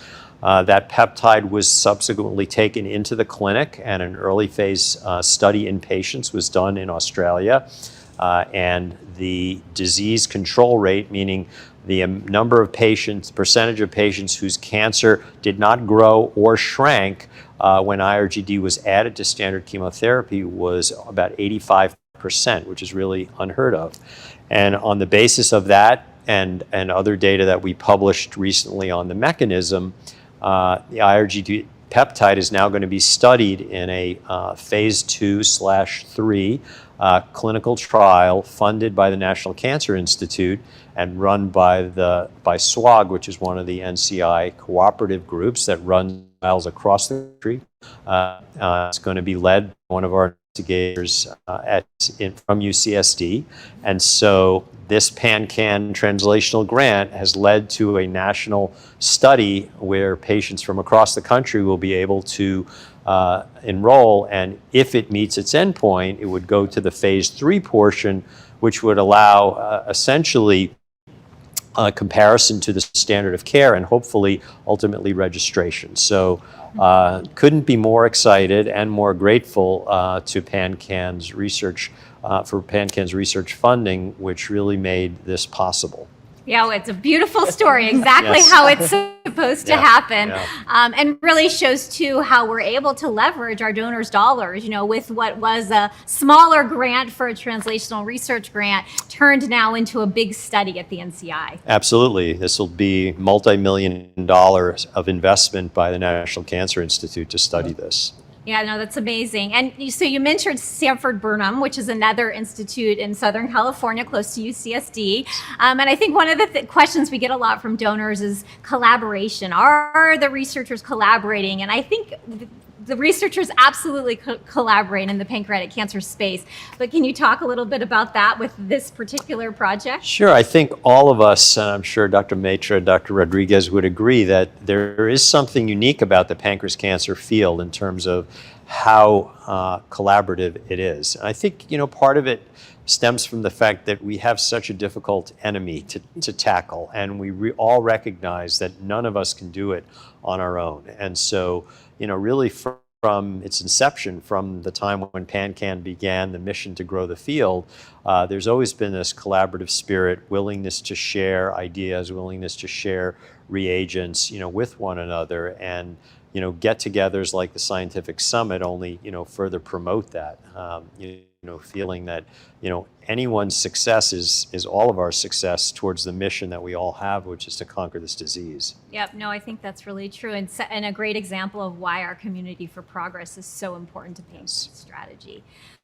So Dr. Pachter, Lynn talked about the Therapeutic Accelerator Award that Veristem got our inaugural award. So we're so thrilled. Congratulations to Veristem. Can you talk a little bit about what does this award from PanCAN mean to a company like Veristem? Yeah, first of all, I'd like to say on behalf of Veristem, we're so thankful to PanCAN and to the donors, and we're also energized by this. So I think one of the realities in the biopharma industry, I think, is that in an ideal world, we would be able to test our drugs against all different cancers at the same time and see where we can benefit patients. But unfortunately, we have limited resources, and therefore we need to make choices. And I think, unfortunately, pancreatic cancer is a tough disease, and therefore it has a lower probability of success. And often the biopharma industry could be hesitant to go there. I think our main focus at Veristem right now is treating patients with ovarian and lung cancers because of clinical signals we've seen. I'm back. Hello all. Sorry, we will finish that video a little bit later on. We have a gap later on this afternoon where we can finish that video. It'll showcase, I'll talk about all the different things that PanCAN is doing as far as research for pancreatic cancer and all the cool grants and stuff they're doing. Sorry about the last interview. We had some technical issues, but I messaged them really quick and let them know, don't worry about it. We got it covered. But we got our next musician in the building. Just real quick before we bring them in. This is our second annual Live and Amplified Livecast Marathon, raising funds for pancreatic cancer awareness and research. If you are willing, able, all that fun stuff, please scan the QR code right here to donate to PanCAN, or the Pancreatic Cancer Action Network. Sorry, I'm trying to balance so people know what PanCAN is, Pancreatic Cancer Action Network. Sorry about that. But anyways, so we have our next guest in the queue, and so let me bring her in. Hey, Hi. how's it going? Hi, good, thanks. How are you? Doing pretty good. Just, we had our first technical glitch of the morning, but you know what? It's 8 hours in, and we only had one major glitch. I think we're doing pretty good. Great. Well, I'm in the middle of nowhere in the countryside in England, so anything could happen with my internet. Okay, that's good to know. But you know what? That's all right. It's actually holding up pretty good right now, so we'll just hope that it stays that way. Great. So, excited to have you on and chat with you a little bit about what you got going on, all your music and all the fun stuff that you're doing. We have S.J. Mortimer, correct? Am I pronouncing Yeah, that? that's it. Yeah. Perfect. That's what I thought it was. And then when it brought you, or when you logged in, it said S.J. Mortimer or something, like it pronounced it weird. And I was like, now I'm second guessing if I'm pronouncing the name right. But anyways. No, you got it right. You got it right. Awesome. Excited to chat with you a little bit. Before we kind of jump into everything you got really quick, let me just do one more quick push. If you're interested in donating to our fundraiser for the Pancreatic Cancer Action Network, the QR code is right over here. This is our second annual Live and Amplified Livecast Marathon, and we will be doing this every year until the end of my time, at least. So, anyways, we have S.J. Mortimer. Glad to have you here. For everyone that's just kind of getting to meet you for the first time, kind of give a brief background of who you are and what you're about. Yeah, sure. So my name's SJ. It stands for Sarah Jane. And yes, I'm a musician. I'm an artist. I've been working in the music industry for the last 10 years. And I've luckily got to travel around to Europe, America, China, places like that to sing. I brought out my own album that I recorded in Nashville in 2015, and since then I've been singing in a band called Morgan Way, and we're doing quite well now over here in England, and hoping to someday get to America to tour, but that seems very difficult as a 6-piece band. Yeah. And then, apart from things with Morgan Way, I've just released a single of my own called Hear Me Lover. yeah, that's pretty much me in a nutshell. Awesome, awesome. You say it's hard it'll be hard to book a six-piece band, and yeah, that's not completely inaccurate, but all you got to do is find that one pillar of a show that'll just kind of, you know, it's it's definitely doable, but with the six-piece, I get the concern. That makes sense. So, um, Yeah, hopefully one day. I mean, it's definitely it's top of the bucket list for the band to do, because we are kind of Americana. We think our music would suit, you know, coming to America for, and we most of us have been there like individually and gotten to do a few musical things, but not all together. It seems quite hard to and quite expensive to do, but we'll get there one day. oh yeah, I I priced out a trip for just myself to go fly into London, and I can only imagine what a six-piece with instruments, and I'm assuming a drum kit of some sort, you know. So, could only imagine what that bill would cost. Yeah, But let's not think about it. yeah, right. um, so yeah, uh, you're kind of balancing between two acts. And you've got your solo gig, and then you've got your band gig, which I think that's coming a little bit more common nowadays with musicians, where they've got a solo gig and then they got a full band gig. Um, but before we kind of jump into the new single that you dropped, "Hear Me, Lover," how long ago did that drop? It came out on the 4th of November. I had to think about Okay, that. so it's been out for a couple of weeks now. We'll Yeah. definitely jump into that a little bit. But what's kind of what got you into, or who introduced you to music? What got you into music? So my family is very musical. My dad works in the guitar business, but he used to be a kind of singer songwriter back in his day, and he taught my brother and I how to kind of sing and play music by ear. We never really learned how to do it, you know, the proper way of learning how to read music and the classical way that is taught in schools. That was not the way he wanted us to learn. So yeah, it's been in our blood since birth, really, and yeah, I couldn't think of doing anything else in my life other than music. Actually, Yeah. it's a weird one when people don't really understand it as a career. It's really hard to explain. Oh yeah, for sure. And so, kind of having your dad kind of teach you his way instead of the more traditional or classic way, however you want to define it. Yeah. Was he just teaching you like basic music structure and like different notes and stuff like that, or was he actually like teaching you how to write music and like that?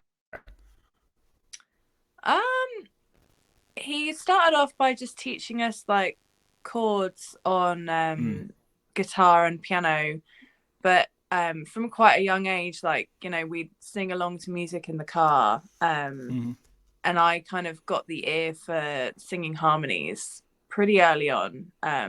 It's something that I've always really loved about singing, and just music in general is harmony. So I think he definitely brought out the creative side in us, where he kind of he didn't really teach us about structure or anything like that. He more just pushed us to kind of be really creative with music, because, you know, music is kind of a language at the end of the day, isn't it? You know, it can be spoken in many different ways. Oh, yeah. So yeah, he just kind of wanted us to be creative with it. And then I only started writing music really when I was about 18, because I was just really quite shy before then. And I had such a quiet little voice as well. I had more of a Nora Jones soft kind of jazzy voice. And then I went to university in Southampton to do a music degree, like a performance degree, really. And that's where I really kind of got my confidence, got my stride, found my voice. And yeah, I've just been gigging ever since, really. Nice. And all right, so from there, so you pretty much been gigging, and what in 20 was it 2015? Yeah, 2015 you released your first is that technically considered your debut album, or is it just Yeah. something? Okay. You Yeah. released the album, and then was the break intentional, or did you focus more on the band stuff after you released your album or your first solo album in 2015, or? Yeah, I mean, after I released that album, I was really young and I didn't really understand the industry Mm, yet. yeah. And it was quite a big accomplishment for me to even get to that stage. And then I had a few difficulties, like most artists do in the industry, with different kind of management deals going on and um, things that I thought were going to kind of progress my career, and then it ended up just not really working out. So I joined I kind of joined my own band at that stage called SJ and the Flying Pigs, Mm-hmm. and just got really into the live gigging circuit. So probably since 2016, I've just been gigging all the time. So I feel like live is probably my strongest suit, and it's where I just love being on stage more than anything else. Mm-hmm. And then I joined Morgan Way in 2018, and that's basically just been my main project since. And I've always wanted to go back to release solo Mm-hmm. material again, and now just seemed like the right time. There's always excuses to not do the extra project. It's always there, a little nugget in the brain saying, "Come on." So I finally got there. I got it. That's cool. Yeah, because I was gonna follow up with you've been focused so heavy on doing live shows. Why did you kind of decide to flip it around and release a single for your solo project? But it's just an interesting thing because it's like you're so, especially this this day and age where it's like, okay, you're focused on one thing and then the pandemic comes in and it's like, okay, puts everything on hold. And now it's just kind of like whether you started focusing on the solo project out of necessity because you wanted to keep your music alive or, whatever the reason is, it's just an interesting time. So for you, so you said you joined Morgan Way, right? That's Yeah. Okay, Morgan Way in 2018. How often what's like the split of shows? Are you primarily playing more Morgan Way shows? Are you playing more solo shows, or is it pretty balanced right now?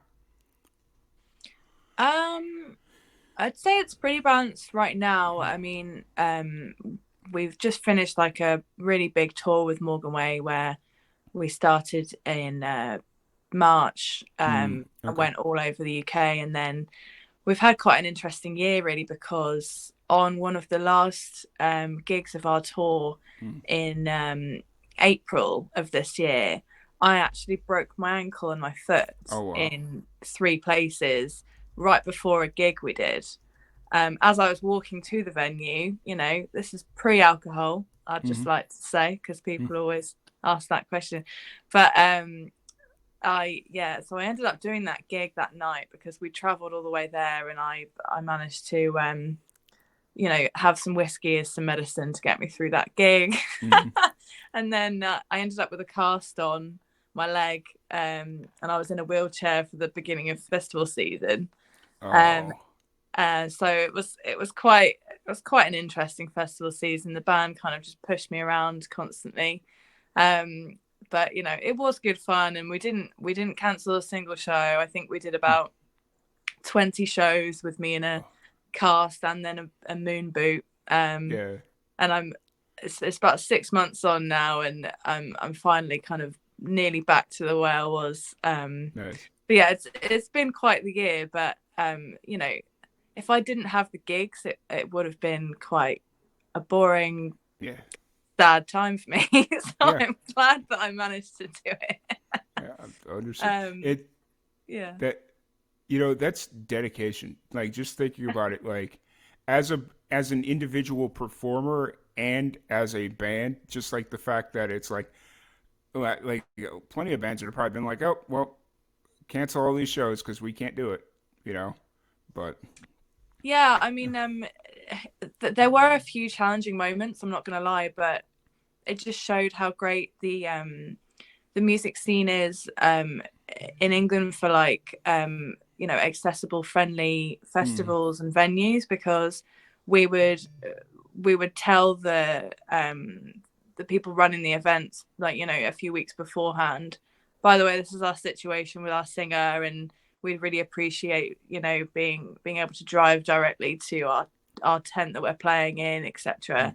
And every single one we played, they were just so they were so on call and helped us out so much, so that really made things easier. And it definite props to the UK music scene for that, because that was great. And so since we finished that run of summer shows, I've started a songwriters evening in Cambridge, which is my hometown where I live, and I'm doing writers rounds there every other month, and that's been a really nice way to get to know some new artists and bring emerging artists from all over the UK and even America when they come and visit. So if anyone's watching from overseas and you want to play a writers round in Cambridge, just give me a holler. Yeah, nice. That's awesome.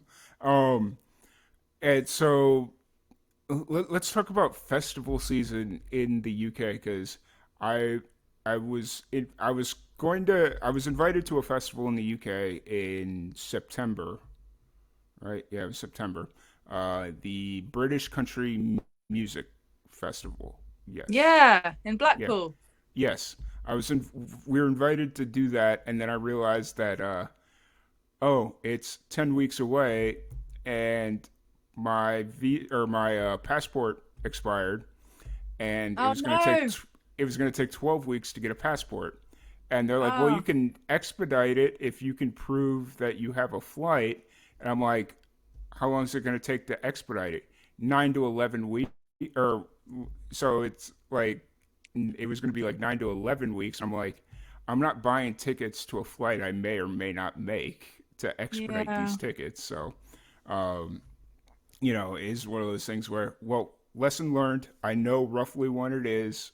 We'll be there next year. So Oh it's yeah, no, that's a great festival. We played that one last okay. September, I believe. Nice. Um, but yeah, it's a super fun one, and like this great big ballroom in Blackpool, which is it's such a historical I think it's a city in England. I was gonna say town. I don't Yeah. know, my geography's terrible, but yeah, I It's recommend it. awesome. Yeah, well, because that's what I talked to a few people that I've met through Twitch and whatnot, and they're like, "Oh yeah, we'll be there." It's a different like it's not a normal festival because it's indoors. Like most festivals are outdoors with tents and all this stuff. But Yeah. yeah, it's a little bit different, but it's a good festival. So I'm like, okay, well, next year when I get my stuff together, I'll make sure I'm there. So Yeah, do. I mean, there's a ton of great festivals around that time hmm in England. There's the Long Road Festival as well. That's a hmm great country festival. yeah. I, Um, I so was many. I was actually people were telling me because usually uh, British Country and Long Road they're like right within the same week. Like one's one weekend, one's the next.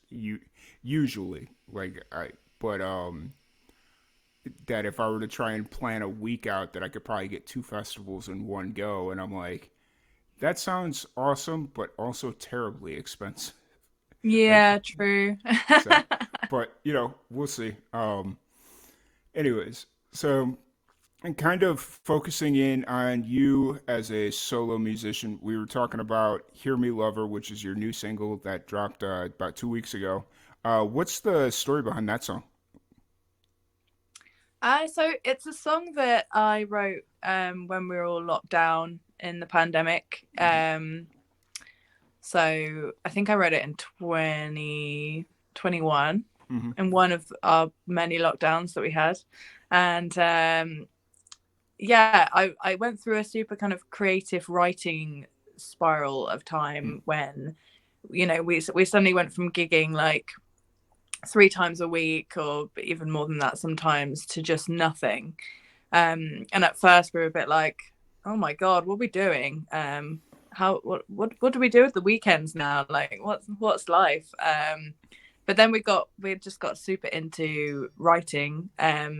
So my husband's actually in Morgan Way as well. So we got to do a few like live streams together, you know, to do a bit of kind of performing, I guess, but we didn't really love doing that too much. It was quite like technically, you know, difficult to get going, and so we decided to just really get into. We built a little home studio for us and out in the garage, and we just got we delved right in and we wrote loads of music and we recorded loads of demos, and this was one of the songs that came out of that. So there are lyrics in the song that's like dancing around the living room in my bare feet, days turn to weeks we can't meet, you know, boredom's kicking in and I grit my teeth. So it's all kind of like representing that time when we all didn't really know what to do with ourselves because we suddenly had all this time on our hands and we weren't seeing anyone anymore. So I think I lived in my onesie for a good, you know, few months. I mean, I lived in the same pair of shorts for a good month or so just because I didn't have to go into work. So it's like, all right, this is what it is. So yeah. But no, it was a very bizarre time. So and actually, I'm kind of surprised that there's not more songs of that nature kind of reminiscing about COVID. Like throughout COVID, I was like, oh, we're going to see this influx of music, of musicians that just have this straight fire music. And I haven't quite seen it yet. Like, I mean, I know it's still a little early, but I don't know. I just haven't quite seen it yet. But, you know, it's definitely music, like individual music. They're just some of the musicians that I pay attention to. I've seen it like, oh, hey, that's a good song.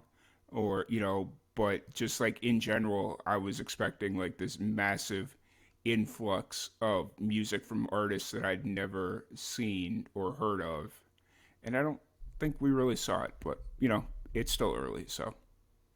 Yeah, I think as well because the pandemic took out about 2 years of the industry. So many artists and bands kind of had about a 2 year delay on releasing new music. So many people that brought out albums and EPs and stuff this last year has been music that was written even before, you know, COVID hit. So I think, yeah, I know what you mean. I think there's a definite like delay in things because the industry for music was kind of just put on hold for a little while. And obviously, like, you know, the TikTok thing totally lifted off. And I think it's become much more of a digital industry now. But I do think, I mean, I'm not sure about America, but I feel like the live music scene is definitely getting a bit of spark back, and it feels like it did back in, you know, 2019. You know, it's taken a while to get back to that point, but I think people are actually quite happy to come out and about again, and they aren't as scared. Yeah, I mean, I think in America it's not quite back to where it was because I don't see as many bands touring like they once did. Where um, you know, it like I mean they're touring, but they're skeptical. It feels like they're a little bit skeptical about you know, how it's gonna go. And I think it's gonna be another good year or so before like because it feels like before we went into lockdown, I like 6 months prior the COVID, I had just moved here. I'm in Central Texas, and I had just moved here, and it felt like those 6 months that I was here before the pandemic, there was constantly people coming through saying, like they were going somewhere or they were stopping in Waco to play a show or whatever. And I just don't see that at the moment. Not saying it's not never going to happen again, but at the moment, there's definitely a delay, like you were mentioning. So, Yeah. Hopefully next year things will kind of get a bit busier again for touring. I mean, I feel like this year there's been like too many gigs to go to because a lot of American artists have been coming over as well to tour again, which has been brilliant. But I feel like people's gigging diaries have been getting pretty busy. yeah. Yep. I've definitely seen that too, where they're doing a lot more international stuff, at least here in America. So, which is bizarre in and of itself because it's like, oh, you're willing to go across the pond, but you're not willing to tour around the States. That's a little interesting, but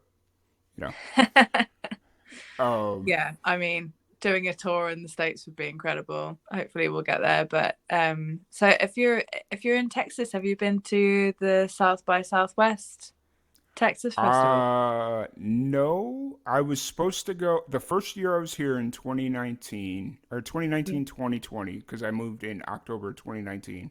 So that first year I was set up to take advantage of South by Southwest. I wasn't gonna like do really anything, but there was a lot of musicians that were coming through Waco where I live, and they're like, "Hey, if you want to do something, let's do it." And we were going to do like a bunch of acoustic jam sessions, and I basically had it set up where that week I was going to be off work, pretty much be off work, and I was just going to have a constant rotation of musicians coming to and from South by Southwest. But the day that, or like as the day before the day everybody was supposed to start coming through, I work at a TV station and it came across our like like our national news outlet that kind of gives us like the national breaking news that South by Southwest had been canceled. I was like, well, that's South by Southwest. That's not the unofficial South by Southwest. That was still going on. And I started messaging all my friends. I was like, hey, did you hear South by got canceled? And they're like, wait, why are you the one telling me this first? Why isn't South by Southwest telling me this? Because they were all booked through South by Southwest. And so, needless to say, no. Long answer to your very simple question: no, I've never been to South by Southwest. Oh, well, I've yeah, I know a few artists over here that have been, and they just say it's brilliant. Yeah. My husband and I, we've been to Austin in Texas on our honeymoon. We traveled a bit in Texas, and we stayed on a ranch in Graham, Texas. Okay. But I loved it so much. I love the vibe there. Yeah, it's so lovely and so warm. So warm. Texas? I mean, it's not warm right now, so let me just get that. That's why I'm bundled up in a hoodie here. It's just it's one of those things where it's not warm right now, but it does get warm in the summer. So like depending on when you came, yeah. But yeah, I think we came in September. Okay, yeah, you're probably still getting pretty decent summer heat, so. Oh, it was great. Awesome. But yeah, so other than the new single, where are you kind of at creatively right now? Are you working towards the next, or where are you kind of at? Yes. Yeah, so basically I recorded Hear Me Lover just before I broke my foot, I think it was in May, at my brother's studio. And he's just started a record label called Headline Records. So I've released that music through Headline Records, and I've started recording a few more songs with him as well. So I'm hoping for it to be a few more singles in the new year, and then an EP, and then I'll go and do some live shows like with a band for my solo stuff. In between all the Morgan Way things we have going on, because the band's looking pretty busy for next year as well. We've just announced a spring tour. And we've got lots of new music coming out. But it's an exciting time because before, like, I've really held back on releasing music because I never think it's kind of right, or I've been too afraid to just put something out there. Whereas I think what's great about the industry now is people just love to hear anything new. And you don't have to wait 6 months before you release something again. It's quite cool to just keep releasing music. So that is the plan, basically. We're just going to carry on releasing music. For Morgan Way, is that's primarily a UK tour? Yes, it is at the moment, but we are hoping to do some European shows in the summer. And America's always on the cards. It's just financially being able to do it. Fingers crossed. It's one of those things. Well, it's financially being able to do it, and then it's also that whole trying to figure out the legal situation about getting paid. That there's a few people from the UK that I've talked to about trying to come over, and it's like, oh, we got to get the visa situation figured out. We got to make sure that we're not breaking any rules, because if they find out we're getting paid illegally or under the table, then we're banned for 5 years or something. And it's like, it's a whole thing. Yeah, it's the work visa thing, I think. And I do think things have changed and are still changing now. From how the world has changed. So it's interesting talking to different artists about how they're doing in tours overseas, because I think especially with UK artists playing in Europe now, since the whole Brexit disaster, it's meant that there's a lot more fees involved. So I don't think there's much profit in it anymore, which is just such a shame for musicians. But that's the way the world is right now. So hopefully it can all be sorted out, so more musicians can travel and actually make money doing it, because that's always seems to be the problem in the music industry. I got I've never actually asked a musician how the whole Brexit situation affects like touring in Europe and stuff, like, because every time I brought it up, it was before Brexit actually happened, and so it was all hypothetical or what have you. But I've not asked since, because I don't know, it didn't seem important at the time, but since you brought it up, it's like, oh yeah, it probably is an important thing to talk about. So yeah, I mean, I haven't played in Europe since before that all went down. So I'm not probably the best person to ask that question. I'm not too sure, but I know it's definitely like more complicated than it was, which is a real shame. And I think there are definite like visas and stuff that need to be in place now, whereas before that didn't need to be an issue. So yeah, I've just heard a few stories of how bands have gone over there and they've invested a few £1,000s to do the tour, and then they haven't been able to make it back. So it's stories like that that's a bit of a shame. But I think if you have all those things in place and you have a good team of people willing to help make it happen for you, I'm sure it's more durable. I'm not too sure. 100%. I completely get it. So before we kind of start wrapping this podcast up with you, SJ, really appreciate you. I do want to take a second to do a hard plug for the Live at 5 Livecast Marathon. If anybody's interested in making a donation to the Pancreatic Cancer Action Network, the QR code is over in that corner. So it'll take you directly to the landing page, and then there's also donation links in the comment thread and then also in the description of the video. So please feel free to make a donation if you are so inclined. We would really appreciate it.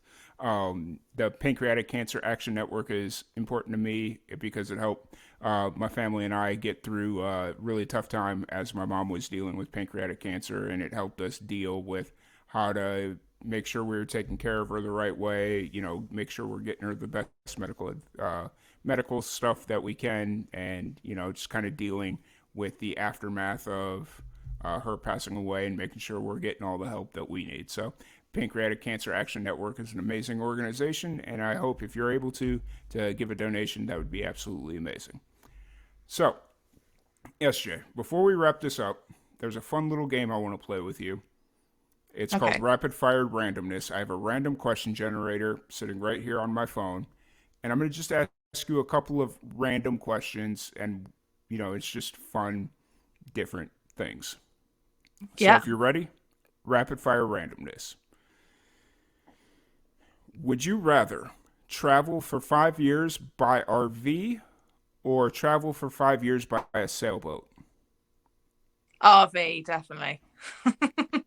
Fair. Sailboat it's safe, but it's scary at the same time. I get it. Oh, I get seasick. That is an issue too. If it were possible, would you replace your dreams with movies and TV shows? Yeah. Love that.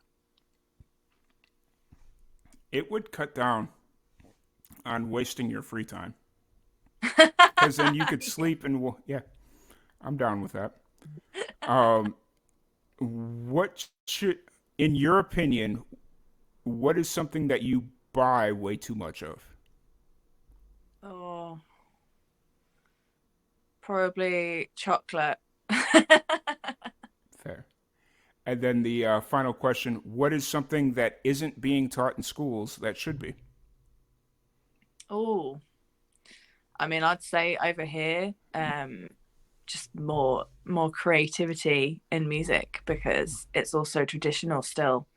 And I do have a few friends that are working in schools now that are doing more like creative workshops and stuff with kids, but that's very it's still kind of a rare thing. So I think more creativity for music and, in the creative arts industry in general would be so great. I 100% agree. Because I know when I was leaving grade school, I think they were getting in the process of trying to get rid of the arts altogether, which was not cool. No. Yeah. Oh my gosh. But I don't think it ended up actually happening. I think they cut budgets somewhere else, but I don't think it ended up actually happening. But, it's always the arts that die first when it comes to So, but thank you so much for joining us. If anybody wants to check out your new single, any of your upcoming releases, just interact with you on social, where's the best place for them to reach out and find you? Yeah, just SJ Mortimer on Instagram, SJ Mortimer Music on Facebook, or just everything from sjmortimer.com. And the same with my band, morganway.co.uk. Awesome. Once again, thank you so much for hanging out with us. It's been an absolute blast. I really enjoyed this conversation, and hopefully when the next release is ready to come out, we can bring you on and do a bigger, more in-depth interview and, just kind of have some more fun. But thanks so much for having me and the whole having me on the podcast Marathon Fundraiser. I think it's a really great idea, and I think what you're doing is really great. Thank you. I really appreciate it. It's been a 2-year, it's our second year, so obviously we're still growing. And I don't know if 24 hours is the right answer, but it seemed like a good idea at the time. So we'll see how I feel at the end of this. Yeah, so. Plenty of coffee, I'd say. Yeah. Well, right now, I'm lucky. It'll be 9 hours and about 10 minutes, and all I've drank is water. I've been really good, just water. But the water is wearing thin, and now I gotta switch to something a little heavier. So Yeah. but Well done. It's all going great so far. So best of luck with it all. thank you. But once again, thank you so much, and we will see you guys here in a minute as we play a little musical roulette and getting some musicians swapped out. And yeah, thank you. Awesome. All right. Thank you again, everybody, for tuning in while we just kind of play a little musical swap. I'm your host, Tom Quiet. Just a friendly reminder. If you're interested in donating to the Pancreatic Cancer Action Network, the QR code is right here. Feel free to give that a scan. Or if you don't want to do the QR code, there's donation links below in the comment thread over here, I think. And then down below here, there's in the description, there's more another donation link. But we've got about a 10-minute break scheduled. So I'm going to queue up our favorite video. And we will be back here in a little bit. So, yeah, cool. This is like such a process. I wish I'd just keep this video up. But, you know, that's life. All right, here we go. I've been researching pancreas cancer for about 20 plus years. When I began my career, I was looking for an area to specialize in. And I met my mentor who was working in pancreas cancer. He was one of the few people at that time who was researching this disease. And it really felt like this was a place where I could make a difference in my career. And so I started working with him, and I have been working and researching pancreas cancer ever since. Early detection, in my opinion, has really the most important role to play in terms of improving survival and outcomes in this otherwise deadly disease. When we look at patients who are diagnosed at an earlier stage and are able to successfully undergo surgery, those patients typically live a lot longer and do better than the ones, unfortunately, who are diagnosed at a more advanced stage of their disease. And so for me, I think if we can diagnose more patients at a point where we can get surgery, get the tumor out, there really is an enormous opportunity of improving outcomes. The challenge with pancreas cancer has always been that unfortunately most of our patients present with what we call metastatic or advanced disease. And in that case, the tumor is not operable. The surgeon can't take it out. And so if we can diagnose this tumor early, that's our best shot at improving the chance of long-term survival. So the early detection initiative that PanCAN has launched is one of its larger initiatives along with PanCAN's Precision Promise. The early detection initiative is the largest randomized trial to identify patients early in their disease, get them to surgery, and therefore improve survival. A trial of this size has really not ever been done, focused entirely on pancreas cancer, so it's a really ambitious effort. The goal of this trial is to use new onset diabetes as an entry point to identify individuals who may be at high risk for pancreas cancer, get them into the trial, and then provide the ones who are at the highest risk spectrum with imaging studies, blood-based assays, and really approach this whole question of early detection, which has been such a challenge for many decades, at a level that has never been done before. To me, what I think makes PanCAN so different is its ability to embrace ideas that are out of the box, but which need to be done for us to make a difference in this disease.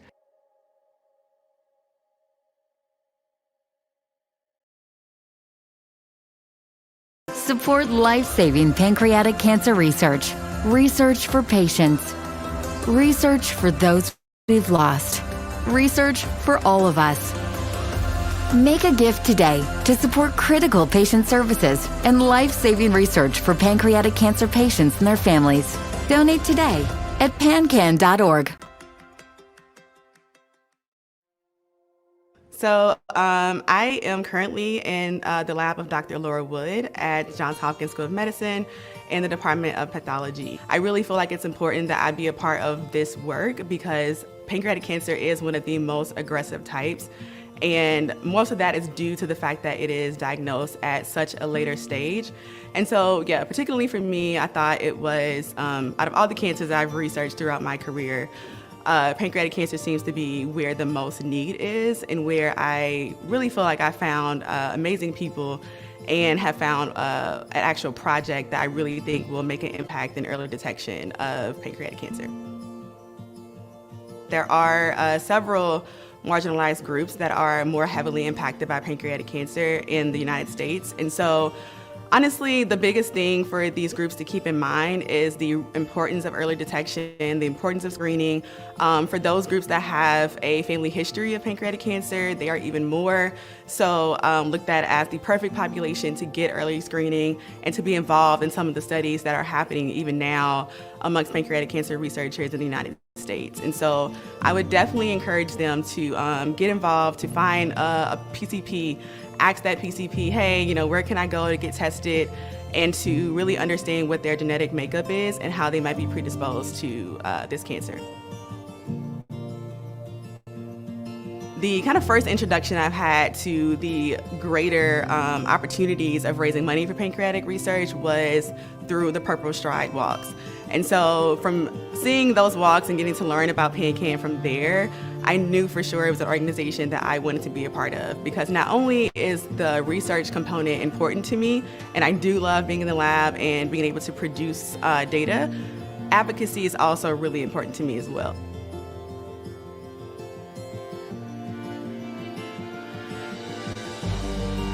November is Pancreatic Cancer Awareness Month. I support pancreatic cancer research in memory of my brother, Daniel. You can change the course of pancreatic cancer for all of us by supporting research. Research for Daniel, research for those we've lost, research for patients, research for all of us. Donate today at pancan.org. Hi, I'm Julie Fleshman, President and CEO of PanCAN. Today is World Gratitude Day, and I just wanted to take a moment to thank you for your heartfelt gifts of time, energy, talent, and donations to PanCAN. Every day, you are changing patients' lives. You are making progress possible. Pancreatic cancer researchers couldn't do what they do without you. Our PanCAN Patient Services team couldn't support patients and families without you. For all that you do and all that you give, I'm so grateful. You are truly remarkable, and I am filled with gratitude. Thank you. It's two words that I don't want it to get lost. Thank you for helping patients find clinical trials that are right for them, giving them more time with their families. Thank you for being there for people facing pancreatic cancer. You gave families like mine a place to turn to for one-on-one personal support from PanCAN Patient Services. And I want to thank you from the bottom of my heart for making PanCAN what it is today. A bright, shining light of hope for so many patients and their family members in need. Without you, there would be no PanCAN. PanCAN was of great help and comfort after I was diagnosed. Thank you for all that you do to support our mission. As a recipient of one of the 2021 Career Development Awards, I am truly grateful for the opportunity to do this research and become a part of this community. Because of you, I am able to work on making new research discoveries. And I hope we can beat this together. Thank you. Thank you for raising awareness about pancreatic cancer. You make our community stronger. Thank you. Thank you. Thank you. Thank you. Thank you.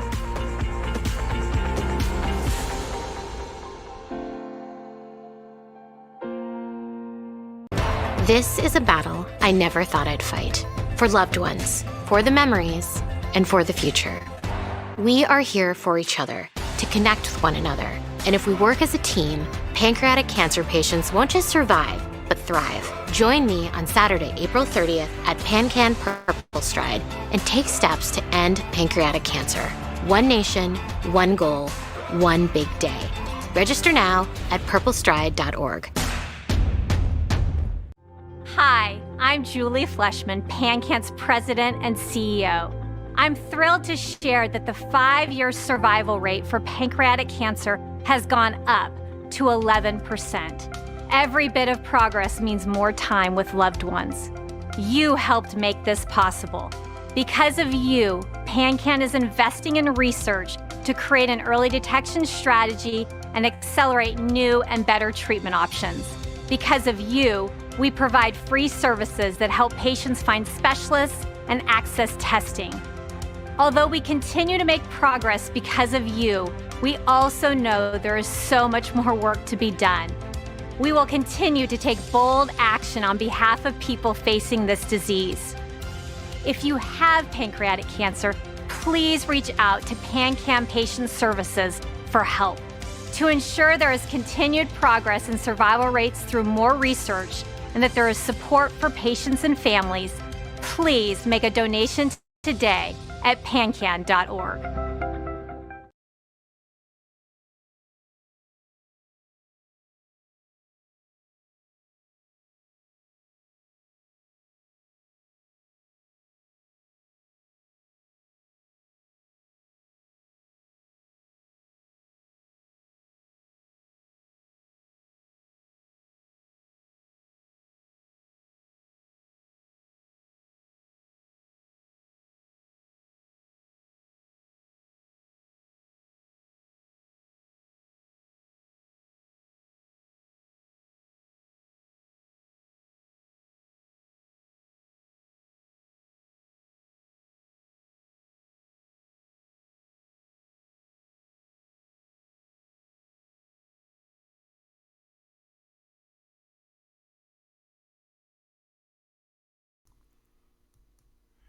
Hey, how's it going, everybody? We are back. I'm your host, Tom Quiet, and this is the second annual Live and Amplified Livecast Marathon Podcast Fundraiser, Marathon Podcast Fundraiser, whatever you want to call it. We are going strong, 9 hours in, and we're still kicking it. So really appreciate everybody that's been tuning in and hanging out with us. We've got another amazing musician in the queue, so I'll bring her up here in a second, but I just want to give you one more hard pitch.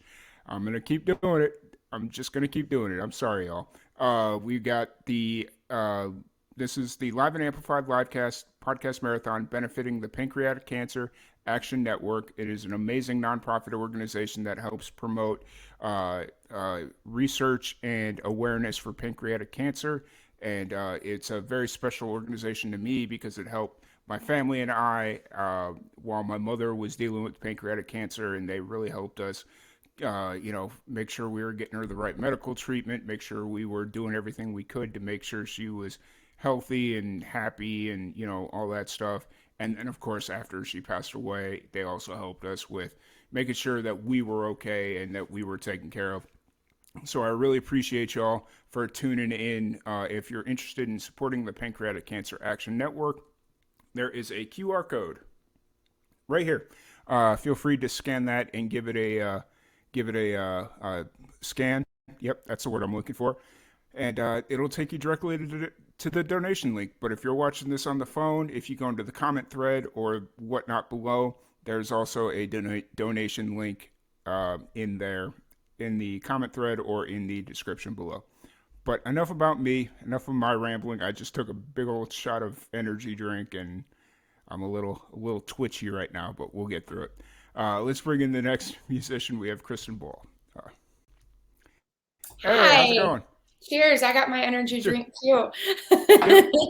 I just went to the straight Monster Energy. It was one of those things where we're 9 hours in and I've been really good. I've had nothing but water all morning. And like 9 hours straight of water, I think I consider that a win.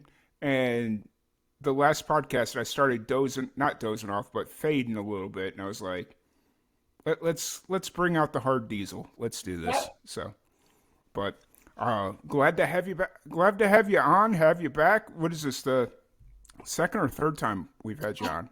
I think this might be the third time. Yes, because we had you on the fundraiser last year too. Yes. Yeah, I was sitting here. I was like, I'm trying to remember now, but no, excited to have you back and chat and, all the fun stuff you got going on. For, everybody watching, Kristen Ball, she was on the original PanCAN fundraiser that we did last year, and then we found out that she was becoming a Twitch streamer. And I've seen you staying pretty consistent. I see your name pop up on my phone pretty consistently. I just wish I was that consistent with my Twitch streams. So, how's Twitch been treating you? It's great. It's my favorite platform to be able to connect with people. Like, I say this all the time.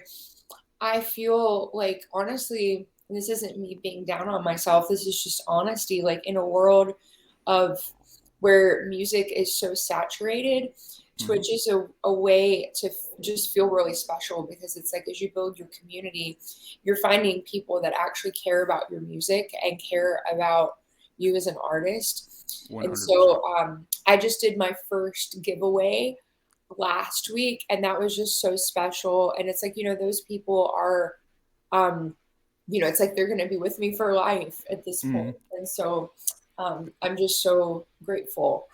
That's awesome. That's really cool. What was the giveaway? So I had these CDs laying around from many moons ago. And I really wanted to do a giveaway, because I do single release streams on Twitch. Like, anytime I release a single, I just do a single release stream that makes it special for my community. And I had these CDs laying around from forever ago that have actually a lot of the songs that I've been releasing on them. Oh, wow. I was like, you know what? I'm going to send these to, and I'm a very small streamer. And so what was supposed to be a giveaway ended up me turning into, I'm going to send these to everybody that's on right now. Because it was only like, 4 or 5 people that were on at the time. And so it's like that kind of provides extra incentive for people to watch and stuff. And so I heard the last of, so like all my US people got their CDs, and then the international ones just received them, because it takes a little longer to send stuff overseas, as you know. Yeah, that's I've not actually shipped anything internationally by myself, so it's just kind of, I've ordered stuff internationally, and it's like a whole process, but just shipping it, I have not ventured into that realm of life yet, but we'll see. Yeah. Very soon. No, that's cool that you've stayed consistent with your streaming, and having been there for one of your first streams, and I was watching one of your streams, or lurking, as the insiders like to call it. I think it was like last week or 2 weeks ago. Just your community is really growing, and that's amazing to see. So it really is. Yeah, and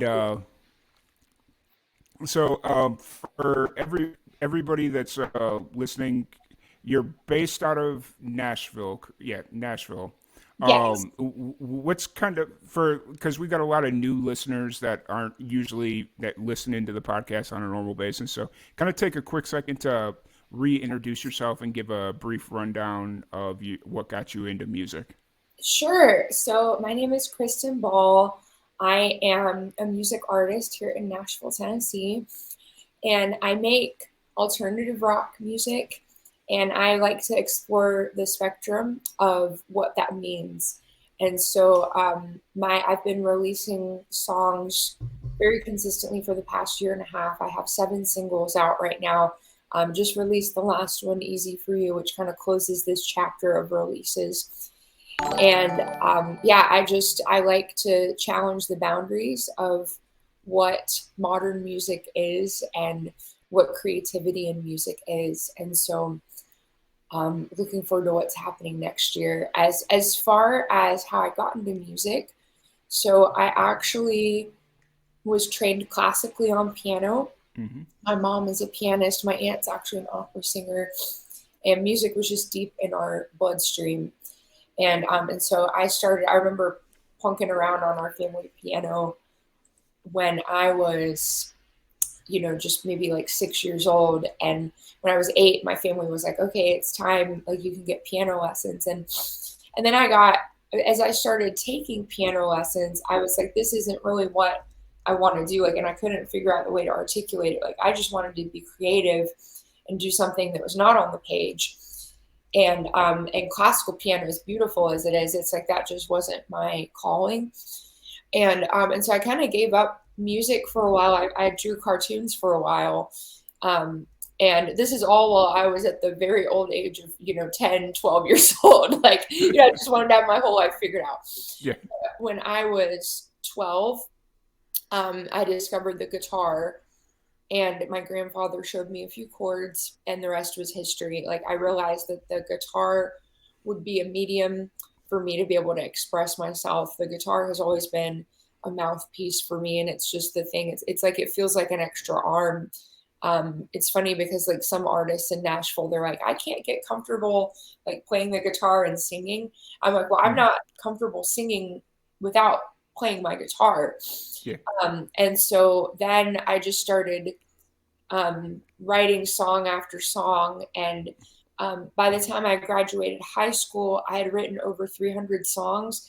None of them were good, but that's okay because everything takes practice. And finally moved to Nashville after college, and then I've really been pursuing music ever since then, but have focused pretty much solely on my artist music in the past 2 years. Before that, I was doing side woman work, like where I was singing backup vocals and harmonies, backup vocals and harmonies, it's the same thing, and playing guitar for people.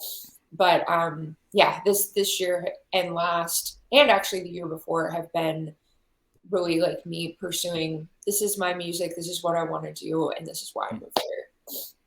Awesome. That's cool. That's,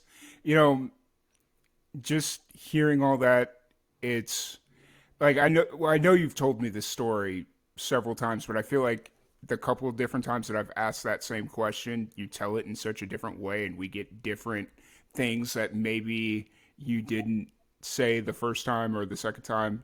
So I'm glad that you've decided to kind of step in front and do your own thing, because your music is so incredible that it deserves its own thing. Like, thank you. So, I do want to talk about Easy for You, because that's the most it was 3 weeks ago, I think. Yes. I'm trying to remember. Yep. It's been out for 3 weeks, but Sonic the Hedgehog. Are you ready for Sonic 3? Oh my gosh. Yes. I'm so excited. I cannot wait. I know, my husband took me to see Sonic 2. Yep, because that's when we had just, it was either right before or right after that we had the last podcast. Yes.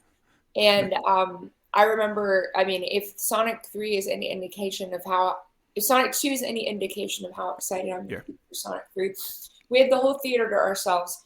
And good thing we did for Sonic 2, because I had such big reactions. Like, I was like yelling, and like I was like almost jumping out of my seat at times. Like, I'm a big fan of like Easter eggs in movies and in music, and there were like a lot of Easter eggs in the movie, and like anytime I was like, oh my gosh. That's funny. So I went through a weird not phase, but I went through this little thing where I was looking to see if any musicians had done Sonic the Hedgehog covers. Like, just I don't know, I got this weird itch because I saw somebody post a Sonic the Hedgehog video, and I was like, I wonder if anybody does like video game covers and just like covers video games. And then I typed in Sonic the Hedgehog. I couldn't tell you why. It was the first thing that popped into my head. Like, I couldn't even tell you the theme song to the thing, but I went through a weird little phase where, and it was like, when I say a little phase, it was like maybe 48 hours, and then I was on to other stuff. But that was quite the adventure.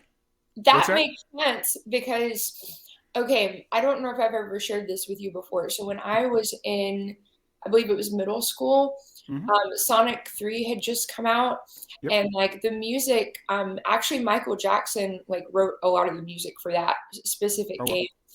And so it was like super catchy, and I couldn't figure out why I liked it so much. Anyway, like I literally took my Walkman, held it up to the screen, and like recorded the boss theme, Mhm. and I wanted to audition for the cheerleading squad to that music. Like I had come up with a whole choreography. And Nice. so you liking the music and looking for like music covers, like that's not strange at all. I will tell you, so my old the guy that produced Easy for You and How to Mm. Run, he was also a big Sonic the Hedgehog fan. Nice. And at one point, he did some drum covers of some of the levels in Sonic the Hedgehog. Like it's like he kind of set up his camera Mhm. and like he played drums along with the songs. It was kind of like how people on Twitch, you know, it's like they Yeah. play along with these different music things. But Yeah. um, so those covers are out there. You Mm. might have to dig for them, but Oh, yeah. I spent way too much time digging for this stuff, and I was just sitting there. At the end of it, I was like, okay, I'm fulfilled, but why did I spend 2 days? Why did I spend a weekend doing this? yeah. So, I feel like I could have done something else, but it is what it is. So Easy for You, it dropped a little less than 3 weeks ago, right? And math, how does this work? Yeah, a little less than 3 weeks ago. Um, what's you said this was like the culmination of this chapter of songs. Yes. What's first before we get there? What's the song about? If anybody hasn't heard it yet. Yeah, so the song is about unrequited love. It's funny, I'm actually happily married, but it's like it's actually a lot easier for me to write songs like about heartbreak. And I wrote this one before Michael ever came along. And this song is about being in a situation where the love is unrequited, but the other person is trying to convince the other person to love them. And Mhm. there, and you know, the tagline in the chorus, it's like, "Let me make this easy for you. You know, don't let me go." And it's where the other person almost reaches a point of desperation of I don't want to say throwing themselves at the person, but it's like I like to say it's they're playing with the fire of unrequited love, and instead of just kind of playing with it, they're running headfirst into it. And so that song, I'm hoping it kind of encapsulates the desperation that you feel sometimes when there's a person that you feel like it should work, but they Mhm. don't see it, but you see it, and it's as clear as day, and you're trying to convince them. That doesn't usually go so well for people, but I believe it is something that we all have struggled with at some point. Fair. I completely understand. Um, and so, kind of jumping into the you mentioning that this is kind of the end of this chapter of music. Like, are you saying just like from this phase in your life, or is it like a style sound thing, or when you say like the end of a chapter, what do you mean? So there's 7 songs that were part of this chapter, and Easy for You, it just closes this chapter. So I have more music that I'm working on next year, and some of it will be the same sound, and some of it will be a little bit different. But when I say closes this season, or like is the culmination of these songs, that just means that it's just this time. Like it's like this specific time. It doesn't mean that the sound will carry over, Mhm. but the time um, will be for next year. Gotcha, gotcha. We're gonna take a quick second because the chat's getting asking some questions here. Just so everybody's aware, if you want to make a donation to the Pancreatic Cancer Action Network, there's a QR code over here, but then there's also donation links in the comment section. I actually probably need to repost it on the comment section. I don't have my hotkeys built. I'm sorry, guys. I am not that professional of a Twitch streamer. And then you also have it in the description below. And then also there are some fun little goals if we hit certain milestones. If we raise $5,000, I will take a nice ice bath live on stream. That was something I decided to do one night. And then if we hit our $10,000 main goal, I will shave my head completely bald on stream. And then a nice little extra, if we hit 1,000 followers on Twitch, I will sit here and listen to Christmas music for 10 hours straight, and you can watch my mental decline live on Twitch. So if you want to follow us, that's more than enough reason right there. So, anyways, just Those are some putting it out. heavy, intense incentives. I would honestly, to be fair, the shaving my head, that's not too far of a stretch. I've done it for a lot less. I've lost my fair bets in my day, so I'm not really. It's not anything that phases me. But that ice bath, I don't know. That one scares me a little bit. Yeah. So, No joke. but yeah, so I just wanted to take a pause there for a quick second just to kind of refresh everyone. And now that I'm thinking about it, I will repost that link.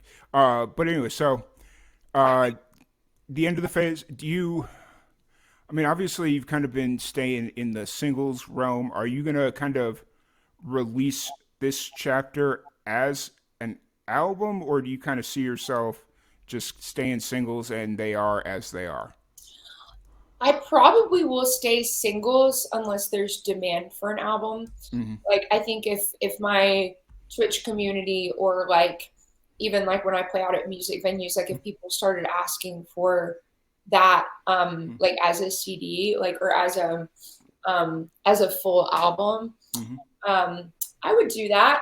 I think in the meantime, I'll just leave them as singles though. But someone told me the other day about how you can actually group your singles together as like an album, or like on an EP Spotify. on Spotify. Oh, no. And That's like cool. I don't know how to do that, but it might be worth looking into. Yeah, I didn't know that was a thing. Like, I know there's a lot more to Spotify than what I see on my end. You know, I understand that there's more to it. Like, they've got a whole back end website just for musicians. Like, they've got that Musicians for Spotify app or whatever, or Spotify for Musicians, whatever it is. And, you know, so obviously there's a lot more to the site than I can wrap my head around, but you know, that's cool that you can go in after you've released them and just kind of link them as one album. That's really cool. So it's cool. Yeah. So where are you kind of at right now? Obviously, you're coming fresh off of a release. Where are you already looking to 2023, or as far as more releases, or where are you kind of at? So I am next year. Now I'm at the point, so like everything I've released up until now have been kind of I don't know how to say, like backlogged. Like it's like everything was done and it was just like ready to go.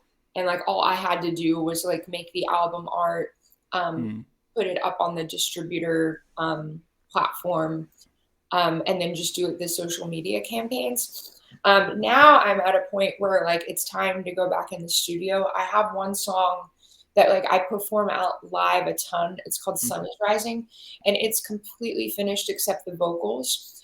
I started taking voice lessons again, and like it's like there's just I actually could go on ahead and release the song, but it's like there's just things that I'm like I could do that better, and so I'm gonna recut the vocals, and then we'll have to remix it after that.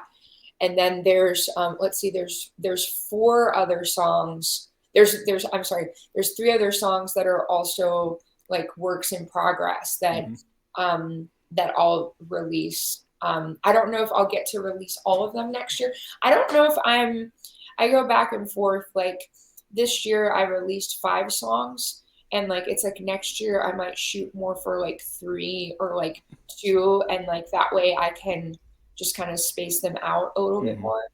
But anyway, I have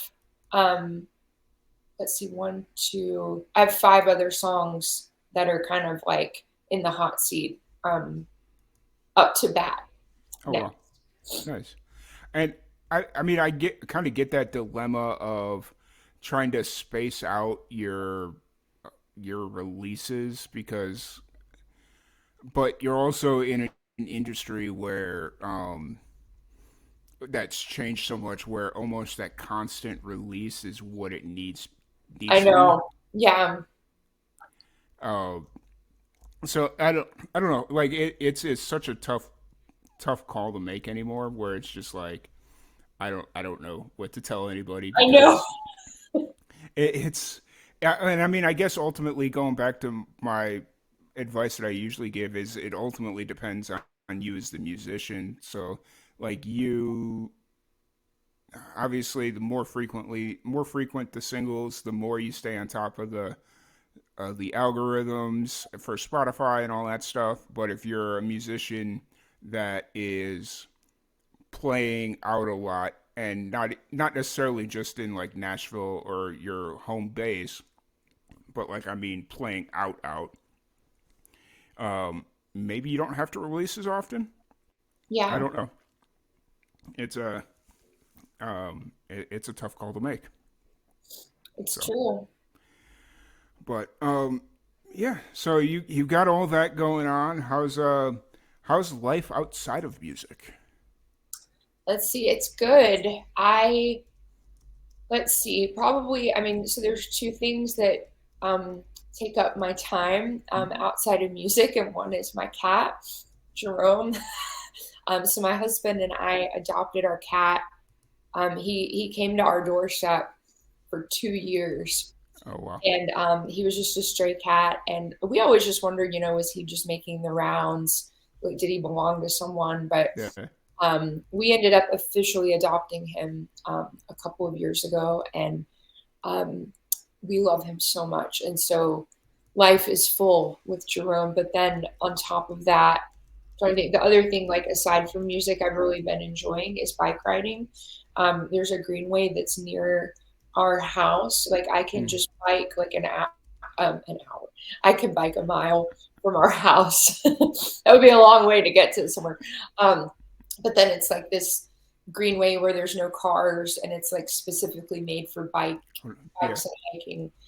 And I've really been enjoying that. Now that the colder months are here, I don't know how much I'm gonna do that. Like I wore like 4 pairs of leggings the other day, like just trying to, and I'm like, this is so cold. Yeah. And I'm like, why am I doing this? Like I can just go to the gym. But anyway, that's something that I enjoy as well. I'm also preparing. So in, I guess this is still like a music thing, like so but it's still like a life thing. Like so in December, I'm actually going to Israel, Oh wow. and I'll be like leading worship there at the different holy sites. And that's something that is that I'm preparing for, and so Yeah. I'm really looking forward to that. Even though it is music, it's Yeah. Hey, still that's really cool. traveling though. That's like a Yeah. big trip. That's a big commitment. That's awesome. It's yeah, that sounds fun. Like I'm personally a little skeptical to go to the Middle East, but Sure. that's just, I work in the news business and they just pound you every day with everything going on over there, and it's just like, eh. Yeah. But then I talk to people. I have a few musician friends that one lives in Jerusalem, one lives in Pakistan, one lives in Saudi Arabia. Like, so it's a pretty wide net over there. And they're like, I mean, yeah, that stuff's happening, but like just stay, like that's all in like one centrally confined area. So yeah, but Yeah, it's always interesting it to is. say the least. Um, so I was I wanted to bring up like so it's 9:30, almost 9:30 in the morning. I want to thank you for being a soldier and being up this early to jump on the podcast. But I feel like you came on last year around the same time. Are I you? feel like it was even earlier. Like I can't remember, but like I remember it being, and I mean maybe it's just because it's like this is early for me. Like it's like because I usually work at night, like with playing shows and stuff. Um, Oh, it was. Or actually have the schedule from last year. yeah, was it like It 7:30 or something? 7:30 a.m. That's very yeah, and I think this year, because I knew I wanted to sign up again, and I was like, I'm gonna sign up like at a later time, which it's like it's still early, but it's not like 7:30 early. Yeah. Yeah. And like, and I definitely didn't want to do you know, the people that do the like 3 in the morning shift, like that's really amazing. Yeah. But Well, those shit. So I got really lucky. So the early morning shifts, it was somebody from California for the midnight oh, shift. So it was like it wasn't too bad for them. that's great. And then the rest of them were all from Australia. So Oh, it was like mid late afternoon, depending on what time. There was only one person that stayed up like super late, and I was like, she was just trying to make sure she was done with work before she came in. So, you know, all that wasn't too bad. nice. Yeah. Yeah. Oh, dang! It's already almost 9:30. We've got 10 minutes. So, that being said, you ready to play a fun little game? Yes. Okay. Wow. It's time for rapid fire randomness. It is a random question generator that I have sitting right here, and I'm going to just fire off 7 to 10 random questions, and we just kind of see where we end it, or where we're at the end. Nice. So if you're ready, rapid fire randomness. Okay. Are leaders born or made? Born. Okay. How would you describe yourself in 4 words?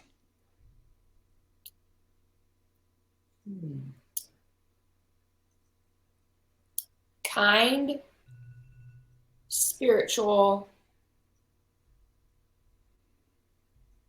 emotional, colorful. Okay.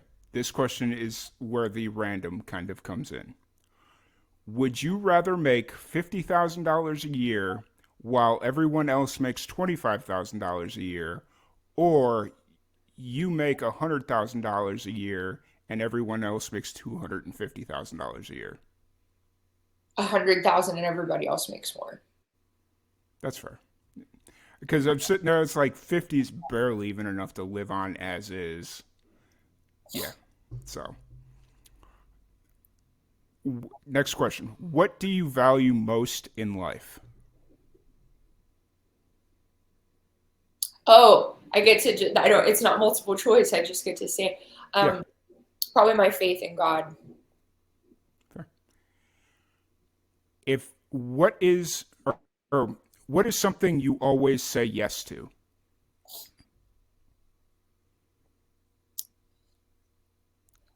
Any opportunity to play music.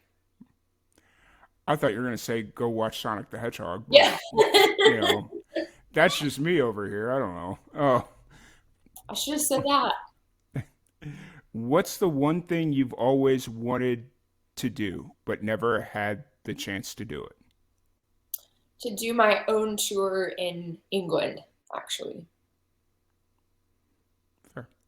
When do you feel the most free? Either when I am playing music or leading worship. And what is one thing you absolutely cannot live without? And this is like a physical product. A product. Let's see. Yeah. Gosh. That's hard. Probably my probably my like oat milk coffee creamer.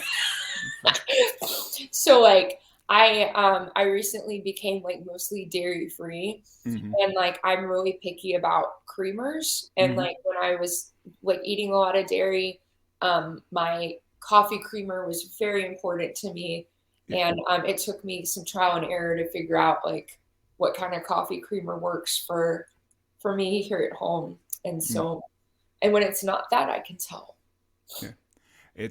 I've been trying to be better about cutting down my dairy intake. Like I found lactose-free milk that I can stand that doesn't taste like garbage, and that's been a huge help.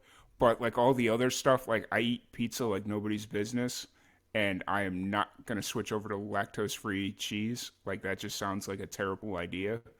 But I think as long as I've got the milk, and I might have to figure out the ice cream here at some point, but right now Yeah. that milk, yeah. So they make like it's like the dairy-free pizza is not awful. There's a brand called Dea, and like it's surprisingly it's vegan, so like the meat is also like fake, but it's like it's surprisingly good. Like it's like my husband who like is a very picky eater. He was like, oh, this isn't bad. And so, but I mean, it also might be worth it to just cheat every now and then and just have your pizza because Yeah. life's just too short. Yeah. Well, it's one of those. Yeah, it's just one of those things where it's like the milk I can do because I drink. There's this stuff called Fairlife milk that I drink, and it Yeah. tastes.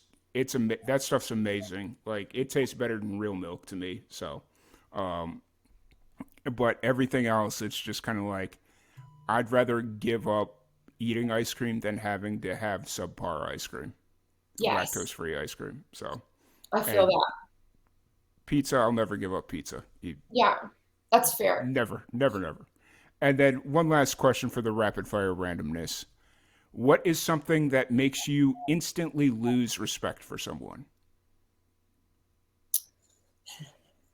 Mansplaining. Thank you for never doing that, by the way.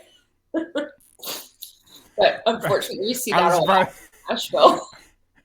I was about to mansplain what mansplaining is. Yeah. It's like, for those, mansplaining is what a... No. Oh, that's so funny. No, I get it. 100%.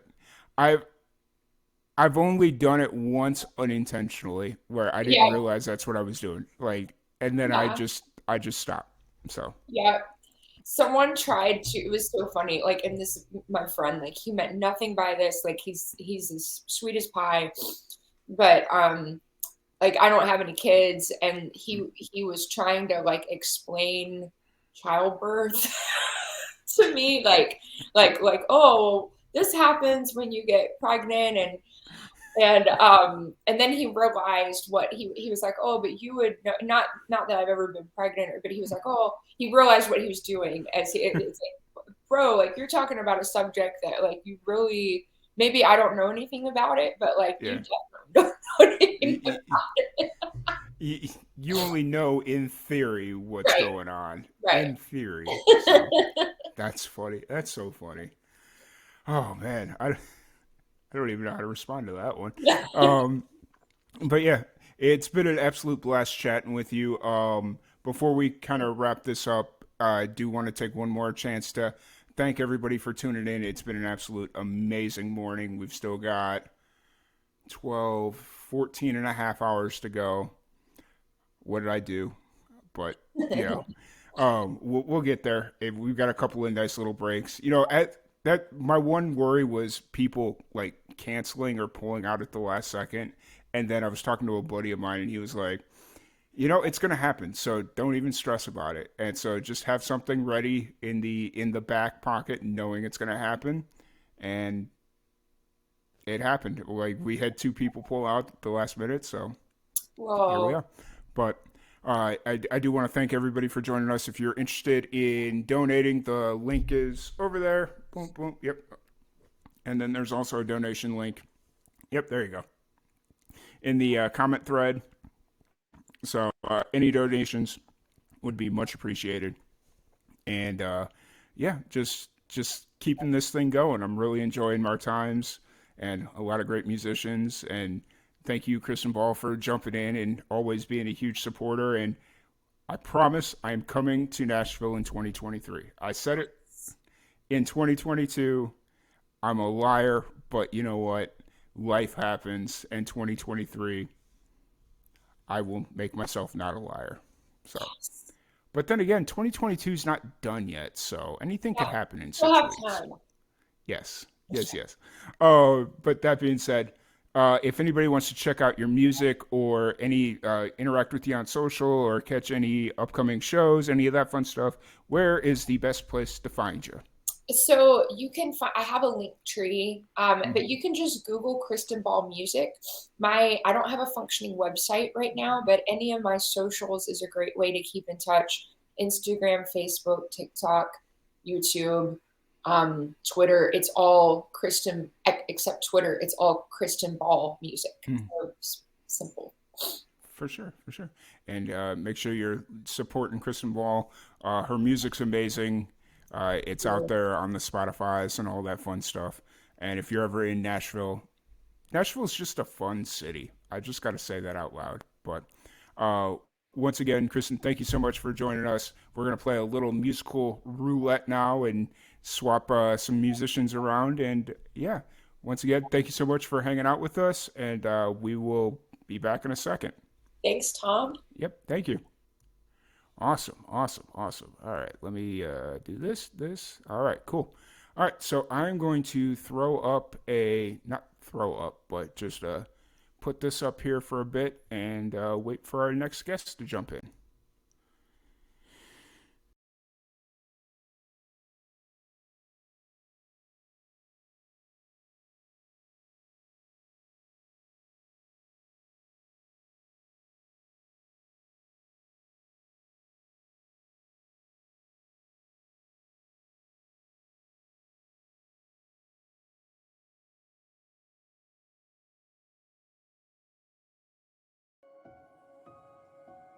I've been researching pancreas cancer for about 20 plus years. When I began my career, I was looking for an area to specialize in, and I met my mentor who was working in pancreas cancer. He was one of the few people at that time who was researching this disease, and it really felt like this was a place where I could make a difference in my career. And so I started working with him, and I have been working and researching pancreas cancer ever since. Early detection, in my opinion, has really the most important role to play in terms of improving survival and outcomes in this otherwise deadly disease. When we look at patients who are diagnosed at an earlier stage and are able to successfully undergo surgery, those patients typically live a lot longer and do better than the ones, unfortunately, who are diagnosed at a more advanced stage of their disease. And so for me, I think if we can diagnose more patients at a point where we can get them to surgery and get the tumor out, there really is an enormous opportunity of improving outcomes. The challenge with pancreas cancer has always been that unfortunately most of our patients present with what we call metastatic or advanced disease. And in that case, the tumor is not operable. The surgeon can't take it out. And so if we can diagnose this tumor early, that's our best shot at improving the chance of long-term survival. So the early detection initiative that PanCAN has launched is one of its larger initiatives, along with PanCAN's Precision Promise. The early detection initiative is the largest randomized trial to identify patients early in their disease, get them to surgery, and therefore improve survival. A trial of this size has really not ever been done, focused entirely on pancreas cancer, so it's a really ambitious effort. The goal of this trial is to use new onset diabetes as an entry point to identify individuals who may be at high risk for pancreas cancer, get them into the trial, and then provide the ones who are at the highest risk spectrum with imaging studies, blood-based assays, and really approach this whole question of early detection, which has been such a challenge for many decades, at a level that has never been done before.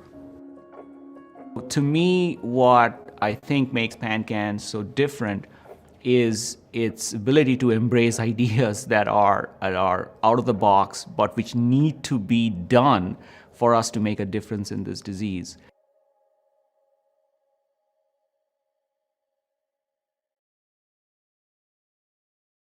Support life-saving pancreatic cancer research. Research for patients. Research for those we've lost. Research for all of us. Make a gift today to support critical patient services and life-saving research for pancreatic cancer patients and their families. Donate today at pancan.org. So I am currently in the lab of Dr. Laura Wood at Johns Hopkins School of Medicine in the Department of Pathology. I really feel like it's important that I be a part of this work because pancreatic cancer is one of the most aggressive types.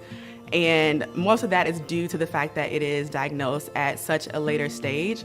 And so, yeah, particularly for me, I thought it was, out of all the cancers I've researched throughout my career, pancreatic cancer seems to be where the most need is and where I really feel like I found amazing people and have found an actual project that I really think will make an impact in early detection of pancreatic cancer. There are several marginalized groups that are more heavily impacted by pancreatic cancer in the United States. And so honestly, the biggest thing for these groups to keep in mind is the importance of early detection, the importance of screening. For those groups that have a family history of pancreatic cancer, they are even more so looked at as the perfect population to get early screening and to be involved in some. All right, y'all. Sorry about that. I think I made a boo-boo probably. Our next guest, I can't figure out where I talked to him. So I don't know if they ever got the information for their slot. So since it's 9:45, almost 9:45, they're supposed to be here at 9:40. I'm going to kind of guess that they're not coming. And I'm going to, that video that we played a little bit ago, that super long one that was talking about, what PanCAN does and all the cool stuff. I'm going to start that up again. And yeah, we will get this wagon train a moving. I'm sorry, guys. It's a process, and I apologize, but hopefully you all will forgive me, and we can keep it moving. So let me cue this up here.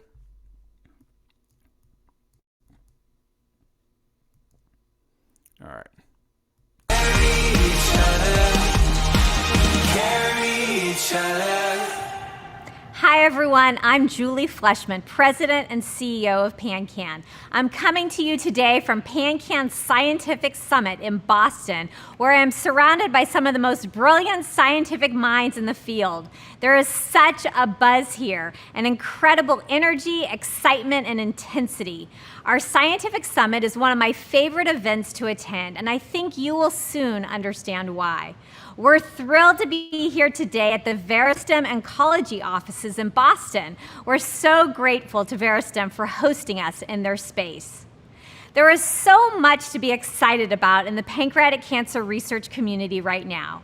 Foremost on my mind is that this year, thanks to you, PanCAN has invested a record-breaking $25 million in pancreatic cancer research. That's $25 million to advance breakthrough scientific studies and our clinical initiatives that get us closer to our vision of creating a world where every pancreatic cancer patient thrives. In total, you've invested $174 million in pancreatic cancer research since we began our PanCAN research program almost 20 years ago. Your donations, the funds you raise by inspiring your friends and family to give to PanCAN Purple Stride, the events you host, your monthly gifts, matching gifts, gifts through your wills, every dollar you give makes a huge difference in fueling progress. Thank you.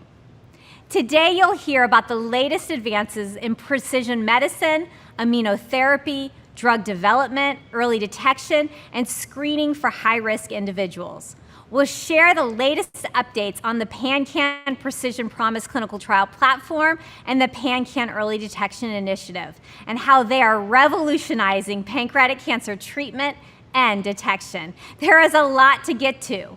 Before we move on, I want to thank our webinar sponsors, AstraZeneca and Ipsen, as well as our scientific and medical affairs industry members, AstraZeneca, Cornerstone Pharmaceuticals, Fibrogen, Immunovia Inc., Ipsen, LabCorp Oncology, Mirati Therapeutics, Novartis, Novacure, and ViewRay. I also want to be sure you know about the resources and support for patients, caregivers, and families through PanCAN's patient services. Case managers are available to answer your questions about the disease or anything you learn about today. Now let's meet our very special guests. Dr. Lynn Matresian is the Chief Science Officer at PanCAN. Lynn leads some of our important research initiatives, including the PanCAN Early Detection Initiative and PanCAN's Research Grants Program. Dr. Andy Lowy is a surgical oncologist and chief of the Division of Surgical Oncology at UC San Diego Health. He has received multiple PanCAN research grants and is a principal investigator in PanCAN's Precision Promise. Dr. Lowy is also a past chair and current member of PanCAN's Scientific and Medical Advisory Board. Dr. Anirban Maitra is professor of pathology and translational molecular pathology and the scientific director. See, y'all, I'm not that crazy. Yes, I am. I'm very crazy. Sorry, that was a mistake on my part. I thought I had sent her the link, and I didn't. So that's my bad. Actually, here she is. Sorry about that. Oh, you're fine.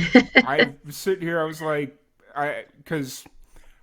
yesterday I was like, okay, I'm going to cover all my bases. I've got these automated emails going out. It should have the link in it.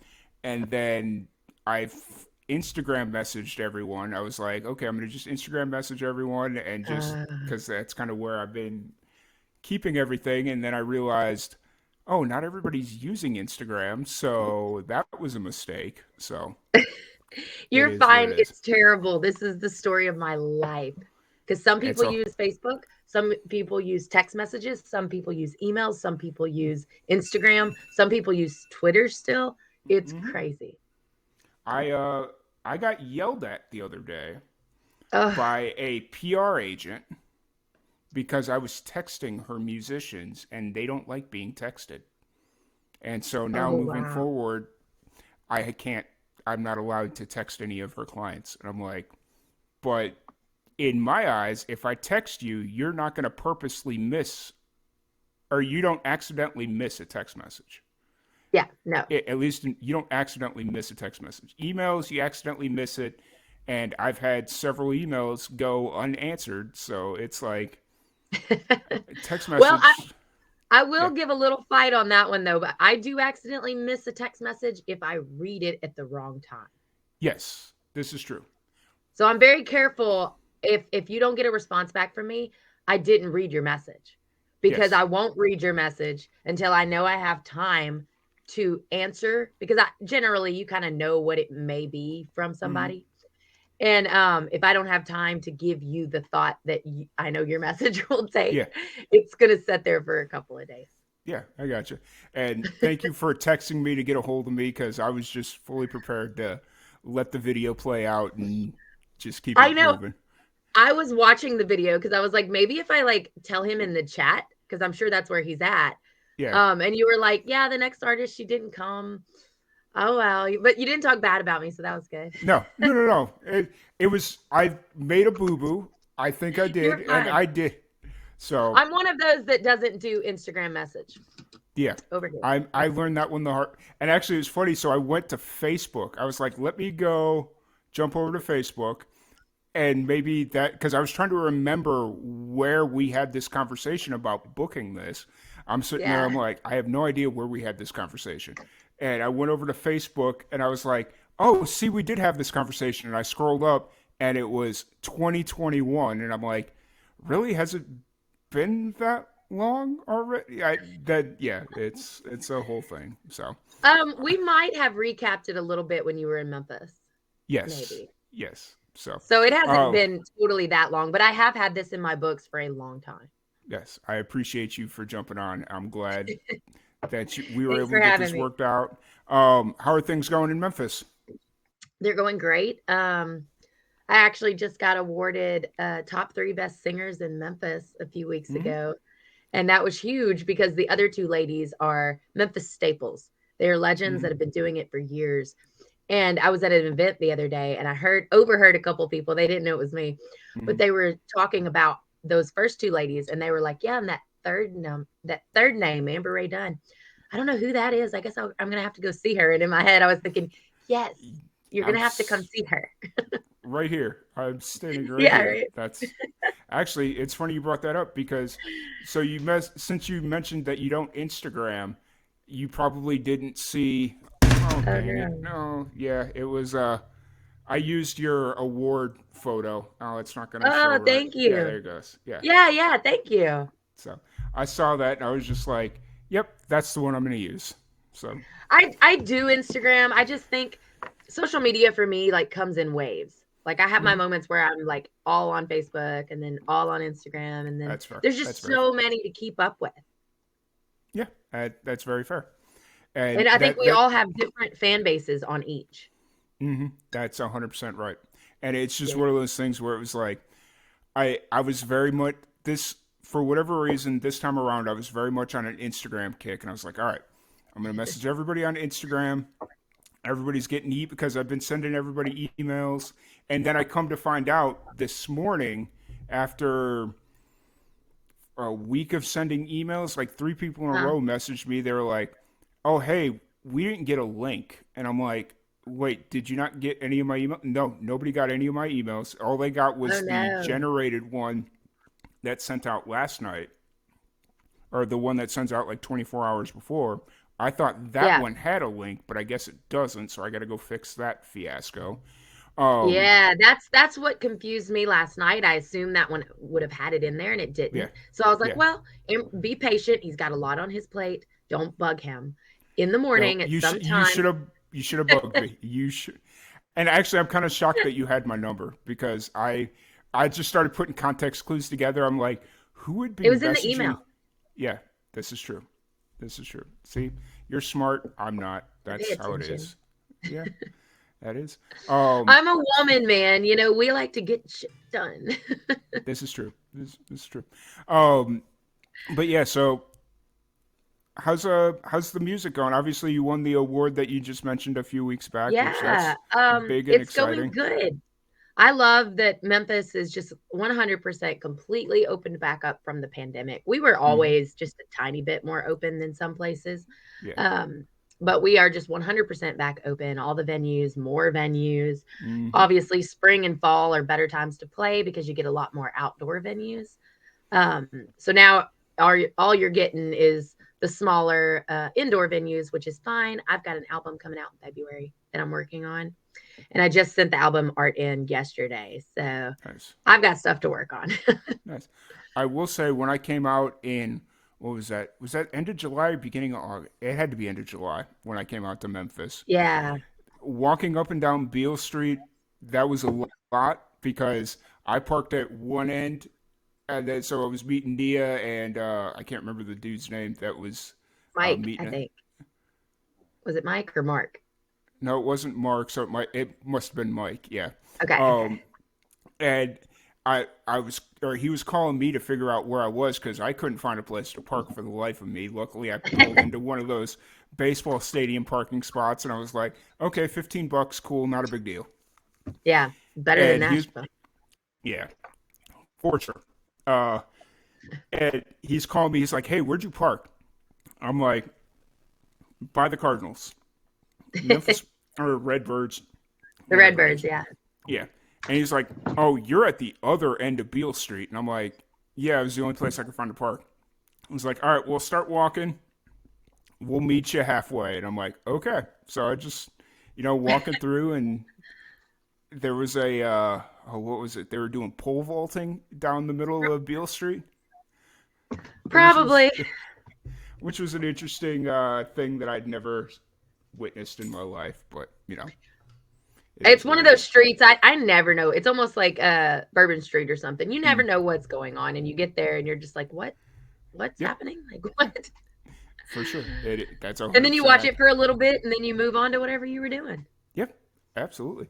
So how did you enjoy it? Yeah. Was that your first time in Memphis?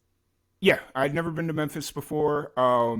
I kind of wish I would have gotten there a little bit. So I got there on Friday. Wish I'd have gotten there a little bit earlier on Friday so I could have done some more stuff off Beale Street and just kind of, you know, taken in the city a little bit more because I feel like Beale Street's what everyone does. Yeah. Like that's like the touristy thing to do. I wanted to take a step back and just kind of, okay, where like I was before I went there, I was watching some videos about like good places to go eat that isn't on Beale or just like our our local Memphis. Yeah, yeah. And I kind of wish I would have done that, but you know, when it's an Did you 11, make it out to Did you make it out to Elwood Shack at all? no, I didn't. Oh, next time you'll have to eat there. They have the best food. Actually, it's funny. That was one of the places I wanted to go. Yeah. I saw you would post about it, I think at one point, and I started looking, and I'm like, that food looks pretty good. It looks really good. So My personal top three favorites in Memphis are Elwood Shack, and literally there's nothing on the menu you can't.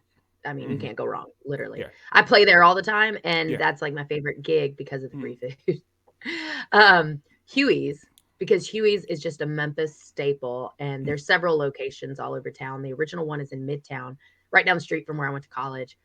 And it's still owned by the same Memphis family, and it's just so great to support local. But their biggest thing is consistency. Yeah. No matter where you go of their location, you're going to get the exact same thing cooked the exact same way. It's business. Yeah. It's all about consistency, and so that's one of their best qualities. And then honestly, the Blue City Cafe right there on Beale Street. Yep. That's where we went for dinner. Yeah, I love that place. And the guy that owns that one is actually a huge supporter of Memphis music and film, and he's probably a millionaire. You know, I don't know, but his place does pretty good. Yet you still see him at all of the community functions and art shows and festivals, and he's just very present in the community, and I really appreciate that. Yeah. I will say two things food related. Blue City Cafe was the first time I had catfish. I'd never had catfish before that. What? Yeah. What? It was what just planet do you live on? I mean, a planet where catfish, like, I grew up in an area where you didn't want to eat the catfish. Like, you didn't want to eat the catfish because was it like on the Ohio River or something? It was on a river, and the catfish was always not the best. Okay. So, and so I just never ate catfish, and then I went to Memphis, and everybody's like, "Oh, you'll like it. You eat fish, period. So catfish is good." And so now I can say like catfish. Yeah, it's good. I'll eat it again. Okay. So I love fried catfish with a cold beer. Yeah. And a little hot sauce. Yeah, I get that. And then going to that farmer's market on a Saturday. That farmer's market the Memphis farmer's market. Yes, the Memphis farmer's market. Is it something that happens every Saturday, I'm guessing? There's one in Midtown, and I think there's one out east, but the downtown one is kind of the more eclectic one. Yeah. That was pretty good. I enjoyed that too. That was just a fun time. It was a little unnecessarily hot for being 10 in the morning, but you know, that's life. That's life in July. So that's Memphis in July. Yeah, very true. Very true. You know what's funny about the farmer's market is my buddy who books it, and I guess was Nia playing? Is that why? Yeah. Yeah.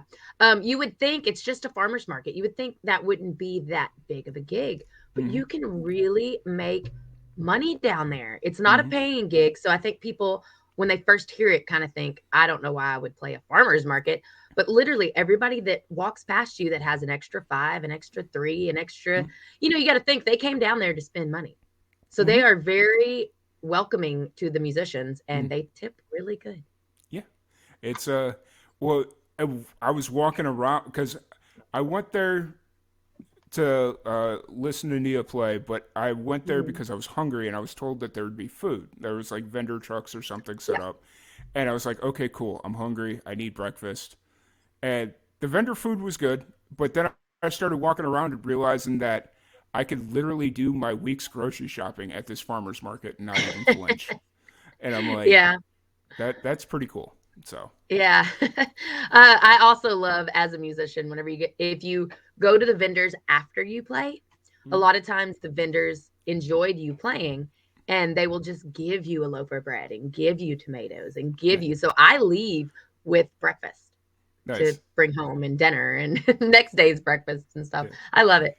Yeah, that's really cool. Well, I hope you really enjoyed your whole trip to Memphis. Yeah, I'm trying to figure out the next trip. It's a Did you go to process. Nashville as well? No, I didn't go to Nashville. I'm hoping to do that in March, and I'll obviously drive right through Memphis then. But I know I talked to Mark right as he was cleaning or closing, or no, he was at the farmer's market, and I ran into him. We started chatting a little bit. Um, he had a beer in his hand, which I guess that's kind of that's kind of consistent for him. Or no, it wasn't a beer. It was a Bloody Mary. He had a Bloody Mary. Or I was going to say it's usually mimosa. Okay, it was I couldn't remember if it was Bloody Mary or mimosa. I knew it. I was sitting there as I said beer. I was like, no, it was the morning. There's no way he was drinking a beer in the morning. It had to be one of those morning drinks. It's a mimosa. So he's very spoiled. His music venue is 2 doors down from the oldest cafe in Memphis, like Elvis's favorite place. Yeah, the arcade. Yeah. And they are also very well known for their mimosas and Bloody Marys. Okay. That's awesome. I love that so much.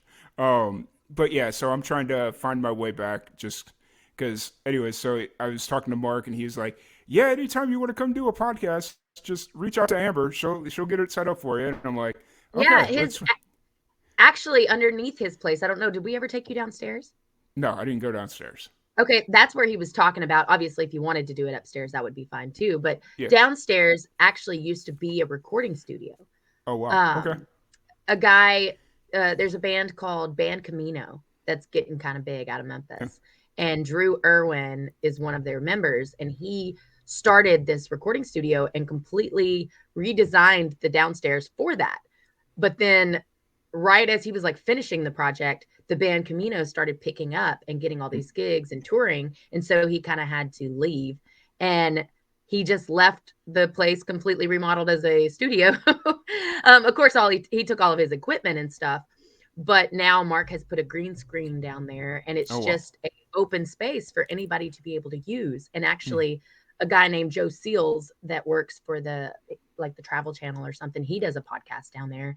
And Mark just kind of opens it up for anybody that needs a space to use it for that. Nice.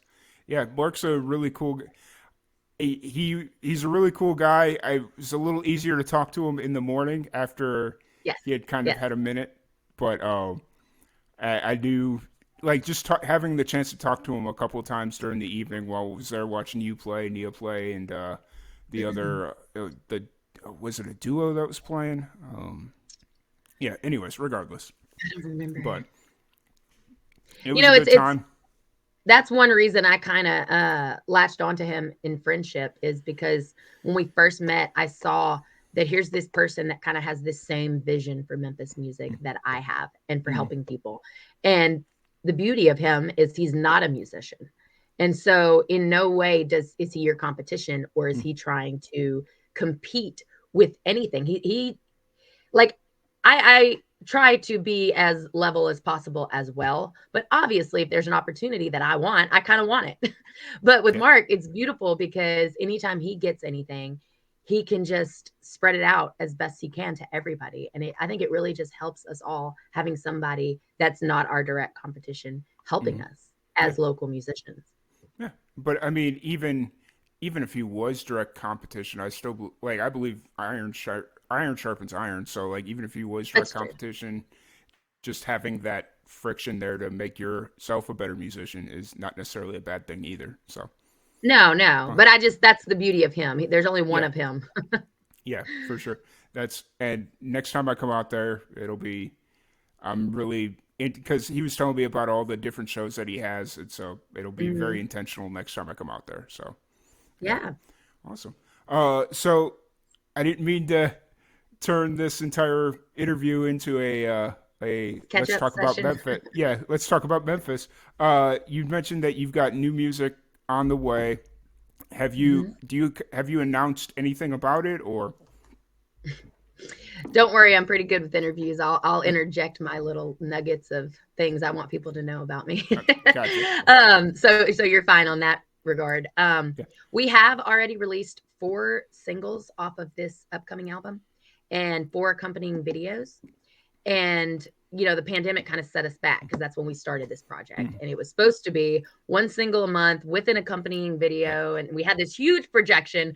And then 2 months in, boom, the pandemic hits. Yep. So this project has taken on way more life than I wanted it to, which is good and bad. Good because I've had more time to prepare and have things ready and pay for things. Bad because you know how it is. Sometimes when you work on something so long, you almost dread it and you just want it to be done. And I hate to feel that about something that I've put so much love and energy and money into. So I try to stay away from that, but it does creep in. But I am so ready for February and to get this album out. We are going to have at least probably 3 more videos coming out, one with the title track, and at least one more with one of the key songs that was going to be a single, but now might not be. And then maybe a 3rd one. And then I've got a bunch of new merch. If you know me, merch is like my favorite thing. Being a visual artist, I like to make a lot of my own merch. I do silk screening. I hand paint things. But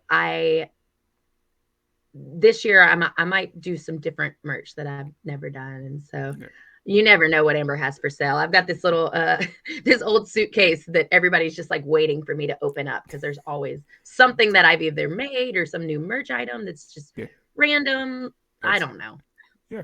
It's I saw there was a band based out of Nashville. They're like, I don't know if they're like a punk band or a punk metal band, but they do a lot of DIY stuff and they do limited runs of custom printed shirts. So basically what they do is they'll acid wash them.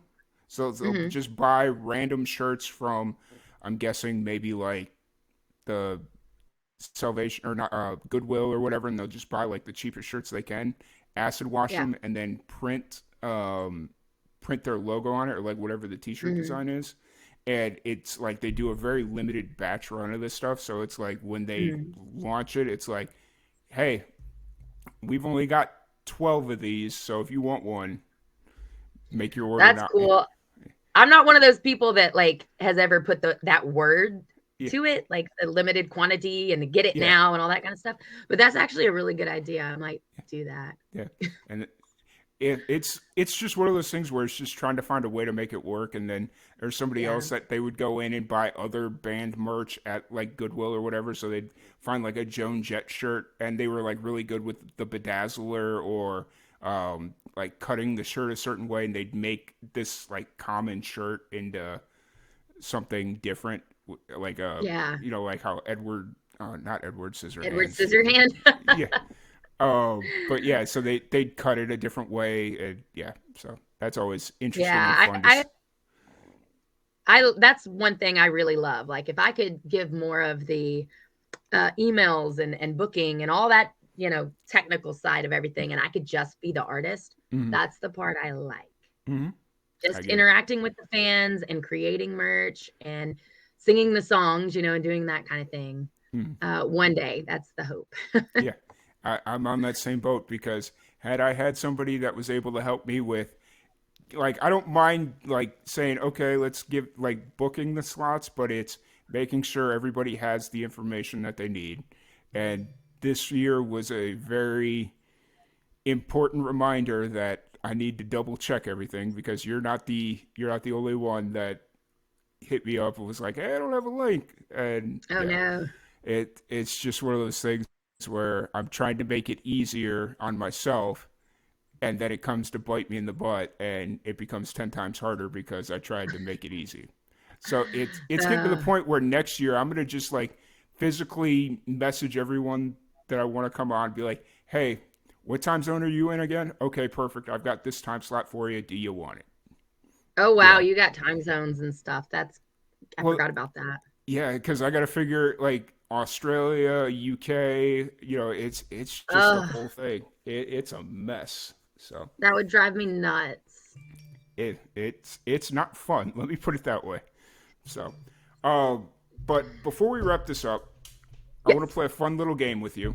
We played it with Okay. everybody.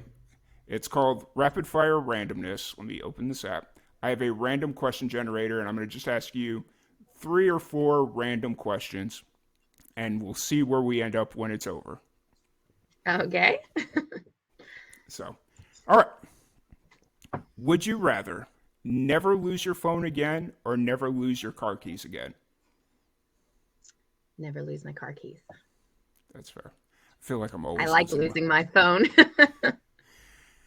I feel like I'm always losing my car keys, so that would just be amazing. Okay. What is the last app you had open on your phone? Probably in my Gmail. Yes. I was trying to find how to get a hold of you. Do you have a standing desk? No. I had to No? think about that. I was like, of course my desk stands. Like, who has a sitting desk? That's fair. No, I do not. What annoys you about the human race? Oh, really? You gotta go all deep like that? Oh gosh.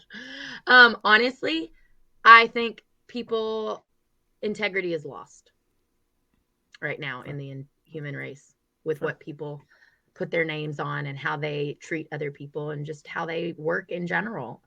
Nobody has integrity anymore, and it's really sad. Yeah, it is. It is. I get it. And then we'll do one last one here. If you could take one invention back in time to improve society, what would it be? We got to skip that one. I don't know what Okay. I don't really know what it means. I don't know. What? Hang on. Okay, got it. What was ruined because too many people started doing it? These are weird questions. I don't know. That's why it's random. That's why it's a random question. No, I know, but I don't know how to answer that. Too many people started doing it, so it was ruined. Moving to Nashville. That's it. There we go. Yes. There we go. I don't know. I just said that out loud. No, not necessarily moving to Nashville, but bugging publishers and just bugging people about your songs. Yes. I have so many people that even bug me about listening to their songs and telling them whether it's a song or not. And I'm like, dude, that's so subjective. It's a song if you think it's a song. And then if you really think it's a song, believe in it and fight for it. Mm-hmm. And if you don't, maybe you could get a little opinion here and there from people, but don't hang your hat on what somebody says. Yeah, true. So I don't know. Sometimes I feel like people do that too much. Yeah. I'm going to take a selfie of us real fast. Yeah. Oh, let me get that. There we go. Okay. Awesome. But yeah, thank you. I'm glad we were able to make this work. I'm sorry that my system to make things easier on myself backfired once again. And that's how life is this day and age. You're fine. Are you I'm gonna move us so you can see who I am. Where's it at? Up on the wall. Okay. Awesome. We got Amber Ray done. If anybody wants to check out your music or anything else you got going on, where's the best place to find you? Spotify, iTunes, Facebook, anywhere. Honestly, just go to my website, amberraydunn.com, and that's AMBERRAEDUNN.com, and that's got links to everything. Yes, it does. And new album coming out February. Have you said the date specifically yet, or just February? No, it's the end of February, and there's a date somewhere floating around in my emails. Okay, fair. Very fair. I'm probably the most unorganized person you'll ever meet in your life, but somehow it all gets done. I don't know. You could make a case that I'm pretty unorganized after the conversation we had about 30 minutes ago. So that's true, but I won't make that case. I'm a good person. I appreciate that. And until next time, hopefully we'll be in Not Nashville, Memphis. Jesus, that's my I'm in tongue's Nashville quite a bit though. So if you're ever in Nashville, hit me up. I might be out there too. awesome. Well, I was told by Mike that Nashville and Memphis people don't like each other or something. Or there is a little bit of a rivalry. Okay, fair. Memphis has always been like the redheaded stepchild of Tennessee. I thought that was Knoxville. Oh, well, they're redhead. Maybe we're the brown-headed. I don't know. But anyways, once again, thank you so much. That's fair. Once again, thank you so much for hanging out with us. It's been an absolute blast. We'll get you back on in February on the podcast to go over your new album, talk a little bit more in depth about it, and the 2.5 years doesn't go wasted, and it's we give it a nice big push for you. Well, thank you, and good luck for the rest of your day. Yeah, thank you. And we're going to play a little bit of musical roulette here and swap out musicians. And yeah, Amber, thank you so much, and we'll be in contact. Great. Have a great day. Yep, you too. Thank you. Awesome. All right, let's do this. Boom. All right. Once again, thank you everybody for tuning in. We really appreciate you. We got our next guest in the queue. I am just going to do one more hard pitch for y'all. This is the Live and Amplified Livecast Marathon fundraiser for the Pancreatic Cancer Action Network. I will get it right one of these years. If you are interested in donating, you can scan right there. There's a QR code, or there's also comments in the thread or in the description of the video below. So feel free to donate if you are so inclined. Would really appreciate it.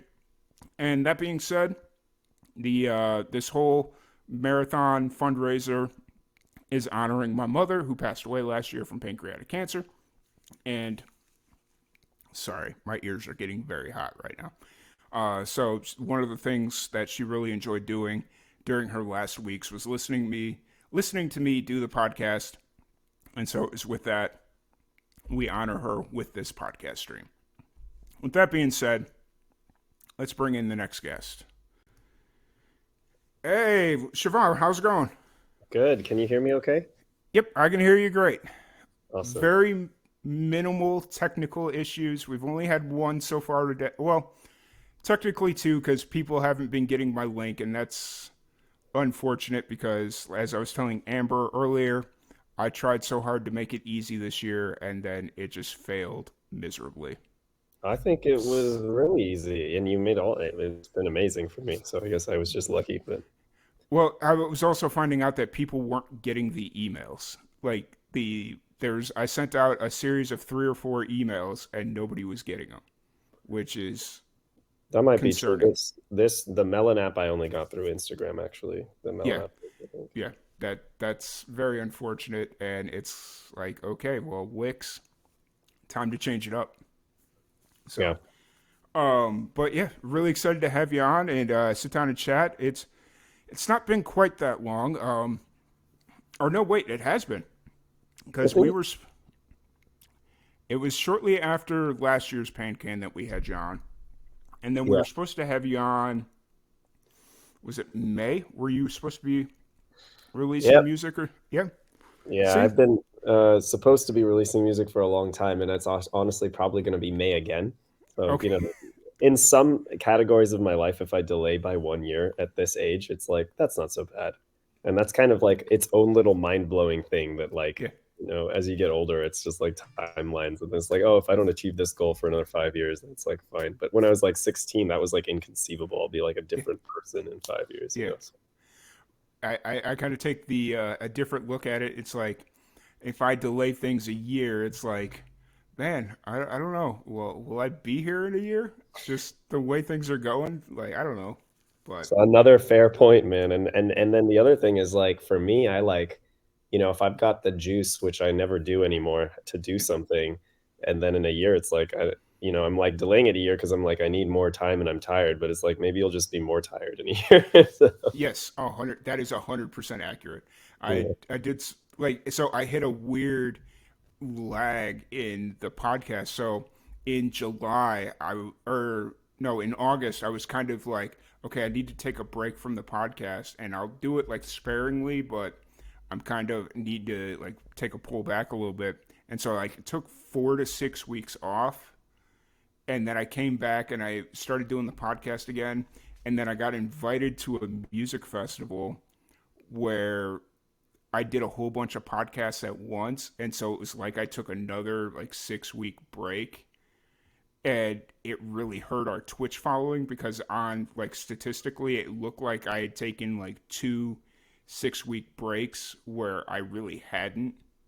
It was just that one 6 week break, and we're still trying to get everything squared away and people back in saying, "Hey, we're still here. Don't abandon ship just yet." So, yeah, for sure. And it is one of those things where I took it because I was tired, and I was like, "Oh, next year I'll be more consistent next year. I'm gonna just be more tired next year. Like that's all it is. There's no winning that one." So, Kind of. I feel like also though, when I feel like us, indie musicians, and honestly, like running an indie like interview thing it's definitely as big, if not a much bigger kind of an ordeal, and like it's like the amount of work and effort and stuff that we put into these projects in our life is huge, and there's like and it's all kind of on us, and there's like no structure or anything really helping us a lot of the time. So it's like it's actually really mind-blowingly impressive that we do anything. Like the fact that I'm sitting here in front of a computer and you have this beautiful graphic that says like that's like incredible. And it'll never, I feel like all of us will never be totally satisfied with our reach. It's like we could always do more, right? But in the end, it's like it's totally incredible that you can make a song on the computer that sounds that good, even though it's never going to sound good enough for you. Or like, yeah. I fully understand where you're coming from on that one. It's yeah, I was talking in the previous. I don't think you had jumped in when we were having this conversation, but it's amazing. Like you'd said, it's amazing that I get anything done because I don't mind booking the actual podcast, but it's everything in between from booking to the actual podcast. If I could just kind of get rid of that process, that would be amazing. Like it would make my life so much easier, and I'd have so much more. I say I'd have so much more energy, but I can't say that with certainty. No, it's probably true, man. If you had some help, like if you had an admin assistant, or I'm always trying to get automated stuff, and it just like it's kind of crappy. It doesn't work very well. Well, that's the issue with this is like everything was supposed to, like once I got you booked, I put you in my system and it was supposed to auto trigger a bunch of emails, and most of the people didn't even get it. And I'm like, okay. So once it was yesterday and I'm sitting there trying to go to bed because I knew I was going to be up for 24 hours. I was like, all right, I'm going to just make 3 automated messages and just fire them off on Instagram.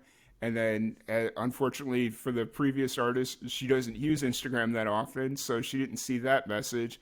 And then I thought she had the email, and yeah, it was not a good look. But it's just one of those things where it's like, yeah, if I had somebody like, all I have to say is, yes, I want that artist on the podcast. Everything else, you book it. I'm good. So yeah, but. How's the music going? I know you'd mentioned that you're kind of delaying things again until May, but how are things going? They're going well. I'd love to tell you a really compressed story of it's been probably the worst year and a half of my life emotionally. I went through like a really messy breakup, messy for me anyway, breakup like a while ago, and it kind of like spun me out. So when I was going into this new chapter, I really wanted to focus. I felt like I needed to focus on like work, and I included my musical aspirations in that, and so I did that for a while, and I made a lot of music when I first entered that new phase, but it was the music coming out of me was what I was going through, I guess, and so it was like I've always been wanting to improve my craft, like get better at stuff. I'm never satisfied with how, especially like the recordings sound, and so I think I've been actually improving a little bit with that, but in terms of the content of the music, I was like, after I started to actually like process what I was going through, I was like, I kind of hate these songs. I don't know if I want to release them. They're all very like intimate, emotional, and jealous and weird. And so then I started to think, like, I don't really know how I'm going to release these or when or what their purpose is in the world anymore and stuff. And so then I started, I'm always making more songs. So now I'm kind of like making a new chapter of music, and I have this unfinished chapter, and I want to release it for sure, but I have to do it in a way that, kind of makes sense to me. And I think I just went like totally crazy for a while. And so the music's been great, and I'm trying to move towards, I think I've always made music that's really intimate and emotional and kind of like kind of meaningful in a sense, or that's always been a thing. But now I'm realizing that, like, I'm just getting older, and I'm kind of seeing life differently. And I'm kind of like, well, I love these pop songs that are essentially kind of fluffy and dumb. There's a little bit of like realness of human reality to them, but a lot of them are just kind of like, I love this new Charlie Puth song that goes, "Oh, I'm such a loser. How'd I ever lose her?" And it's just kind of silly, but it's so exquisite. And it's some of the best moments of my whole life, just listening to that really loud and hearing the music is just mixed so well. And, the lyrics are not very complicated. They're not very like deep or emotional. They're not going to make you think spiritually about anything. But I'm kind of realizing, like, maybe I'm shifting towards a space like that in my own music. So I'm trying to take it more lighthearted and kind of more like enjoy it more, but like still trying to strive for like a good quality. But I don't know if I'm explaining it well, but it's kind of shifting for me, like what it means, I guess. Yeah. So the last time we had you on, you sent me a little care package that had a shirt and a CD. Is that kind of what your album or your upcoming release in May, is that kind of what that is, or what did you send me exactly? Well, I definitely sent you some old merch, and I haven't really made a new batch of merch. I don't really intend to until it makes sense what it should be. And then I sent you maybe some of my new tracks that haven't been released yet. But yeah, in May, I think it's going to be a full-length album because, to be honest, I'm delayed this by like 2 years. And so there's a lot accumulated. So I'm pretty excited. I think it's just going to be really scatterbrained. I've got songs that are like really intensely emotional and upset about a breakup. I've got songs written to my future daughter that I don't have. I've got songs that are like, kind of along the lines of when you're like 18 years old and you just like, think some girl's cute and you just like it. So it's like, it's really scatterbrained. It's not, I don't know. I think it's going to be cool, but we'll see. I hope people listen to it. That's all. Yeah, for sure. And that's like just the fact that you have like laying the fact that it's 2 years to like however long officially it's delayed. The fact that you have it done is amazing. Thanks, man. Yeah, it's not done, but it's getting there. Well, I mean, it's done enough to the point that you feel comfortable giving it another deadline. Yep. So, are you still based in LA? Or I'm still based in LA, yeah. Oh, awesome. How's well, geez, it's 8:30 a.m. for you. That's insane. I had somebody from LA on as the first guest. It was 10:30 p.m. there, and yeah, you LA folk are crazy. Yes, it's like, it's still crazy LA. I haven't been out that much, like with the performing and stuff like that. I really, in LA, it's like a pay to play structure, so it's not so inviting to indie artists. But I've been playing at restaurants and stuff, and that's been really fun because, it's so great about that. I feel like it takes an indie artist a little while. It took me many years. I've been here in LA for 10 years, and, I always wanted to do this, and it's honestly only clicking now. So it took like, I was busy doing other stuff too, but like, it's so nice to get to be able to play, honestly, like, just going into a place where there is some listenership is great, because like trying to garner your own listenership, it can be so hard. So yeah, and it's one of those things where a lot of people are out in LA, and you mentioned the pay to play structure, which unfortunately that's just kind of how LA is, and I'm sure you found places that aren't doing that, like they're not charging you to play, but it's also at restaurants or bars or where they're not really coming to listen to you. You're just noise in the background to drown out the grill from making too much noise. I don't know. Pretty much, So, yeah. You've which been doing this interview for 24 hours? Interview 10 through and the wait, it's 10 and a half hours. I'm at 10 and a half hours. It will be 24. That's So, incredible. yeah. And well, if you remember last year, I was supposed to do it for 50 hours. Yeah, I think I was supposed to do it for like 50 hours, and then it became like 3 18-hour days because I couldn't fill all the time slots that I wanted. And so yeah, it became an interesting trifecta, and I was just like, all right, 24 hours, one day, I can suck it up for 24 hours. We're good. So, but yeah, it's been fun. It's been a lot of fun, and getting to bring back old friends that we've had on the podcast before, like yourself, and new faces that we've never had on. It's always a fun mix of musicians that come on. So Yeah, for sure. Yeah. yeah. So are you? I know you went to school for was it biology, right? Yeah, that's been I'm 33 now, and Mm-hmm. when I was like 16, I knew that this was what it was weird. It was even like as a high schooler, like I remember feeling pretty intensely like, Siobhan, you have to do something like for Mm-hmm. people. And I think, whatever, it just like was my upbringing or whatever, who cares where it came from. Yeah. But I remember that intensely, like almost like it was like you have a lot, you have a lot, you're really lucky, Siobhan, like you Mm. have like a loving family and that kind of thing. And it was kind of like, I guess I just always felt like I needed to do something, and it was kind of like, and I didn't really, but I was also lazy. I liked enjoying life. I didn't really, enjoy, as no one, especially when you're young, enjoy like Yeah. toil. So I was Yeah. like, what am I gonna do? I didn't want to. I was like good enough at school, but I hated it. I didn't like not hated it, but I didn't want to do it. It wasn't cool. And Mm. so when I started like listening to albums, I was like, oh my gosh, an album is like an infinite labor. Like they must just work their butts off so much to make, like, every song is a work of love. Then you put 11 or 20 of them together, and there's the album art. And I just fell in love with how much work you could put into something that was really cool, as opposed to like math class, which you put a lot of work into. And I didn't really feel very cool at the end of that. And so I was like, okay, I'm going to be a musician. My parents were like, no, that's not a very good path. So they kind of pushed me into science. And because I was competent enough, I just kept going with science. And now it's been, whatever, 17 years or something. And it's like, I've gone through this huge emotional like battle for forever of like, oh, woe is me. This isn't what I want to do. I wish I was a musician. I wish I was famous and all that.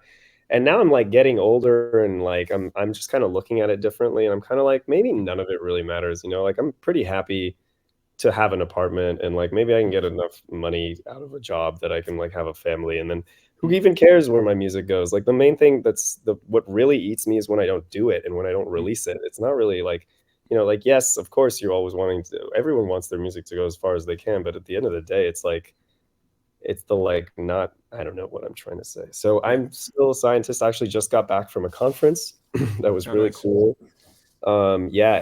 But one of the things is that science has really never been that fun for me or fulfilling like, in and of itself. It is interesting and cool, like it is to you or anyone. If I explain what I'm doing, it is like almost objectively cool and interesting. It's just like, oh my goodness, you can do all these insane technical things where you do it's fascinating, but it's also difficult.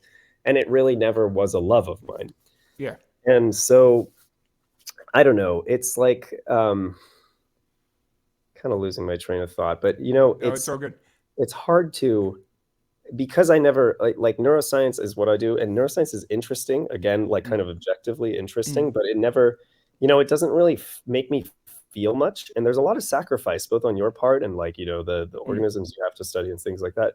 And so for me, whenever there's sacrifice in life, there has to be a purpose to it. Otherwise, it's just pain or killing or whatever it is. Yeah. And for me, it was really hard to find the good side of it. And so for years, and it kind of hit a lot of depression while I was in the academia, because it's a really difficult journey. But one of the things I started to play with was like, well, maybe I'm just in the wrong field. Maybe if I was working in cancer research or. I remember having this conversation with you. Yep. I remember. Okay, so it's the same. It's the same thing. And I'm still playing with it. I'm still like, because I'm kind of at this juncture now where I can't keep going in the route I'm in academia. It's like kind of a dead end. So I have to go get a job. And I'm wondering if I should get a job that's like really in my skill set or like half in my skill set, but I feel like is going to contribute more to the world. And cancer research is just so incredible these days. And I do have some skills that transfer. So I don't know. Maybe I'll do that. I'm not that much older than you, but this is something that I've come to realize over the last 4.5 years, I'll say. And this is kind of how I live my life right now. All of this, it's meaningless. And once you die, it's other than your family, nobody's going to remember you. None of this matters. So you have to make your life matter to you. You have to enjoy it while you're there. You have to leave your own legacy because nobody's going to give you a legacy. So if you want to be known as the best musician in the world, dang it, be the best musician in the world. That's, it's all subjective anyways. It's all meaningless. So just make your life mean something to you and keep it moving. Yeah, man. I agree. That sounds very, very sad and very harsh, but that's the reality of life. And I don't know. Yeah. So I totally agree with you. And I think I mostly sat around I think I've like been kind of flirting with that realization for forever. Like I think a lot of people do, but it's scary. And so I think we kind of hide from it a little bit. But one of the things I'm going through right now is actually just kind of going like, well, I always wanted to be the best musician in the world. And I think a lot of people do when you're younger. And I think as you get older, you're kind of like, maybe I like sitting on the couch a little bit, and maybe I this and that. And it's like, does it really make your life more meaningful in any real sense other than you decided that is what is meaningful to you? Because I'm not even through that transition. Like I still believe today that my life kind of sucks and is meaningless because I'm not Ed Sheeran. And if I was Ed Sheeran, my life would mean a lot more. And I don't think that's true. I think we all mean the same thing, and Ed did some incredible things that I wish I could be like him, and et cetera, et cetera. But like at the end of the day, is like I don't know if I'm really as much of a failure as I always tell myself I am, and it's just like whatever. Yeah. At the end of the day, with the music, you're doing what you love, and that nobody can take that away from you. You will always have yesterday. You never have tomorrow. Yeah. Wow, that one just came out of nowhere, but okay, we'll run with it. That was a good one. That should be in a song. Well, if I was a musician, maybe. I don't know. But it's just one of those things. You're not guaranteed tomorrow, but you'll always have yesterday. So, so that took. I don't want to say it took a dark turn, but it took a real turn. Took a real turn, yeah. So, just kind of moving forward with everything else. How's you brought up the shows you're playing at like restaurants and stuff. Are you doing that often, or is the day job kind of taking up a lot of that time? Day job takes up the whole day.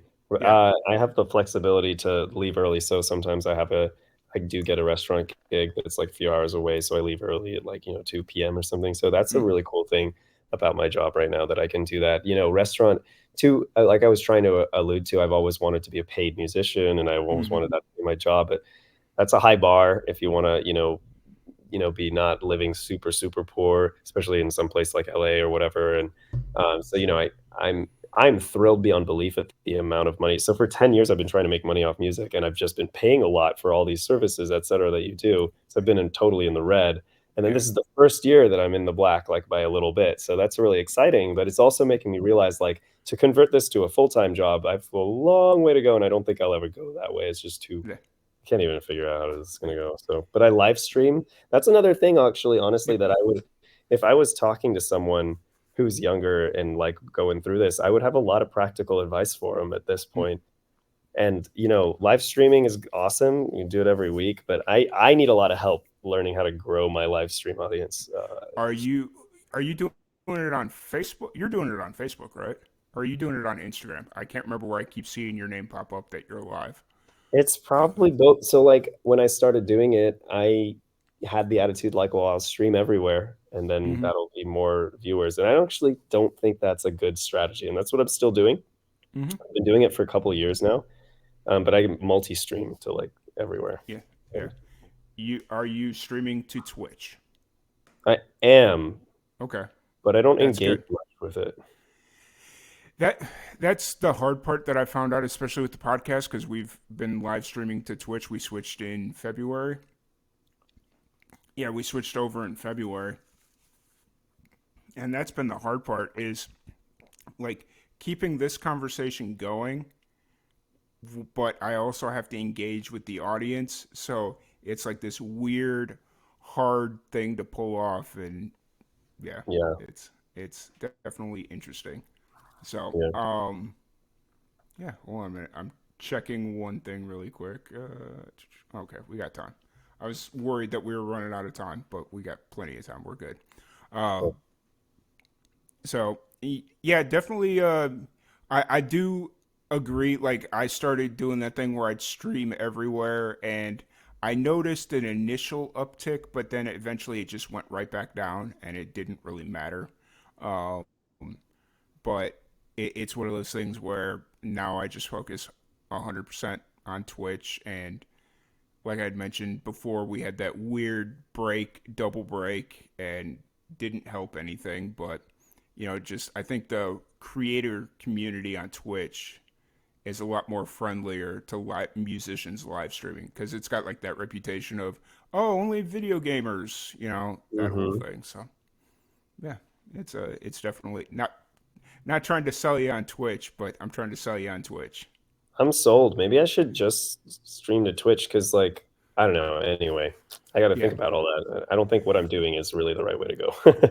Well, and it's one of those things where Facebook, just Facebook in general is, unless you're paying to boost your stuff, Facebook isn't like really getting it done. Like, I'm not getting the same interactions I was 6 months ago. I've had people say, "Hey, I haven't seen you post as much recently," and it's like, I post all the time. I don't know, and so it's definitely an interesting thing. But yeah, Twitch has been good. Instagram's been interesting. I'm trying to be better, but it is what it is. So, but yeah. So how firm do you think you are? Can I like hold you to this May date for the release of the album? Please, my dear friend, hold me to it. Yeah, I think we can do May. I think so. So I got to publish some papers in the lab, and that's like pretty consuming. But then I don't want to, and I might stay home and work on music today. So like, we'll see. But I think we can do it. I've got a couple of songs. Honestly, like I just wanted to, I think I've been like kind of rambling, but what I'm trying to communicate is like the experience of doing this stuff, which I think you are intimately, aware of in your own work. And I think every probably indie musician who's been on here is kind of intimately aware of it. It's hard to describe. It's like, it's not really about time, and it's not quite a mental block, but it's something along it, but it has contributions from both, where I have songs and I've like never really made a music video, and it's because it's a lot of work to make a music video, but it's not just a lot of work to make a music video. It's a lot of work to make the song. It's way more work to make the song. And so it's like, so I just finally started. I think it's scary because you like want it to be good, or you want it to like something. And so you're all really paralyzed about making it at all. And so I've like spent years like not doing these things. So I finally took some footage of just me being an idiot and like dancing around in front of a green screen, and I'm going to make a music video like that. And I think for the longest time, I wanted it to be cool. So I didn't want to like release something that was uncool. And now I'm like, but then life just passes you by and you didn't do anything. May as well be uncool. I don't know. So yeah, so I'm excited. I'm going to do May, man. Even if it doesn't, well, let's not promise May, but let's definitely promise Nope. May. I'm holding May? you All to right. it. May sounds good. So 5 You have months from the new year. until, hold on. Let's pull up the calendar here and give you a reasonable May date. End of May, please. I will give you until my birthday. When's your birthday? May 31st. Oh, that's perfect. That's the best May date you could give me. Yes, I will give you till May 31st, and I hope you're not using the music video as a reason why you can't release this album. But I just do it. You have nothing to lose. But if you push it another year, that's another year wasted. Yeah, man. Boy, like a squirmy thing to hear, but it's so true, and I'm so into it. I'm gonna do it. Get her done. I think my sleep deprivation is making me like think Confident. about things. Yeah. Making me think about things that I don't usually think about. It's like, as I'm telling you that, I'm like, I have like 7 things that I said I was going to do this year, and I didn't do any of them. Maybe I need to listen to myself as I speak and do something about that. So, Yeah, I'm with you, man. Yeah. It- Okay, May it is, dude. So the Yes. other thing is like I really want to like figure out, I think it'd be fun to release it in some sort of fun way. So I like actually, you know what, like I was talking about like a year and a half, I kind of hit this like rut that just totally spun me out, man. I had all these plans, all this like I was really, I don't want to say I was doing a great job, but I was like I was in the fuel, I was burning the fuel, and I was like doing stuff probably not effectively, but I was working really hard. And then I just spun out and like kind of lost it, but now I'm kind of going back to all this stuff I had accumulated, and I have like these cool resources that you can like make, you know, motion graphics that are cool, and I think it's a huge job to like do the promotion. So I would love to have the music just done in a few months, and then just spend 3 months trying to figure out how to do the promotion. I think that's a big scary thing. It's like, oh, I could totally do well here, but I don't know how. Yeah. And I mean, honestly, so as far as like the music itself, it's all written, right? It's just like in the recording process. That's the thing is like I have, you know, probably about 8 to 11 songs that are like almost done. You know, I need to remix and maybe do a tiny bit of recording on it. Then I need to master them. But like if I decided to cut it off there, I could. And then I have like probably 4 to 7 songs that are complete but not recorded. And then I have, but I'm constantly writing and working. And that was what I was trying to express is like the ones that are done from 2 years ago. It's like I don't really know if I want that song on there. And so we'll see, but I think that's the biggest thing for me is like maybe you can help me. Maybe I send you a track list and you're like, just don't do those ones, man. Just like release these. You know what though? Yeah. Are you on TikTok? I'm on it, but I'm like not. I don't engage. Because if I make a video, I've seen this work before, where musicians will take songs that they're like rough recording, like they're not fully recorded, but they take rough recordings of songs, put them up on TikTok, and they just like, hey, just jump on TikTok like very DIY, straight into the camera. Hey, I'm working on this new song. I wanted y'all to listen to it. Let me know what you think.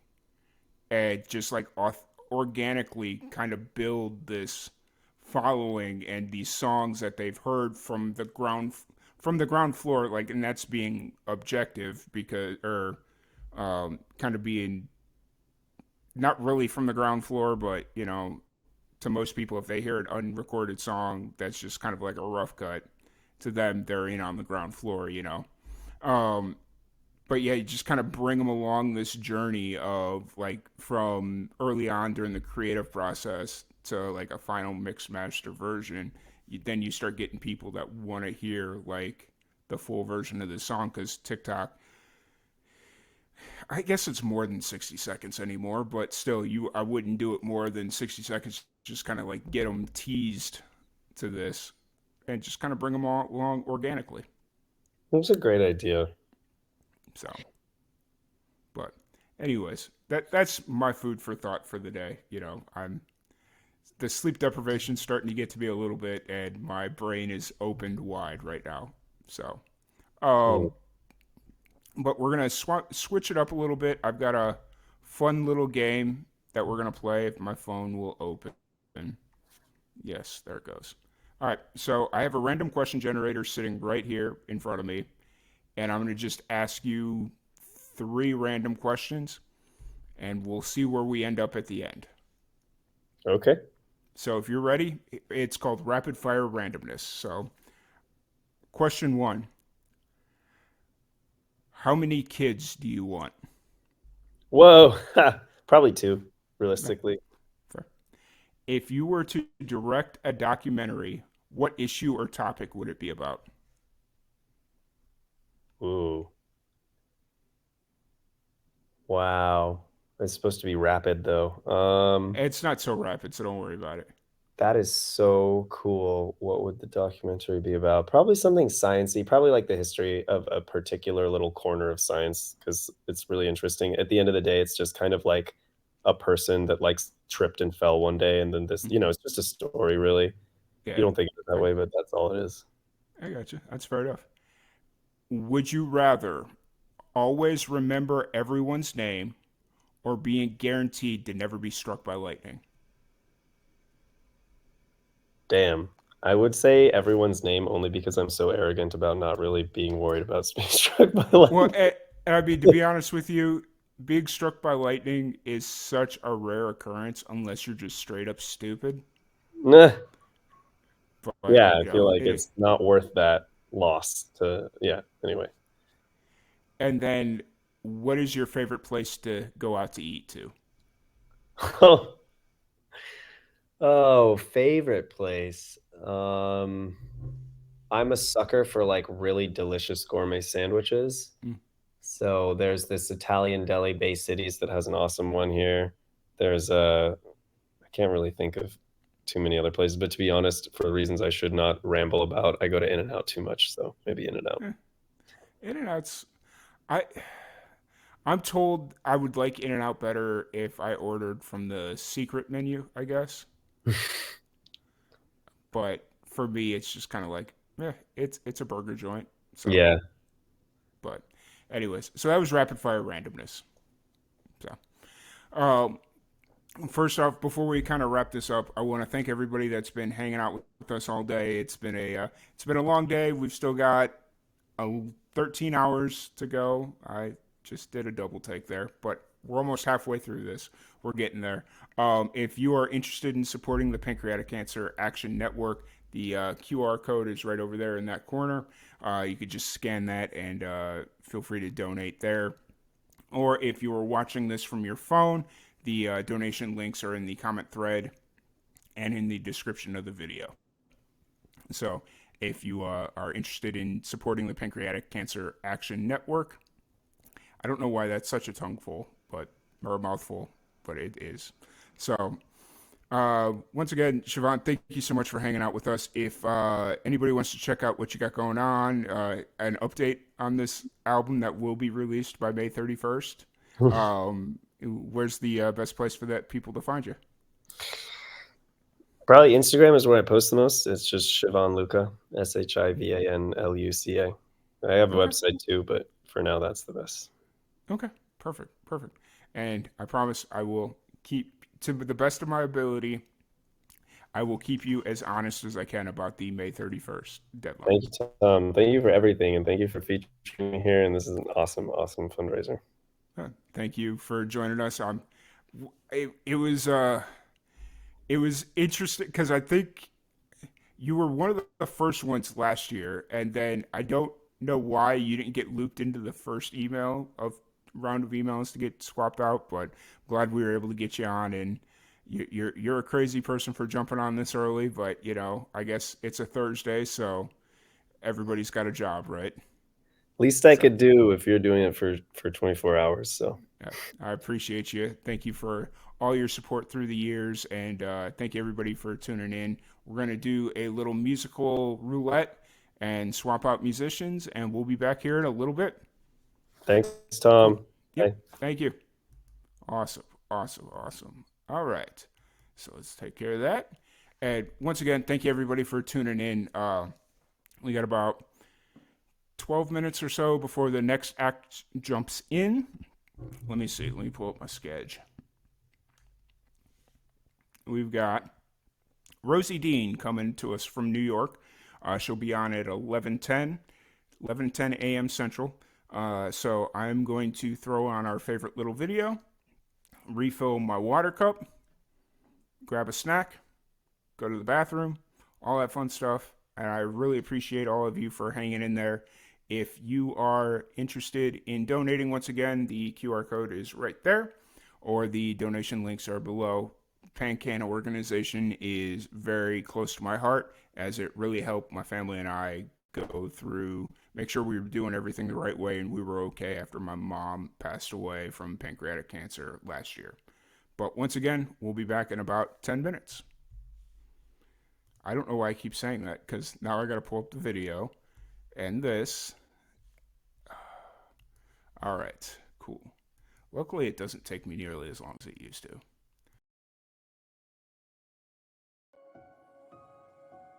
I've been researching pancreas cancer for about 20 plus years.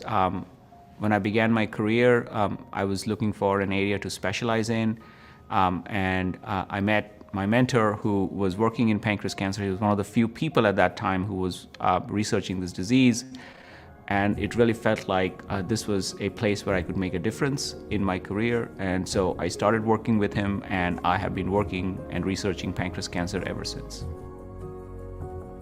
Early detection, in my opinion, has really the most important role to play in terms of improving survival and outcomes in this otherwise deadly disease.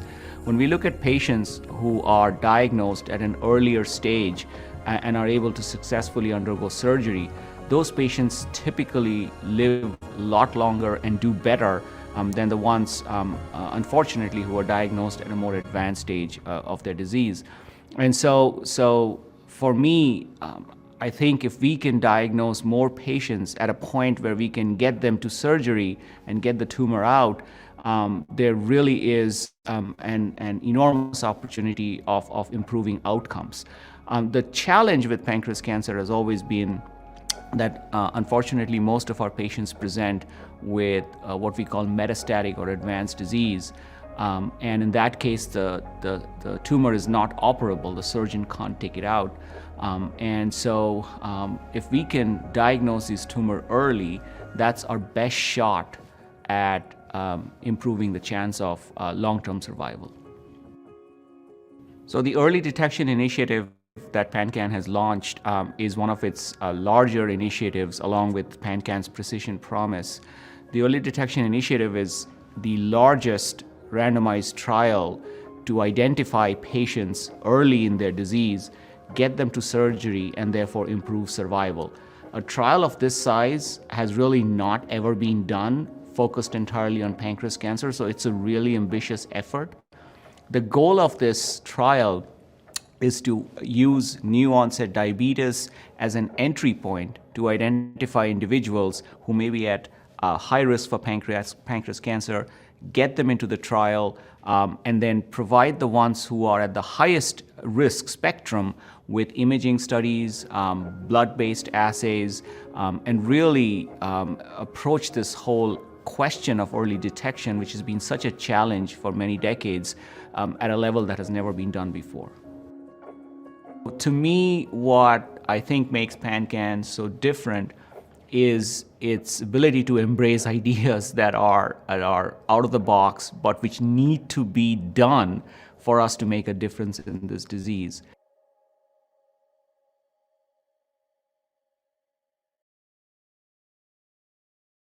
Support life-saving pancreatic cancer research. Research for patients. Research for those we've lost. Research for all of us. Make a gift today to support critical patient services and life-saving research for pancreatic cancer patients and their families. Donate today at pancan.org. So I am currently in the lab of Dr. Laura Wood at Johns Hopkins School of Medicine in the Department of Pathology. I really feel like it's important that I be a part of this work because pancreatic cancer is one of the most aggressive types. And most of that is due to the fact that it is diagnosed at such a later stage. And so, yeah, particularly for me, I thought it was, out of all the cancers I've researched throughout my career, pancreatic cancer seems to be where the most need is and where I really feel like I found amazing people and have found an actual project that I really think will make an impact in early detection of pancreatic cancer. There are several marginalized groups that are more heavily impacted by pancreatic cancer in the United States. And so Honestly, the biggest thing for these groups to keep in mind is the importance of early detection, the importance of screening. For those groups that have a family history of pancreatic cancer, they are even more so looked at as the perfect population to get early screening and to be involved in some of the studies that are happening even now amongst pancreatic cancer researchers in the United States. And so I would definitely encourage them to get involved, to find a PCP, ask that PCP, hey, where can I go to get tested, and to really understand what their genetic makeup is and how they might be predisposed to this cancer. The kind of first introduction I've had to the greater opportunities of raising money for pancreatic research was through the Purple Stride walks. And so from seeing those walks and getting to learn about PanCAN from there, I knew for sure it was an organization that I wanted to be a part of, because not only is the research component important to me, and I do love being in the lab and being able to produce data, advocacy is also really important to me as well.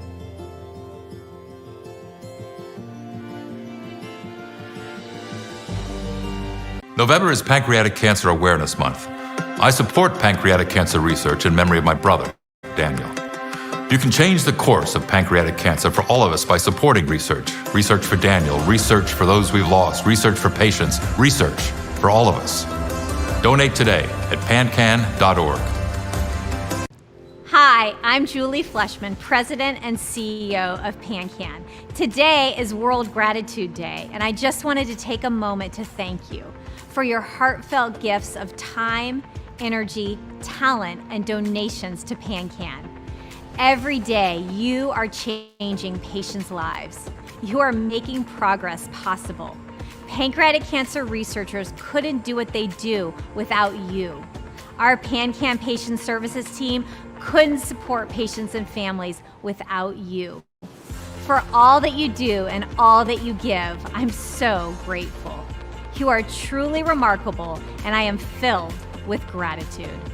Thank you. It's two words that I don't want it to get lost. Thank you for helping patients find clinical trials that are right for them, giving them more time with their families. Thank you for being there for people facing pancreatic cancer. You gave families like mine a place to turn to for one-on-one personal support from PanCAN Patient Services. And I want to thank you from the bottom of my heart for making PanCAN what it is today.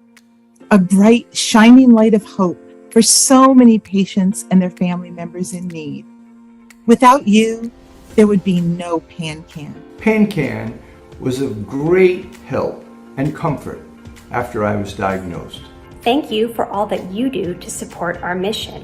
As a recipient of one of the 2021 Career Development Awards, I am truly grateful for the opportunity to do this research and become a part of this community. Because of you, I am able to work on making new research discoveries. And I hope we can beat this together. Thank you. Thank you for raising awareness about pancreatic cancer. You make our community stronger. Thank you. Thank you. Thank you. Thank you. Thank you.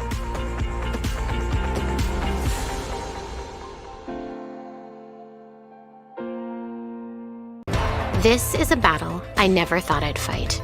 For loved ones, for the memories, and for the future. We are here for each other, to connect with one another. And if we work as a team, pancreatic cancer patients won't just survive, but thrive. Join me on Saturday, April 30th at PanCAN Purple Stride and take steps to end pancreatic cancer. One nation, one goal, one big day. Register now at purplestride.org. Hi, I'm Julie Fleshman, PanCAN's President and CEO. I'm thrilled to share that the 5-year survival rate for pancreatic cancer has gone up to 11%. Every bit of progress means more time with loved ones. You helped make this possible. Because of you, PanCAN is investing in research to create an early detection strategy and accelerate new and better treatment options. Because of you, we provide free services that help patients find specialists and access testing. Although we continue to make progress because of you, we also know there is so much more work to be done. We will continue to take bold action on behalf of people facing this disease. If you have pancreatic cancer, please reach out to PanCAN Patient Services for help. To ensure there is continued progress in survival rates through more research and that there is support for patients and families, please make a donation today at pancan.org.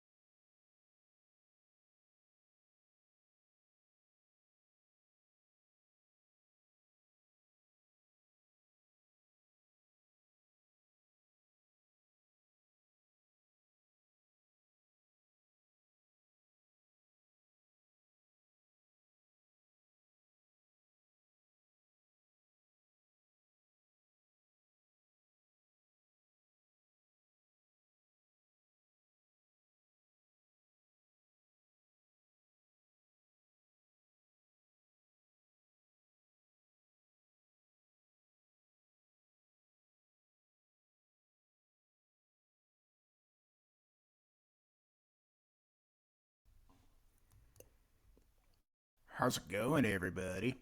We're back. We're still playing the magical "Where's the Hoodie Go?" It's that weird time of year where sometimes in the house it gets cold, it gets hot, and because of where I'm sitting next to the window, sometimes the cold air comes in, and I just don't know what to do with my life. But here we are. It is the second annual live and amplified livecast marathon fundraiser for Pancreatic Cancer Action Network, an organization that is near and dear to my heart as they help support pancreatic cancer research and awareness.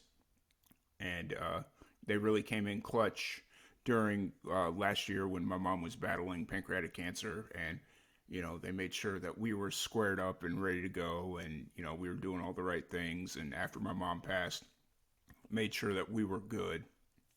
So I really appreciate them for that. And, you know, we just want to continue to pay it forward.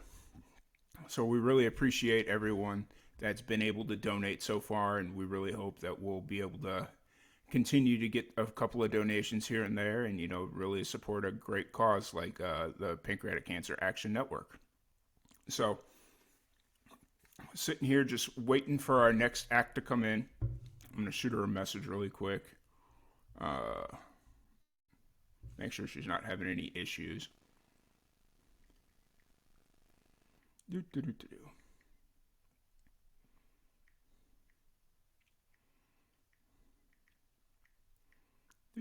Do.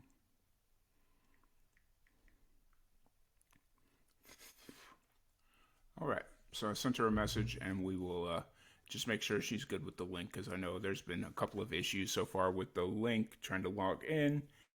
So, just want to get that all squared away. But anyways, so our next artist coming in, hopefully she'll be in here in a second, is Rosie Dean. We've had her on the podcast once before. Really awesome person, amazing musician out of New York. And, I can't wait to sit down and chat with her a little bit more. And I feel like it's been a little bit since we've had her on the podcast. My memory's escaping me a little bit. So I'm, it's going to be fun. So that being said, let's see. Let me do this. Anyways, so yeah, once again, thank you to everybody that's been donating. It's been amazing to see all the support that the stream's been getting.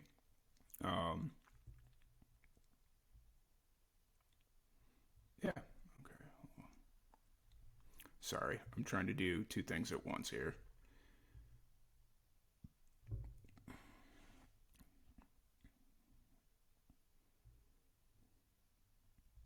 Okay. Cool. All right. So we'll just sit here and wait a little bit and make sure everything's okay. But yeah, so we'll just kind of take this opportunity to sit down and chat a little bit before we kind of figure out what to do next.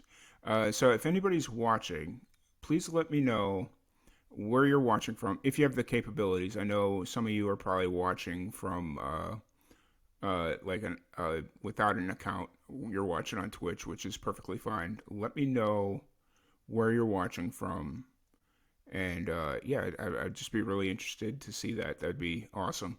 And if you aren't if you are watching from an without an account, please feel free to share this link around on all your social medias. That would be amazing. We could definitely use the help in that regards, because I'm out here trying to push it around as much as I can, but there's no guarantees in that. So yeah. Other than that, just all the help and support. Also, it is very important to note that if donating is not in your budget, you can't do it, or, whatever the situation may be, please feel free to share this. Please feel free to give us a follow. Any ad revenue, any kind of money this stream generates, we will for sure be donating it to the Pancreatic Cancer Action Network. This was a decision I made a while back, and I just feel it's super important. So if you're a subscriber for the month of November, if you've tipped during the month of November, if you've given us bits, if you've donated, if you've bought merch, anything that you've done on this stream in the month of November will get donated directly back to the Pancreatic Cancer Action Network. And it's super important. So let me see if okay. So anyways, just waiting to hear back. Hopefully everything's okay. Hopefully she sees the Instagram message if she's watching. But yeah, so I'm just kind of filling for time right now. Other than that, everything's good. We are closing in on 12 hours. We're almost halfway there. We got a nice little, I don't want to call it a long stretch because I don't feel like that's fair, but we got a nice little stretch, and then we'll have a little break in between, and we'll just kind of go from there. It is what it is. We did have a couple of people pull out at the last minute as far as not being available, but just like different types of emergencies, and family members being sick and them being sick and all that stuff. So that's 100% understandable. So we're gonna fill those in with some webinars that were done by the PanCAN over the summer, and they kind of break down what PanCAN does, what kind of research they're funding, and all this fun stuff. So hopefully it'll give you a nice little look inside as to what PanCAN's all about. I know that's a pretty big thing that a lot of people like to see is what are they donating to, and I think these videos are. Hold on a minute. All right. Do do do do do.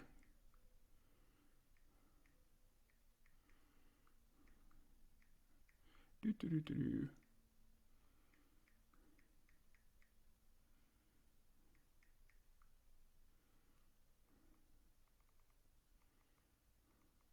All right. Do do do do do. So you guys get to listen to me. Do do do do.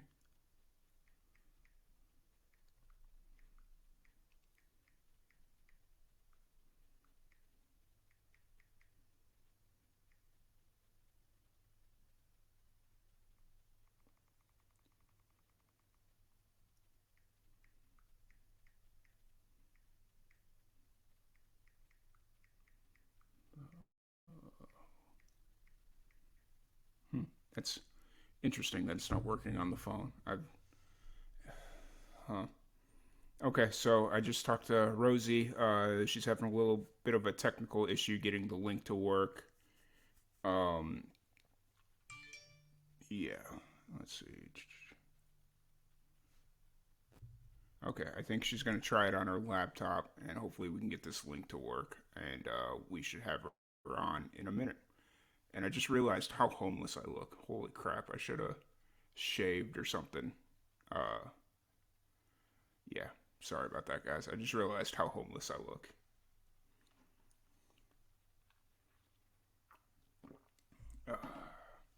But anyways, so as she's kind of logging in, she's coming in now.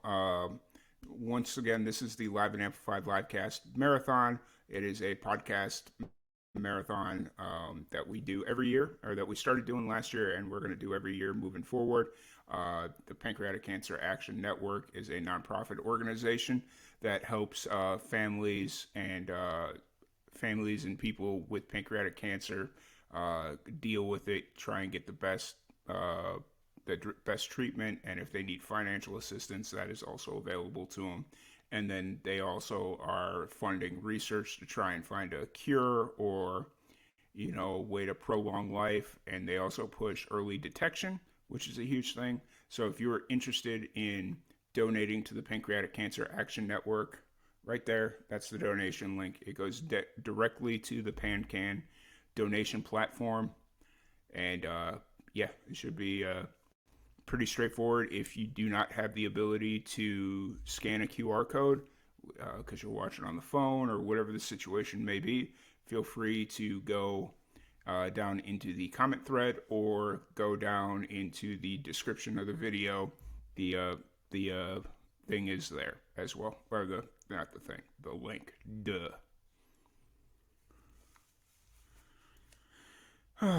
So here we are, day 23.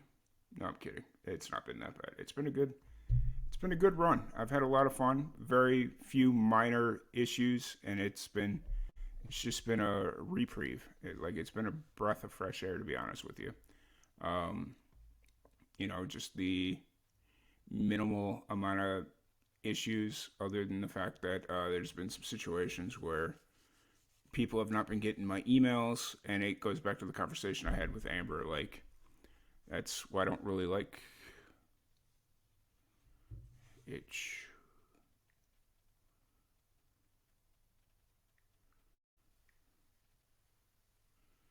Hold on 1 second. 1 second. Shares, no. Guest, copy link. Is it a white screen or is it a black screen? Sorry, troubleshooting issues. Let me just open this. You guys are seeing this?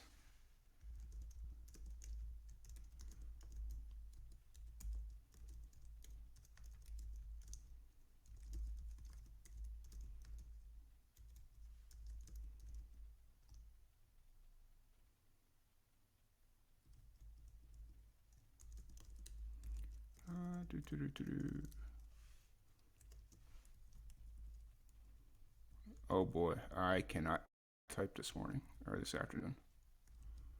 All right.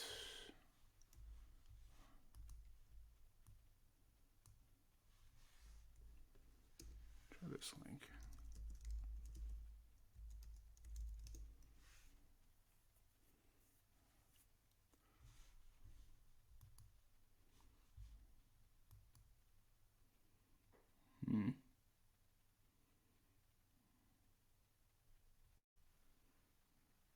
Been very hit or miss.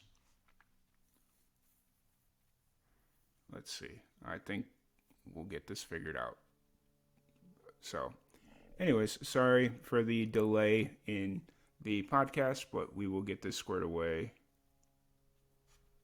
Wait, what? Hold on. What is this?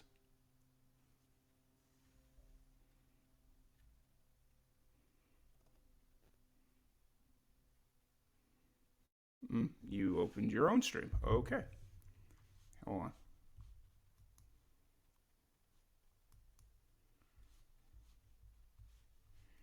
Hold on a minute. So you're on your own stream.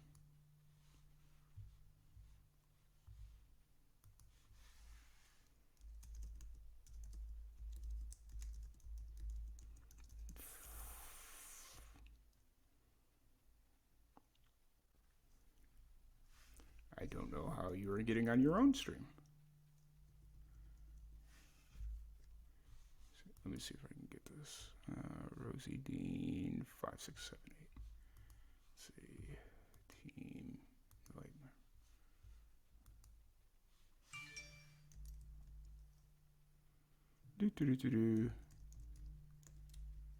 Sorry about the issues here, y'all. Add guest.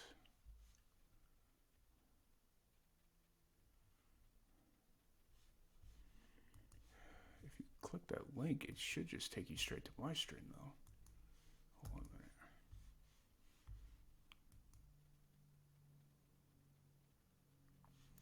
a minute. That's interesting.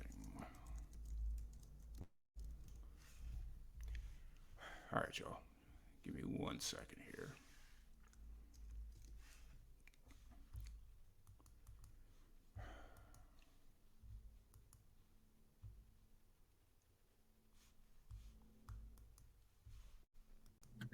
Hey.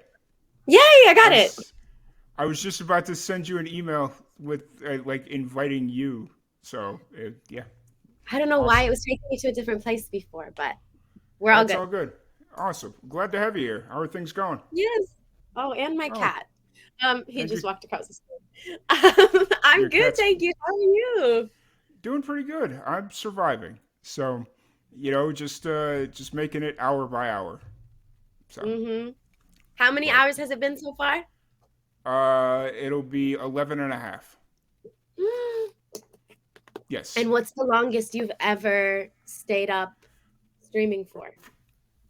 This will, like, as far as like longest continuously, this will be it. Like, not by much, but this will be it. Like, I don't usually for like, I don't think I've ever successfully completed a 24-hour, but it's also been one of those deals where we had several giant gaps in between. So it was, this will be, as far as like continuous streaming, this will be it. So.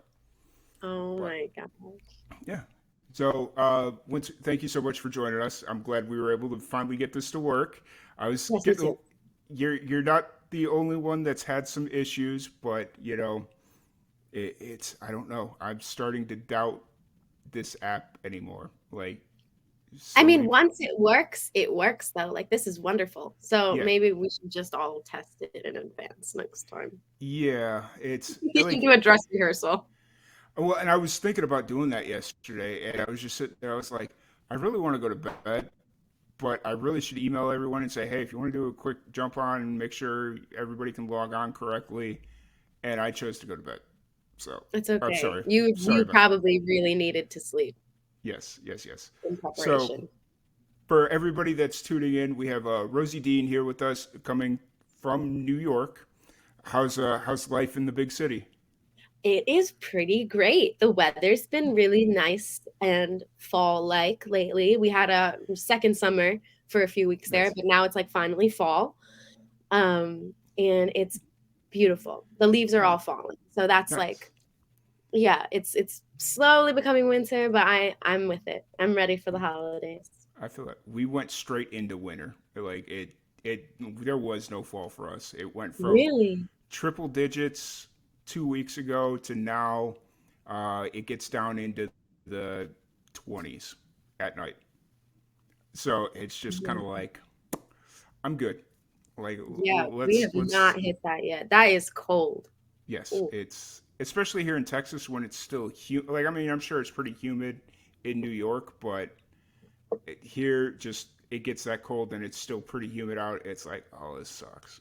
Like my knees, my back, my everything. So I've been having back problems lately. Yeah. I need to go to a chiropractor really bad, but that's the one thing that keeps getting thrown on the back burner. It's like, oh, I got other things to do. And then when I'm on the couch crying because I can't move, that's when Oh, so I'm not the only one. Oh, that's so good to know. Yes. Oh, okay. And then tonight, after I get done with this, it'll be like, oh, my back hurts so bad I can't move. And then I wake up in the morning and my back feels fine. And it's like, okay, I don't need a chiropractor. That 8 hours of pain was nothing. Do you have a comfy chair at least? No, not really. I have a comfy bed. My bed is super comfy. That's so good. that's where I tend to pass out. So yeah. But yeah, how's music been? I know we had you on the podcast when you released your was it an album or was it a single? I'm drawing the a blank. EP in between. Yeah, it was 4 songs. Music's been good. I haven't released anything new lately, but I've been working on a lot of stuff, so it's just been kind of like the cooking phase. I have a song that I'm working on with my friend Niall that I'm really excited about. Some songs in my like a group. It's me and my partner Ethan. We have a music group together, a duo. We have some songs from there that are coming out soon. I don't think any new releases until the new year though. So for now, just like sitting on everything and seeing what I like and what I don't, and yeah. I feel like it's one of those things where it's like there's only 6 weeks left in the year, so unless you've got something that's just like ready to drop, very few people are going to actually have anything. Ready. Unless it's holiday music. I've always wanted to make a holiday like project every year for my family Christmas card. My parents never made a Christmas card in time, so instead they would just be like, oh, Rosie, make another Christmas song, and we'll email the file out to all of our friends and family. So for like my entire, I guess like late childhood, like my teenage years, the family Christmas card was just me recording a Christmas song and sending it out. And I started writing like my own original Christmas songs because I just wanted to like make it more challenging, I guess. And I have some really cute little Christmas songs that I've written over the years, and I want to make a project because I love Christmas music. So maybe I will.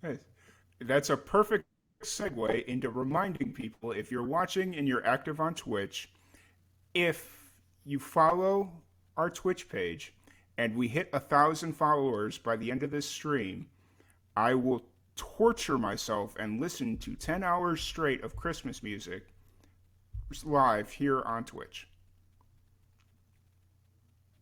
Just oh my gosh. Finding a Spotify playlist and just watching the mental decline happen. So, are you allowed to talk during it, or is it 10 hours of silence? There'll be some talking. It'll be You'll just that see the mental. Sound like actually 10 hours is a lot. Cool. Yeah, I mean, it'll be. Honestly, I might. No, I can't say I might just do it. No, that's a lot. No, we got to make it happen. We got to get the followers. Yes. But that was the perfect segue. I'm glad that you brought up the Christmas music, and it reminded me to tell people to follow.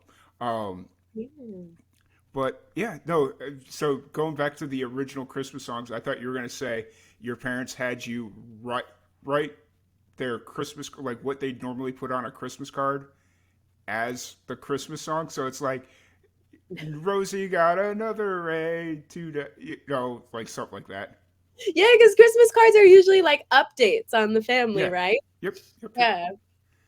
So that would just be like an interesting take on Christmas cards in general, turning them That into would be like, so funny and yeah. way better than anything I ever made.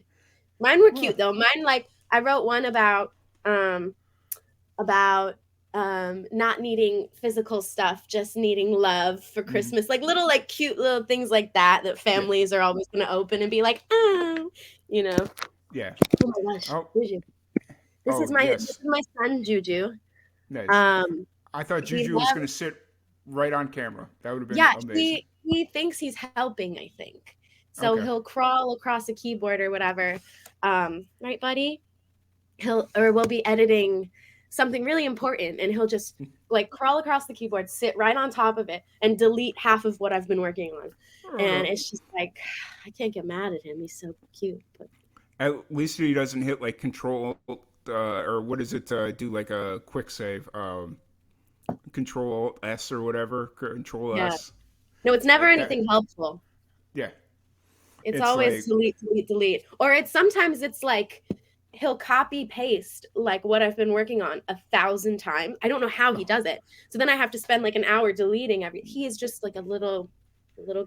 But I love him. That's funny. I forget how useful and annoying keyboard shortcuts for editing can be. Mm-hmm. Because I'm like new-ish to editing. I don't know all the shortcuts. Like I definitely don't at least have them all memorized. Mm-hmm. So he'll do something and I will have no idea how to fix it. Yeah, it's usually my go-to is edit undo. That's just kind of the go-to, but every once in a while he'll find a way to do so many things in one sit that even edit undo won't suffice. Yes. Terrible. That's the worst. And then the dreaded power surge that happened to me the other day. I was sitting there working. So at the office, I have a standing desk. And so I was standing and I was like, okay, I'm going to sit down for this edit because this edit's going to take some thought and like, whatever. So I started lowering the desk and all of a sudden my entire system shut off. And I'm sitting there, I'm like, what happened? And the guy that I shared the office with, he's like, looks like you unplugged your computer lowering your desk. And I'm like, it's not even down all the way. Like it's barely up. He's like, yeah, I know it got caught here. And he comes around the backside of my computer. It's got caught here and it pulled the plug straight out of the back of the machine. And I'm like, okay. Well, hopefully autosave saved me. And it did, luckily. Oh, thank goodness. Luckily. It was, it would have been bad. Been a bad Oh look. my gosh, yeah. That is so lucky. Yeah. But so you said you got new music in the works, all that fun stuff going on? Mm-hmm.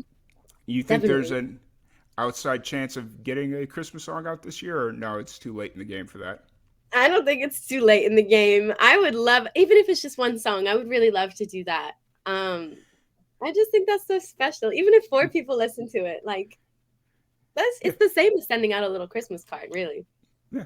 I mean, we had this conversation earlier that somebody was saying that they were trying to get out a Christmas song, but their concern was after 3 weeks, it's kind of done. And it's like, I get that thought process because you bring it back next year and it's like, oh, we've heard the song. But have you though? Like how many times can people listen to Mariah Carey's All I Want for Christmas? Oh, yeah. I mean, I feel like the good thing about Christmas music, or one of my favorite things about it, is that I know it all like the back of my hand, and it feels comforting. Like bringing back the same songs same time every year is like part of the charm, I feel like. Oh, yeah. So, 100%. yeah, I don't know. People always say, like, don't drop a Christmas project until you're famous enough to drop a Christmas project and blah, blah, blah. But I think good music is good music. And I think if people listen to a song and it makes them feel Christmassy and joyful, or they feel holiday vibes, you know, I say go for it. I think we need more like Hanukkah music. Yeah. I mean, I don't celebrate Hanukkah, but I just think we have so many like pop bops for Christmas. Yeah. Let's get some for the other holidays too. Yeah, I mean, Adam Sandler has the one song, the Hanukkah song, or the Hanukkah song, but I don't know anything else other than that. Right? So, but you know, Yeah, someone needs to do that. It's not definitely not me, but someone who celebrates Hanukkah should fully do that. that would be cool. I've always thought Thanksgiving needed a song. Oh, I agree. I Yeah, think I think all holidays. I was actually saying to my friends because we were talking about holiday music and how fun it is to have music that goes with the time of year. Like that's just amazing. And how there's none of that really for Halloween. Like there are songs that have like maybe a spooky vibe, but yeah, there's no songs that are like Halloween anthems. And yeah, I was thinking how fun it would be because like I'm at my studio right now where like a bunch of my friends come and record. We have a recording booth right there. yeah, Like, and there's so many artists that come and work out of here.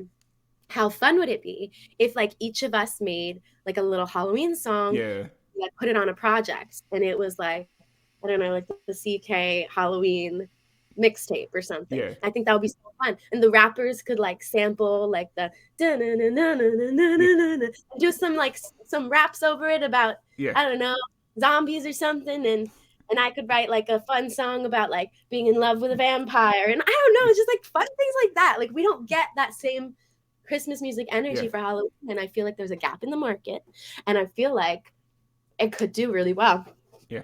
Well, there is some Halloween music out there, but it's such a niche like genre. Like it's usually like heavy metal music or heavy metal bands will do some kind of Halloween song or themed about something, but it's not like a wide genre, like a widely known genre. So it'd be interesting to see like more of a pop anthem for Yeah, Halloween. because I don't listen to heavy metal at all. This is all Yeah, news to me.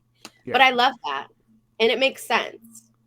Like if and there were ever a genre to make a Halloween song, heavy metal is definitely a vibe. yeah.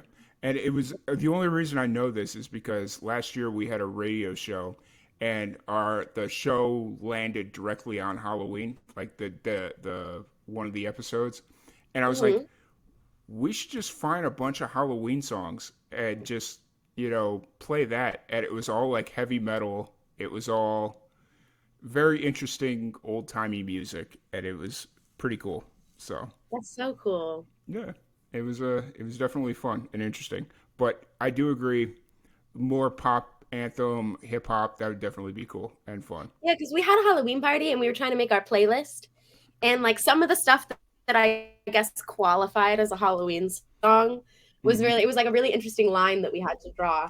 So I don't know, maybe next year you'll catch us dropping a Halloween project. That would be really fun. That'd be amazing. So, on this playlist, did you have the Monster Mash? I believe we had the Monster Mash, but then we Okay. also just had like we had that new song Unholy because it's like I guess Okay. a little spooky. Yeah. Anything that like is written in like a minor key, we could Yeah. kind of justify throwing on because it like sounded a little spooky. Yeah. But I I think it would gotcha. be so fun to have real like commit to the bit, make Halloween music type stuff. Awesome.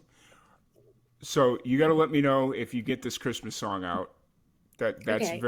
That's very important because I decided late last week that I'm going to be doing a homage to Christmas music in December. So I'm going to do podcasts with every musician that has a Christmas song out.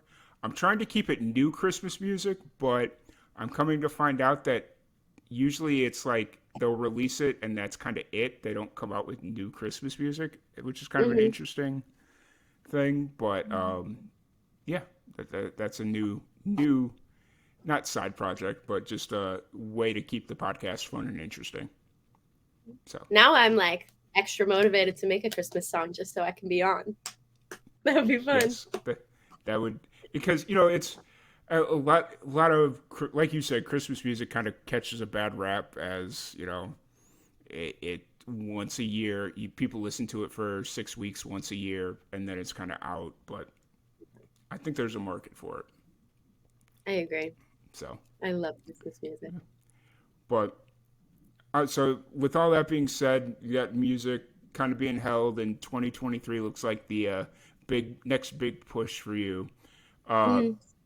I I've been really interested watching your Instagram, you exploring other creative platforms. Like you'd mentioned that you were starting to like video edit like a little bit earlier in the interview. I noticed that you were doing a call out so you could practice your photography because Yeah, I think you were looking for models or something at one point, and I was like, oh, that's yeah. cool. Yeah, but it was like insanely early in the morning, and I'm like, wow, that it's early here. I can only imagine what time it actually is in New York. So, I I don't mean, remember why obviously, I was awake, but yeah, it was really early. I've been getting into photography. My brother is like a photographer. mm-hmm. Um, and for some reason I never thought of that as like a possibility for me, Yeah, but the more I've just kind of been around it and obviously like working at a studio that has photographers coming in and all that, I realized like I have a good eye for it. It's mm-hmm. just a matter of now like learning how to get the vision to come to life Mm-hmm. and learning all the technical elements. And I have some really talented friends who are helping me figure it all out, and it's just super Yes. exciting. Right now, my only experience with photography, like on a professional scale, it would be like on site. Like Mm-hmm. I'll take photos of an event, like Mm-hmm. that is like super. I feel very confident in, Yeah, but I want to get better at like portrait photography. yeah, So with a backdrop, with lights, with all that. yeah, So yeah. that's what I'm working on now. I'm trying to conquer that. The more candid behind the scenes stuff is a good way to kind of really just get used to working with a camera or your camera, just like really getting used to your camera. Because Yeah. obviously, as a photographer, you want to be aware and used to working with your camera, but then just like doing what you did, reaching out to upcoming models or people that want to like experiment with that like line of creativity. I thought that was the perfect thing to do, especially like just a bunch of young creatives wanting to come together to better themselves and kind of figure out where their talents lie. That's just amazing. And what you're doing out in New York with the studio you got there, that's amazing. Thank you. It's a So, fine line between like, oh, we're both new at this, so let's help each other out, and like, oh, you are an artist and I must compensate you for your work. It's mm-hmm. a really fine line to navigate. And I find like working with musicians too, it's always hard because I'll work with a producer and the line between this is something that's benefiting both of us and you're giving me a service and I'm gonna pay you for it. Like it's such a Yeah. blurred line for some situations. Mm-hmm. So that's part of why I was like hesitant to reach out asking for people to model and help me learn and stuff. But then I realized like anyone will take free pictures of themselves. Yeah. Like you usually have to pay so much money for Yeah. just Well, photos of yourself. So yeah. it's a And service that I feel like people are willing to definitely offer up in exchange. And it's like a symbiotic relationship. mm-hmm.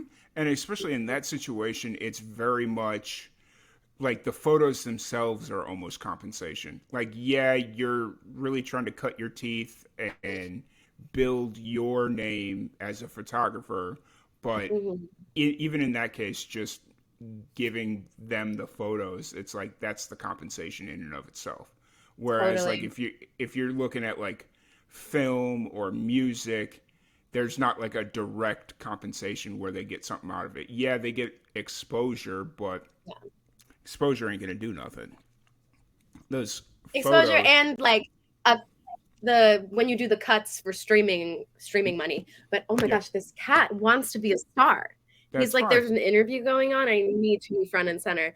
But no, sometimes if a song does well, like you can see a little bit of money from streams, but very rarely will that happen. Yeah, for sure. It's so few far in between that you actually do anything, or like that it'd be so far down the road that you actually see something from the streaming that I 100% get that.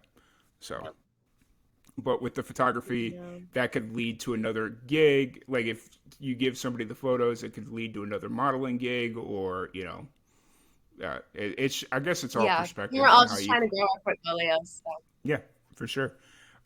So other than that, how's New York treating you? Is it? Yeah. New York is good. Yeah. I don't take as much advantage of like Manhattan as I should. I should pop in there more. It's just because I'm in Queens. I'm Mhm. so comfy in Queens, and I have all my favorite spots to go to, my favorite parks, all that. So it's hard for me to get out in Manhattan. I'm starting to do acting again. Mhm. I went to college for acting, and it's always been one of my favorite things to do, but I kind of put it on the back burner a little bit, Yeah. to do music and to just focus on the business and everything. So now that I'm like in a different spot in life, I want to get back into it. And like all of that happens in Manhattan, basically. Yeah. So I'll be popping back in probably for auditions and things, but yeah, I'm excited. I did a little. I'm pretty sure we talked about this on the last podcast, but one of my goals is if I were to ever to like try and do any acting again, the only thing I ever want to do is be the person that gets murdered on Law and Order. That's all I want to do. Yes. That's all. Like, if I get that, then I'm done. I'm good. I don't need anything else in my life as far as acting goes. Just give me that one role where I'm that person that gets murdered in Law and Order. I think if you say that to everybody that you meet, someone is bound to know somebody, and someone will be able to get you it. I'm sure. That would be, it's just one of those things where I sit here and I watch every Thursday night. I watch Law and Order. Like, I'm a little upset that I'm going to miss it tonight, So you're a big fan. Yes. Oh. I literally watch all 3 episodes every Thursday night. It is the one thing that I set my timer to. Like, yeah. So. Oh, I didn't know that. So it would be so special if you were on it. Yes. I'm not so much into the new one, the organized crime, just because I don't know it, but I still watch it. But it's whatever. So yeah, little window into my life. Huh. So that's such a fun fact. Yeah. I blame my buddy's sister. She got me into it. One day I was waiting for him to come home while I was over at his house.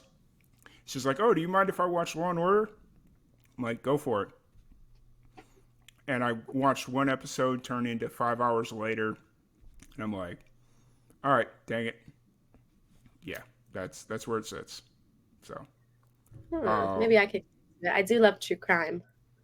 Yeah, it's interesting. So before we wrap this up, though, I want to take one spin of the random question generator. At least give you one random fun question. I don't think we played this last time, but I couldn't tell you either way. So, are you ready for your random question of the day? Yes, I am. Okay.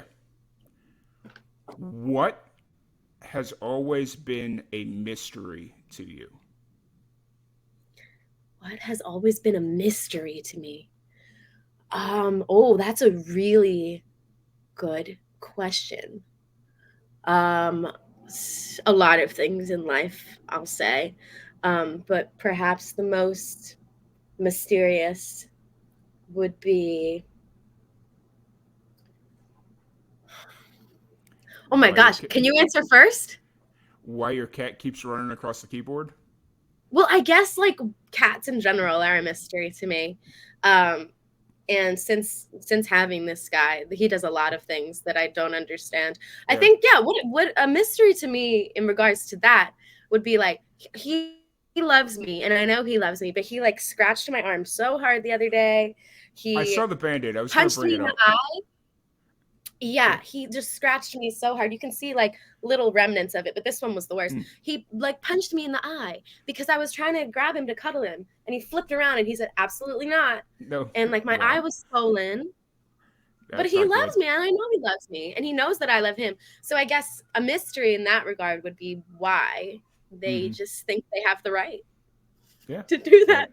That's very fair. That's a very interesting mystery, and it's the same thing. Like, I mean, it could almost be the same for dogs as well. Like, I've been in several situations where, like, my sister's dog will, like, I'll go to pet it, and then it just, like, takes its head and pushes my hand away, and it's like, you were just begging me to pet you, like, 20 minutes ago. Why is it now you don't? So, yeah. Also, when they, like, stare at nothing at 3 a.m., and you're like, I wonder if they see ghosts. I often wonder that myself. I I legitimately think my often. cat sees ghosts. Yeah, that's a little sketchy, and it scares me when they're just kind of standing or not standing, sitting there and staring at nothing, and it's like, guys, what are you doing? Stop, please. So, but I agree. uh, anyways, so as far as music goes, you've got the to kind of put it back over to there. You got a whole bunch of stuff happening for 2023. Hopefully, you get that Christmas song done.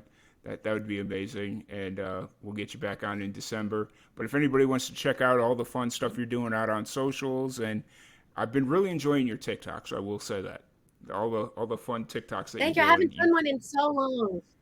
It just feels I like gotta you get do it. back on.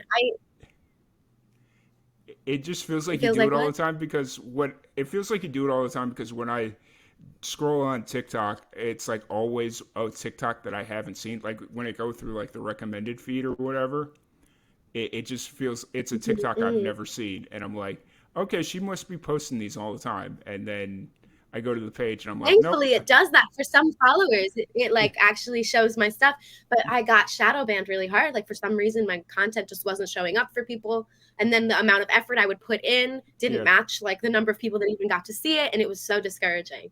yeah, So I'm gonna try again. This has inspired me. I'm gonna try making more, and hopefully the algorithm has sorted itself out. Because I have like a nice number of followers, and yeah, I assume that they follow me because they would want to see what I post. yeah, So maybe 100%. it'll get out. So, yeah, I've really been enjoying that. So, yeah, if they want to follow you on socials, where's the best You place can to? follow me on social media on TikTok or Instagram. They're the same. It's at RosieDean21, RosieDean21. Nice, awesome. Well, once again, thank you so much for hanging out. We're gonna do a little musical roulette with the musicians, and we'll have our next guest in here in just a second. And Rosie, thank you so much. I'm glad we were able to get the link issue figured out. That had me mind boggled. I'm like, oh, I've got to try and hold time now. Great. You're That just fine. You're fine. makes me really So glad we uncomfortable. got But it sorted out. I don't know what happened, but yeah, the final link you sent was all good. So awesome, awesome. But once again, thank you so much, and we'll do musical roulette here, and we'll have the next artist in. Awesome. thank Thanks. you for having me. Good luck with Yeah. the rest of your stream. Oh, I'm excited. It's good. We're almost 12 hours, so it's all downhill from here. Yes, you got So this. awesome. Have a Thank you. wonderful Yep. day. You too. Awesome. Awesome. All right. Hey, how's it going, Jamie? Hey, how's it going? Oh, it's going. We're about to hit 12 hours, so the brain is finally starting to lubricate itself and get going. I hear it's So- all downhill from this point, so happy to be Yes, yes. It's in downhill in the sense that the back half's a lot easier than the first half, and here. I hear you. I'm just playing, yeah. Tom. No, I get it. So we got. I'm gonna let you say your last name because I don't want to butcher it. I'm a fake Polak. I'm sorry. That's so funny because I was gonna ask you to remind me how you say yours, because I never say it because I'm always afraid I'm gonna mess yours up. Well, it's mine's pronounced quiet, so like be quiet. Yeah. Quiet, yeah. That's Yeah. see. I always say like Kuwait, and I'm like that's not right. Quiet. Mine is Jacob Zach. Jacob Zach. And then it really threw me off when you logged in because it was like something not even English. It came in like, yeah. Well, it is Polish. Yeah, that is true. So we got Jamie Jacob Zach joining us here. You're based out of Canada, which is, I'm sure, frightfully cold at this time of year. Yeah. Oh my God. We just got our first like real snowfall like yesterday, and I'm never ready for it. Oh man, I don't even want to hear snow, but it got down into like the 30s last night, or it got down into the 20s earlier this week and 30s last night, and I'm like, I'm done. I'm good. I don't need this. I literally have my little heater right here, so I'm ready if I need it, my reinforcement at any time, because I do not survive in this weather. I feel that. And, well, I was talking to the people that are listening. It's like I've been playing the game of the is he going to come back wearing a hoodie or not? Because like right now or like during the night it would get, because I don't want the heater up too hot because then it turns into a sweat box in here. Yeah, totally. But then if I have it too low, then it never turns on. And so it's just kind of like, where do I put myself? Where do I put myself? Yeah. So I've just I've gotten used to the fact that I'm just going to never be comfortable for the next like 8 months, and I'm just going to be constantly too hot, too cold, too this, too that. Have a sweater just in case, but you never know what you're up against up here. Oh yeah, for sure. And, like, I mean, it's funny, we're talking very similar things, but most people don't realize Texas gets pretty dang cold in the winter. Like it is like not off the lake cold, like Lake Michigan, all that stuff. So it's not off the lake cold, but it still gets pretty brutal down here. So. I believe it, yeah. And it's just the contrast too, right? From that Yeah. those intense heat that you guys get that we don't quite get the same way. Yeah, I got you. That's 100% accurate as well. So how's everything been going musically for you? I know you're always working on something. I see you're still doing the stream. Did you stream on Twitch yesterday, I think? Maybe? Yeah, I started doing the Twitch streams again every week, every Wednesday. Nice. How's that been treating you? It's been fun. It's a weird thing because I have to go into every stream since I'm like, again, quite new to it still, especially just coming back to it. So it's like you go into every stream, both assuming that there's absolutely no one watching and assuming that there's at least one person watching. So you always have to make it somewhat interesting and try to like keep mixing it up. Otherwise, you're just like, and you just don't know. Like I don't know until after the stream. Then I'm like, oh wow, there's some people hanging out because I'm not checking. Yeah. It's always interesting because then you've got the people that aren't like in the comments, but then you have like the system that kind of tells you, oh, hey, nobody's listening. Yeah. Like it won't register somebody's actually viewing you. And then you come back out of it and they message you and say, hey, I really like that song you did. And I was like, oh, I didn't realize anybody was actually listening. And it's like, totally. Cool. I'm always surprised if there's anything. And there's at least I'm pretty fortunate, there seems to be at least always one or two people. But yes, I have to go into with the assumption that there are people there, but it's like you're not. I feel like I'm just playing to myself. So half the time I'm like talking to myself, and I'm like, I probably look insane to anybody that's there. Yeah. But how else do you do it, right? Yeah, because you gotta, like you said, pretend like realize that there's probably nobody listening, but pretend like there's at least one person listening, and you just got to kind of keep it going. Totally. That's been an issue that I've been dealing with, where it's like, okay, I'm talking to myself, nobody's responding. It says people are listening. I don't know though. I have consider it like almost practice though for when I'm in situations where I do know there's people watching, or because my streams are mostly I play different songs. So I also just use it as an opportunity to like try something weird and different that maybe I wanted to work on, but I haven't made the time to do yet. Because then I'm like, it's kind of fun too anyways, because it's always kind of fun seeing people work through something for the first time. I don't know, like I like that kind of stuff. So I assume maybe the one person watching maybe also enjoys that. Yeah. Well, I've often said that like if musicians are just apprehensive about like streaming in general, just take it as an opportunity to treat it like practice. Like I think a lot of people just like appreciate that fact that people are you're getting instant feedback, like, oh hey, like if you're working out a song or working out a new chorus or a lyric or a lick or whatever, and you're getting that instant feedback, but you're